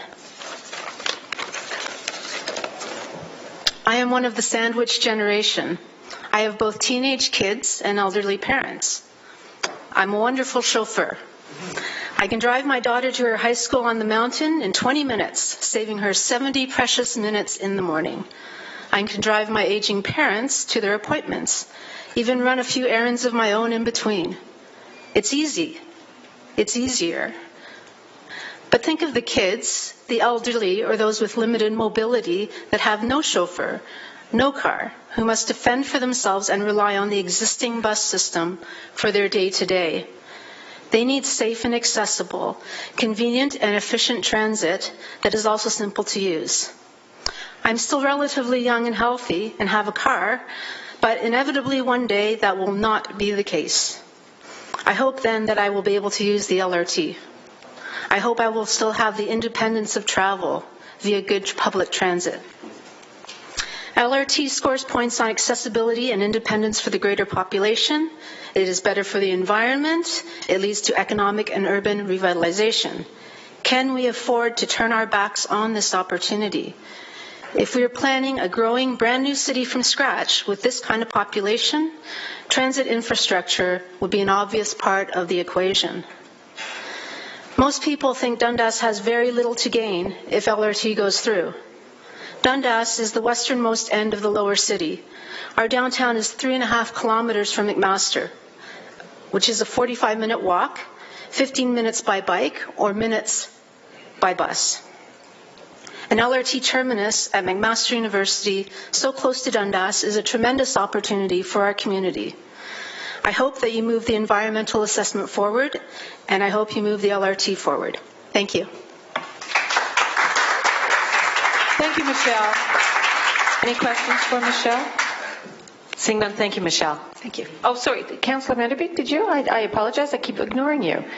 It's okay. Councillor Vanderbeek has a question for you. It's okay. I don't have a question either, but I do want to thank you because you're from my ward, and there aren't very many people here today from my ward. So I appreciate you coming in and giving your presentation, and as always, it's good.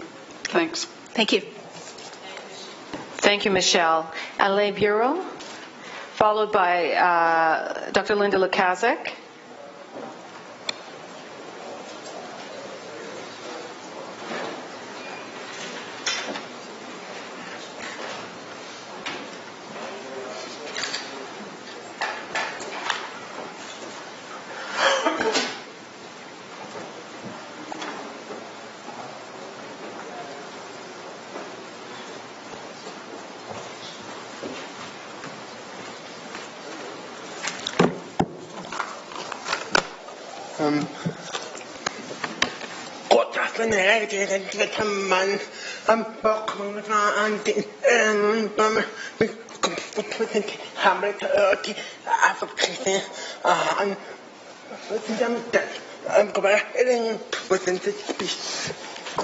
Thank you, Mark.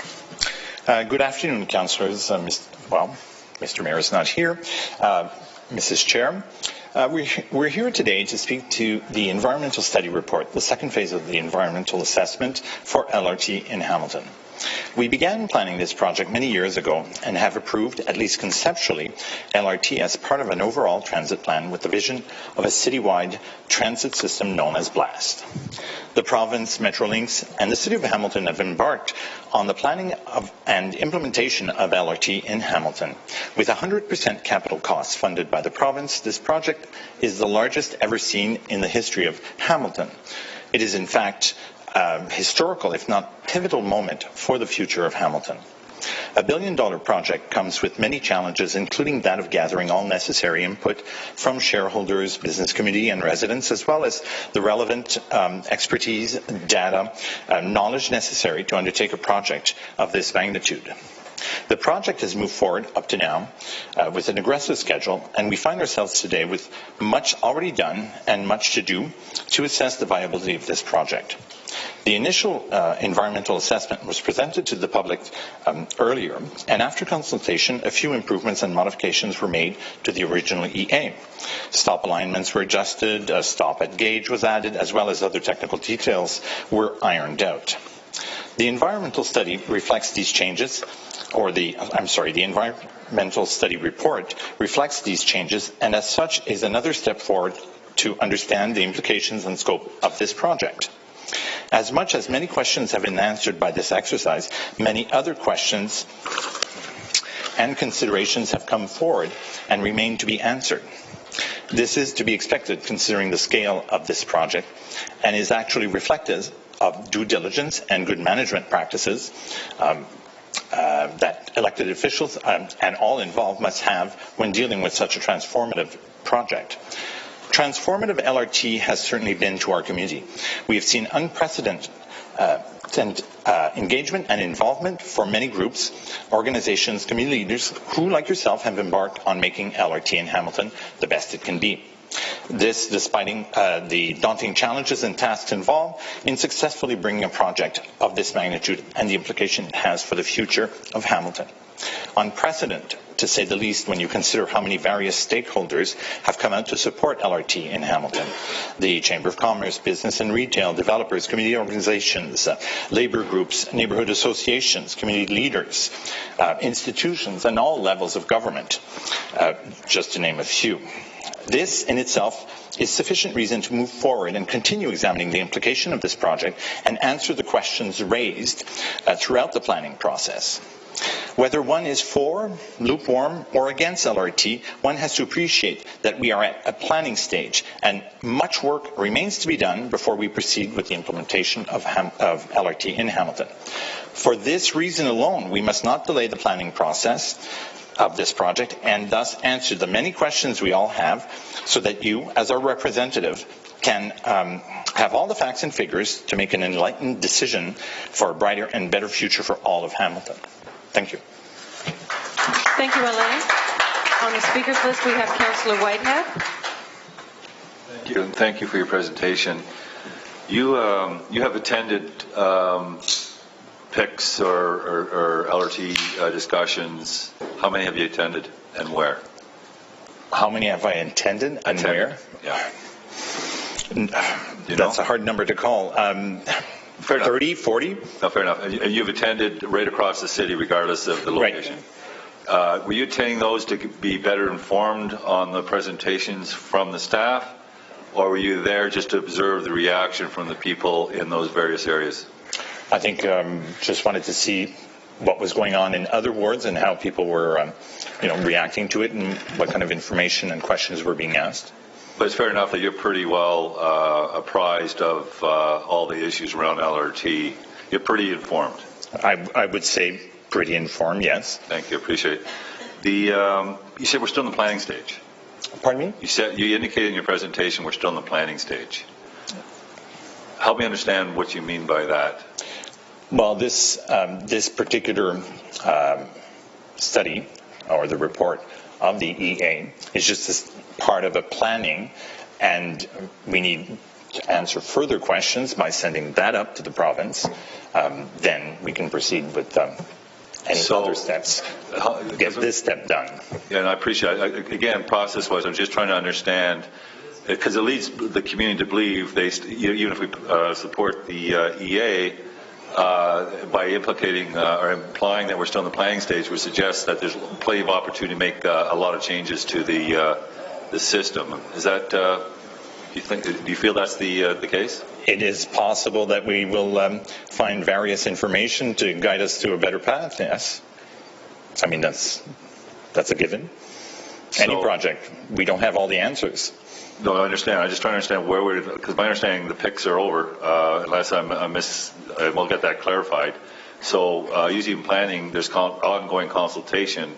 I'm not aware of any further consultation. Now there may be in the direct neighborhoods that are impacted, but I'm not aware of any consultations scheduled outside of the corridor moving forward. Are you, through the chair? Aware of other consultations from the LRT team, correct, the city? I'm not aware that there are any planned. Okay, and I just want to make sure that the information is clear for the viewers and watchers that right now it's really now focused on probably the impacted communities. We heard a neighbor here earlier talk about Dundurn, for example. So really it's become more are focused on the areas of impact, and it really is. It's really well. That's where you would. Fair enough, but we're well beyond the broader consultation in the community. Right, definitely. Thank you.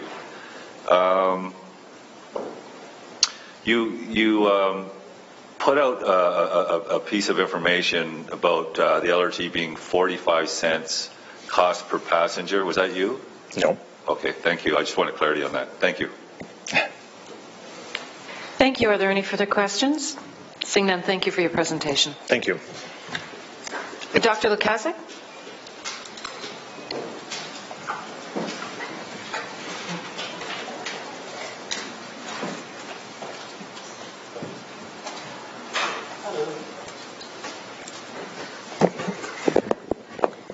Hello. Good afternoon. Good afternoon, Deputy Mayor and members of the committee. Back again to talk about LRT. So you know from the last time I was here speaking with you that my organization supports the project, and from reviewing information in the environmental assessment, we believe that the LRT will bring environmental benefits to the city, including improving our air quality along the route. So I wanted to just talk today about something a little bit different, just to reinforce some of the concerns that we've already raised. I want to read you a really brief excerpt from the preamble to Ontario Bill 172, Climate Change Mitigation and Low Carbon Economy Act 2016. And I believe this is really important legislation because it has implications for our future, and it's about taking serious action on the climate crisis. And here's the vision that exists within the preamble to that piece of legislation. Enabled and supported by the Cap and Trade Program and related actions, the Government of Ontario envisions by 2015 a thriving society generating fewer or zero greenhouse gas emissions. Businesses and innovators will be creating world-leading low-carbon technologies and products that drive new economic growth, productivity, and job creation.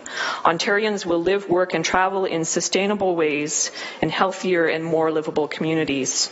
So this fits into some of what I talked about when I was here last time, just in terms of intensification in our urban cores and providing the higher order transit that really facilitates that sort of thing happening. But I want to emphasize the fact that this vision has a really major challenge facing it and facing us as citizens living in Ontario in making this kind of a future vision reality. And I have some recommended reading for all of you. I can leave this copy behind if anyone wants it. This is the latest greenhouse gas progress report from Dr. Diane Sachs, the Ontario Environmental Commissioner. Her office does this report every year, and it lets us know what our commitments are in Ontario and where we're at. So I've pulled some information from that report. From the Commissioner's 2016 Greenhouse Gas Progress Report, transportation is responsible for the largest and fastest growing share of Ontario's greenhouse gas emissions. These emissions have grown by 28% since 1990 and totaled 58.7 megatons in 2014. Over 80% of these emissions come from on-road passenger and freight vehicles such as cars and trucks. And although federal standards are improving the fuel efficiency of passenger vehicles, their benefit has been more than offset by an increase in both the number of vehicles and the total distance traveled. So we've got a serious challenge. And Ontario has set targets to reduce greenhouse gas emissions. So the goal was to 6% below 1990 levels by 2014, and that's an 11 megaton reduction to approximately 171 megatons. And the province met that target. And the target was met by actually closing coal-fired power generating plants in this province. And we all know the profound and positive impact that's had in cities like Hamilton. Think about the fact that smog days are really a distant memory for most summers now. But in 4 years, by 2020, Ontario has to reduce emissions a further 15 megaton, a bigger and faster reduction than the 12 megaton reduction that was achieved between 1990 and 2014. And then if you look at the additional commitments into the future, we're looking at an additional commitment from the province to reduce 1990 levels by 37% by 2030 and by 80% by 2050. So this is profound. They're profound changes that we're talking about. And if we recognize that transportation is the largest source of greenhouse gas emissions and that this source continues to be on the rise, the challenge for us is to build mobility systems that are universally attractive. We need to make that transition work. So the road that we were heading down, pardon the pun, I shouldn't have used road as a pun here, but was to build higher order transit through LRT that would really facilitate that higher density development that in turn is going to help us to facilitate those modal shifts. It's not easy. I know that we live in a car culture, and I think in Hamilton you just need to look out the window of this building to see that our city is still dominated by that car culture. But if we don't succeed here, the implications are dire. And I can stand up here and say that over and over again, I think till I'm blue in the face. But it's true, it's not just me saying that anymore. So 10 years down the road, 20 years down the road, where are we going to be? And I would urge all of you to think about that when you're reflecting on this opportunity before you today. We've got $1 billion to start that transformation towards a system that's going to draw in people who maybe never thought about public transit before. And I agree, we've got to build that larger blast bus network to feed feed into it efficiently. But if we don't do that now, my fear is where are we going to be? Sorry, Doctor, if I could just get a motion to extend the time. Sorry, moved by Councillor Green, seconded by Councillor Jackson. All in favor, carried. Go ahead, sorry. Thank you. I'm almost done. You've got as much time as you need. So if we don't make that transition, I'm worried about where we're going. Where are we going if we turn this down at this point? If we turn this opportunity that the province is handing us on a platter? I'm fearful for the future of this community, for future generations, and what the implications are going to be. Because I think, it's hard for me to stand up here and make you try to imagine what the implications of the climate crisis are moving into the future. But those transportation emissions are something we need to get under control. Thank you very much. And thank you, Doctor. We have Councillor Jackson. Councillor. Thanks, Madam Deputy Mayor. Dr. Lukaszuk, thanks again for coming in. Seriously, you should be recruited by the provincial Liberals to get you on their communications team for the stuff you speak about. Because I suggest that the messaging, as tough medicine as it is, unfortunately, isn't garnering the kind of support publicly it should. That's my humble opinion. Dr. Lukaszuk, I decided, in light of some of the pushback and the opposition in the community with the LRT overall and some of the concerns, I decided to go back to reread the Rapid Ready report that our former HSR Director Don Hall authored a few years ago, I think in 2013. Quickly read to you. Council of the Day, Dr. Lukaszuk, unanimously approved the RRR as a guiding document for a future public transportation in Hamilton. It laid out a 25-year strategy of transportation improvement for Hamilton necessary for successful implementation of LRT at some future date beyond the 25-year time horizon. On page 25, quickly the quote, "It would not be productive for Hamilton to build light rail while maintaining 30-minute headways on regular transit routes serving LRT. Perhaps more importantly, early and significant investments in base transit levels are required." Any comment? I know you're a big promoter and advocate for public transit per se across the board. Possibly just maybe in this case, cart before the horse, or do you have a comment to that, please? Through you, Madam Deputy Mayor. Through you, Madam Chair. I would say, Councillor Jackson, that given where we're at with the climate crisis, I think it would be foolhardy to delay on the LRT. And I say that because, to me, there are benefits that fixed line brings. And that's the other piece of the equation here. What we need to be doing moving forward is facilitating the development of higher density communities. And I think we're already seeing some of that happen in our core. I think you've heard from developers who are out there doing some of that work, who, some of whom have said to you that they've made decisions based on that line coming. So that's an important piece of the puzzle that in turn is going to get us towards a community that provides more and more people an opportunity to live in the core and to be able to move around in ways that aren't going to require them to get into a car. So that I see the two pieces really working together. And maybe at that time when that first vision was developed, we weren't viewing the climate crisis in as urgent a manner as we are now.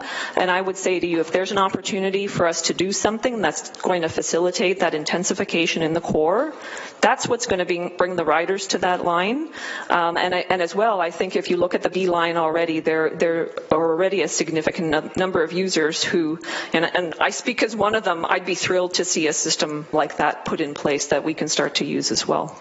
So I hope that answers your question. It does, thank you. And lastly, even for those that are anti-LRT, they say at least at minimum it should go to Eastgate Square.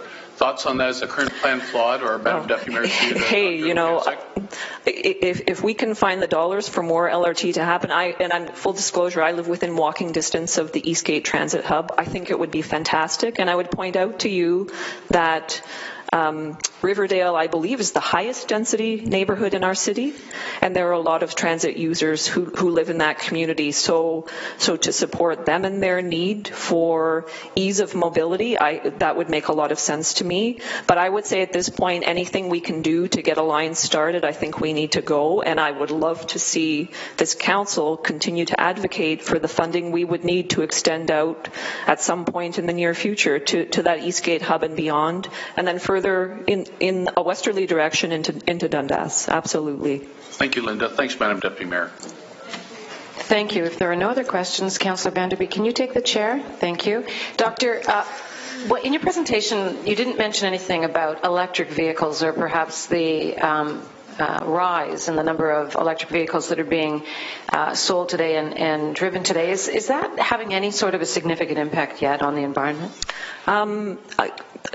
I'm not seeing anything yet, and I would add, it's funny. I posted an article on our Facebook page for Environment Hamilton recently, and it was kind of a funny one, and it's an issue they're having at Tesla headquarters with too many cars and not enough parking spaces. So while I believe that those who can afford an electric vehicle, it's fantastic if they can make those transitions, I'd argue that there's still a challenge with that idea that we can all transition to electric-powered vehicles and not still have issues with congestion and use of, consumption of a whole lot of resources. We're sitting in a community where we make steel, and if anybody's looked at the pie chart, the amount of greenhouse gas emissions being released by our steel mills is incredibly huge. I mean, it dwarfs what our contributions are as a community. So I think they're positive, and I think for people who need a car, if you can afford it, that transition makes sense. But I'm not convinced moving into the future from a resource consumption point of view that that's going to solve our problems. I think as communities, we're just going to need to learn to support and celebrate public transit systems. And if anything, that'll mean paying more attention so that, and I would get back to that use of the term universal. We need these systems to be universally attractive so that everybody wants to use them and feels comfortable using them.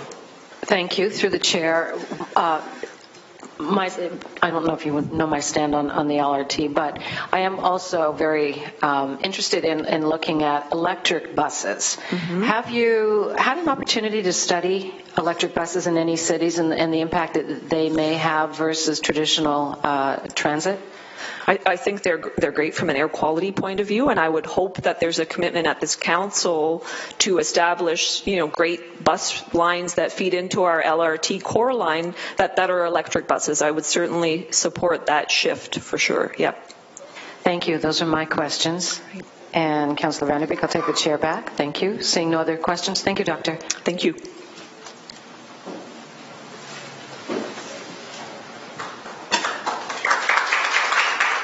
The next delegate is Melissa DeRuiter, followed by Grant Rinaldi.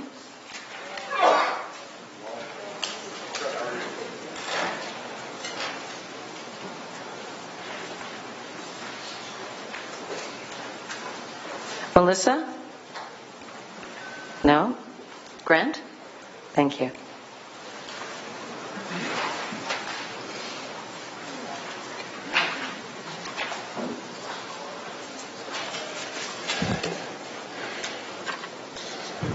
Mr. Mayor, Madam Chair, Deputy Mayor, councillors, engaged citizens, it's been a long day. I appreciate your patience.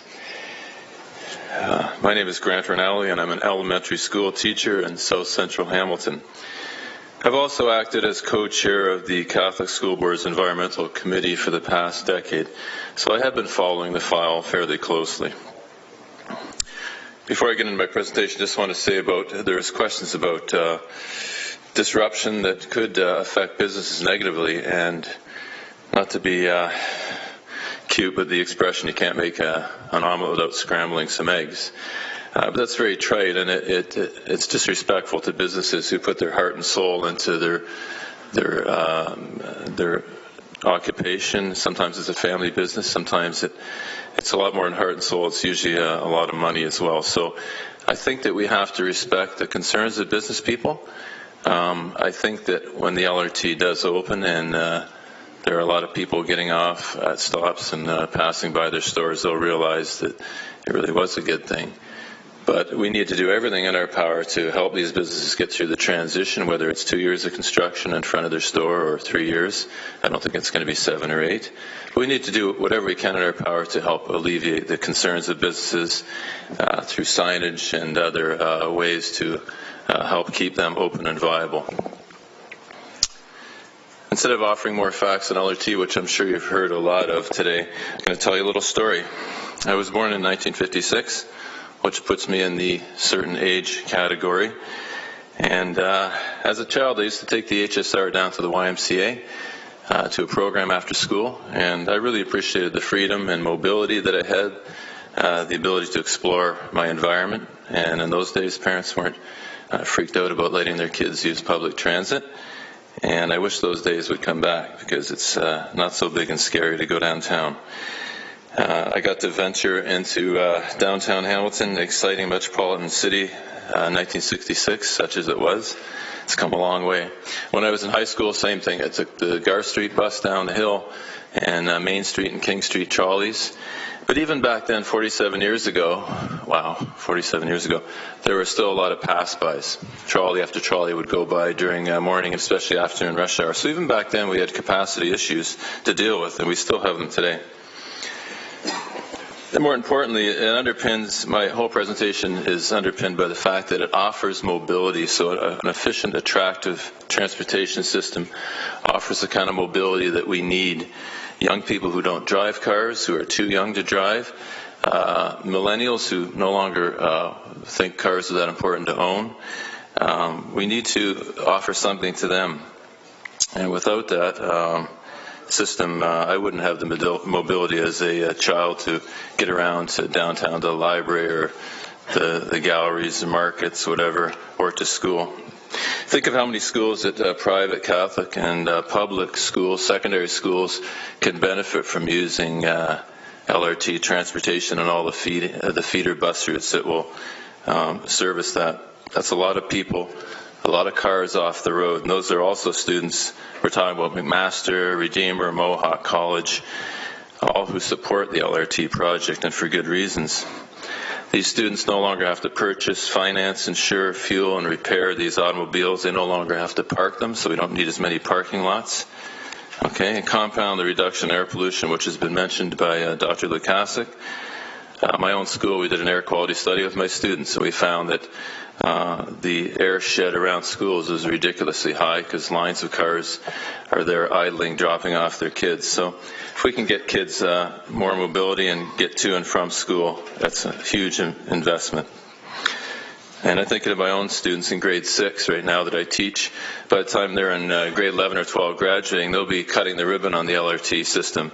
So if we want to be a city that is a great place to raise a child, can't we offer them more than lower order transit that we've been dealing with ever since fossil fuels were invented? It's also, if you look at the demographics, whatever's good for young kids is often very good for older people.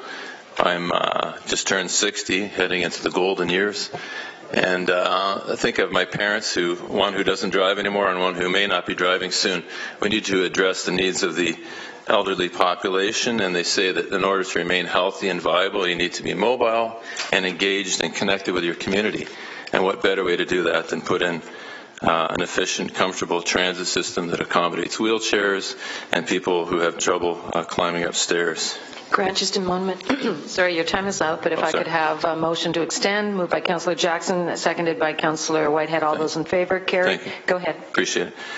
So for young and old and everybody in between, really, cannot we not do more as the ambitious city that we once were?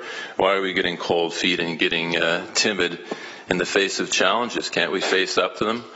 I think we can, and the time.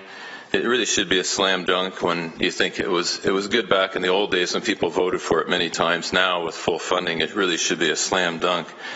But don't let misinformation or factoids or alternate facts lead you to a different conclusion. The pro side has presented a lot of information backed up by evidence, and that's what decisions should be made on, and not fear-mongering and what I call chicken littleism. So that's it. I think that we can't let this golden opportunity slip through our fingers. So you need to stand up. Councillors, if you have constituents that are fearful, you need to learn about the project, which you have done, and you need to educate them as to why you made a decision to go forward many times in the past. Stand up and stand by your guns and vote yes to this environmental assessment. Thank you. Thank you, Grant. We have Councillor Whitehead. Oh, Grant. Sorry, Councillor Whitehead. I got to catch a bus, sorry. Thanks.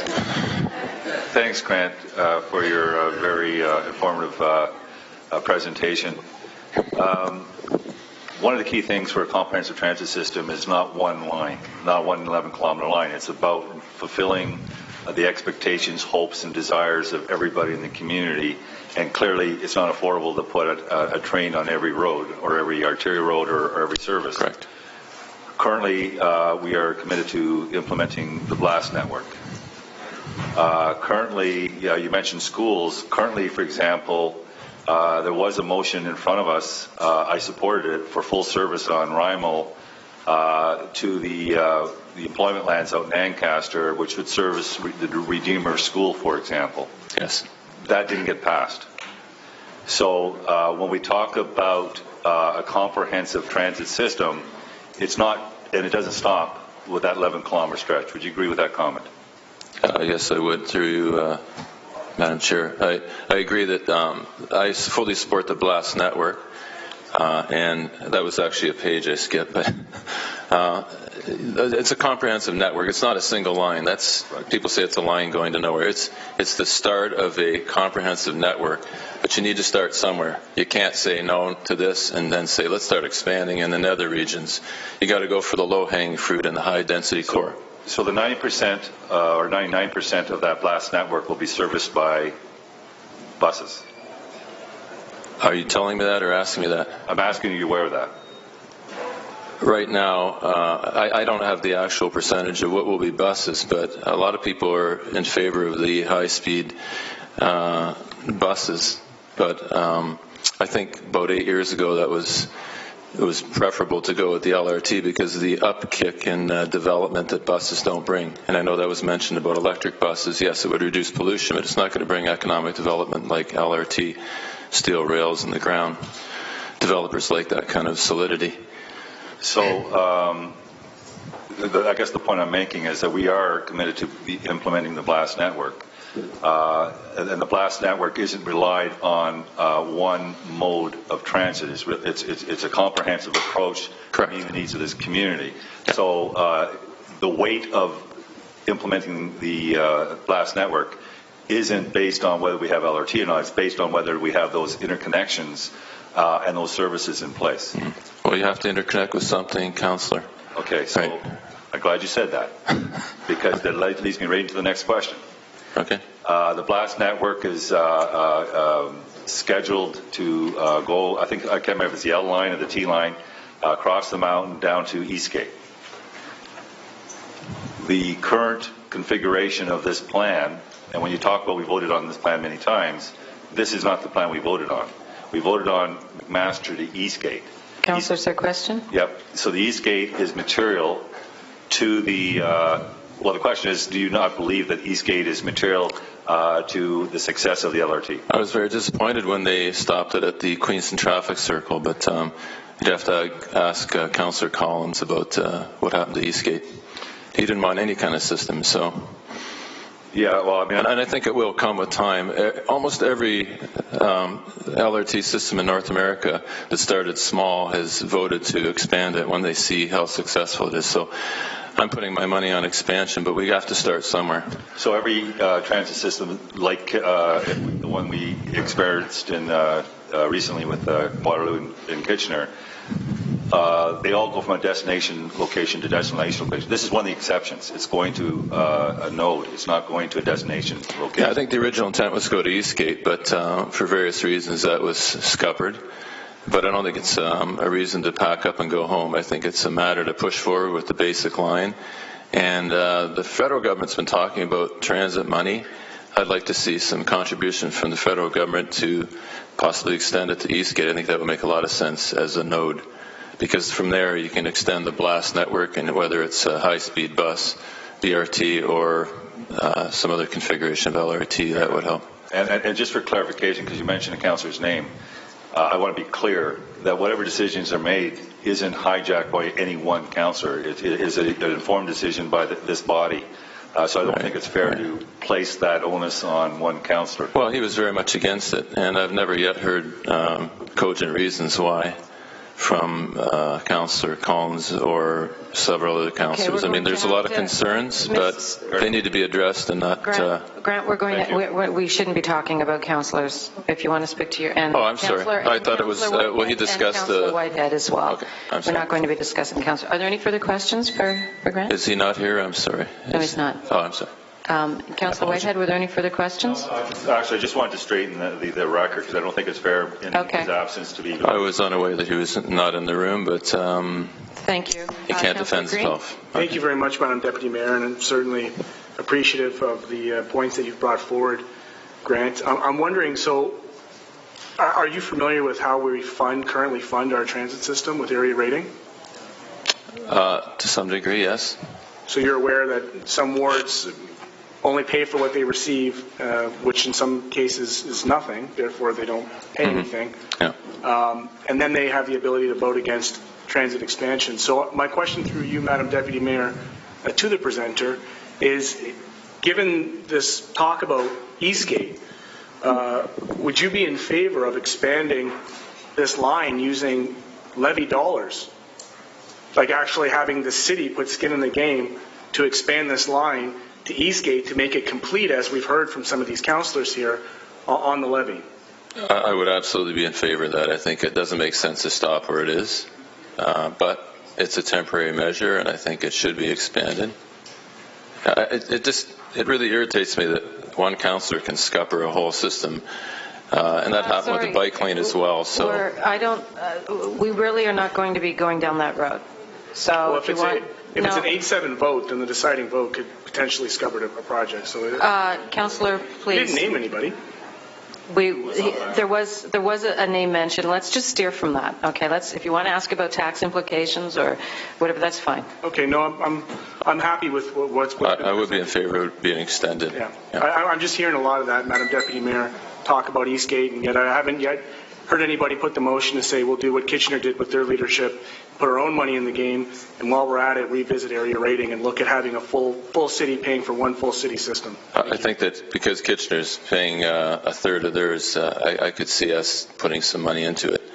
This makes sense to make because people say it goes to nowhere, which I think is possibly insulting to people who live at Queenston, but it would make a lot more sense to go to Eastgate. Thank you. Thank you, Councillor. Councillor Farr.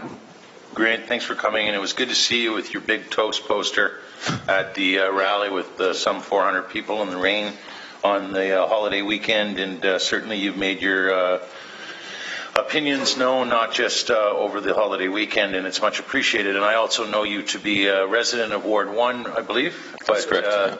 But a teacher here in Ward 2 who is often very actively engaged with the students, particularly on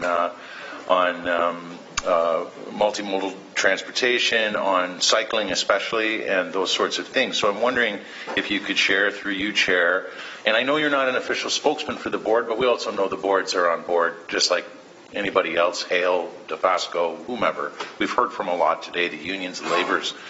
It's just an incredibly large list, and it continues to be heard and grow. And certainly you don't represent them, but can you at least share with us what you hear firsthand from your students? And I won't mention your school because I'm not sure if you did off the top. Through you, Chair. I teach grade 6, so it would be different if I was in the secondary panel. I'm sure that there'd be a lot of discussion about the utility of having a better, faster, more comfortable transit system with updated wait times for the next vehicle, etc. And I know I've talked to my nephews in high school and traveling around Toronto and that he uses the subway an awful lot, and he's in love with it. When I worked in Toronto, I used the subway and streetcar quite a bit. And yeah, I think that at elementary level, I'm promoting sustainable transportation through walking and cycling, taking advantage of the subsidized bike rack program offered by the city. Thank you. And also having my students trained by New Hope Community Bikes.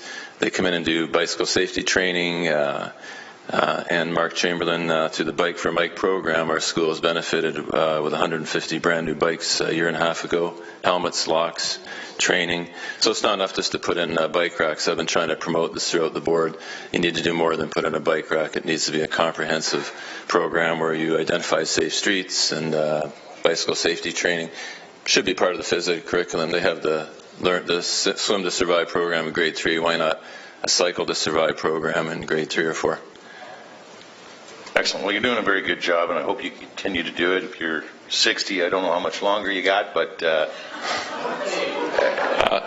cycling on road. In terms of your career at the school. Actually, I'm retiring this June 30th, and there's a big celebration next day. It's something about Canada Day, so I don't know.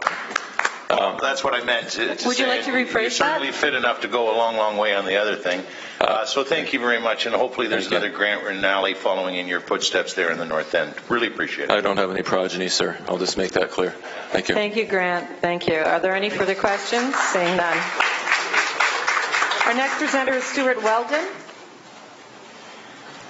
Stuart Weldon? No, we're going. Stuart, there you are.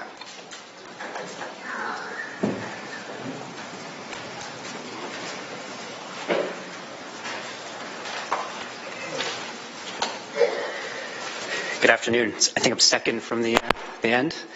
I must say, it's as a new resident, sitting here all day and hearing all these stories has been actually amazing. My fiance and I, we've enjoyed hearing the debate, particularly from long-term residents who I think are very proud of this city. And it's really been inspiring in many ways for us to hear those stories and also participate in the debate. I had about 20 slides and lots of data to cover, but I figured at the end we'll have, I thought I would talk a little bit more about some anecdotal experiences that we've had in our journey getting here and investing in the city and why we came here. And I think from our view and our experiences, why we think this is a good idea. We came back from the UK about a year ago. Although I was born in England, I grew up in Burlington. My dad was recruited as an engineer in 1981. We moved here, and he worked at Westinghouse in Hamilton. And I remember Hamilton in the 80s and Jackson Square when it was shoulder to shoulder full of people. And I also remember the change that happened. I moved to London about 12, 13 years ago for work. And we loved it. My fiancé is from Vancouver, and last year we decided to move back. And to be honest, we were thinking Vancouver or Toronto is where we wanted to be, and a friend of mine said, hold on, go take a look at Hamilton again. It's not how you remember, and there's lots of great stuff happening, and we did. And although there was a lack of Lululemon for my fiancé who's from Vancouver, we fell in love with the city again. And since that time, we've been restoring a house that hasn't seen a lot of love in a long time, and most importantly, opening a business here on Gore Park along the LRT line, which was by choice and after a lot of research and a lot of time spent thinking about what we wanted. And we hope to have that open in a few weeks, and we're very proud to be here hiring locally and contributing to the success of downtown renewal. So when we think of the EA, we started talking a lot about it, and we thought, what would we like to see? Why would we come here and invest because of when the city's making these types of investments? And, when I read the EA, I started to form my own opinions, such as, well, how would I see things differently, such as the A-line alignment at the time, or why isn't there a McNabb Street station? And then as you think about it more and you start talking to lots of people that we're meeting every day and all these great people in the city, everyone has an opinion. And when you look at projects like this, right, you're never going to please everybody. And there is never going to be one project that solves every issue for every person. This is a start, and in my opinion, it's a good start that gets us on the right track to the next phase of revitalizing the city and the downtown. And so when I thought about it, that maybe there were some things I thought could be better, would I still say yes? I did, and for 3 reasons. And those were, when I listened to your budget debate, some major issues, in my opinion, are still with the city. Job creation. If I understand correctly, the number of residential tax versus commercial is disproportionately off, right? The ability to generate new taxes to help get out of some of these tax challenges we have, I believe mine are going up 4%, and with a reduction to some services, is tough. And then the third is also this affordable housing, and how can you address that problem? And so if we look at those three very quickly, the first one being jobs, just a bit of background. I come from the tech world. I worked for a Toronto startup, which we started in the early 2000s. I moved to London for that and ran the international business across Europe and Asia. We were successful enough to turn it into one of Canada's fastest growing companies, and we IPO'd and got bought by a Fortune 100 company. And since that time, I've been investing in early stage companies and young people, and I started mentoring here at the Forge and listening to what young people that come out of Mac and Mohawk and so on, what are they saying? And the challenge is they don't have a lot of opportunity, or they see it, to stay in Hamilton. They need to move to Toronto. And that's because their feeling is the investment community and knowledge-based businesses are overlooking this city. And so when you think about LRT, it helps put a sign on the door, which is we're open for business, as well as creates the infrastructure and framework that attracts the type of people that will be working in these knowledge-based businesses, including the young people that want to stay.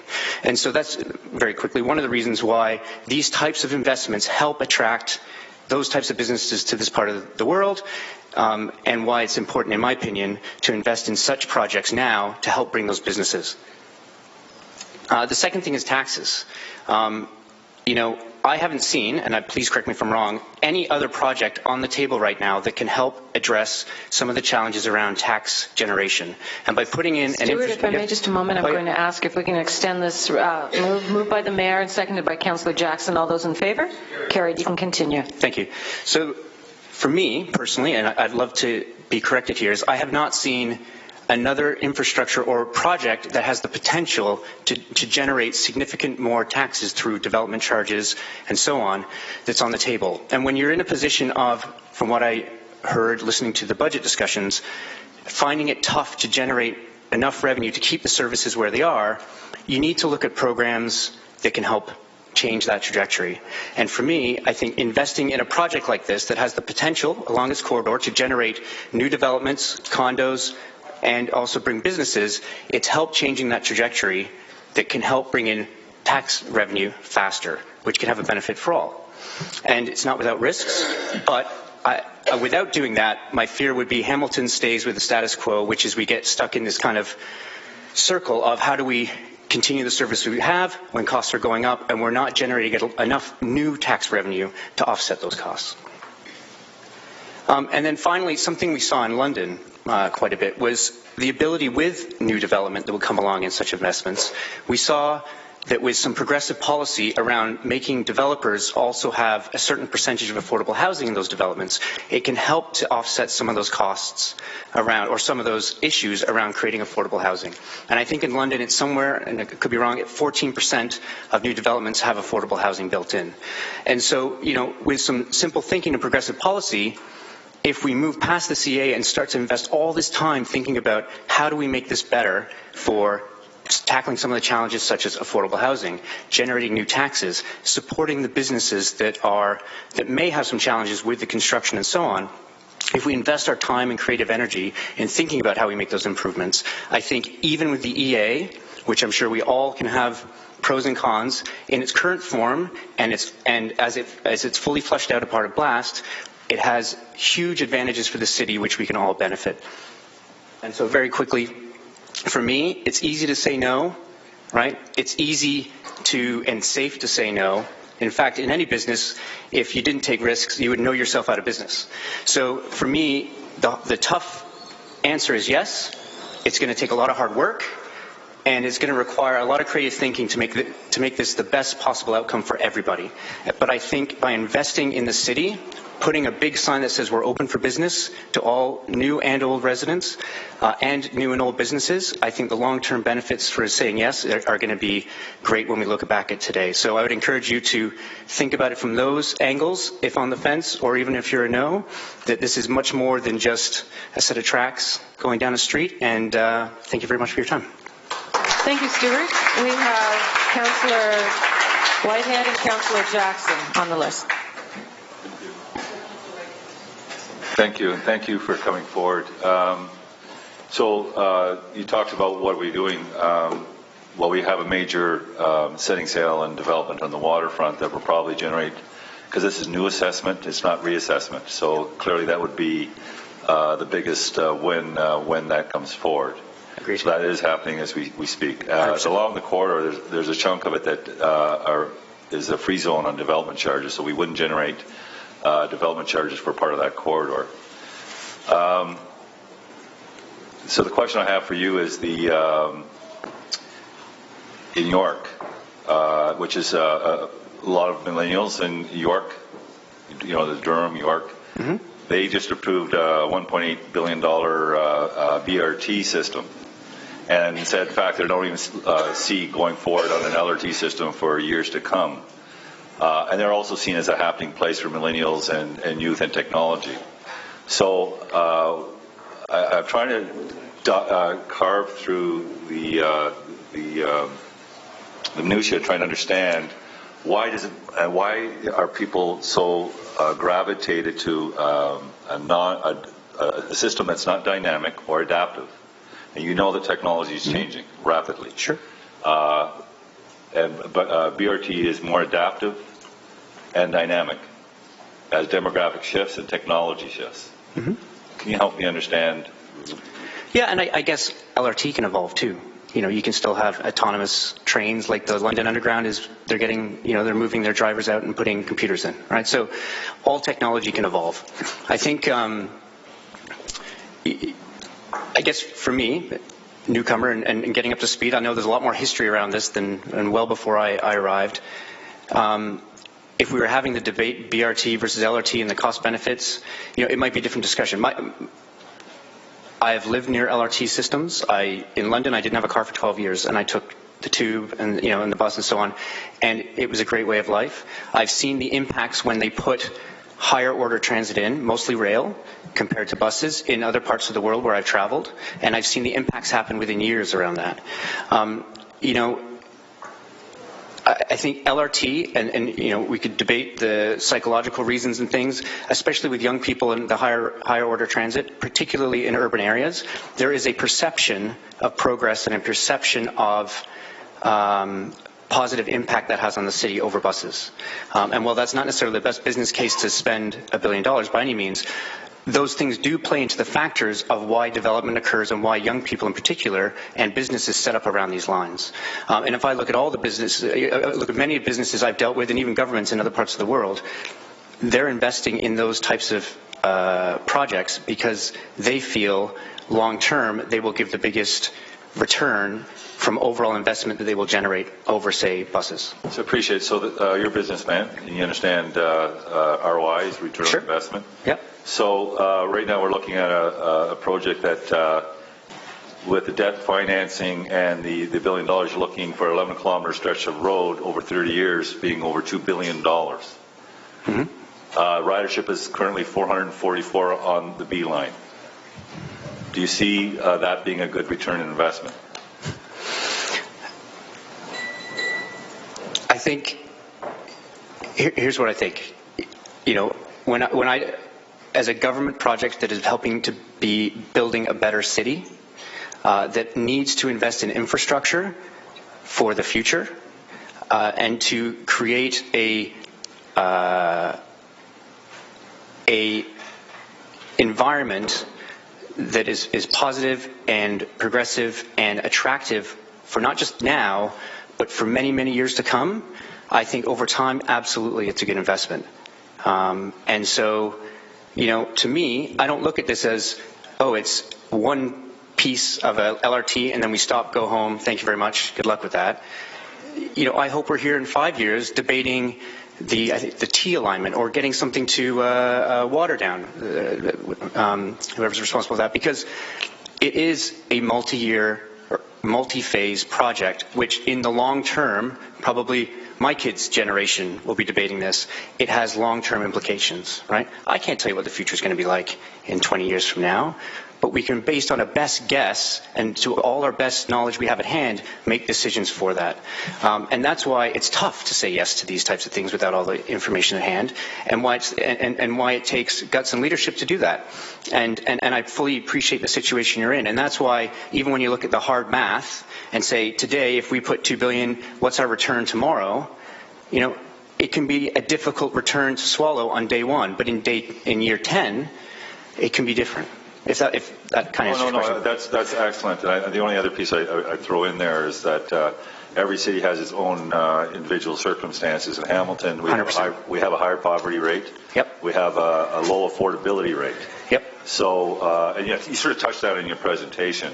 That's part of the limitation. That's part of the limitations of the. Well, I think you have to provide preamble before you ask the question. So the issue here is what can we afford and what we may be saddling future generations with. Yeah, 100%. And to me, that's what's exciting about this particular investment is, compared to, say, Kitchener-Waterloo, is the province is providing this, not the municipal level. Now, I appreciate there's ongoing costs, which hopefully through some good planning and good promotion and good economic development costs offset that. And in the long term, we're ahead of the game. But, again, I would also say that putting in transit like this that helps people get to their places of work faster, that attracts new employers and hopefully new jobs, it gives more opportunity than the status quo today to help on that issue, along with some of the other policies and things you're working on. Appreciate it. I want to thank you for coming forward. I want to thank you for showing confidence in this community. And, it takes, to be here such a short period of time and be so engaged is refreshing. Thank you. We're very proud to be here. Thanks. Thank you. Councillor Green. Sorry. Councillor Jackson, followed by Councillor Green. Thanks, Madam Deputy Mayor. Stuart, nice to meet you. I don't think we touched your fiance's first name unless she's very shy. Graziella. Okay. And she also likes it here because she's Italian and people can actually say her name. Okay, very good. Thank you. Thanks for choosing Hamilton. Thank you. As a former small business owner, I can relate. I don't think we caught the nature of your business. How about describing it a little more, Madam Deputy Mayor, through you? Sure. I wasn't trying to put in a sales pitch, but it's a Red Church Cafe and Gallery. It's a coffee shop, but it also has a dedicated art space. So she's going to support local and also bring in international artists to show their work. And you can I ask it? You bought some property just along King around the Gore. You're going to be leasing. So we're leasing. We would. That was definitely. We were going to try and make that an option if we found a place. We wanted to be in the core, and for us that wasn't an option at the time. I think long term we'd love to also be own commercial space. That'd be fantastic. But right now we are leasing. Yeah. Terrific, Stuart. Well, with or without the LRT, sincerely, I mean the burgeoning arts community on James waterfront, all the exciting investment happening in the Connaught and blister blocks and things like that. Thank you very much, and hope you have a long, successful time in our city. Thank you. Thanks, Madam Deputy Mayor. Councillor Green. Stuart, you started to touch on it, so through you, Madam Deputy Mayor, you're a mentor at the Forge, which I think is fantastic given your international experience. Let's say you had a startup at the Forge who had an angel investor who wanted to contribute $1 billion, maybe $2 billion with the cost of financing at their own expense. Mm-hmm. What would your advice be to that startup? That's a lot of money for a startup. What about a mid-sized city? The thing is this. I think with a sound business plan, first of all, no one's going to give you $2 billion if they didn't think it was worth it, right? And I think, I would say that if someone was going to invest that kind of money into any business, they saw something special, and they saw an opportunity to make something better, and be a part of that. So, in the context of a city, and I'm not getting political, but provincial government, they have decided that Hamilton is worth investing in, and just like we decided it's worth investing in personally. And I think, for me, taking an investment that, and again, unless I'm wrong, if we don't take that investment, it's not an immediate. Here you go for your plan B. So let's even say it sets you back another few years. It's a competitive world out there, and the city is, we don't like to compete with our neighbors. We want to be all friends and work together with KW and Toronto and so on. It's important that we are also on the same playing field to ensure we attract our piece of the pie when it comes to economic development and business. And I think it's important that they recognize that we have to have a seat at the table and be a part of that. And I think right now, from the people I talk to, when it comes to knowledge-based businesses, a lot aren't looking here yet. And I think we need to figure out how we change that dynamic. And I think this is one of the ways in which we can do that. Certainly, with the comments from Clear Cable's Rob McCain a little bit earlier talking about Sure. ICT and the opportunity for the utilities and the infrastructure, Sure. could you, given your experience, see a potential for that in the city, or are we already too far removed from the Waterloo-Toronto corridor? Long answer short, I think absolutely it's not too late to use your words. But I do think Hamilton has to find its own piece of that. Let's not go trying to be hardware experts. We don't want to necessarily be AI experts. Those things in Toronto, those things will happen naturally. But like every city has their own little tech startup. I think Hamilton has to figure out its niche as a part of this almost supercluster that's forming in technology, life sciences, advanced manufacturing, leveraging the amazing work that Mac is doing, and even Mohawk. The more time I spend meeting people from Mac and learning what's going on there, it's fascinating. We need to figure out how we harness that commercial that development and commercialize it and make it stay in the city. And projects like this help bring those businesses here and attract from whether it's afar or even locals to stay. And I think that's how Hamilton starts to improve its, I guess, perception and grow its piece of this region when it comes to technology jobs, for sure. Certainly appreciate that. And just through you, Madam Chair, to Stuart and his wonderful wife, if you're looking for franchise number 2, location number 2 that you want to buy, Ward 3 is just down the street, so come by and see us. I appreciate you for being here and certainly appreciate the perspective that you brought. Thank you. Thank you.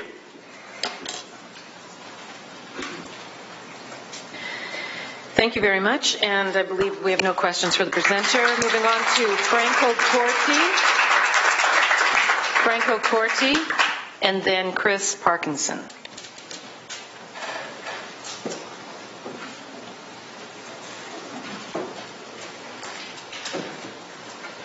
Franco? No? Chris? No? Oh, Chris, there you go. Okay. And that is our final speaker unless Rob Snook, Suzanne Mammel, or Melissa DeRuyter are in the room.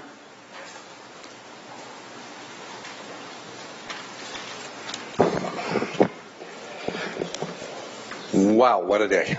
And we're finally going to wrap it up, and I get to have the last word. So I'm pretty happy about that.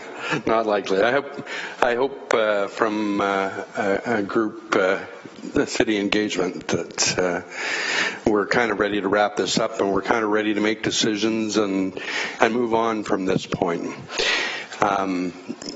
As you may or may not know, I'm representing Hamilton Blue Dot Group, and we're about 1,200 members from all your wards. And I had a whole talk to talk about the EA and talk about Hamilton's record on environmental projects and moving things forward. But I think we already know where we stand on approving the EPR. I don't think there's any real outstanding arguments to not pass, to not move forward.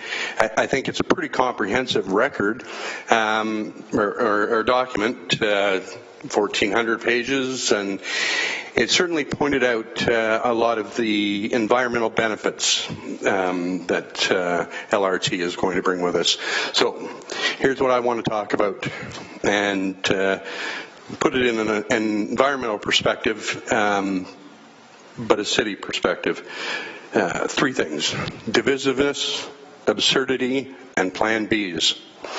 This is dividing the city. I don't know if you see it, but we all see it. It's dividing us into the lower city, and hearing the comments about it poor and dirty and a place to drive through downtown. I don't want to, I can go 55 kilometers an hour now and hit every light and get right through town. Why do we want to mess with that? Well, we have to mess with that. We have to mess with that. We have to move to transit. And we have to move to the best available transit. We can go to BRT, but we've seen in hundreds of cities across the world that BRT will always move on to LRT. So let's take that step out. We're here. And we're in a law of diminishing returns because we're dragging heels and we're taking more and more time. You don't have to divide us. What I'd like to see all of you do is unite us. The benefits here are, you've been explained by businesses and citizens, and I couldn't say it any better, but we need you to come together. We need you to make a decision. Absurdity is the next thing I want to talk about, and it seems absurd that you're fighting amongst yourselves to turn down $1 billion when if the strong voices on this council actually got together and started fighting the province and Ottawa for the next billion, we wouldn't be having a debate right now, would we?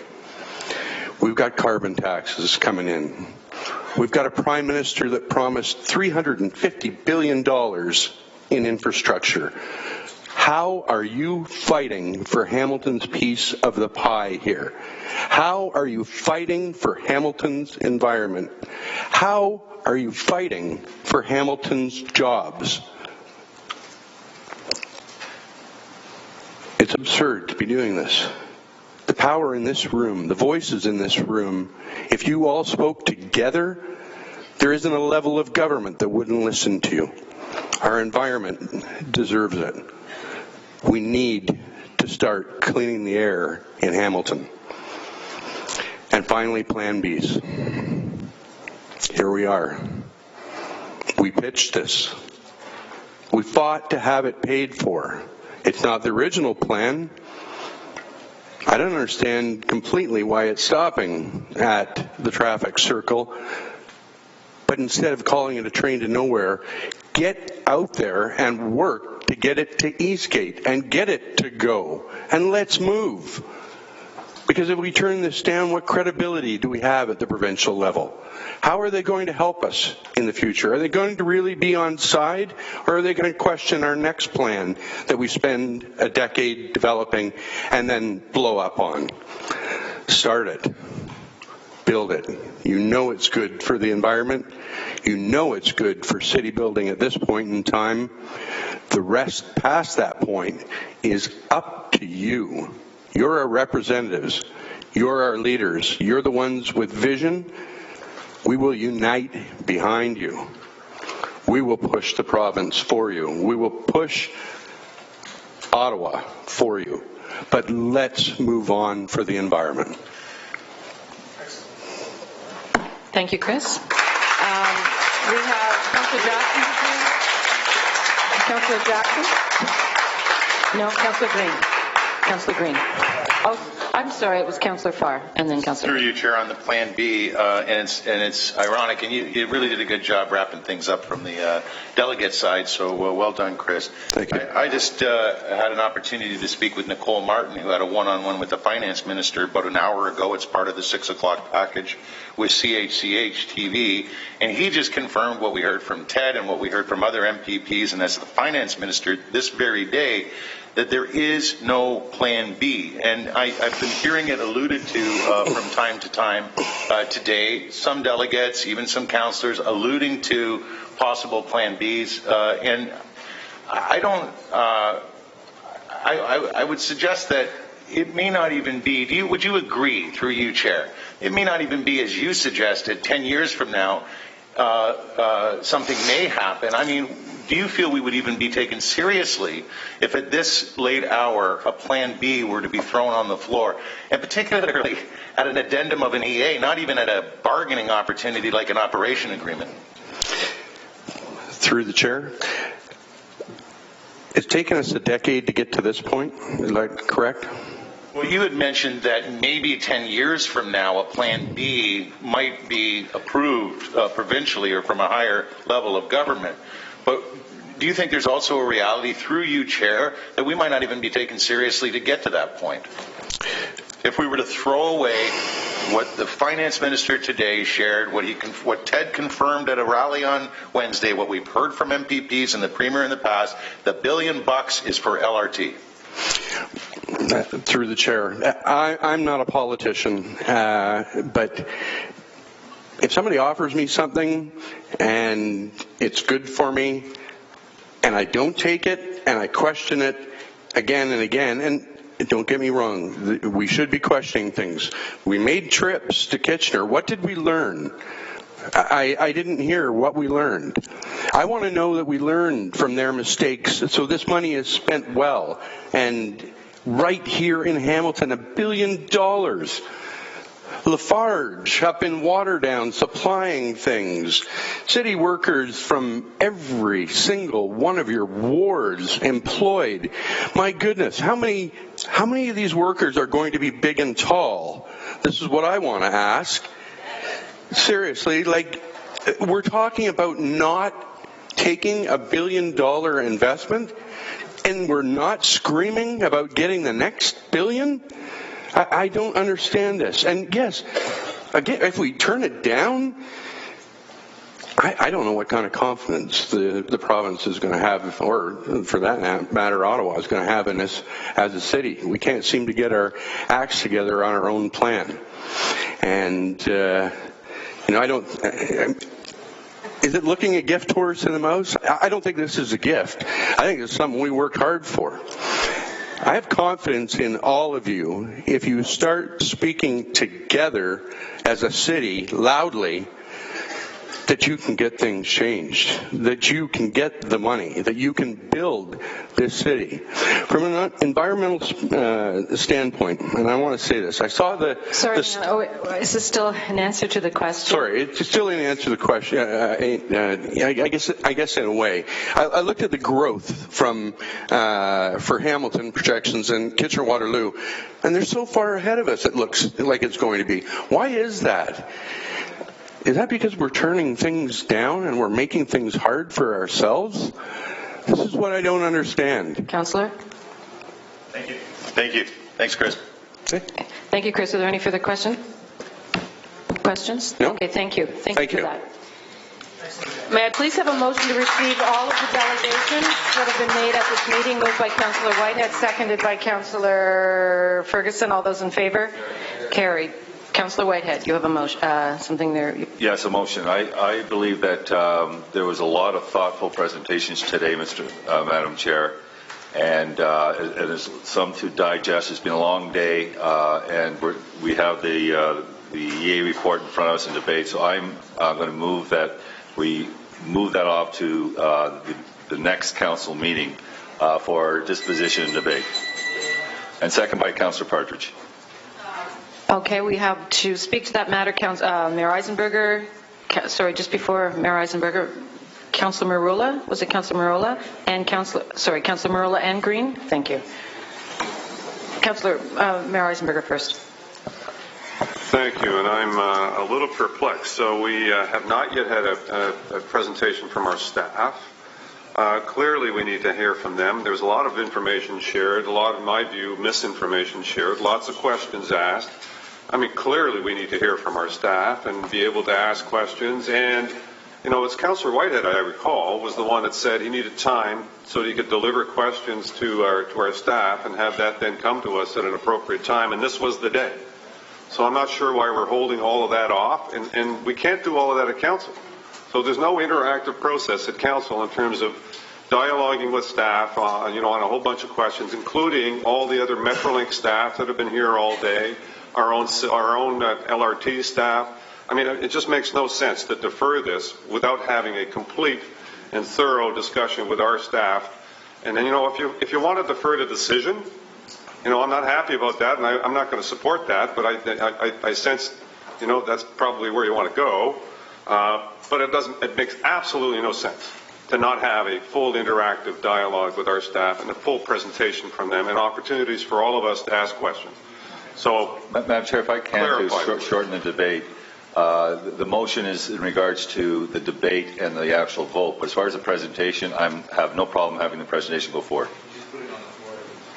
Okay, well, I mean, and so speaking to I'm happy to hear that. I mean, I'm not going to support a deferral. I'm not sure what the rationale is for a deferral on a vote. You know, everyone's been here and, you know, engaged, so I'm not sure what the rationale is, but council will decide ultimately. But clearly, happy to hear that there's going to be a full presentation. Thank you. Thank you, Mr. Mayor. And I just want clarification. On the table now is a motion, and the mayor just spoke to a motion to allow the presentation and then defer discussion after the presentation. Is that what I'm hearing? The motion has been changed to allow the presentation to go forward. The discussion, debate, and vote would be pushed off to the next council meeting. Yeah, well, that's the debate side and the vote. The questions is the presentation which we're dealing with now. Okay. Why don't we have a clarification on the motion so we all understand what we're speaking to? Or Councillor Green, did you want to speak to that first? Yeah, no, it's a procedural question. We're not at motions. So I'm not sure how he jumped the queue to put this motion forward when that's item number 9. We haven't even hit our discussion items yet. To even allow him to be on the speaker's list to move the motion from a procedural perspective seems suspect. Madam Clerk? Point of order, Madam Chair. The issue is that the reports are before us, and any report that's before you, it's not reports, it's delegations. Well, we finished with the delegations. Any report before you, this doesn't fall under the motions at the end of the meeting. This falls in our procedural process in determining the disposition of those particular issues. I have moved a motion duly, second by Councillor Partridge, that the debate, discussion, not the questions, just the debate, discussion, and vote would be pushed off to the next council meeting. Thank you for that. Just to clarify, Councillor Green, I believe that we had already accepted the delegation, so that we were on to item 8.2, Councillor. 8.2? We didn't have item 8.1. We haven't. Yes, we did. Sorry, we didn't have. Yeah, we did it this morning. Yeah, you're right. So. Yeah, we can continue. Sorry, Councillor Green. I'm just wondering at what point in time did he have himself on the speaker's list to be able to jump item 8.2 and move the motion before it was presented? Madam Clerk, we had to deal with item 8.2, which is the motion to deal with item 8.2. How do you put it before the presentation? Don't you have to receive the presentation and then put the motion? No. Madam Clerk? The presentation wasn't separate as a separate item number 7. It was part of 8. So when we moved on to 8.2, my understanding Councillor Whitehead was making a motion on that item 8.2. Okay. Now, did you want to continue on that, Councillor Green? Councillor Farr, would you like to speak to that? So if I can get the mover to clarify. Sorry, I missed Councillor Marola. Thank you, Madam Chair. Okay, so just to clarify, as long as the chair accepts the motion, it can be accepted at any time, which I believe happened.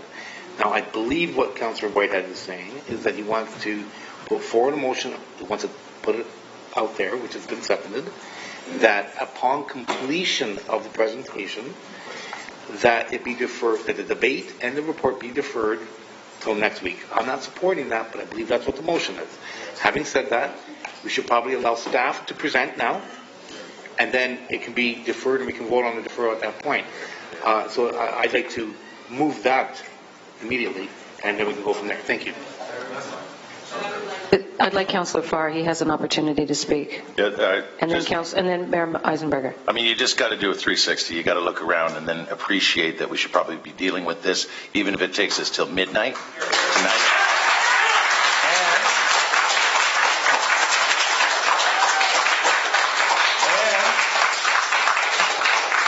And I'm a closet Leaf fan. But this is way more important than Game 4.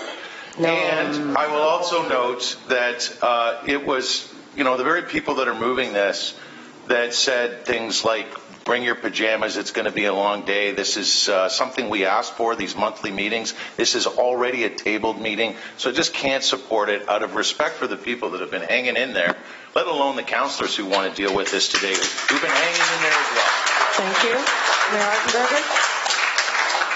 So in the same way, and I just want to understand the rationale for doing this. So, I mean, the mover, I would assume has a thought process as to why he's moving this to council.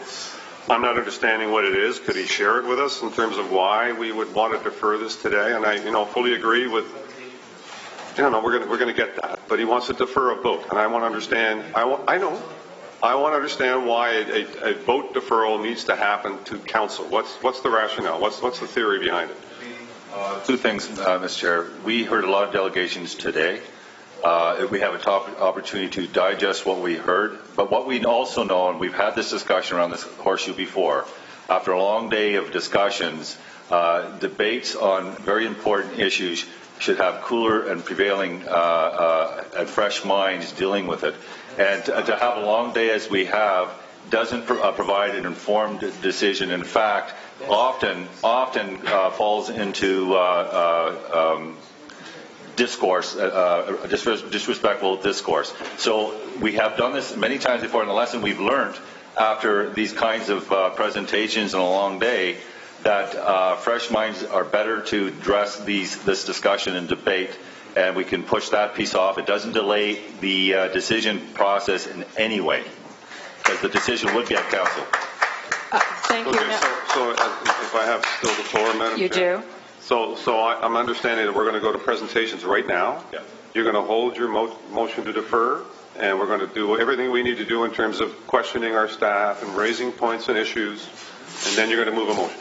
All right, thank you. Madam Clerk, I'm deferring to you right now. Councillor Whitehead, you mean the next GIC meeting? No, council. Council, straight to council. Because I don't want to delay, the next GIC is after council on the 28th, I believe. The council's on the 26th. I don't want to be accused of trying to delay the decision in any way. But the time frame for this one was, we had the GIC today, and that whatever the disposition would be dealt with at council next Wednesday, because it gets formalized then anyway. All I'm suggesting is we move that discussion and vote to that council meeting, so you're not delaying it in any way. All right, I'm going to move on to 8.2, Hamilton Light Rail Transit LRT Environmental Project Report EPR Addendum for B-Line PED 17056. I understand that Paul Johnson has a short presentation.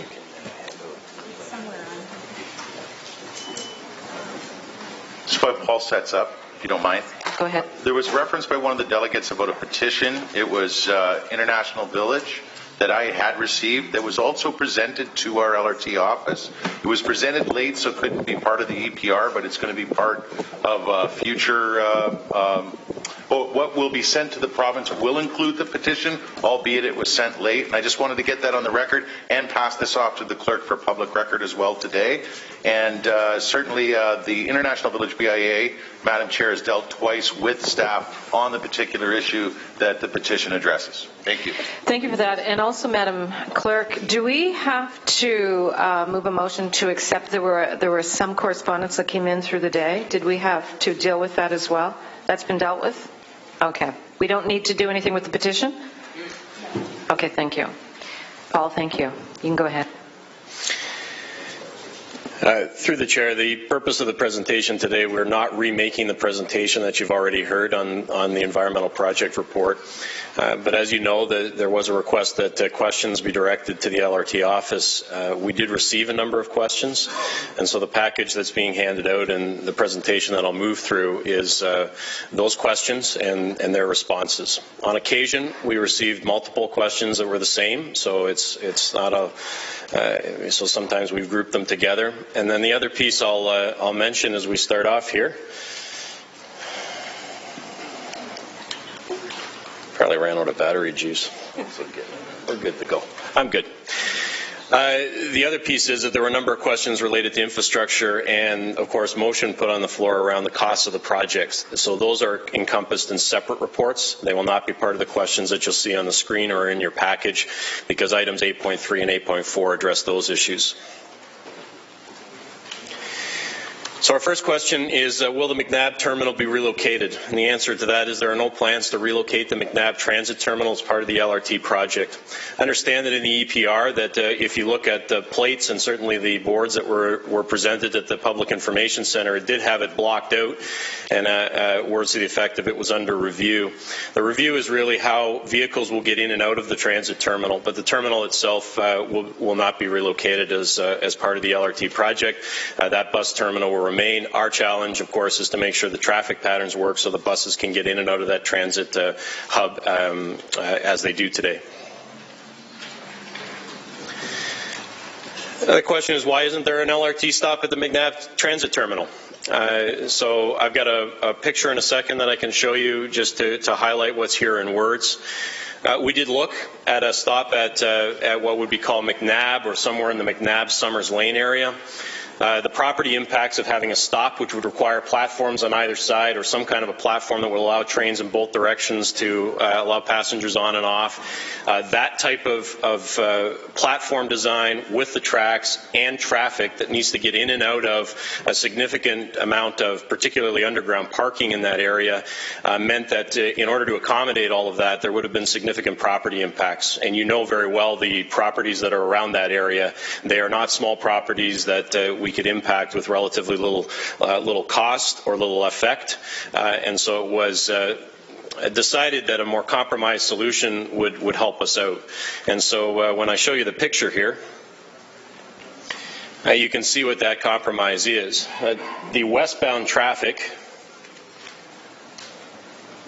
for the LRT actually exits at McNabb. The distance from James to McNabb is about 90 meters, and our platform is just 65 meters, and then there's ramps on either end. So the platform with ramps is likely pretty close to 90 meters, as you can see here. So a crossing at James, but actually a crossing right at McNabb into the terminal, and here's that wording that was probably the reality for question number one. The transit terminal in its current location, patrons would be able to cross, and as you can see from the depiction here, this is actually a situation where there is a crossing for pedestrians, and so pedestrians moving in the westbound direction would actually be able to exit and walk right across the road into McNabb. The eastbound platform is actually right beside Gore Park, and so that's where you get the short walking distance into the terminal, 1 to 2 minutes to get into the terminal. So yes, we looked at it. We looked at opportunities to place it here. We looked at opportunities to place it here. We did look at opportunities of having the full platform there. But as I say, in order to accommodate some traffic flow in there, which we felt was important for the businesses as well as the major underground parking that is there, in order to accommodate the platforms, which as you can see, take up a width that would have to be accommodated, there wasn't a way to put a single stop at McNabb. But it was looked at. And you see the rationale for why the split platform, or what we call far side stopping, around James Street. There's a question around the width of sidewalks on the route. They vary. There's a minimum of 1.5 meters at obstruction points. Generally, we like to get to 2.5 meters, which is the desired width for the sidewalk along this area with poles. And so there's a variety of actual meterage for our sidewalks as you go up and down the corridor. But you can see the pieces there. We have to align it with AODA requirements. So all of that is taken into account. And why we talk about the minimum at 1.5, just to let you know, that's not for long stretches along the corridor, but sometimes there are obstruction points, or what we often refer to as pinch points along the corridor, where it does go down to what we would see as the absolute minimum allowable distance. But our goal and our desire is to be at that 2.5 meter area with poles. Sometimes in the corridor we may be looking at situations where we can move all the poles off the sidewalk, so it might be less than 2.5 meters, but really you're getting the same amount of width to walk by because the poles are no longer your issue. We heard it described today what will happen with displaced trees, and it is true because of the nature of the construction along the LRT corridor and the fact that infrastructure is currently underneath the sidewalk sometimes and underneath where trees are planted or will be moved there. The majority of the trees are impacted by this project along the 11 kilometers. Many of the trees are actually at the operating maintenance and storage facility area, and not the same impact there because there aren't so many trees in terms of of where the operating maintenance and storage facility will be, nor the right-of-way for the Frid Street extension, and so we'll be protecting trees there. But along the 11 kilometers of Main, King, and Main, there's an impact to trees. It's important to recognize that Project Co, whoever will be building this for us through the tendering process, is required to obtain all necessary construction permits. That includes the tree removal permits, and they need to follow our own rules in terms of when they need to come to you for approval for that. We'll just say on trees, of course, the goal is to replace where we can, and there will be a full streetscaping exercise done. We're working through that at the moment, and you would get an opportunity to see what the streetscaping looks like. It's fair to say that it's not always going to be replaced like for like with the trees.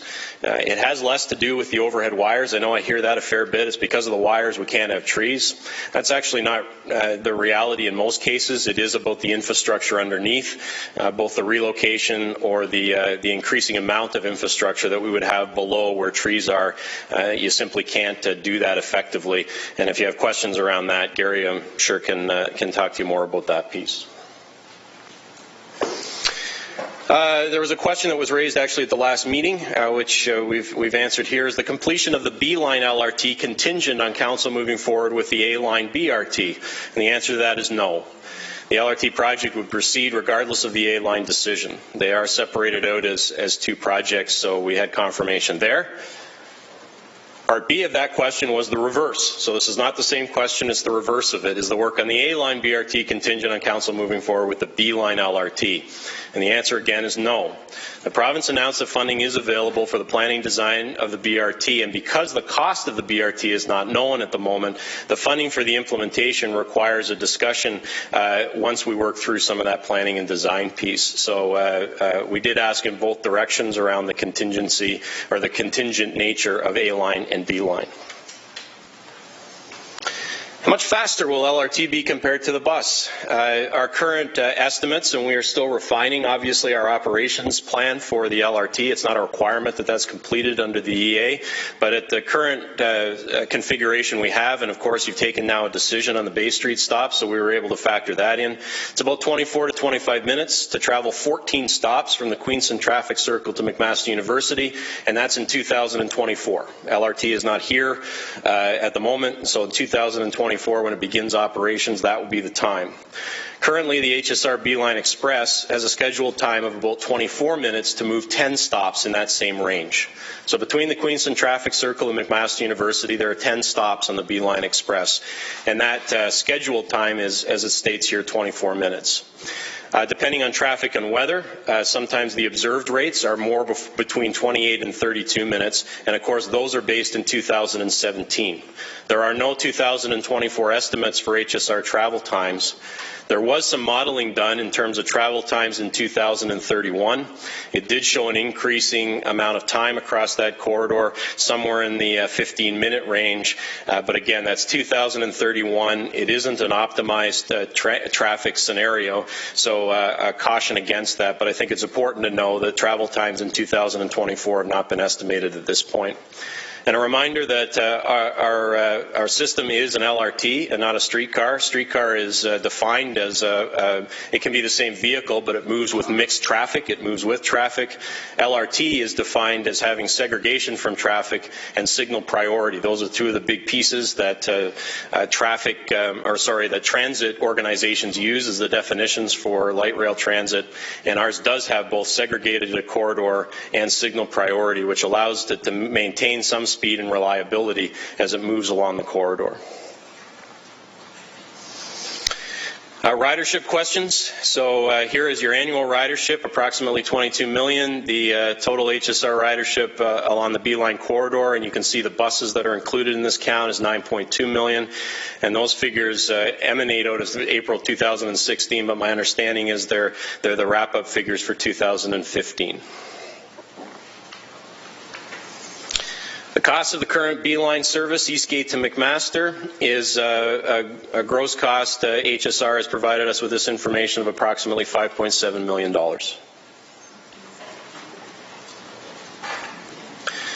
So how many buses are on the B-line versus alternative buses, say your number 1 and number 5 on the same route? So you can see the difference here. Currently there are 58 buses in that corridor, and they include the number 10, which is the B-line bus. We often talk about the number 1, the 51, and the 5. Once LRT is in operation, there'll be approximately 40 buses in that same corridor in addition to the LRT. So a reduction of 18 buses. The number 1, the 51, and the 5 continue to be the buses along there, and then of course the LRT is added in there, and what's eliminated or out of the mix is the number 10 B-line. How many B-line stops are there versus LRT stops? So the B-line Express has 10 stops, as I've mentioned. We often in the office joke that it's 10 and a half because there actually isn't a current B-line stop at the Queenston traffic circle. It's Parkdale and then Kenilworth. So the reality is that there are 10 stops within the LRT corridor as it's defined today, Queenston to McMaster University. The LRT itself will have 14 stops. So what are those extra stops that don't align with the B-line bus service at the moment? They're Gage Park, Scott Park, Wellington, and of course the Queenston traffic circle, which doesn't exist today. And again, the LRT is not replacing local service. The LRT is replacing express service, that number 10 B-line bus. So lots of questions about cost, and you know my answer to what is the operating and maintenance cost of the LRT, and it has not changed. Those answers come through the bidding process. What we've tried to do along the way is refer you to information that you've already seen. Information that was developed in 2013 by our own finance staff looking at the net operating impact on transit, which was estimated between $2.9 and $3.5 million, and also additional costs that were factored in.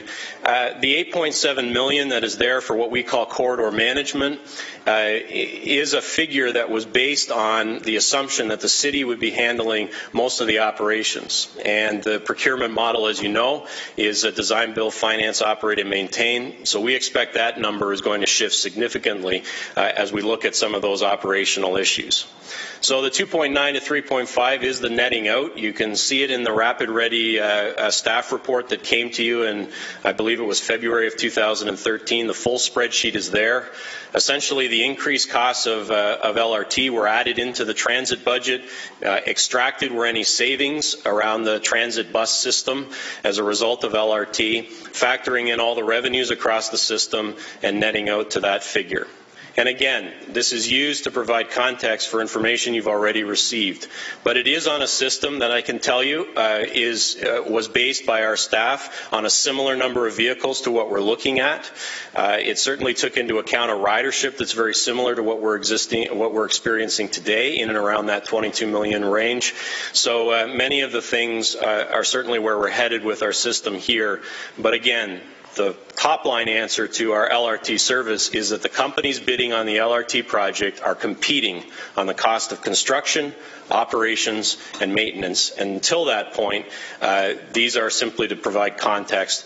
And you've heard a lot about the Waterloo operating and maintenance cost. The March 4th, 2014 report to the Region's Planning and Works Department actually provided the authority for staff to enter into the agreements around with their operator for their LRT system, and the operations and maintenance in this case was at $8.5 million.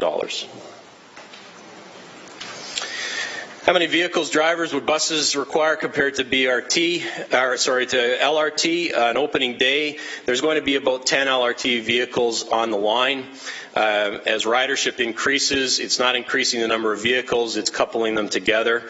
We've listed here for you the standard holding patterns for a standard bus, articulated bus, and a light rail vehicle. Just again to remind folks, we don't know what our vehicle is. That's part of the procurement process. The people bidding on this project are not bound to utilize the Bombardier vehicles. They are able to provide a vehicle that meets the specifications for an LRT project in this environment, in this climate. With HSR buses, you need to add more buses and drivers as you increase the system. You can convert some standards, obviously, to articulated buses, but the reality is, and a follow-up question around the cost of drivers and the cost of LRT drivers, Those costs are included in the bidding package, but the reality is that the volume of people that can be carried by LRT, you've heard that a few times today, both as a positive and also some people questioning whether that gets you cost savings. But the reality is that it's approximately 4-to-1 if you use an articulated bus match in terms of the 2-car LRT vehicles, what their capacity is with a single driver versus articulated buses. A question that we're actually hearing a little bit more in the community too, is the city losing local transit service as a result of LRT? And the answer is no. Local bus service will continue to operate on streets parallel to where the LRT is running.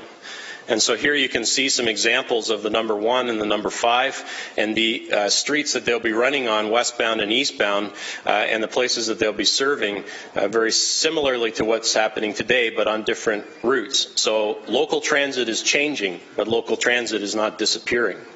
So for those who are interested in taking local service, our local bus service, that ability remains.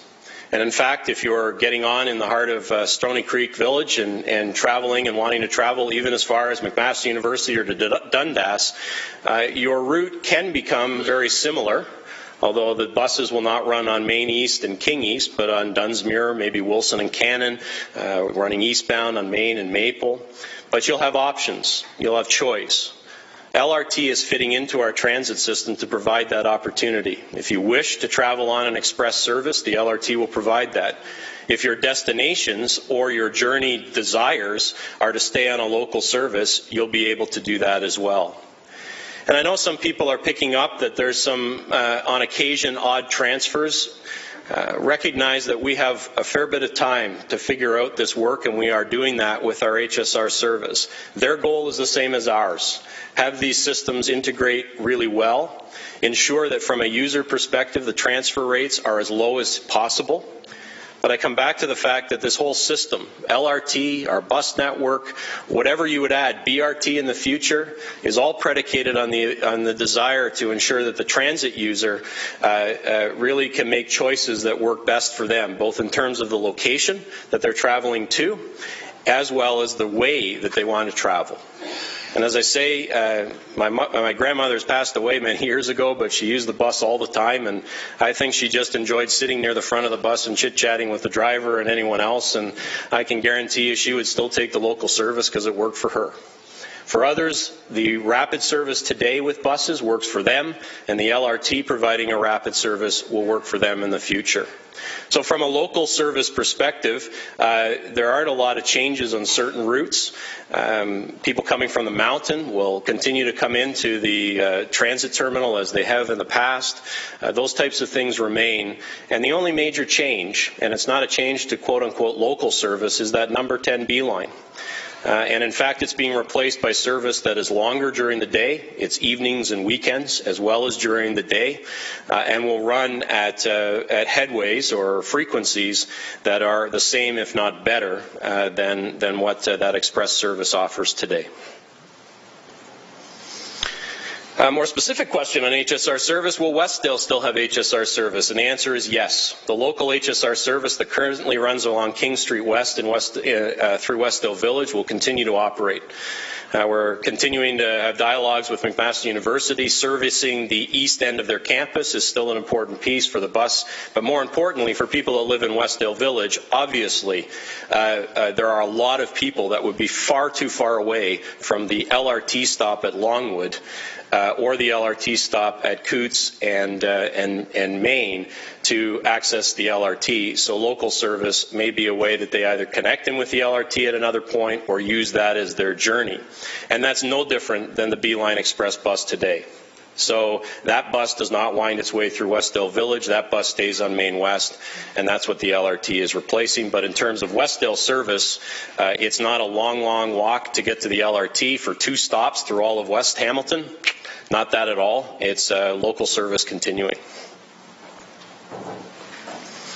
Will there be continued service on Main Street to access the David Braley Health Centre, the Art Gallery, the Convention Centre, and such? As you saw from a couple of slides previously, yes, lots of bus traffic remains on Main. There's also, of course, the opportunity for local bus service along Bay to access the destination points that are mentioned above. The LRT along King Street would access the back side as well as the front door, really, to the Art Gallery. And the David Braley Health Centre, people could obviously get off the LRT at the McNabb James stop and make their way in through that end, but there will be service on Main and there will be service on Bay. Question about traffic restrictions in International Village and between Queen and Hess Street. And I've got a couple of maps, but I'll go through the words first, and then there's a couple of maps to illustrate this as well. So in International Village in the Gore, you know that the right-of-way narrows a little bit further than it already is narrow through the rest of the section. And we needed to change some of the traffic patterns in order to accommodate access for vehicles, but also ensure that the LRT had its right-of-way and sidewalks and so on and so forth. So in trying to be clear about the changes to traffic, there is no westbound traffic from Wellington to Catherine. The westbound traffic resumes at Catherine and works its way through until, well, really you can go into Westdale Village, you can go to up the hill to the West Mountain or Ancaster or out to Brantford. There's no eastbound traffic at James, and it resumes at John Street. So for the section between James and John, there isn't eastbound traffic. And that flip is to allow access to properties and also to allow everything to fit without impacting buildings and without also fully pedestrianizing the downtown core. There is another section that prohibits eastbound traffic, and that is the section between Queen and Hess on King Street. This was done to avoid impacting heritage properties. So as always, we try and ensure that property impact is limited. It's already significant enough in terms of the shavings and even what we call full property takes. Vehicles can still use Main Street to travel eastbound. That's obviously your eastbound directional piece. It's a one-way street with multiple lanes of traffic. And the other reason that this became a viable option is there's no properties with driveways on King Street in this section. So we're not impacting or closing off the driveway access to any buildings between Queen and Hess. So let's start with the one that's the shortest piece. This is the LRT moving from the west, so Dundurn and the 403 over here. And as you move through, you can see that at the Queen Street stop, this is Queen Street here. The LRT is actually moved over to the side, on the east side of Queen Street. And there is no vehicular traffic at this side. It picks back up at Hess. So for this stretch, no eastbound traffic. Westbound traffic travels here. And again, that is to limit the impact on properties on this side of the street, some of which had some heritage impact that we wanted to avoid. So again, at this point, so west of Queen, one lane eastbound, one lane westbound, but after between Queen and Hess, no eastbound traffic. The other two sections are your movement of traffic from James to Wellington. And so let's start at James Street. So this is King and James, and this is Gore Park obviously here, and this is the one half, the eastbound platform for the LRT. So at James Street, cars are no longer allowed to move eastbound. And so as you can see here, the LRT stop is actually nestled right up against Gore Park. Traffic picks up again here at John Street, but there is no eastbound traffic through here. Westbound traffic at Catherine picks up and is moving through the core and continuing westbound. This second section shows you from Wellington through here, and you can see that at Wellington there is no westbound traffic.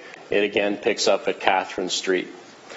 So those maps are as part of the EA. You can look at what's called the design plates in the environmental assessment document or the environmental project report and see that in some more clarity. But I thought it'd be helpful to have both the visual and the written version of what happens with traffic in those two sections.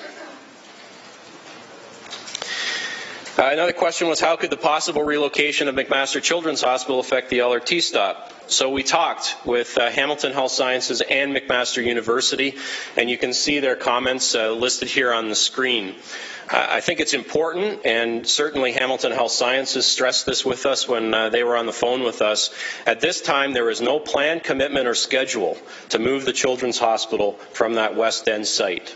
Yes, it has been part of conversations about potentials in the future, but they stressed with us, no plan, no commitment, no schedule. McMaster University owns the building. A number of people have talked about the hospital owning the property. It's actually McMaster University that owns the building, not the hospital.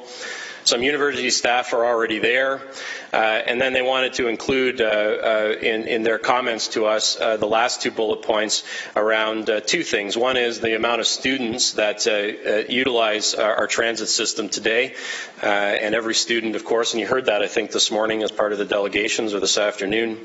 And the other piece, of course, is that we're working on plans for an enhanced transit hub at the McMaster stop with McMaster University as part of their campus master planning initiative. So they are excited about those conversations and the opportunity to integrate their GO Bus, HSR, and LRT at McMaster.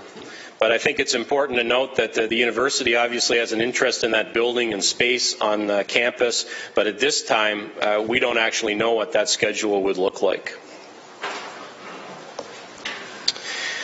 If we had a bus rapid transit system instead of LRT, would there still be a dedicated guideway? I'll qualify the yes in this by saying that we're talking about what we would consider to be a true full BRT system that's on a segregated right-of-way. So yes, there would be segregated lanes with stop platforms that actually look very much like the LRT system. The guideway actually would be about the same width, about 7 meters is what we need for our LRT system, and about 7 meters would accommodate a BRT system. And then I've got a couple of pictures from Cleveland. I've actually seen this BRT system in operation. It's got single lane of traffic on either side and BRT in the middle of it, and so I'll just show you those few pictures now. So in this picture, you can see the busway here and here. These are bus-only lanes. They're not there for traffic, and they're not shared with traffic. So it is, there is a bylaw that you are not allowed to drive in this lane. They're not shared with cars. There's the lane of traffic on one side, and you can see the van off in the distance and the bus in the right-of-way there. Just to demonstrate that these are again, center road platforms. So again, traffic on this side, and a center platform that the bus pulls up to, again, very much like an LRT system. And a final example, which gives you a good indication of what their stop locations look like. You can also see the turning movements of cars as they come down their lane, and then you can see the bus-only lane that's in the center of the roadway. So I thought sometimes visual as well as written words help out. This is one where I did include an answer to a question that's obviously covered in another report, because there were lots of questions around the upsizing and both what Metrolinx covers, what they don't cover, what our plans are, do we have any of those numbers, and so I thought I'd throw it in, but of course that's dealt with in item 8.4.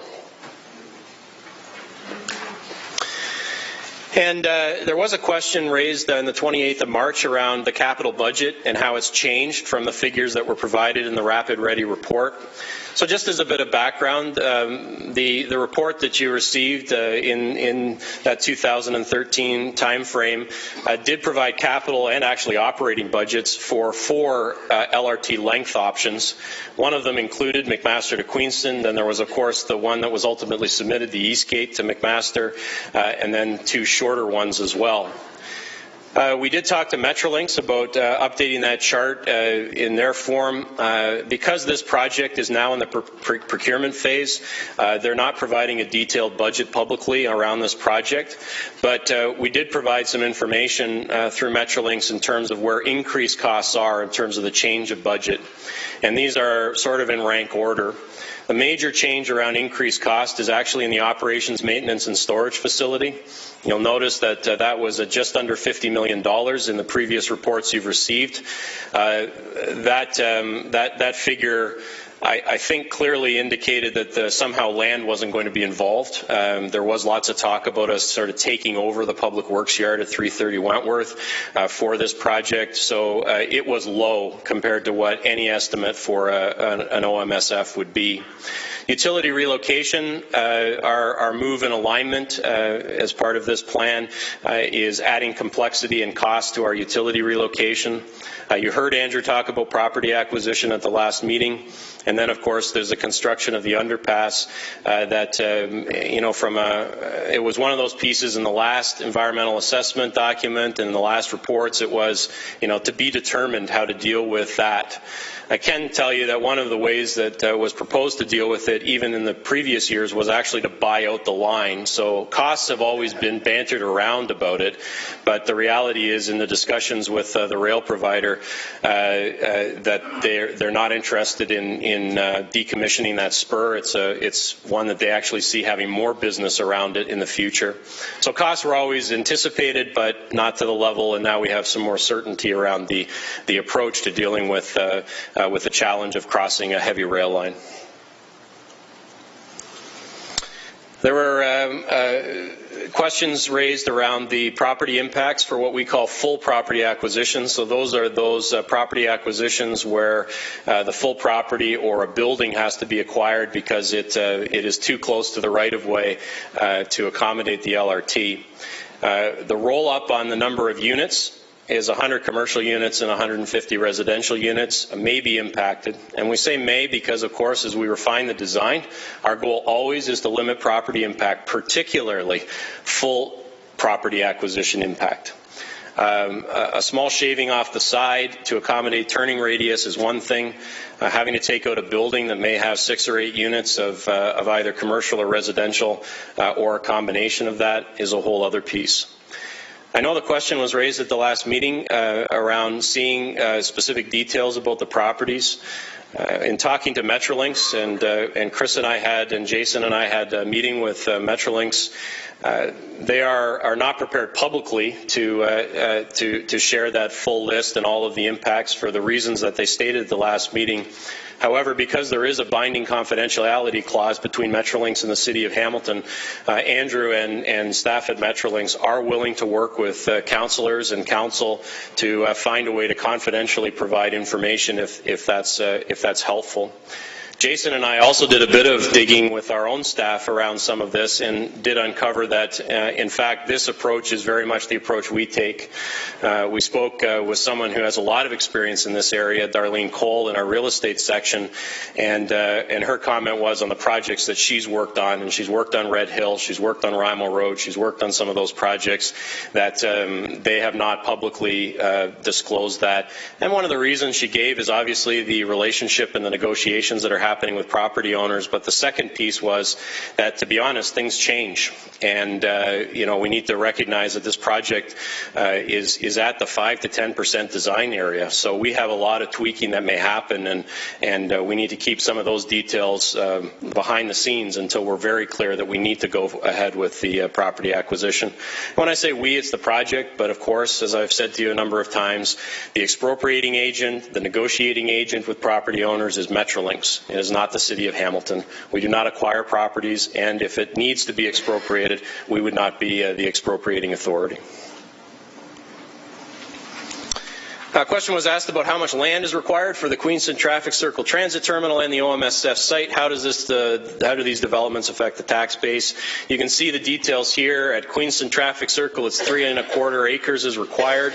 The properties that are there currently contribute about $65,000 in taxes.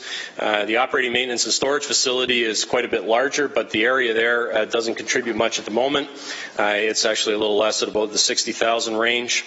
And again, we've answered this question a few times, but I've put it in here again. Metrolinx does pay taxes. They do provide payment in lieu of taxes, and that's how they have voluntarily moved forward with that. And the way it works on other projects, they've described to me, is that we will be billing them for the municipal portion of the property tax base as we assess that, and they will reimburse us for that. They do seek reimbursement of the provincial portion, but our municipal portion of that is built to Metrolinx.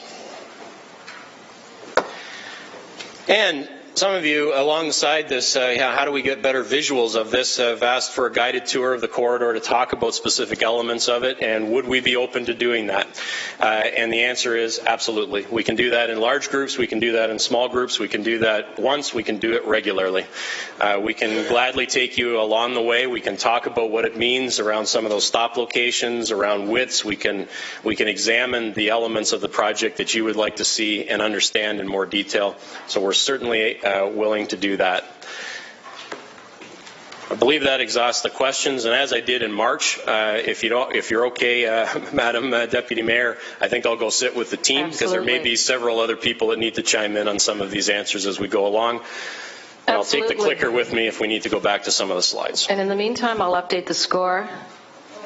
2-1 Washington. Yikes. Mr. Whitehead? So Paul,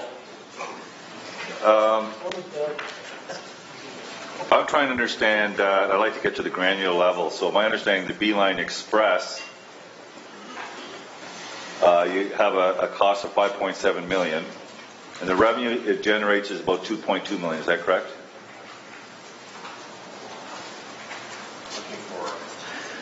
Those numbers come from transit through the chair, so if Debbie's around, she can clarify that. I will say to you, those are certainly in the range that I've heard, but the actual number, Debbie can confirm if she's around. But it's certainly, that's what I would say. I would be nodding yes. So my concern is, and this is I find it a clever way, but I want to get to the granular level, because when you start talking about a comprehensive and how you fold and absorb the cost and come out with what you generate, it concerns me because I want to really look at what it really costs in regards to this particular line. So this particular line is $5.7 million. It generates around $2.2 million currently. And the question is, how come we don't have the 2015 peak hour, peak direction numbers? Or sorry, the 2016. Through the chair, there wasn't any peak hour, peak direction numbers provided in the slide deck. No, but I'm asking the question. Are you talking in the EA? So Debbie had indicated, and I have the report, that in 2015 the ridership peak hour, peak direction was 444. That was 2015. Do we have the updated numbers for 2016? Through the chair, I'll let Debbie handle that.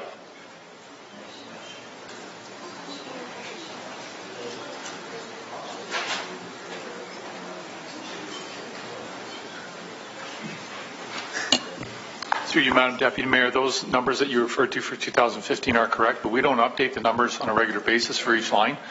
We could certainly try to find those numbers, but that's not a regular thing that we do. So what was reported is we do it every year on the B-Line, so I need to understand that that's not the case. Through you, Madam Deputy Mayor, no. But we could, like I said, we could certainly try to get those numbers. So the current number then that we can only work with is 444. So currently, I'm trying to understand, because it's kind of nifty when you talk about 22 million people riding it. You fold in the numbers on the local services. So here's the question I have for you. Is there any viability concerns on any of the local services as a result of the LRT? Because you're not pulling them, you're still running them, so it would suggest to me there's viability. So I'm trying to understand, you're trying to fold in numbers in regards to, suggesting there'll be more on the LRT than the 444 peak hour, peak direction, but we're still running basically all the local lines.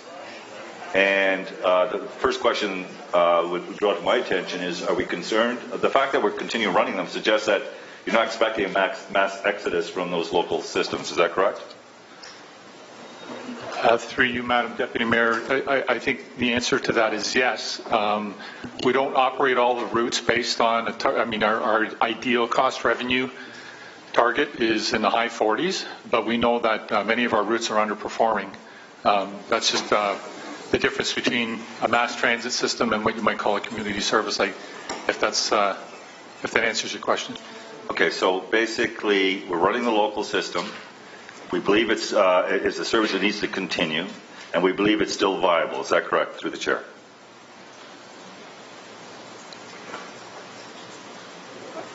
Forgive me, Councillor, I'm not sure I really appreciate the question. Well, I'm trying to understand, we talked about route rationalization, and I'm not sure what the methodology is in taking a look at what services need to change or be rerouted or whatever based on ridership levels and so forth. What I'm understanding is the local Delaware, the King local, the Maine, these systems will continue running. They're not being rationalized, which would suggest to me that there is a threshold, and I understand that none of these services pay for themselves. I understand that. But there is a threshold when you do rationalization of bus services. You haven't rationalized any of these services, which would suggest to me that we're not going to meet those thresholds in regards to rationalizing those services because you're continuing. That would be an accurate comment? Through you, Madam Deputy Mayor, that would be accurate. Thank you. Now, you folded, Paul, you folded numbers in here, 3.5 million, and Kitchener was 8 points. Well, actually, I want to get something sorted out. So you said this is not a streetcar. So in Kitchener-Waterloo, we were told that that's LRT. They've been promoted as LRT, they've been on the radio as LRT, everything we receive, it's an LRT system. Yet, when you get into the downtowns, those lanes are delineated on different road networks and cars drive over it. So you're suggesting that in Kitchener, it's actually a streetcar system?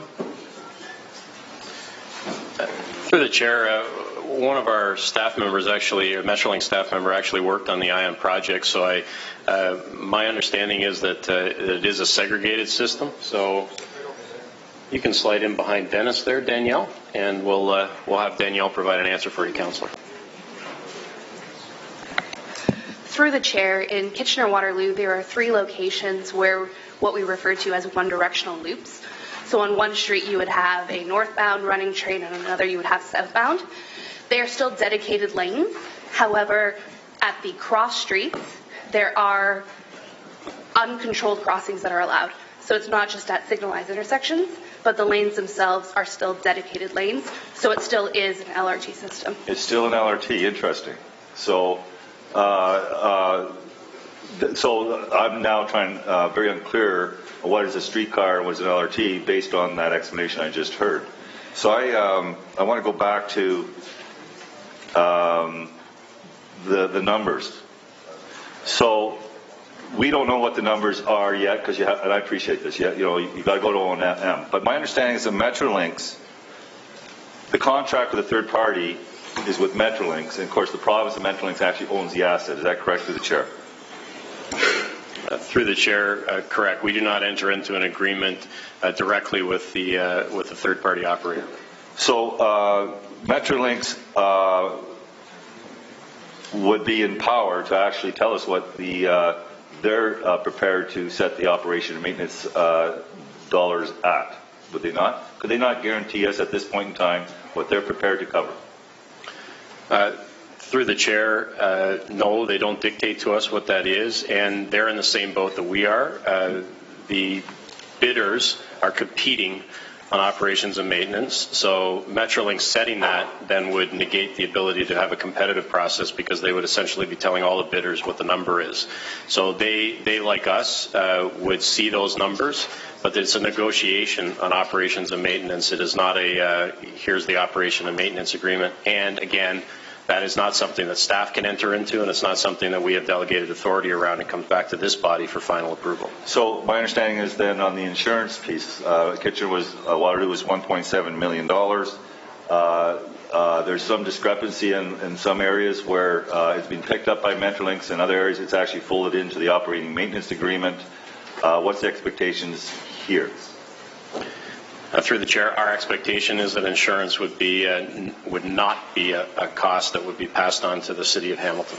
So, yeah, well, the question is it going to be folded into the operation management agreement, or the Metrolinx is, we have a signed document that cost won't be imposed on the operation maintenance agreement of the third party?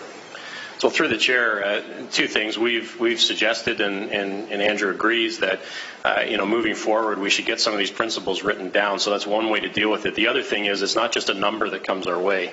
We will dig into that number, and if they can't provide us with the details behind the numbers, then we don't have a deal. So if the number, just say it's $5 million that comes across the desk, I need to understand what's in that $5 million. All of us will, and you'll ask those same questions, because you're quite right. Otherwise, things could simply be buried in and say, oh, no, it's not in there, but it really is. So our goal would be to ensure that we have a full breakdown so that we can provide those details to you. I appreciate it. To the chair, can I understand the number you're giving us up here, you're trying to fold it into the broader number, and I just want to focus on the B-line, the cost of LRT. I don't want to deal with all these other numbers in regards to the corporate numbers, because I think that's a bit distracting. I really want to focus on the granular level, and that is the B-line. So help me understand from an operating maintenance perspective, the numbers you're putting up there is net, not gross. So the gross is $9 million? Through the chair, the numbers that were provided to you in the staff report were net numbers. The gross on the 2.9 million end was about 11.2 million, and on the 3.5 million end was closer to 14.5 million. Okay. I guess the next question I have is on the EA piece, and I've heard this from many developers, and we've heard this in the context of the corridor, and I mentioned this to Paul already, so it's not a surprise. Water tables are very high in many parts of in parts of this corridor. I shouldn't say many parts, in parts of this corridor. Have we done an assessment on those water tables and what implications there may be as a result of not only the LRT development, but any future development that may occur along that corridor? So through the chair, I'm going to ask Dennis Fletcher from Steer Davies Gleave to answer that. Madam Chair, there were a number of different studies done. SNC Levelland did the work on our behalf as part of the team, looking at the hydrogeology both of the OMSF site as well as the B-line corridor, understanding that the B-line corridor work was only looking to update the previous work that was done as part of the original 2011 EA report. So the hydrogeology review of the OMSF didn't identify any particular issues. What the conclusions of the study say is that as part of the detailed design, once the underground utility work is clearly identified, that the issue will have to be revisited as part of that. Right now, at the level that the design is at, there simply isn't enough information to understand what impacts on the water table there might be and what mitigation is possible in that case. So that will be addressed through the detailed design. So that is not something that it gets addressed in the EA. The EA just sort of identifies that it's there, and we will mitigate it in the future. Madam Chair, that's correct. The purpose of the EA is really to identify what potential issues in all aspects of the study, what potential issues are there, and what the possible mitigation might be in the future. And a part of that is commitments to future work. There is a chapter in Chapter 6 in the main report that looks at commitments to future work, and there are a number of more detailed studies that need to be done around noise and vibration, all of the different technical aspects. A number of more detailed studies are identified as a future commitment. Thank you. I also understand going through the report that One of the things they're suggesting is that you'll be working into the evening hours on construction, and there'll be noise issues. And so help explain to me in the impacted community, which obviously would impact families, what are we doing to mitigate if that is the process to have construction through the evenings? And are we prepared to move those families in the times of construction where noise is expected and cannot be mitigated, to move those families in a hotel or accommodate somewhere else during that period of time? Madam Chair, the noise and vibration study specifically identifies the possibility of nighttime construction simply as a means of expediting and shortening the overall construction period. But it doesn't recommend nighttime construction on either the B-Line corridor or the OMSF. It just points out that nighttime construction would reduce the overall construction period. And clearly, any nighttime construction would require the approval of this council. Appreciate the. And I saw that you made mention in the report that would have to come back to council, so I appreciate that. Excuse me, Councillor. Paul would like to say something. Yeah, through the chair, I think it's just important to note that the constructor needs to abide by our rules unless we give permission through you to deviate from that. So yes, Dennis has given you the information that was in the study, but that doesn't supersede your own rules. I noted that in the report, so I appreciate that. We had a delegation come in today, and understanding that the fire stations were located in a particular location strategically in absence of having an LRT system in place. There was some concern in respect to north-south crossings and what it might do in regards to the timelines of a fire truck. Will it impede the truck in any way in regards to timing if they have to cross an active LRT track, or will they have to travel a greater distance to come back to where the fire is? So through the chair, emergency services, police, fire, and ambulance are involved in the design of this. Ultimately, they will sign off on in terms of what their comfort level is. And so if any of those are raised, we would have to mitigate them with them. So I know it was mentioned about, and one of the members of our staff team provided the detail, the types of meetings. Lots of these meetings happened previously with EMS and fire. They're happening in police. They're happening again today. So we have lots of strategies that we're working with them, and until they're satisfied, the design can't be signed off on. And we did mention at the last meeting that at the appropriate time, when we're a little further on in that design work, I think it's important for our chiefs to come forward and talk to you directly about how they've mitigated some of those situations and address it. To date, none of the chiefs have indicated any concerns that their ideas are being dismissed.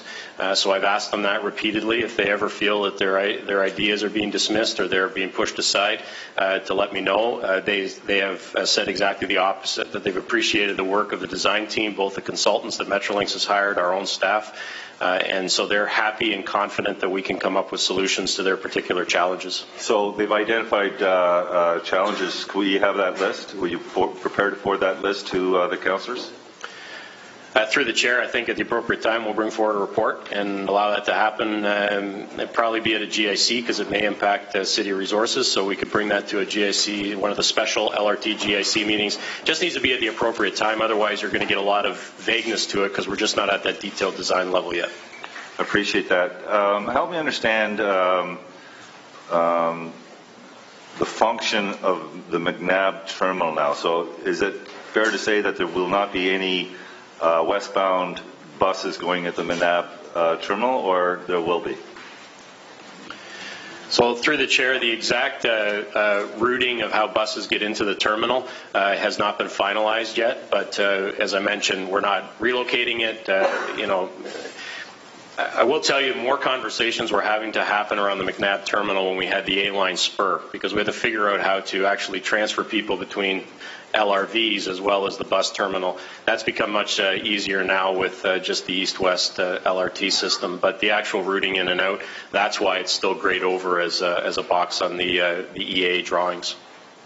Okay. I appreciate that. Can you help me understand modeling?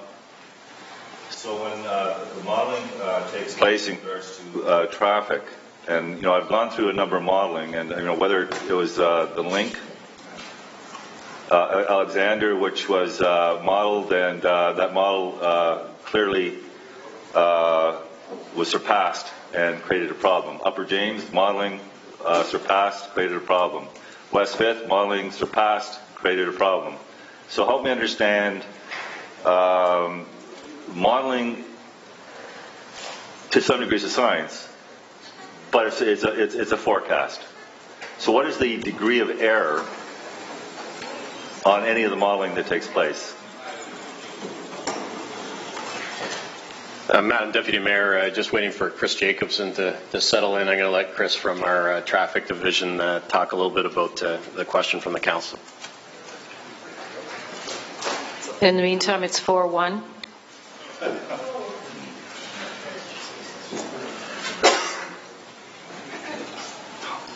So through the chair, could you repeat the question? I want to know what the plus and minus error factor is on modeling. In general, there will be none. So when we look at a traffic model, it's very difficult to say that there's a plus and minus.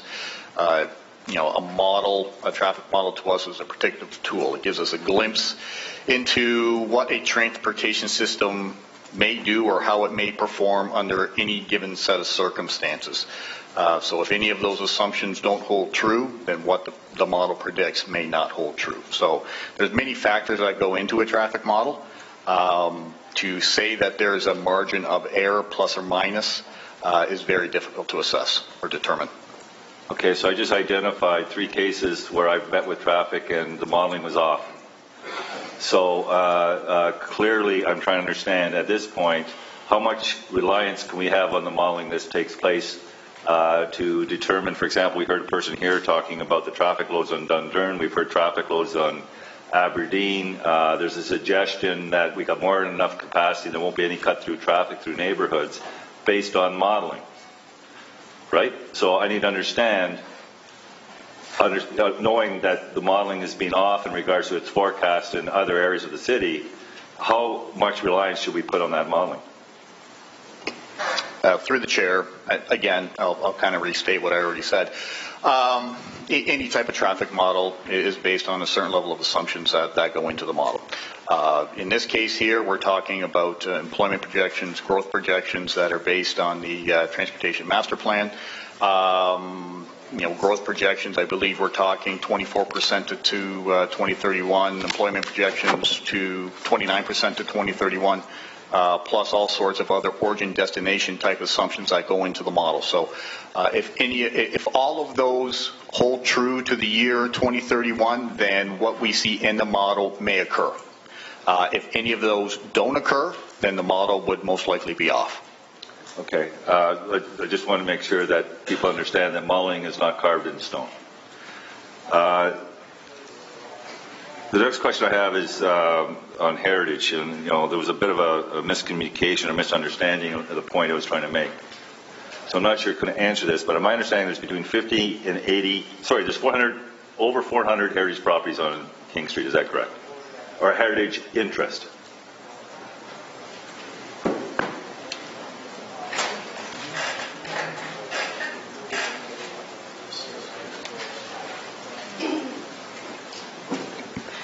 Through the chair, there are different designations that can be attributed to a heritage property, whether or not it's on a city inventory, whether or not it's registered or designated, and whether or not it falls within a cultural heritage landscape. As part of the EA that was done in 2011, there were approximately 22 cultural heritage landscapes and 22 cultural heritage buildings that fell within the corridor. As far as impacts to those existing heritage assets along the corridor, we, through our design process, avoided any existing designated or registered buildings. Yeah, I don't think you're answering the question. I mean, unless the report I have is wrong, and again, it speaks to my concern about the quality of reports we're getting. We have a report, I have it in my office, that suggested that on King Street there's over 400 properties of heritage, and on King Street, and on Main Street was just over 200. Is that not true? Through the chair, when I mentioned the 22 cultural heritage landscapes are made up of a multitude of different properties, so that 400 number likely takes into account how many properties fall within each of those cultural heritage landscapes. Thank you for the clarification. So my understanding is with this project, there's an estimate impact of between 50 and 80 heritage properties or fall in that category that may be impacted. Is that correct? Through the chair, any existing registered or designated heritage properties will not be impacted as a part of the property acquisition that we're looking at. We did do evaluations on all of the properties that are currently supposed to be impacted as part of the current level of design.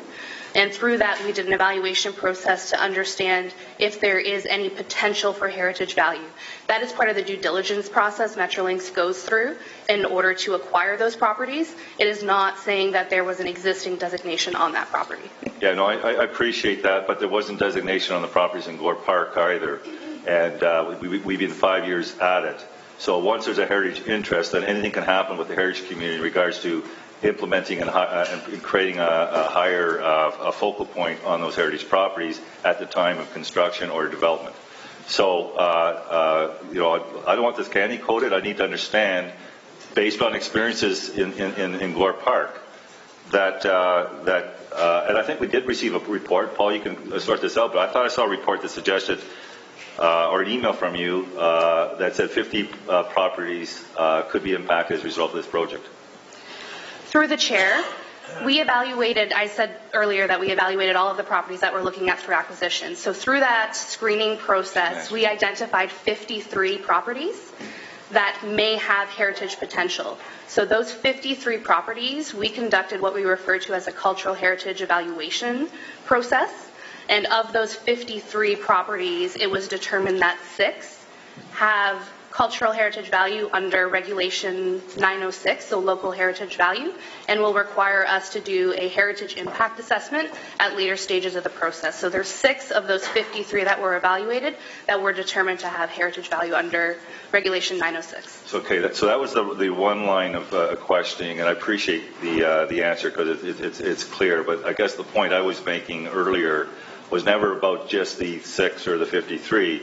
It was about the 400 in the context of potential development and uplift. And we know, again, through the Gore Park experience, that heritage people can come in and hire the level of a heritage property along that corridor, which could encumber, slow down, or even make it less attractive for investment. Or even more attractive. I'm going to go on both sides of this equation. Maybe Jason Thorne can answer that question if he's here.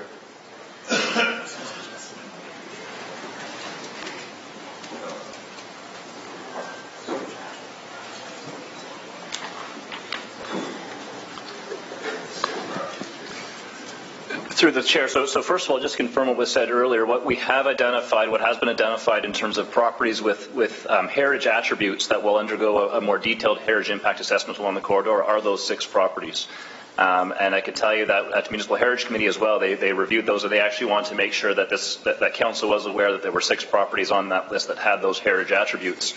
And my understanding from Metrolinx is that both city staff would be consulted in terms of developing those heritage impact assessments, and planning staff would engage with the Heritage Committee in doing that as well. With respect to the questions of how how potential heritage properties could impact economic uplift, I think to your earlier point, you're right. There are properties that will benefit from that, and there are properties that will be constrained in terms of their redevelopment opportunity because of heritage attributes. It works both ways. The example of the Blanchard properties was given. That's a good example where there was a heritage designation put on it by council, but that certainly didn't hinder the fact that a redevelopment proposal did come forward for those sites. Similarly, there was a project in front of Heritage Committee last week, the old bingo hall. which has some heritage attributes as well, and those are being incorporated into a very significant project on that site. So I think it's important to remember that when you're dealing with heritage attributes, there are some cases where, yeah, that may mean there's not a lot of options in terms of how you deal with a site, but in some cases they actually become great assets on which to build a new development project around. So I'm looking at the fact that Blanchard was ready to go in regards to the Gore Heritage. And in fact, they weren't even, I don't know if they were all designated or they're designated after the application came in. But they weren't designated, as far as I know, prior to the application coming in. Is that correct? Through the chair, that happened before my time, but yes, my understanding is that there was an active demolition permit on those properties, and it was after that council made the decision to designate those properties. So I guess the point is that that potential in regards to the balance of some of those heritage properties along that corridor can conceivably happen as well, that same type of experience. Through the chair, yes, but that would be in council's control. A decision to designate or not designate rests with council, and even if a decision is made to designate, then what to do with that designation should a development application come forward, whether or not you would nonetheless permit a demolition or a partial demolition or accommodation, that would also be council's authority. So I appreciate that clarity as well. So just so people are aware that it's not necessarily an easy go if you're developing along that corridor where there may be an heritage property. Paul, I'm having trouble understanding the language on the 8.7 annually included public works costs, lost parking revenue. So are you suggesting that Metrolinx will fold in the lost parking revenue? No, through the Deputy Mayor, that was only to provide you a context for information you've already received. The breakdown was there. That 8.7 did include lost revenue from parking. So help me understand, if you're trying to fold this into the OMA, wouldn't that be a cost that we would be potentially billed for in respect to the OMA agreement? Through the Deputy Mayor, yeah, that's our, recognize in 2013 we had no idea the procurement model, so we were assuming this was all under the city umbrella, so we were doing our ins and our outs as part of a city type budget. Some were added costs, some were lost revenue. There is a lost revenue component to the on-street parking, absolutely. So I just want to be clear though, never mind the lost revenue on the parking, but what was suggested is that in the request of proposal, or you would try and incorporate the higher order of maintenance along that corridor and impose that on the third party. And I guess my question is, wouldn't the third party then just bill us back through the OMA, or the OM? So through the Deputy Mayor, our goal in the negotiations would not be just to say, yeah, just keep billing us and we'll keep bringing that forward. Again, understand all the costs. We do provide service in that corridor each and every day. So if certain things were going to be picked up by the operator in terms of corridor management, the big one, of course, is snow removal, because competing snow removal is a problem for both the city and it's also a problem for the LRT operator. So there's an obvious one where we need to come to some kind of agreement. But it's not as though we have zero cost in that corridor anyways. We provide service there. Those are all things to be worked out, but it is not a number that comes across our desk at 4 million, 8 million, 12 million. It is, we would know precisely what's in there and be able to balance that against what we're already spending to understand more clearly whether that's an appropriate, costing for those services or not.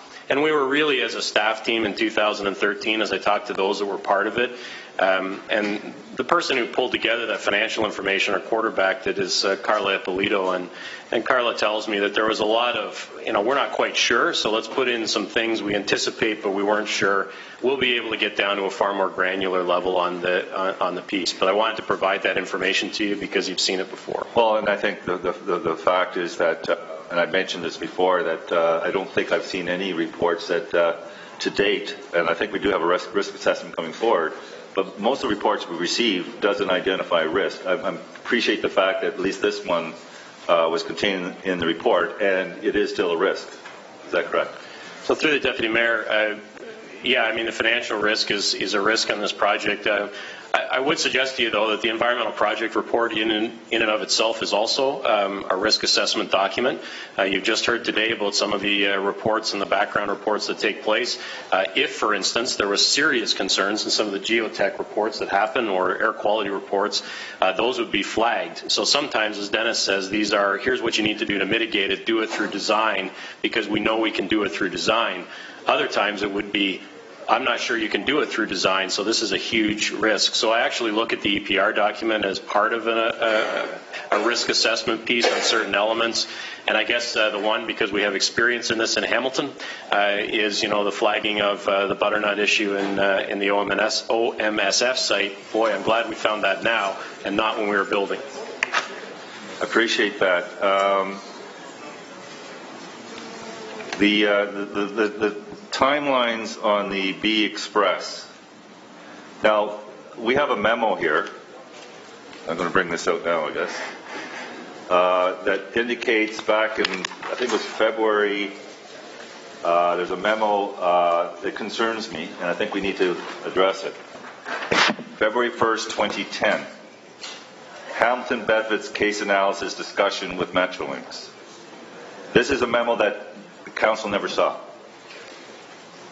So I want to be clear, Council never saw until now. And in this memo, it suggests that BRT scored higher and should be considered.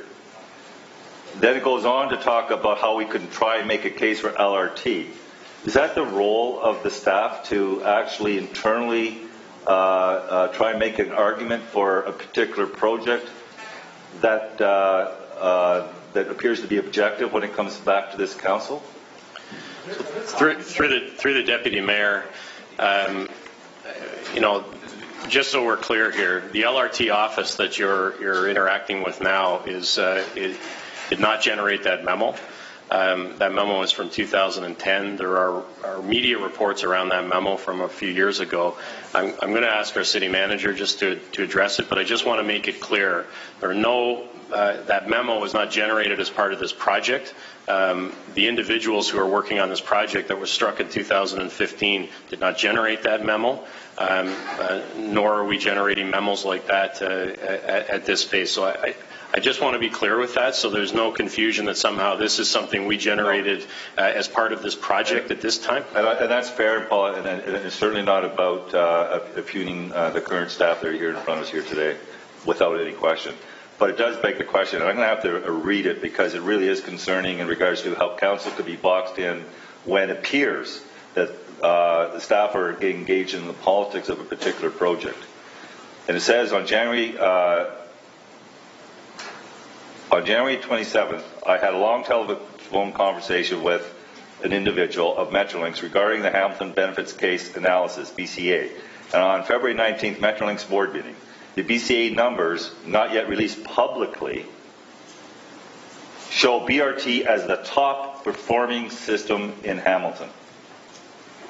But the LRT numbers are very close, and this individual advises that a case could easily be made for LRT.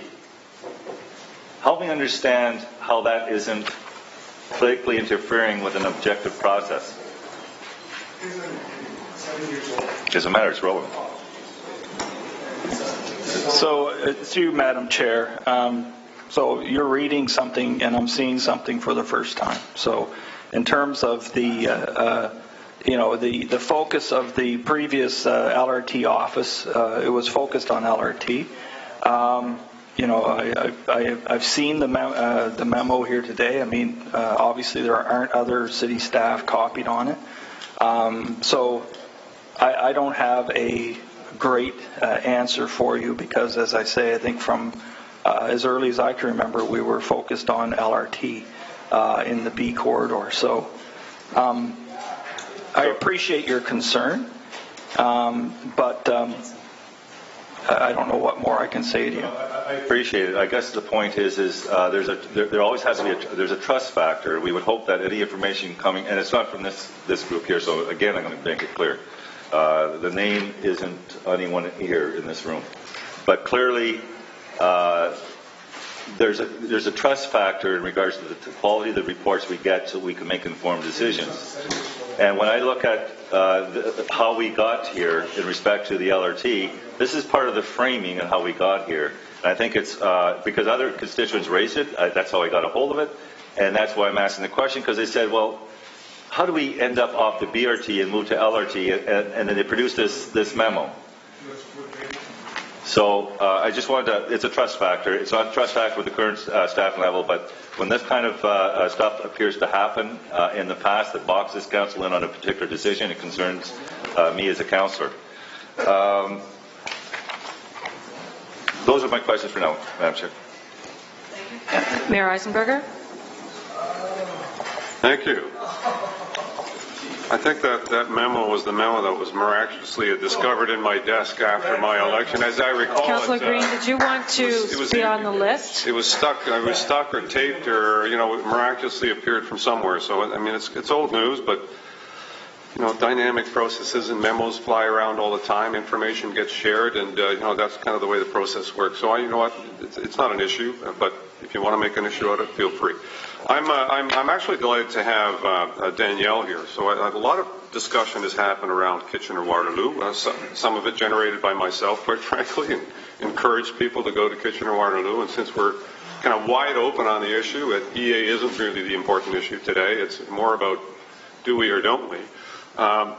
There's some interesting questions kind of rolling around Kitchener-Waterloo and how that design actually ended up happening. So just as a kind of precursor, Danielle, I mean, I know you were involved with the ION system in Kitchener-Waterloo, correct? I'll take the prosecutorial role that my predecessor has. Is that correct? Through the chair, yes, I was a planner for the region of Waterloo on the ION LRT project for 5 years. And so would it be correct to assume that you're also involved in the design process, rolling out the pattern in terms of where the line went and why it went, et cetera? Through the chair, I became involved before the EA had even moved forward and left the project after the first year of construction. Okay, so you were kind of involved in basically the setup of the whole project until the shovels hit the ground.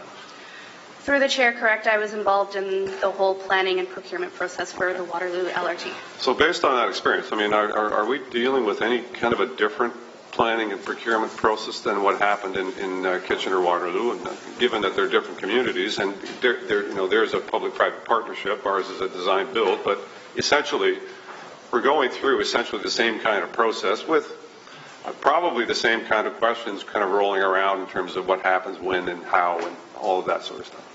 Is that fair to say? Through the chair, the ION Waterloo LRT was actually procured through a DBFOM process as well, the Design, Build, Finance, Operate, Maintain. So the procurement process for both is the same. IO Infrastructure Ontario is involved on both projects. The main difference being is Kitchener-Waterloo is not part of Metrolinx. Therefore, the ownership was under the region of Waterloo. All right, thank you. So that's helpful information. So some questions have kind of arisen around design. Why is there not a complete center running like the city of Hamilton's, as opposed to it does split off in a number of locations on two separate streets in kind of a loop? Is there? And I believe there were complications in terms of other alternative routes that they couldn't get access to, so they didn't want to. Well, I won't preclude the answer. Why is it that the design is different than the design that we're currently looking at in the city of Hamilton? Through the chair, so there are 3 locations on Waterloo LRT where there are one-directional loops. Uptown Waterloo, downtown Kitchener, and in an area referred to as Ottawa and Borden. The reason they are one-directional loops is essentially because of a limited right-of-way. So, for example, if you look at downtown Kitchener, they had recently redone the main street going through the downtown, ironically also King Street, and in order to implement LRT through that corridor, it was resulting in a transit and pedestrian-only corridor. Therefore, in order to maintain traffic and access to developments and to minimize property impacts, there are 3 locations where they are one-directional loops. Right. So and given that, the reason they had some restrictions in terms of where they could put this. I mean, I guess in a perfect world, if you wanted to do a cost-effective approach, you would probably center line them close together. From a cost-effective perspective, I think that's probably more effective to do than separating loops on separate streets in different directions. Is that reasonable to say? Or? Through the chair, in the Kitchener-Waterloo example, there were pros and cons to both elements, but yes, typically you do like to keep it together, center running. It's easier for customers to understand when the stops are together for both northbound, southbound, or eastbound, westbound. Really, the decision came from the physical constraints of the geography of the city, as opposed to, strictly speaking, operational decisions on the system. Right. Thank you.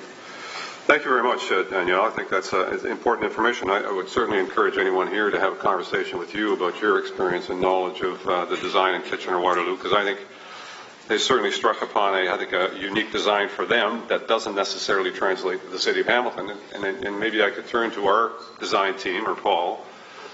I mean, my understanding is that, and one of the comments I got from Ken Sealing while he was here is, boy, I wish we had the other options that the city of Hamilton has in terms of traffic.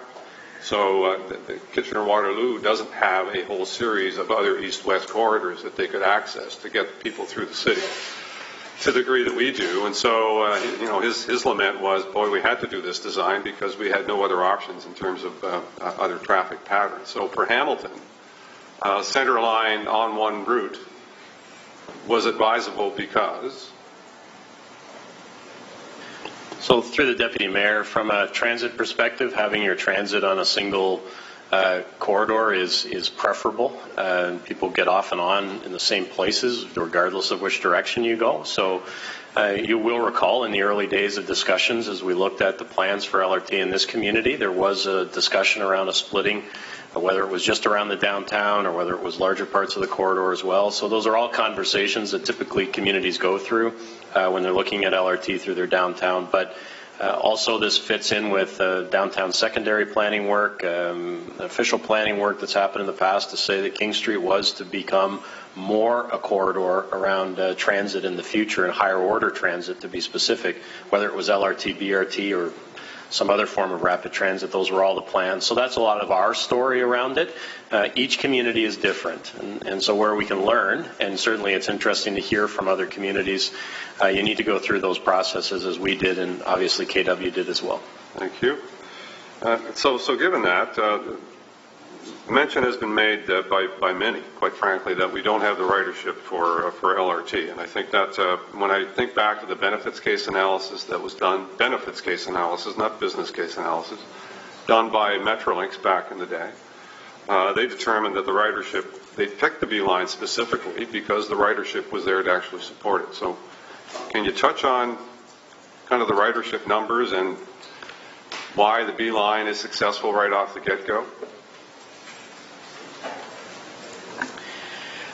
Madam Chair, we've the ridership estimates were part of the comprehensive modeling that we did, both a regional and local modeling to identify the overall ridership and then the impacts on traffic. It's true that the ridership estimates are towards the low end of the capacity of an LRT, and you understand there's quite an overlap between the low end of LRT and the high end of BRT in terms of what they can accommodate. But the overall ridership estimates suggest that based on the peak hour, peak direction, the number of passengers on board, the peak point westbound in the morning is in the downtown. It's either Wellington or Mary, and that those estimates for 2031 are near the top end of the capacity of a single car train, using the Metrolinx planning capacity of 130, and that's a number that Paul showed you in the presentation. So that by 2041 we're actually and actually probably closer to 2031 than 41. We will have to either increase the frequency beyond 6 minutes, change our planning capacity. These vehicles can hold more than 130 people, or couple the cars, and what's likely going to happen is that it will be a kind of a combination of all of those.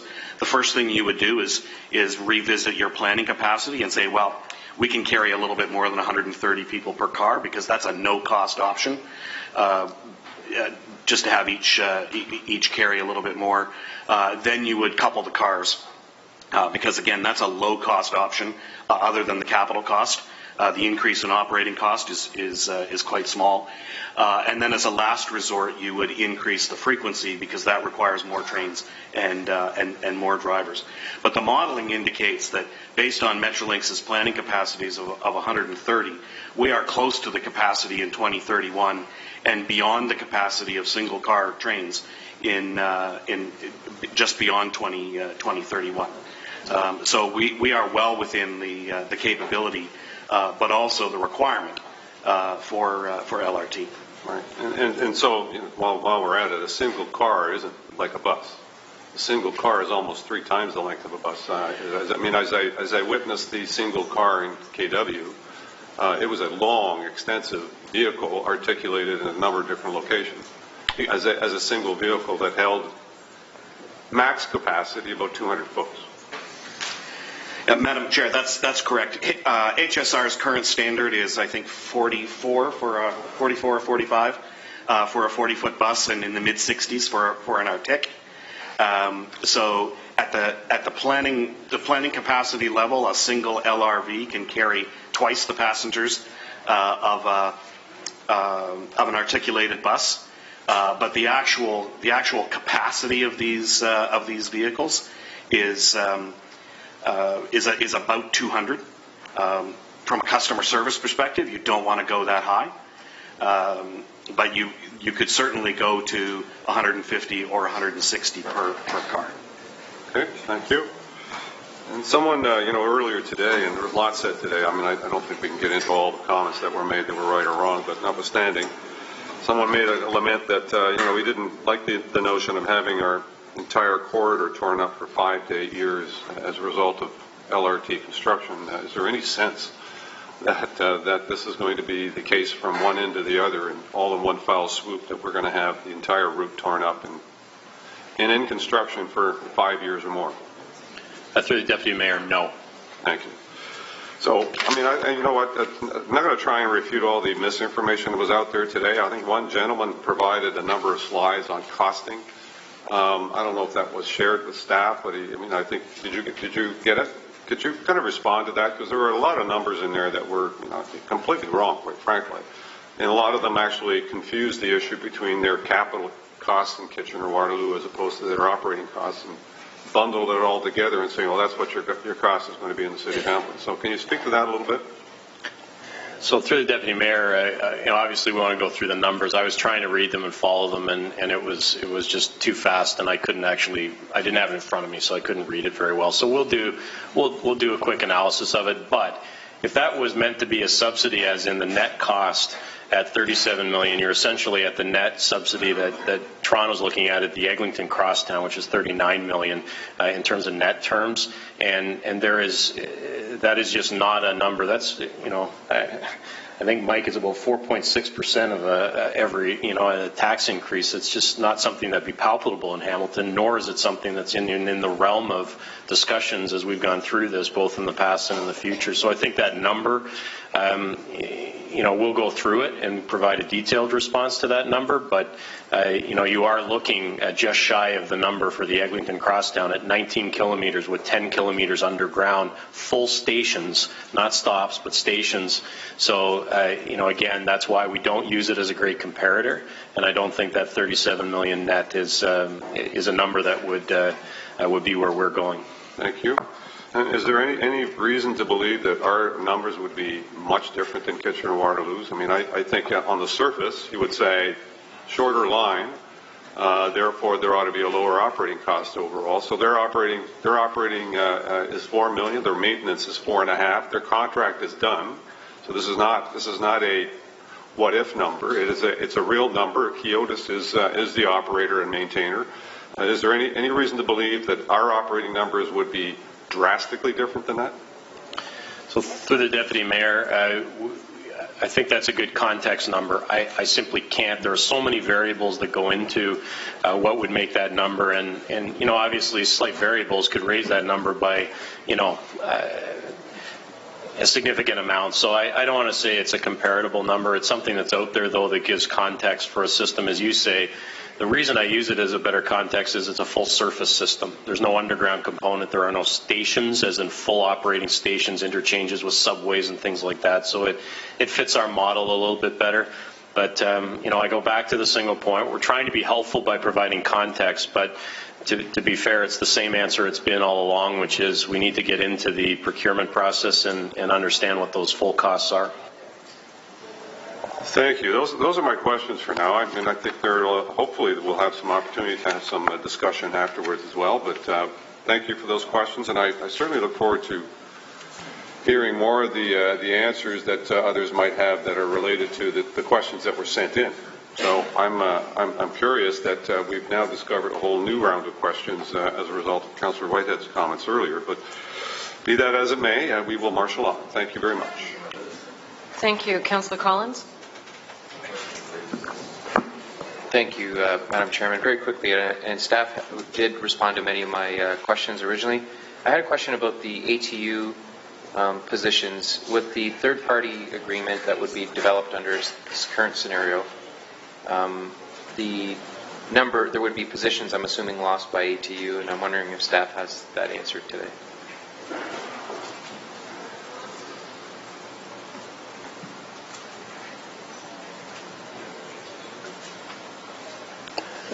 Through the Deputy Mayor, I know that Debbie provided a response to that, so I'll just let her clarify that for the councillor.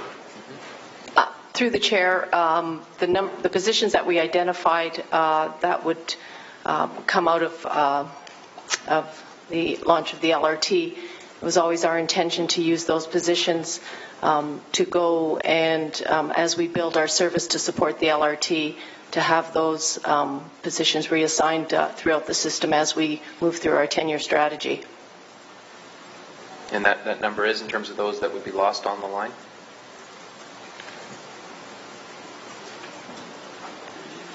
So through the Deputy Mayor, I've got a number of papers and comments here, and that was one of them. So 18 buses is currently in service around there.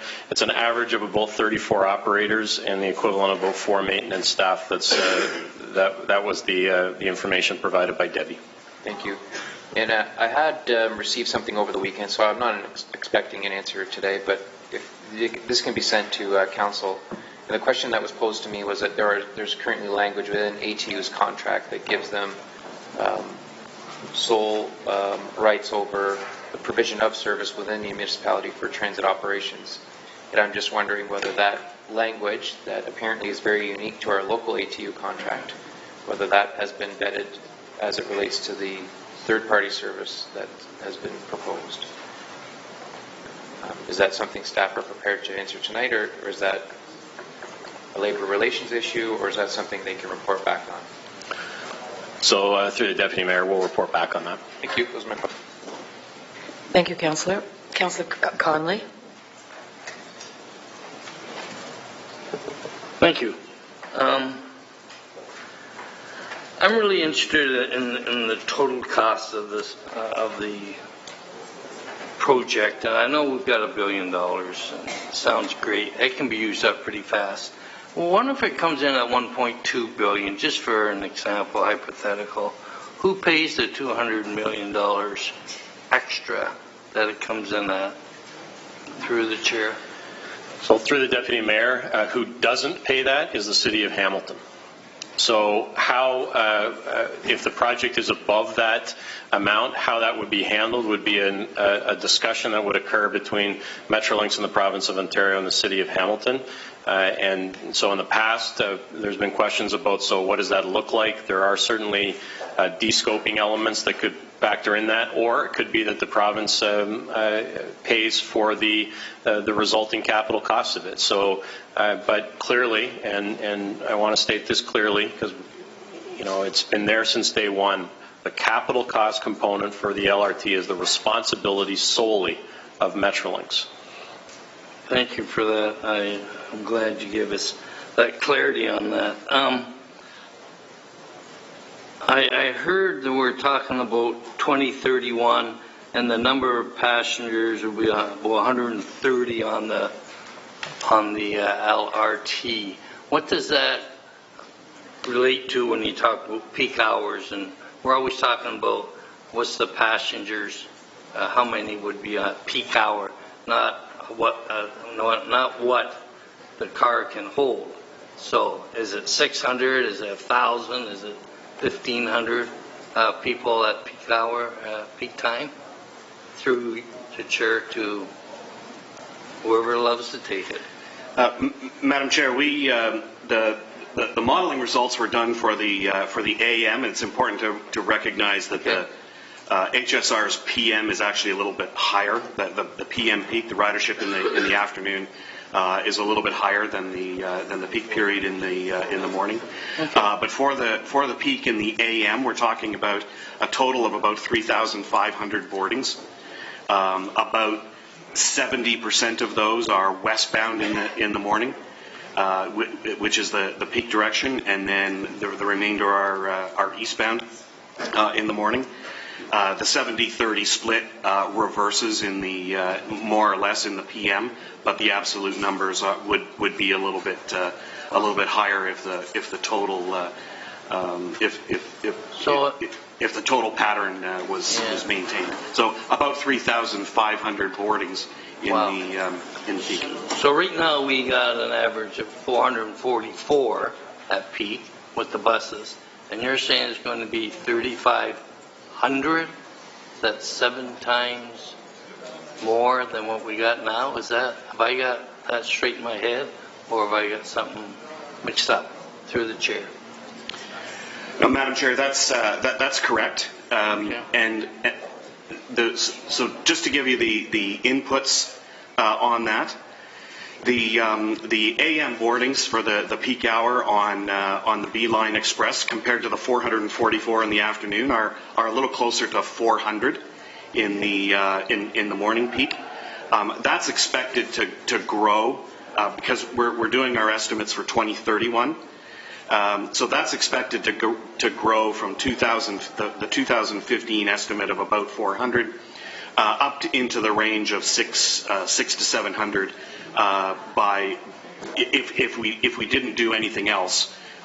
In 2031, the B-Line would probably be in the order of 600. You mean with the buses as it is now? Right. Okay. So the LRT takes that ridership because we completely replace the LRT, or the B-Line Express.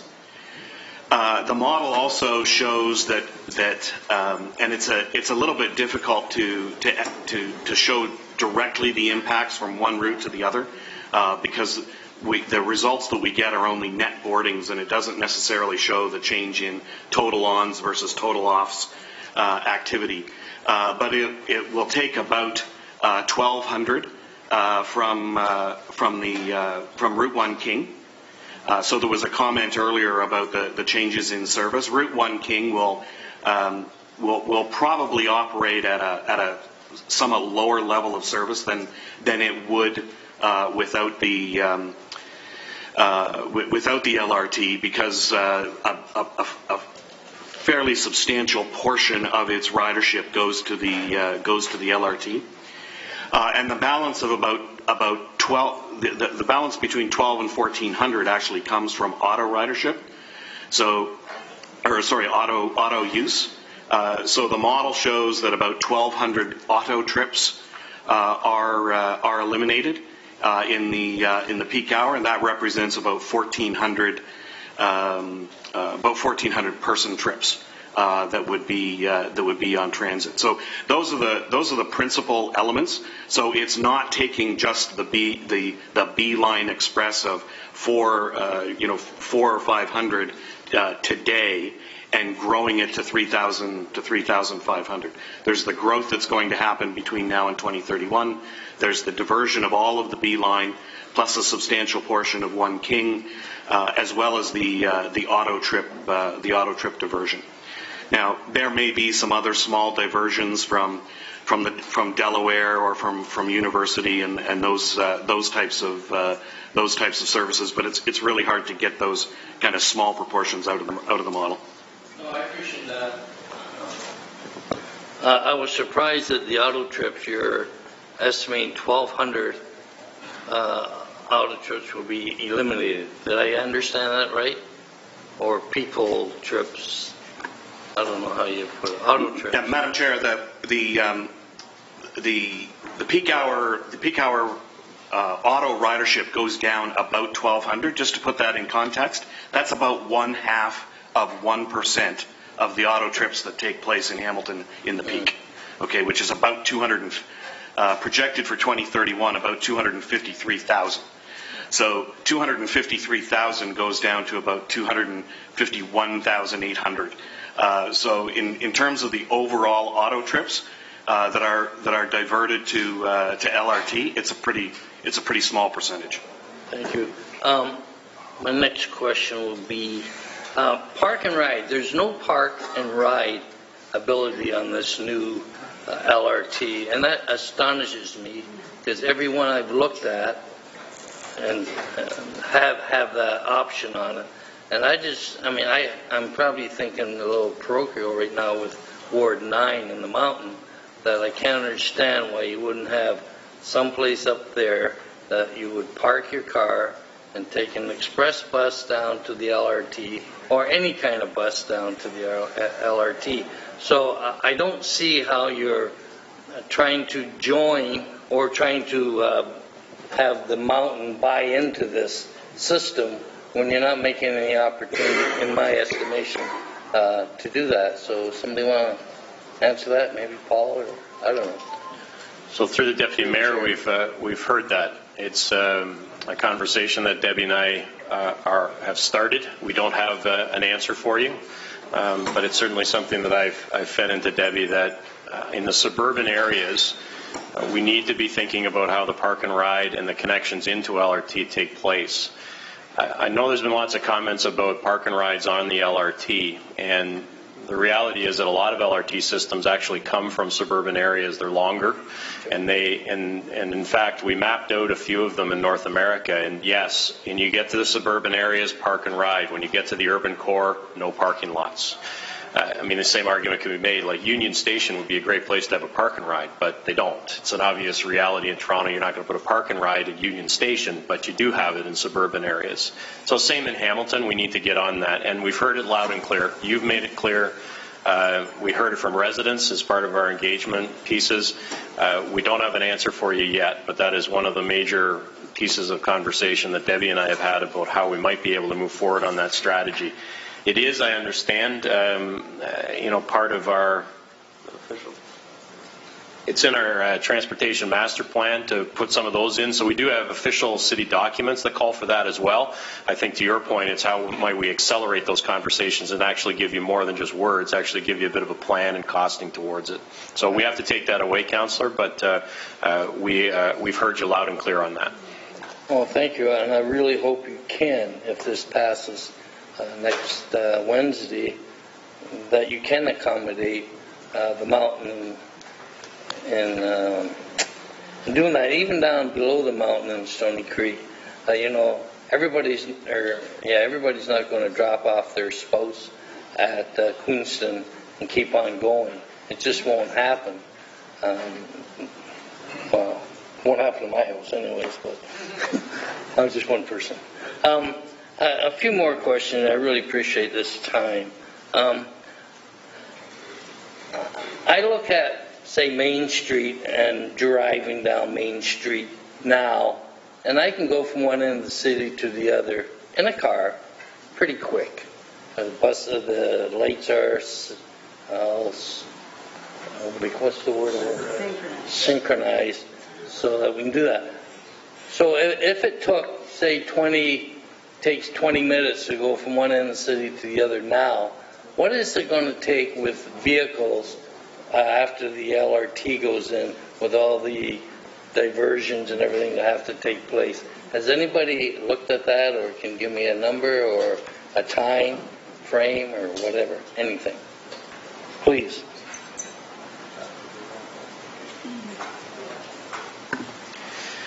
Madam Chair, we've looked at these, and Paul made the point in the presentation that we haven't looked at the changes for 2024, but we have modeled 2031, and against the base case for our model, which was 2011.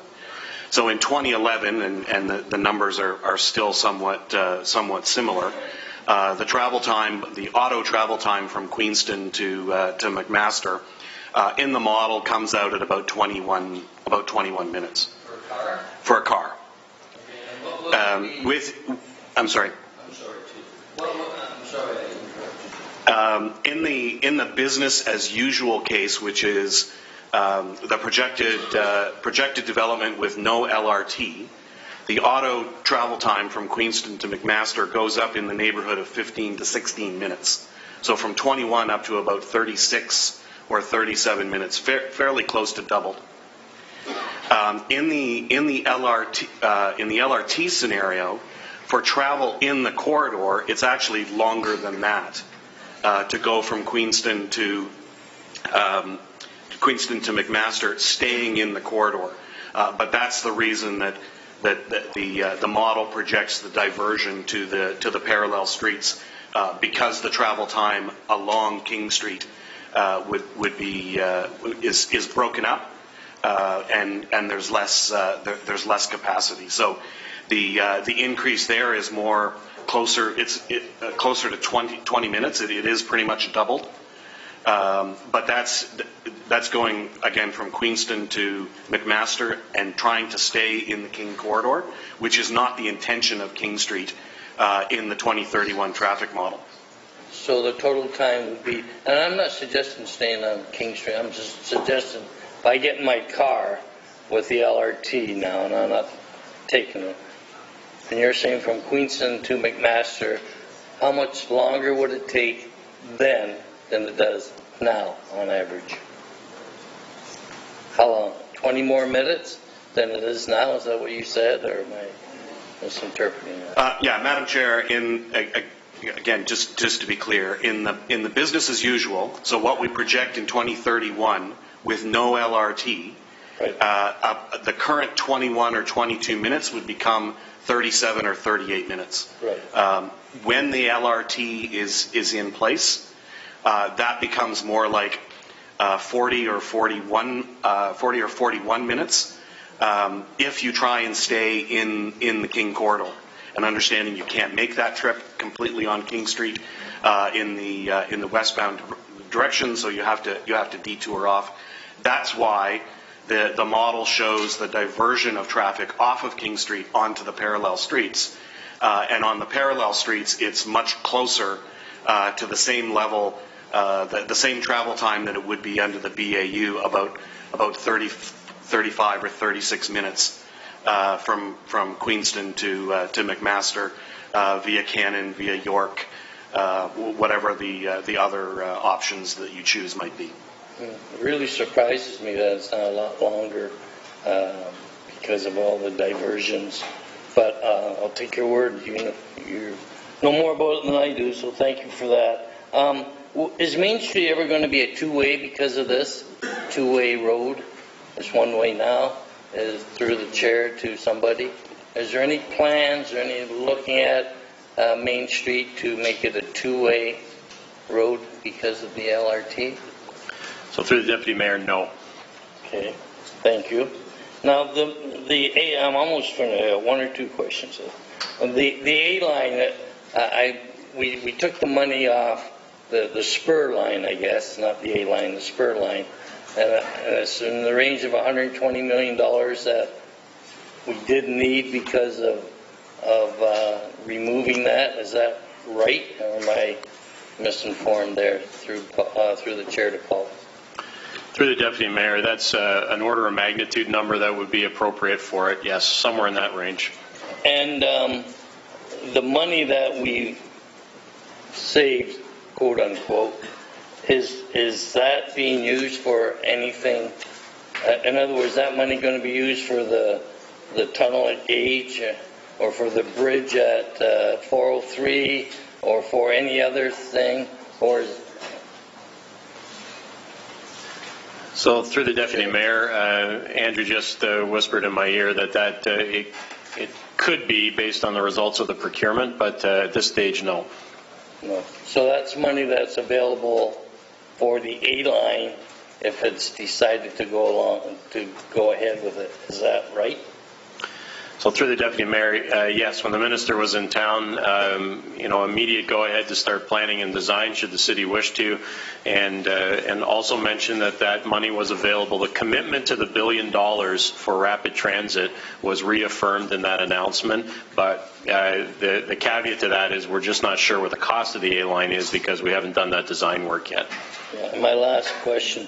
I keep hearing or getting emails about the cost of redoing the piping on King Street of $200 to $400 million.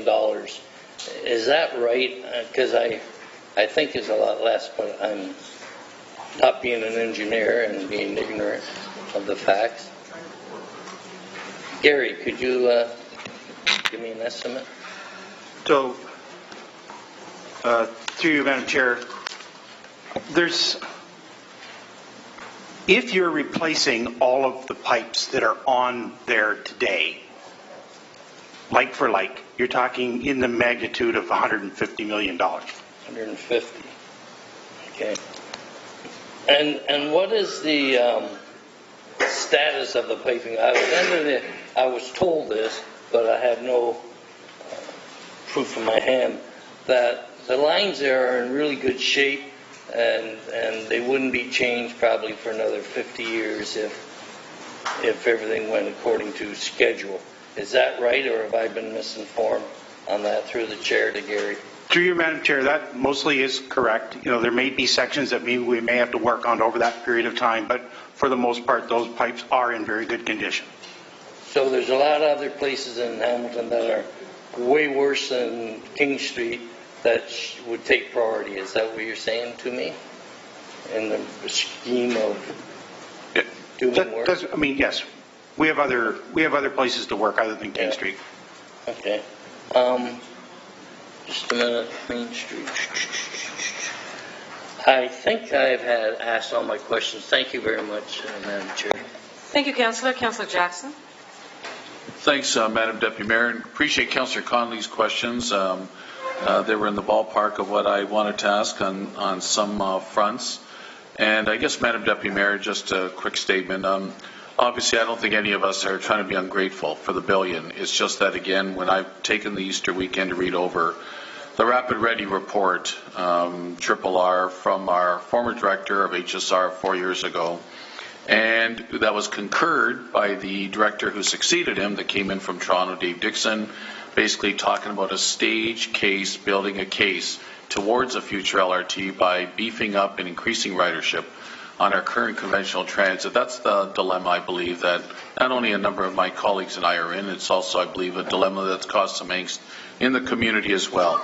Madam Deputy Mayor, through to either Paul, Dan, or Mike Zagaric. So the Presto card, with more involvement and being beholden to Metrolinx, because once again, Metrolinx will own this line. It's our road, but they will own the line. And so Presto eventually, I guess, will usurp our current HSR fare system. So can somebody just help explain that to me, both what's currently and what the future in all likelihood will hold? Madam Deputy Mayor, through you, to whoever wants to take that on, please. Through the chair, currently our cost related to Presto are at approximately $422,000 a year. We are just in the process of renegotiating our next agreement, which will take us to 2027, and our estimated cost at that point in time will be approximately $4 million.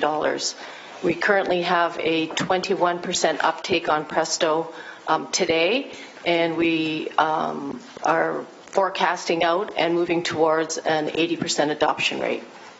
So, Debbie, thank you. I understand. Thank you for that. Those were numbers that you've come through with that we were looking for during the budget process, but you've come through during the first quarter of this year, which you committed to, and I'm very grateful for that. My understanding is in recent negotiations, we will be paying an additional 8% increase. Please correct me if I'm wrong or confirm if my sources are correct. Through you, Madam Deputy Mayor.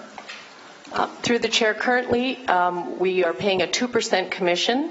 In the course of the agreement in principle, that 2% is going to be gradually phased in throughout the 10 years of the contract, and we will land at a 9% commission rate for Presto. Could it potentially our wonderful, unique programs like the Golden Age Pass for 80-year-old seniors and older that could ride our HSR system for free all year on any route in our city, could potentially that be in jeopardy in light of us falling into, if you will, or being absorbed into the regional network with Presto? Madam Deputy Mayor, through you. Through the chair, it's my understanding that the municipalities will still have the ability to set their fares, their pass amounts, any rules or that govern that. So my understanding is that's not in jeopardy. Okay, thank you, Debbie. So, Paul, can you just confirm, please, clarify once and for all, and I'm glad Councillor Connolly asked the infrastructure, because we heard wild numbers over the last month that $800 million of the $1 billion was going to be for infrastructure, and now we're hearing realistically, like for like, it'll be about $150 million, and King Street isn't even a priority in our capital planning. Other roads across our city are. So thank you very much, Kerry Moore, for clarifying that. So, Paul, money spent to date, please, and whose money has it been up to now? Through you, Madam Deputy Mayor. So through the Deputy Mayor, and I'm happy to answer these questions. We do have reports on these. 8.3 and 8.4 are actually on the infrastructure, and one of them is on the costing, but I'm happy to continue to answer questions on all of it. Well, to date, if you look at... Hang up, Paul, please. I'm sorry. Madam Deputy Mayor, I don't want any special treatment, but if at the end of this evening, if a majority of us need, to digest, right, just for one more week, but if you want to wait until we get through 8.2, whatever we decide with 8.2, the EA, and then go to 8.3 and 8.4, but I think it's all germane to the current conversation. But you're Deputy Mayor, I'll leave it to you because I don't want special treatment if others weren't allowed it. We will agree to move forward with 8.3 and 4. Thank you, Madam Deputy Mayor. Thanks to my colleagues. So, Paul, please carry on. Sorry to interrupt you. Not a problem, and through the Deputy Mayor, that allows us to get everyone in order here. So the report laid out both of what the cost to dates were and remaining commitments. And it's important to note that the period between, we listened very carefully at the last meeting to what the instruction was around this report, and it was fairly clear it's everything that has been spent since the start of this project. So the 2007 to 2011 component includes $10.7 million, which came from actually three sources. Some resources were from Metrolinx, some resources were from Ministry of Transportation, and some were city commitments. I think what most people are interested in is what's been spent since 2015 when we created this office and started the implementation process. And that's where you have the $20 million or so between the city and Metrolinx, and then the commitment level of close to $41 million. So the short answer is the vast majority of this is Metrolinx funding. All of the costs for employees, the cost for consultants are, we submit claims, and those claims are reimbursed by Metrolinx for our costs. So the one caveat to that is just that early piece of work where the City of Hamilton actually committed some of its own resources to that early LRT rapid transit work. Thank you, Paul. So all combined, since about 11 to now, give or take, about 30 million, lion's share of it Metrolinx. That's what I heard. I appreciate that. Yes, there's negotiations, potentially, if this goes ahead, commitments talked about, expropriations, whatever. I get that you said another 41, but to date spent 30 million, of which the lion's share is Metrolinx. Correct? Through the Deputy Mayor, yes. In fact, if it was all the Metrolinx resources back to the beginning, it'd be somewhere in the $23 million range, yes. Okay. Paul, we heard from our unions and our locals from various fronts today, and you know, I don't want to mislead anyone about this because I'm for local jobs, I'm for fair wages, I'm for buying Canadian, I'd love for our ATU to operate, but I'm not going to mislead anyone. In chats I've had with you, both privately and answers you've given in the public domain, Madam Deputy Mayor, in the past, the unions and the trades and building council, the umbrella organization that presented hours ago, said about trying to, you know, if we get by the EA, then over the next year or so towards the O&M, trying to influence, sway, persuade Metrolinx, ATU operates it, fair wage for sure, local buying, local employees, buy Canadian, etc. And all I've picked up in the past is, you know what, it would be like a long shot if any of that occurs, based on Metrolinx wanting to give this contract out to a third parties, consortiums will bid on it. It'll be like, again, OSS with IO, contractor comes in, they can then hire who they want, no guarantees. So, Paul, I know this is a tough one. I know probably in your heart of hearts, you're probably, I would think, in line with me and probably most of us, but I just don't want to mislead anyone either. So through you, Madam Deputy Mayor, please, to Paul for a comment. So through the Deputy Mayor, yes, from day one, this project has been described to you as design, build, finance, operate, and maintain. That has not changed, and my understanding from Metrolinx is it hasn't changed. So I think we've listened today. I did chat to Andrew in the ante room a little bit about that presentation that was on earlier today from folks within the labor community. And I think we need to go back and bring you back. I listened with interest to the idea around this continuum, right?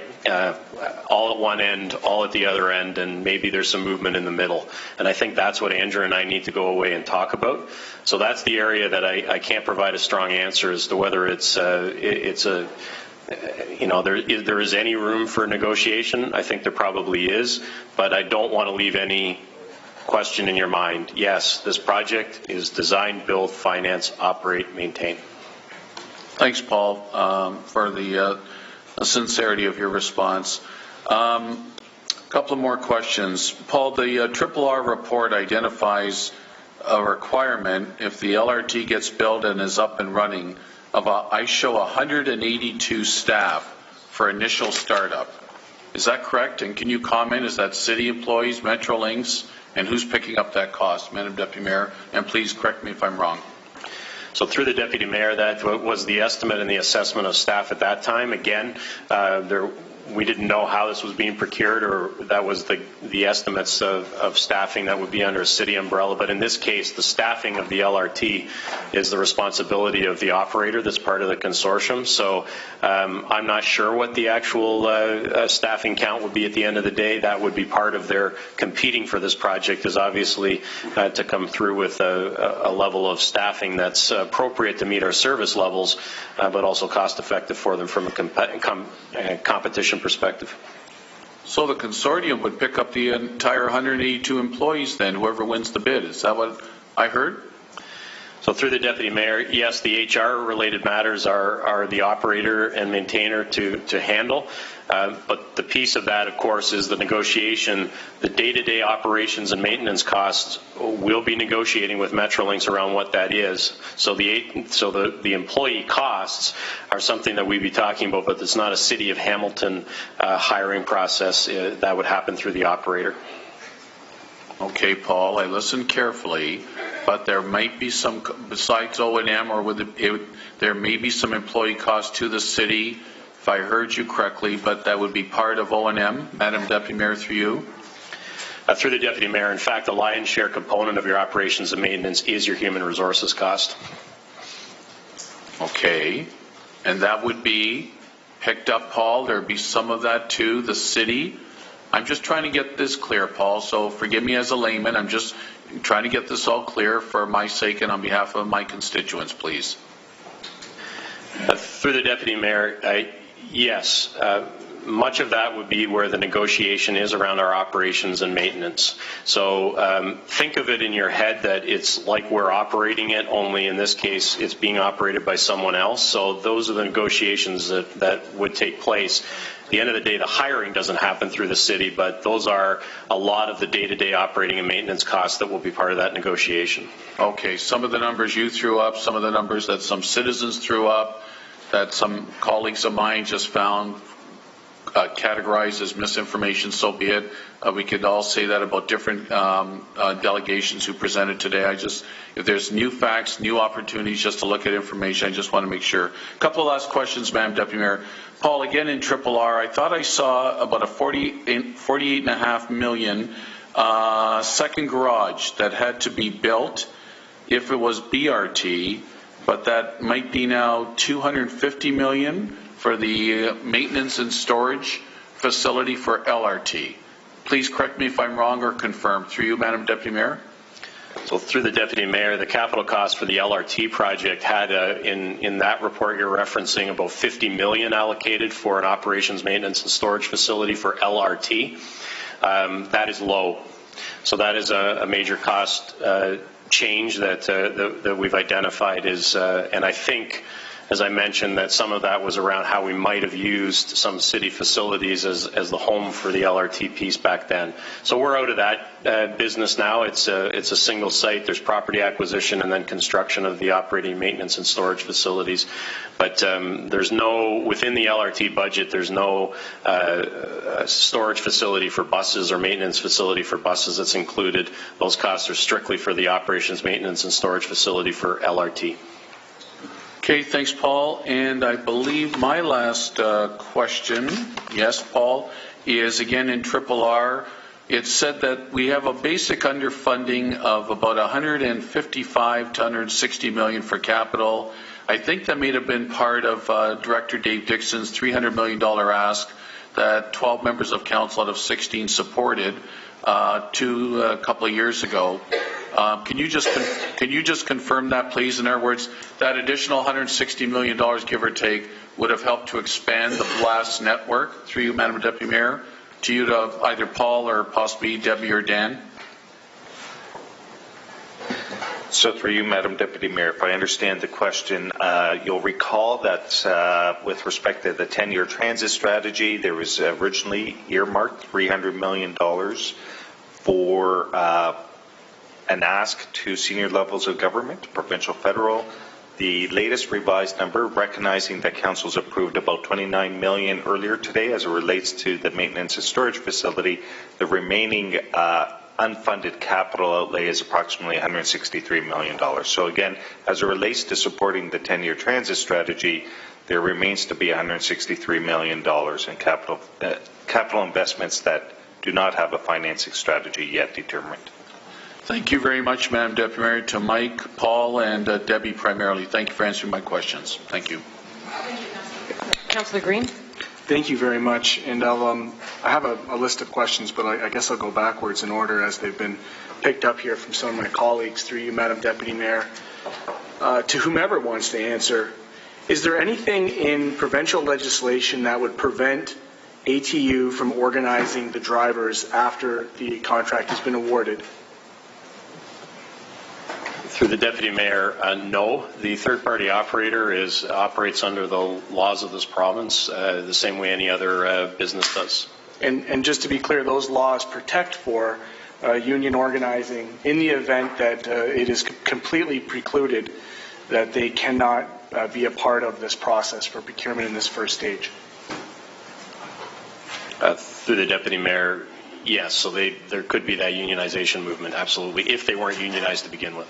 And as it relates to the A-line, does Metrolinx have an interest, or have they stated definitely that the buses in that rapid transit process, are they in the business of operating those buses internally, or do we have not contract language that would protect ATU along the A-line spur, which has been, or the A-line connection to the airport?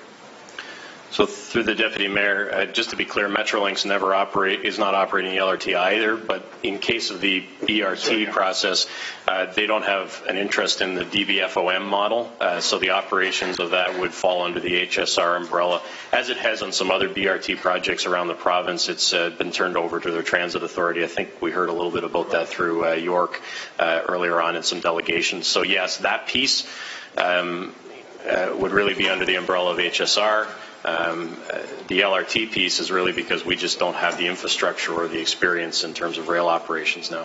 But if, could there not be a case made, ATU being a transit union over 100 years old, operating in multiple cities in North America, having plenty of experience as a union, as an international allied transit union operating LRT, how is it that this local would be excluded when they've demonstrated more than capable capacity to be able to operate?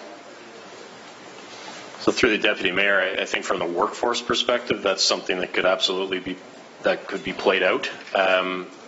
The operations and maintenance of it is a different matter because that's about all elements of it, not just the workforce. So certainly in terms of what happens in the relationship with whoever is the operator of this system, could absolutely include ATU. And for me, I have to side with Councillor Jackson on this, and I did when he brought the motion forward and spoken with Eric and others from ATU, that my first preference, of course, would be to allow them into that process to be able to be a part of that, failing which they'll certainly have my full support in helping to organize whomever takes it on as a consortium, but also understanding that if we were to move forward with A-Line, that would automatically go back into their purview.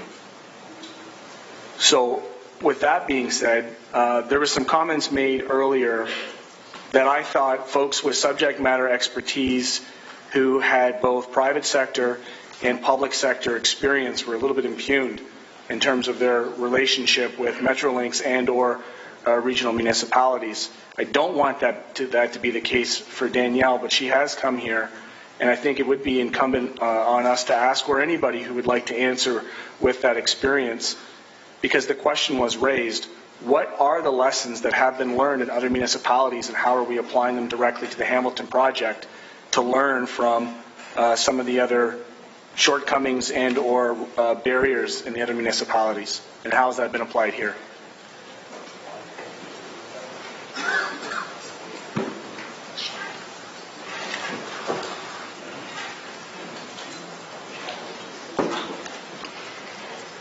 Through the chair. First of all, I just want to clarify one point in that I currently do work for Metrolinx as a senior advisor on the Hamilton LRT project. That's correct. So I'm here on behalf of the Hamilton LRT project, but I do have the experience with Waterloo LRT as well. And I just want to clarify that earlier I heard comments about our mayor and our director of planning who both had experiences that there was somehow a conflict of interest, and I just wanted to put that aside as being balderdash. So please, if you could share some of your experiences and lessons learned, that'd be greatly appreciated. So from a lessons learned perspective, I didn't come prepared with a list of things, but and I don't want to get into too much detail. And rest assured that those lessons learned not only from myself but from our consultants who also worked on the Waterloo LRT project as well, and we're implementing those lessons learned into the day-to-day as we move forward on this project. There's really nothing specific that I want to point to. I would rather answer questions around if there's lessons learned, or I'll look to my colleagues if there's things they would like me to highlight, just because I don't want to get into a full-on debate on what went well and what didn't go so well. I can appreciate, and I apologize for putting you into that position, so I'll actually redirect that question and just saying to anybody from Metrolinx, given your experience, how has your process evolved? I know we've looked at the CBAs, we've looked at procurement. How has Metrolinx evolved in its dealing with municipalities that provides Hamilton with the opportunity to learn from other examples? Through the chair, I would say we're in a good position on this project in that we can learn from a number of other LRT and BRT projects that have gone ahead across our region and across Ontario over the past several years. So not only our projects that we're directly delivering in Toronto, the Finch and Eglinton project, we're a little behind the Hurontario project in Mississauga, which is also being delivered by Metrolinx with our partners in Mississauga and Brampton. And we also have the opportunity to learn from our colleagues in Ottawa and Waterloo. So there's a number of things that are being applied in this project that are based on lessons learned from other projects, and also, frankly, some great ideas that our city colleagues have brought to the table that are new things we're doing on this project we haven't done before. I point to a couple examples of how we're working closely together with the city. One of the first things we did shortly after the announcement of the project funding in spring 2015 was work with the city to establish a joint project office. So day to day, city staff and Metrolinx staff are working in the same office, hand in hand. That gets rid of that opportunity for miscommunication or disputes or things like that to grow, because you're working together and you can resolve things and have those sort of hallway conversations to work through issues, and that's worked quite well. The city's brought a number of particularly innovative ideas to the table that we hadn't used on previous projects. The one I would cite in particular, and I believe we have David here from our Community Connectors program, that's something we had not done before on any other project, and we are quite pleased with how that's played out. And that is really a made in Hamilton idea, having that team of local citizens who work and are paid a fair wage and do that work door to door twice a year to make sure that folks in the corridor understand, businesses and residents, what's going on and have that basic awareness of the project. So that's something new and innovative that's been brought to the project. In terms of the actual how the project's built and procured, Councillor? There are a number of things that we've brought into play here that are different than some of our other projects. I would say one of the one in particular I'd point to is including vehicles in the procurement. So on some of the other projects, we procured a large pool of vehicles to be used across projects. What the benefit of including vehicles in the procurement in this case is that the risk associated with the timelines for the delivery of those vehicles will be transferred to the proponent that's bidding on the project. So that's, again, an example of our opportunity to learn from other projects, what's worked, what's been a challenge, and then adapt in terms of how we proceed with this project. I certainly appreciate the fullness of your answer, and I apologize to Danielle. I just earlier comments, with folks with subject matter expertise and crossovers between public and private stuck with me kind of all presentation here. There's been comments made, Madam Deputy Mayor, about King Street and the upgrades, but I don't want any confusion about this. It's not like our city staff are going to be working on King Street. So just through you to our staff, there's not going to be, is there going to be any barriers or misdirected resources, or would this not free up opportunities for our staff to fully concentrate on other areas of the city?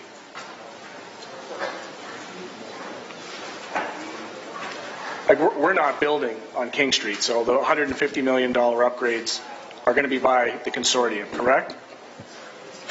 To you, Madam Chair, that's correct. Yeah, I heard the line of questioning, and I just wouldn't want somebody new to the conversation to think that we were reprioritizing King Street over other areas, when that's certainly not the case. So that's very important to also consider along the way. So, Madam Deputy Mayor, we've been at this for some time today, and I'm growing a playoff beard right now. I'd love to be able to shave it tomorrow, and I'm looking forward to hopefully having the vote tonight. But if that's not the case, I'm sure I'll have a longer, scruffier 8 o'clock shadow later on sometime next week on Wednesday. Thank you. Thank you. And next on the list is Councillor Pearson. Thank you, Madam Deputy Mayor, and certainly want to thank everyone that's still here, and to Cable 14 for televising this, because it's been great to be able to go back in the ante room, and we can hear things, but being able to see it in there as well. And to all the residents who've come out today and holding on. Anyways, a number of my questions have been asked, but some others have popped up. So since Gary Moore is at the front, Gary, you mentioned about the cost. It's just pipes, $150 million. Is there not more infrastructure that has to be done, or is that all inclusive? It's more than just pipes. Through you, Madam Chair, that's correct. So what else are we looking at then?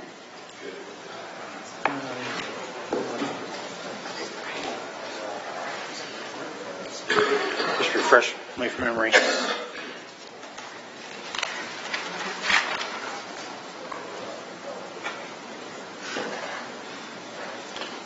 So one of the major things would be the Longwood Bridge that we're looking at having to replace sometime in the next 10 years. Although we don't have any, it's not currently budgeted or programmed. Obviously, there's sections of King Street and Main Street that will, over the next 30 years require resurfacing or reconstruction, depending on the section and the timing, if nothing else is done. So the bridge alone could be, $12 million. The rest of the road work. What do I got in here?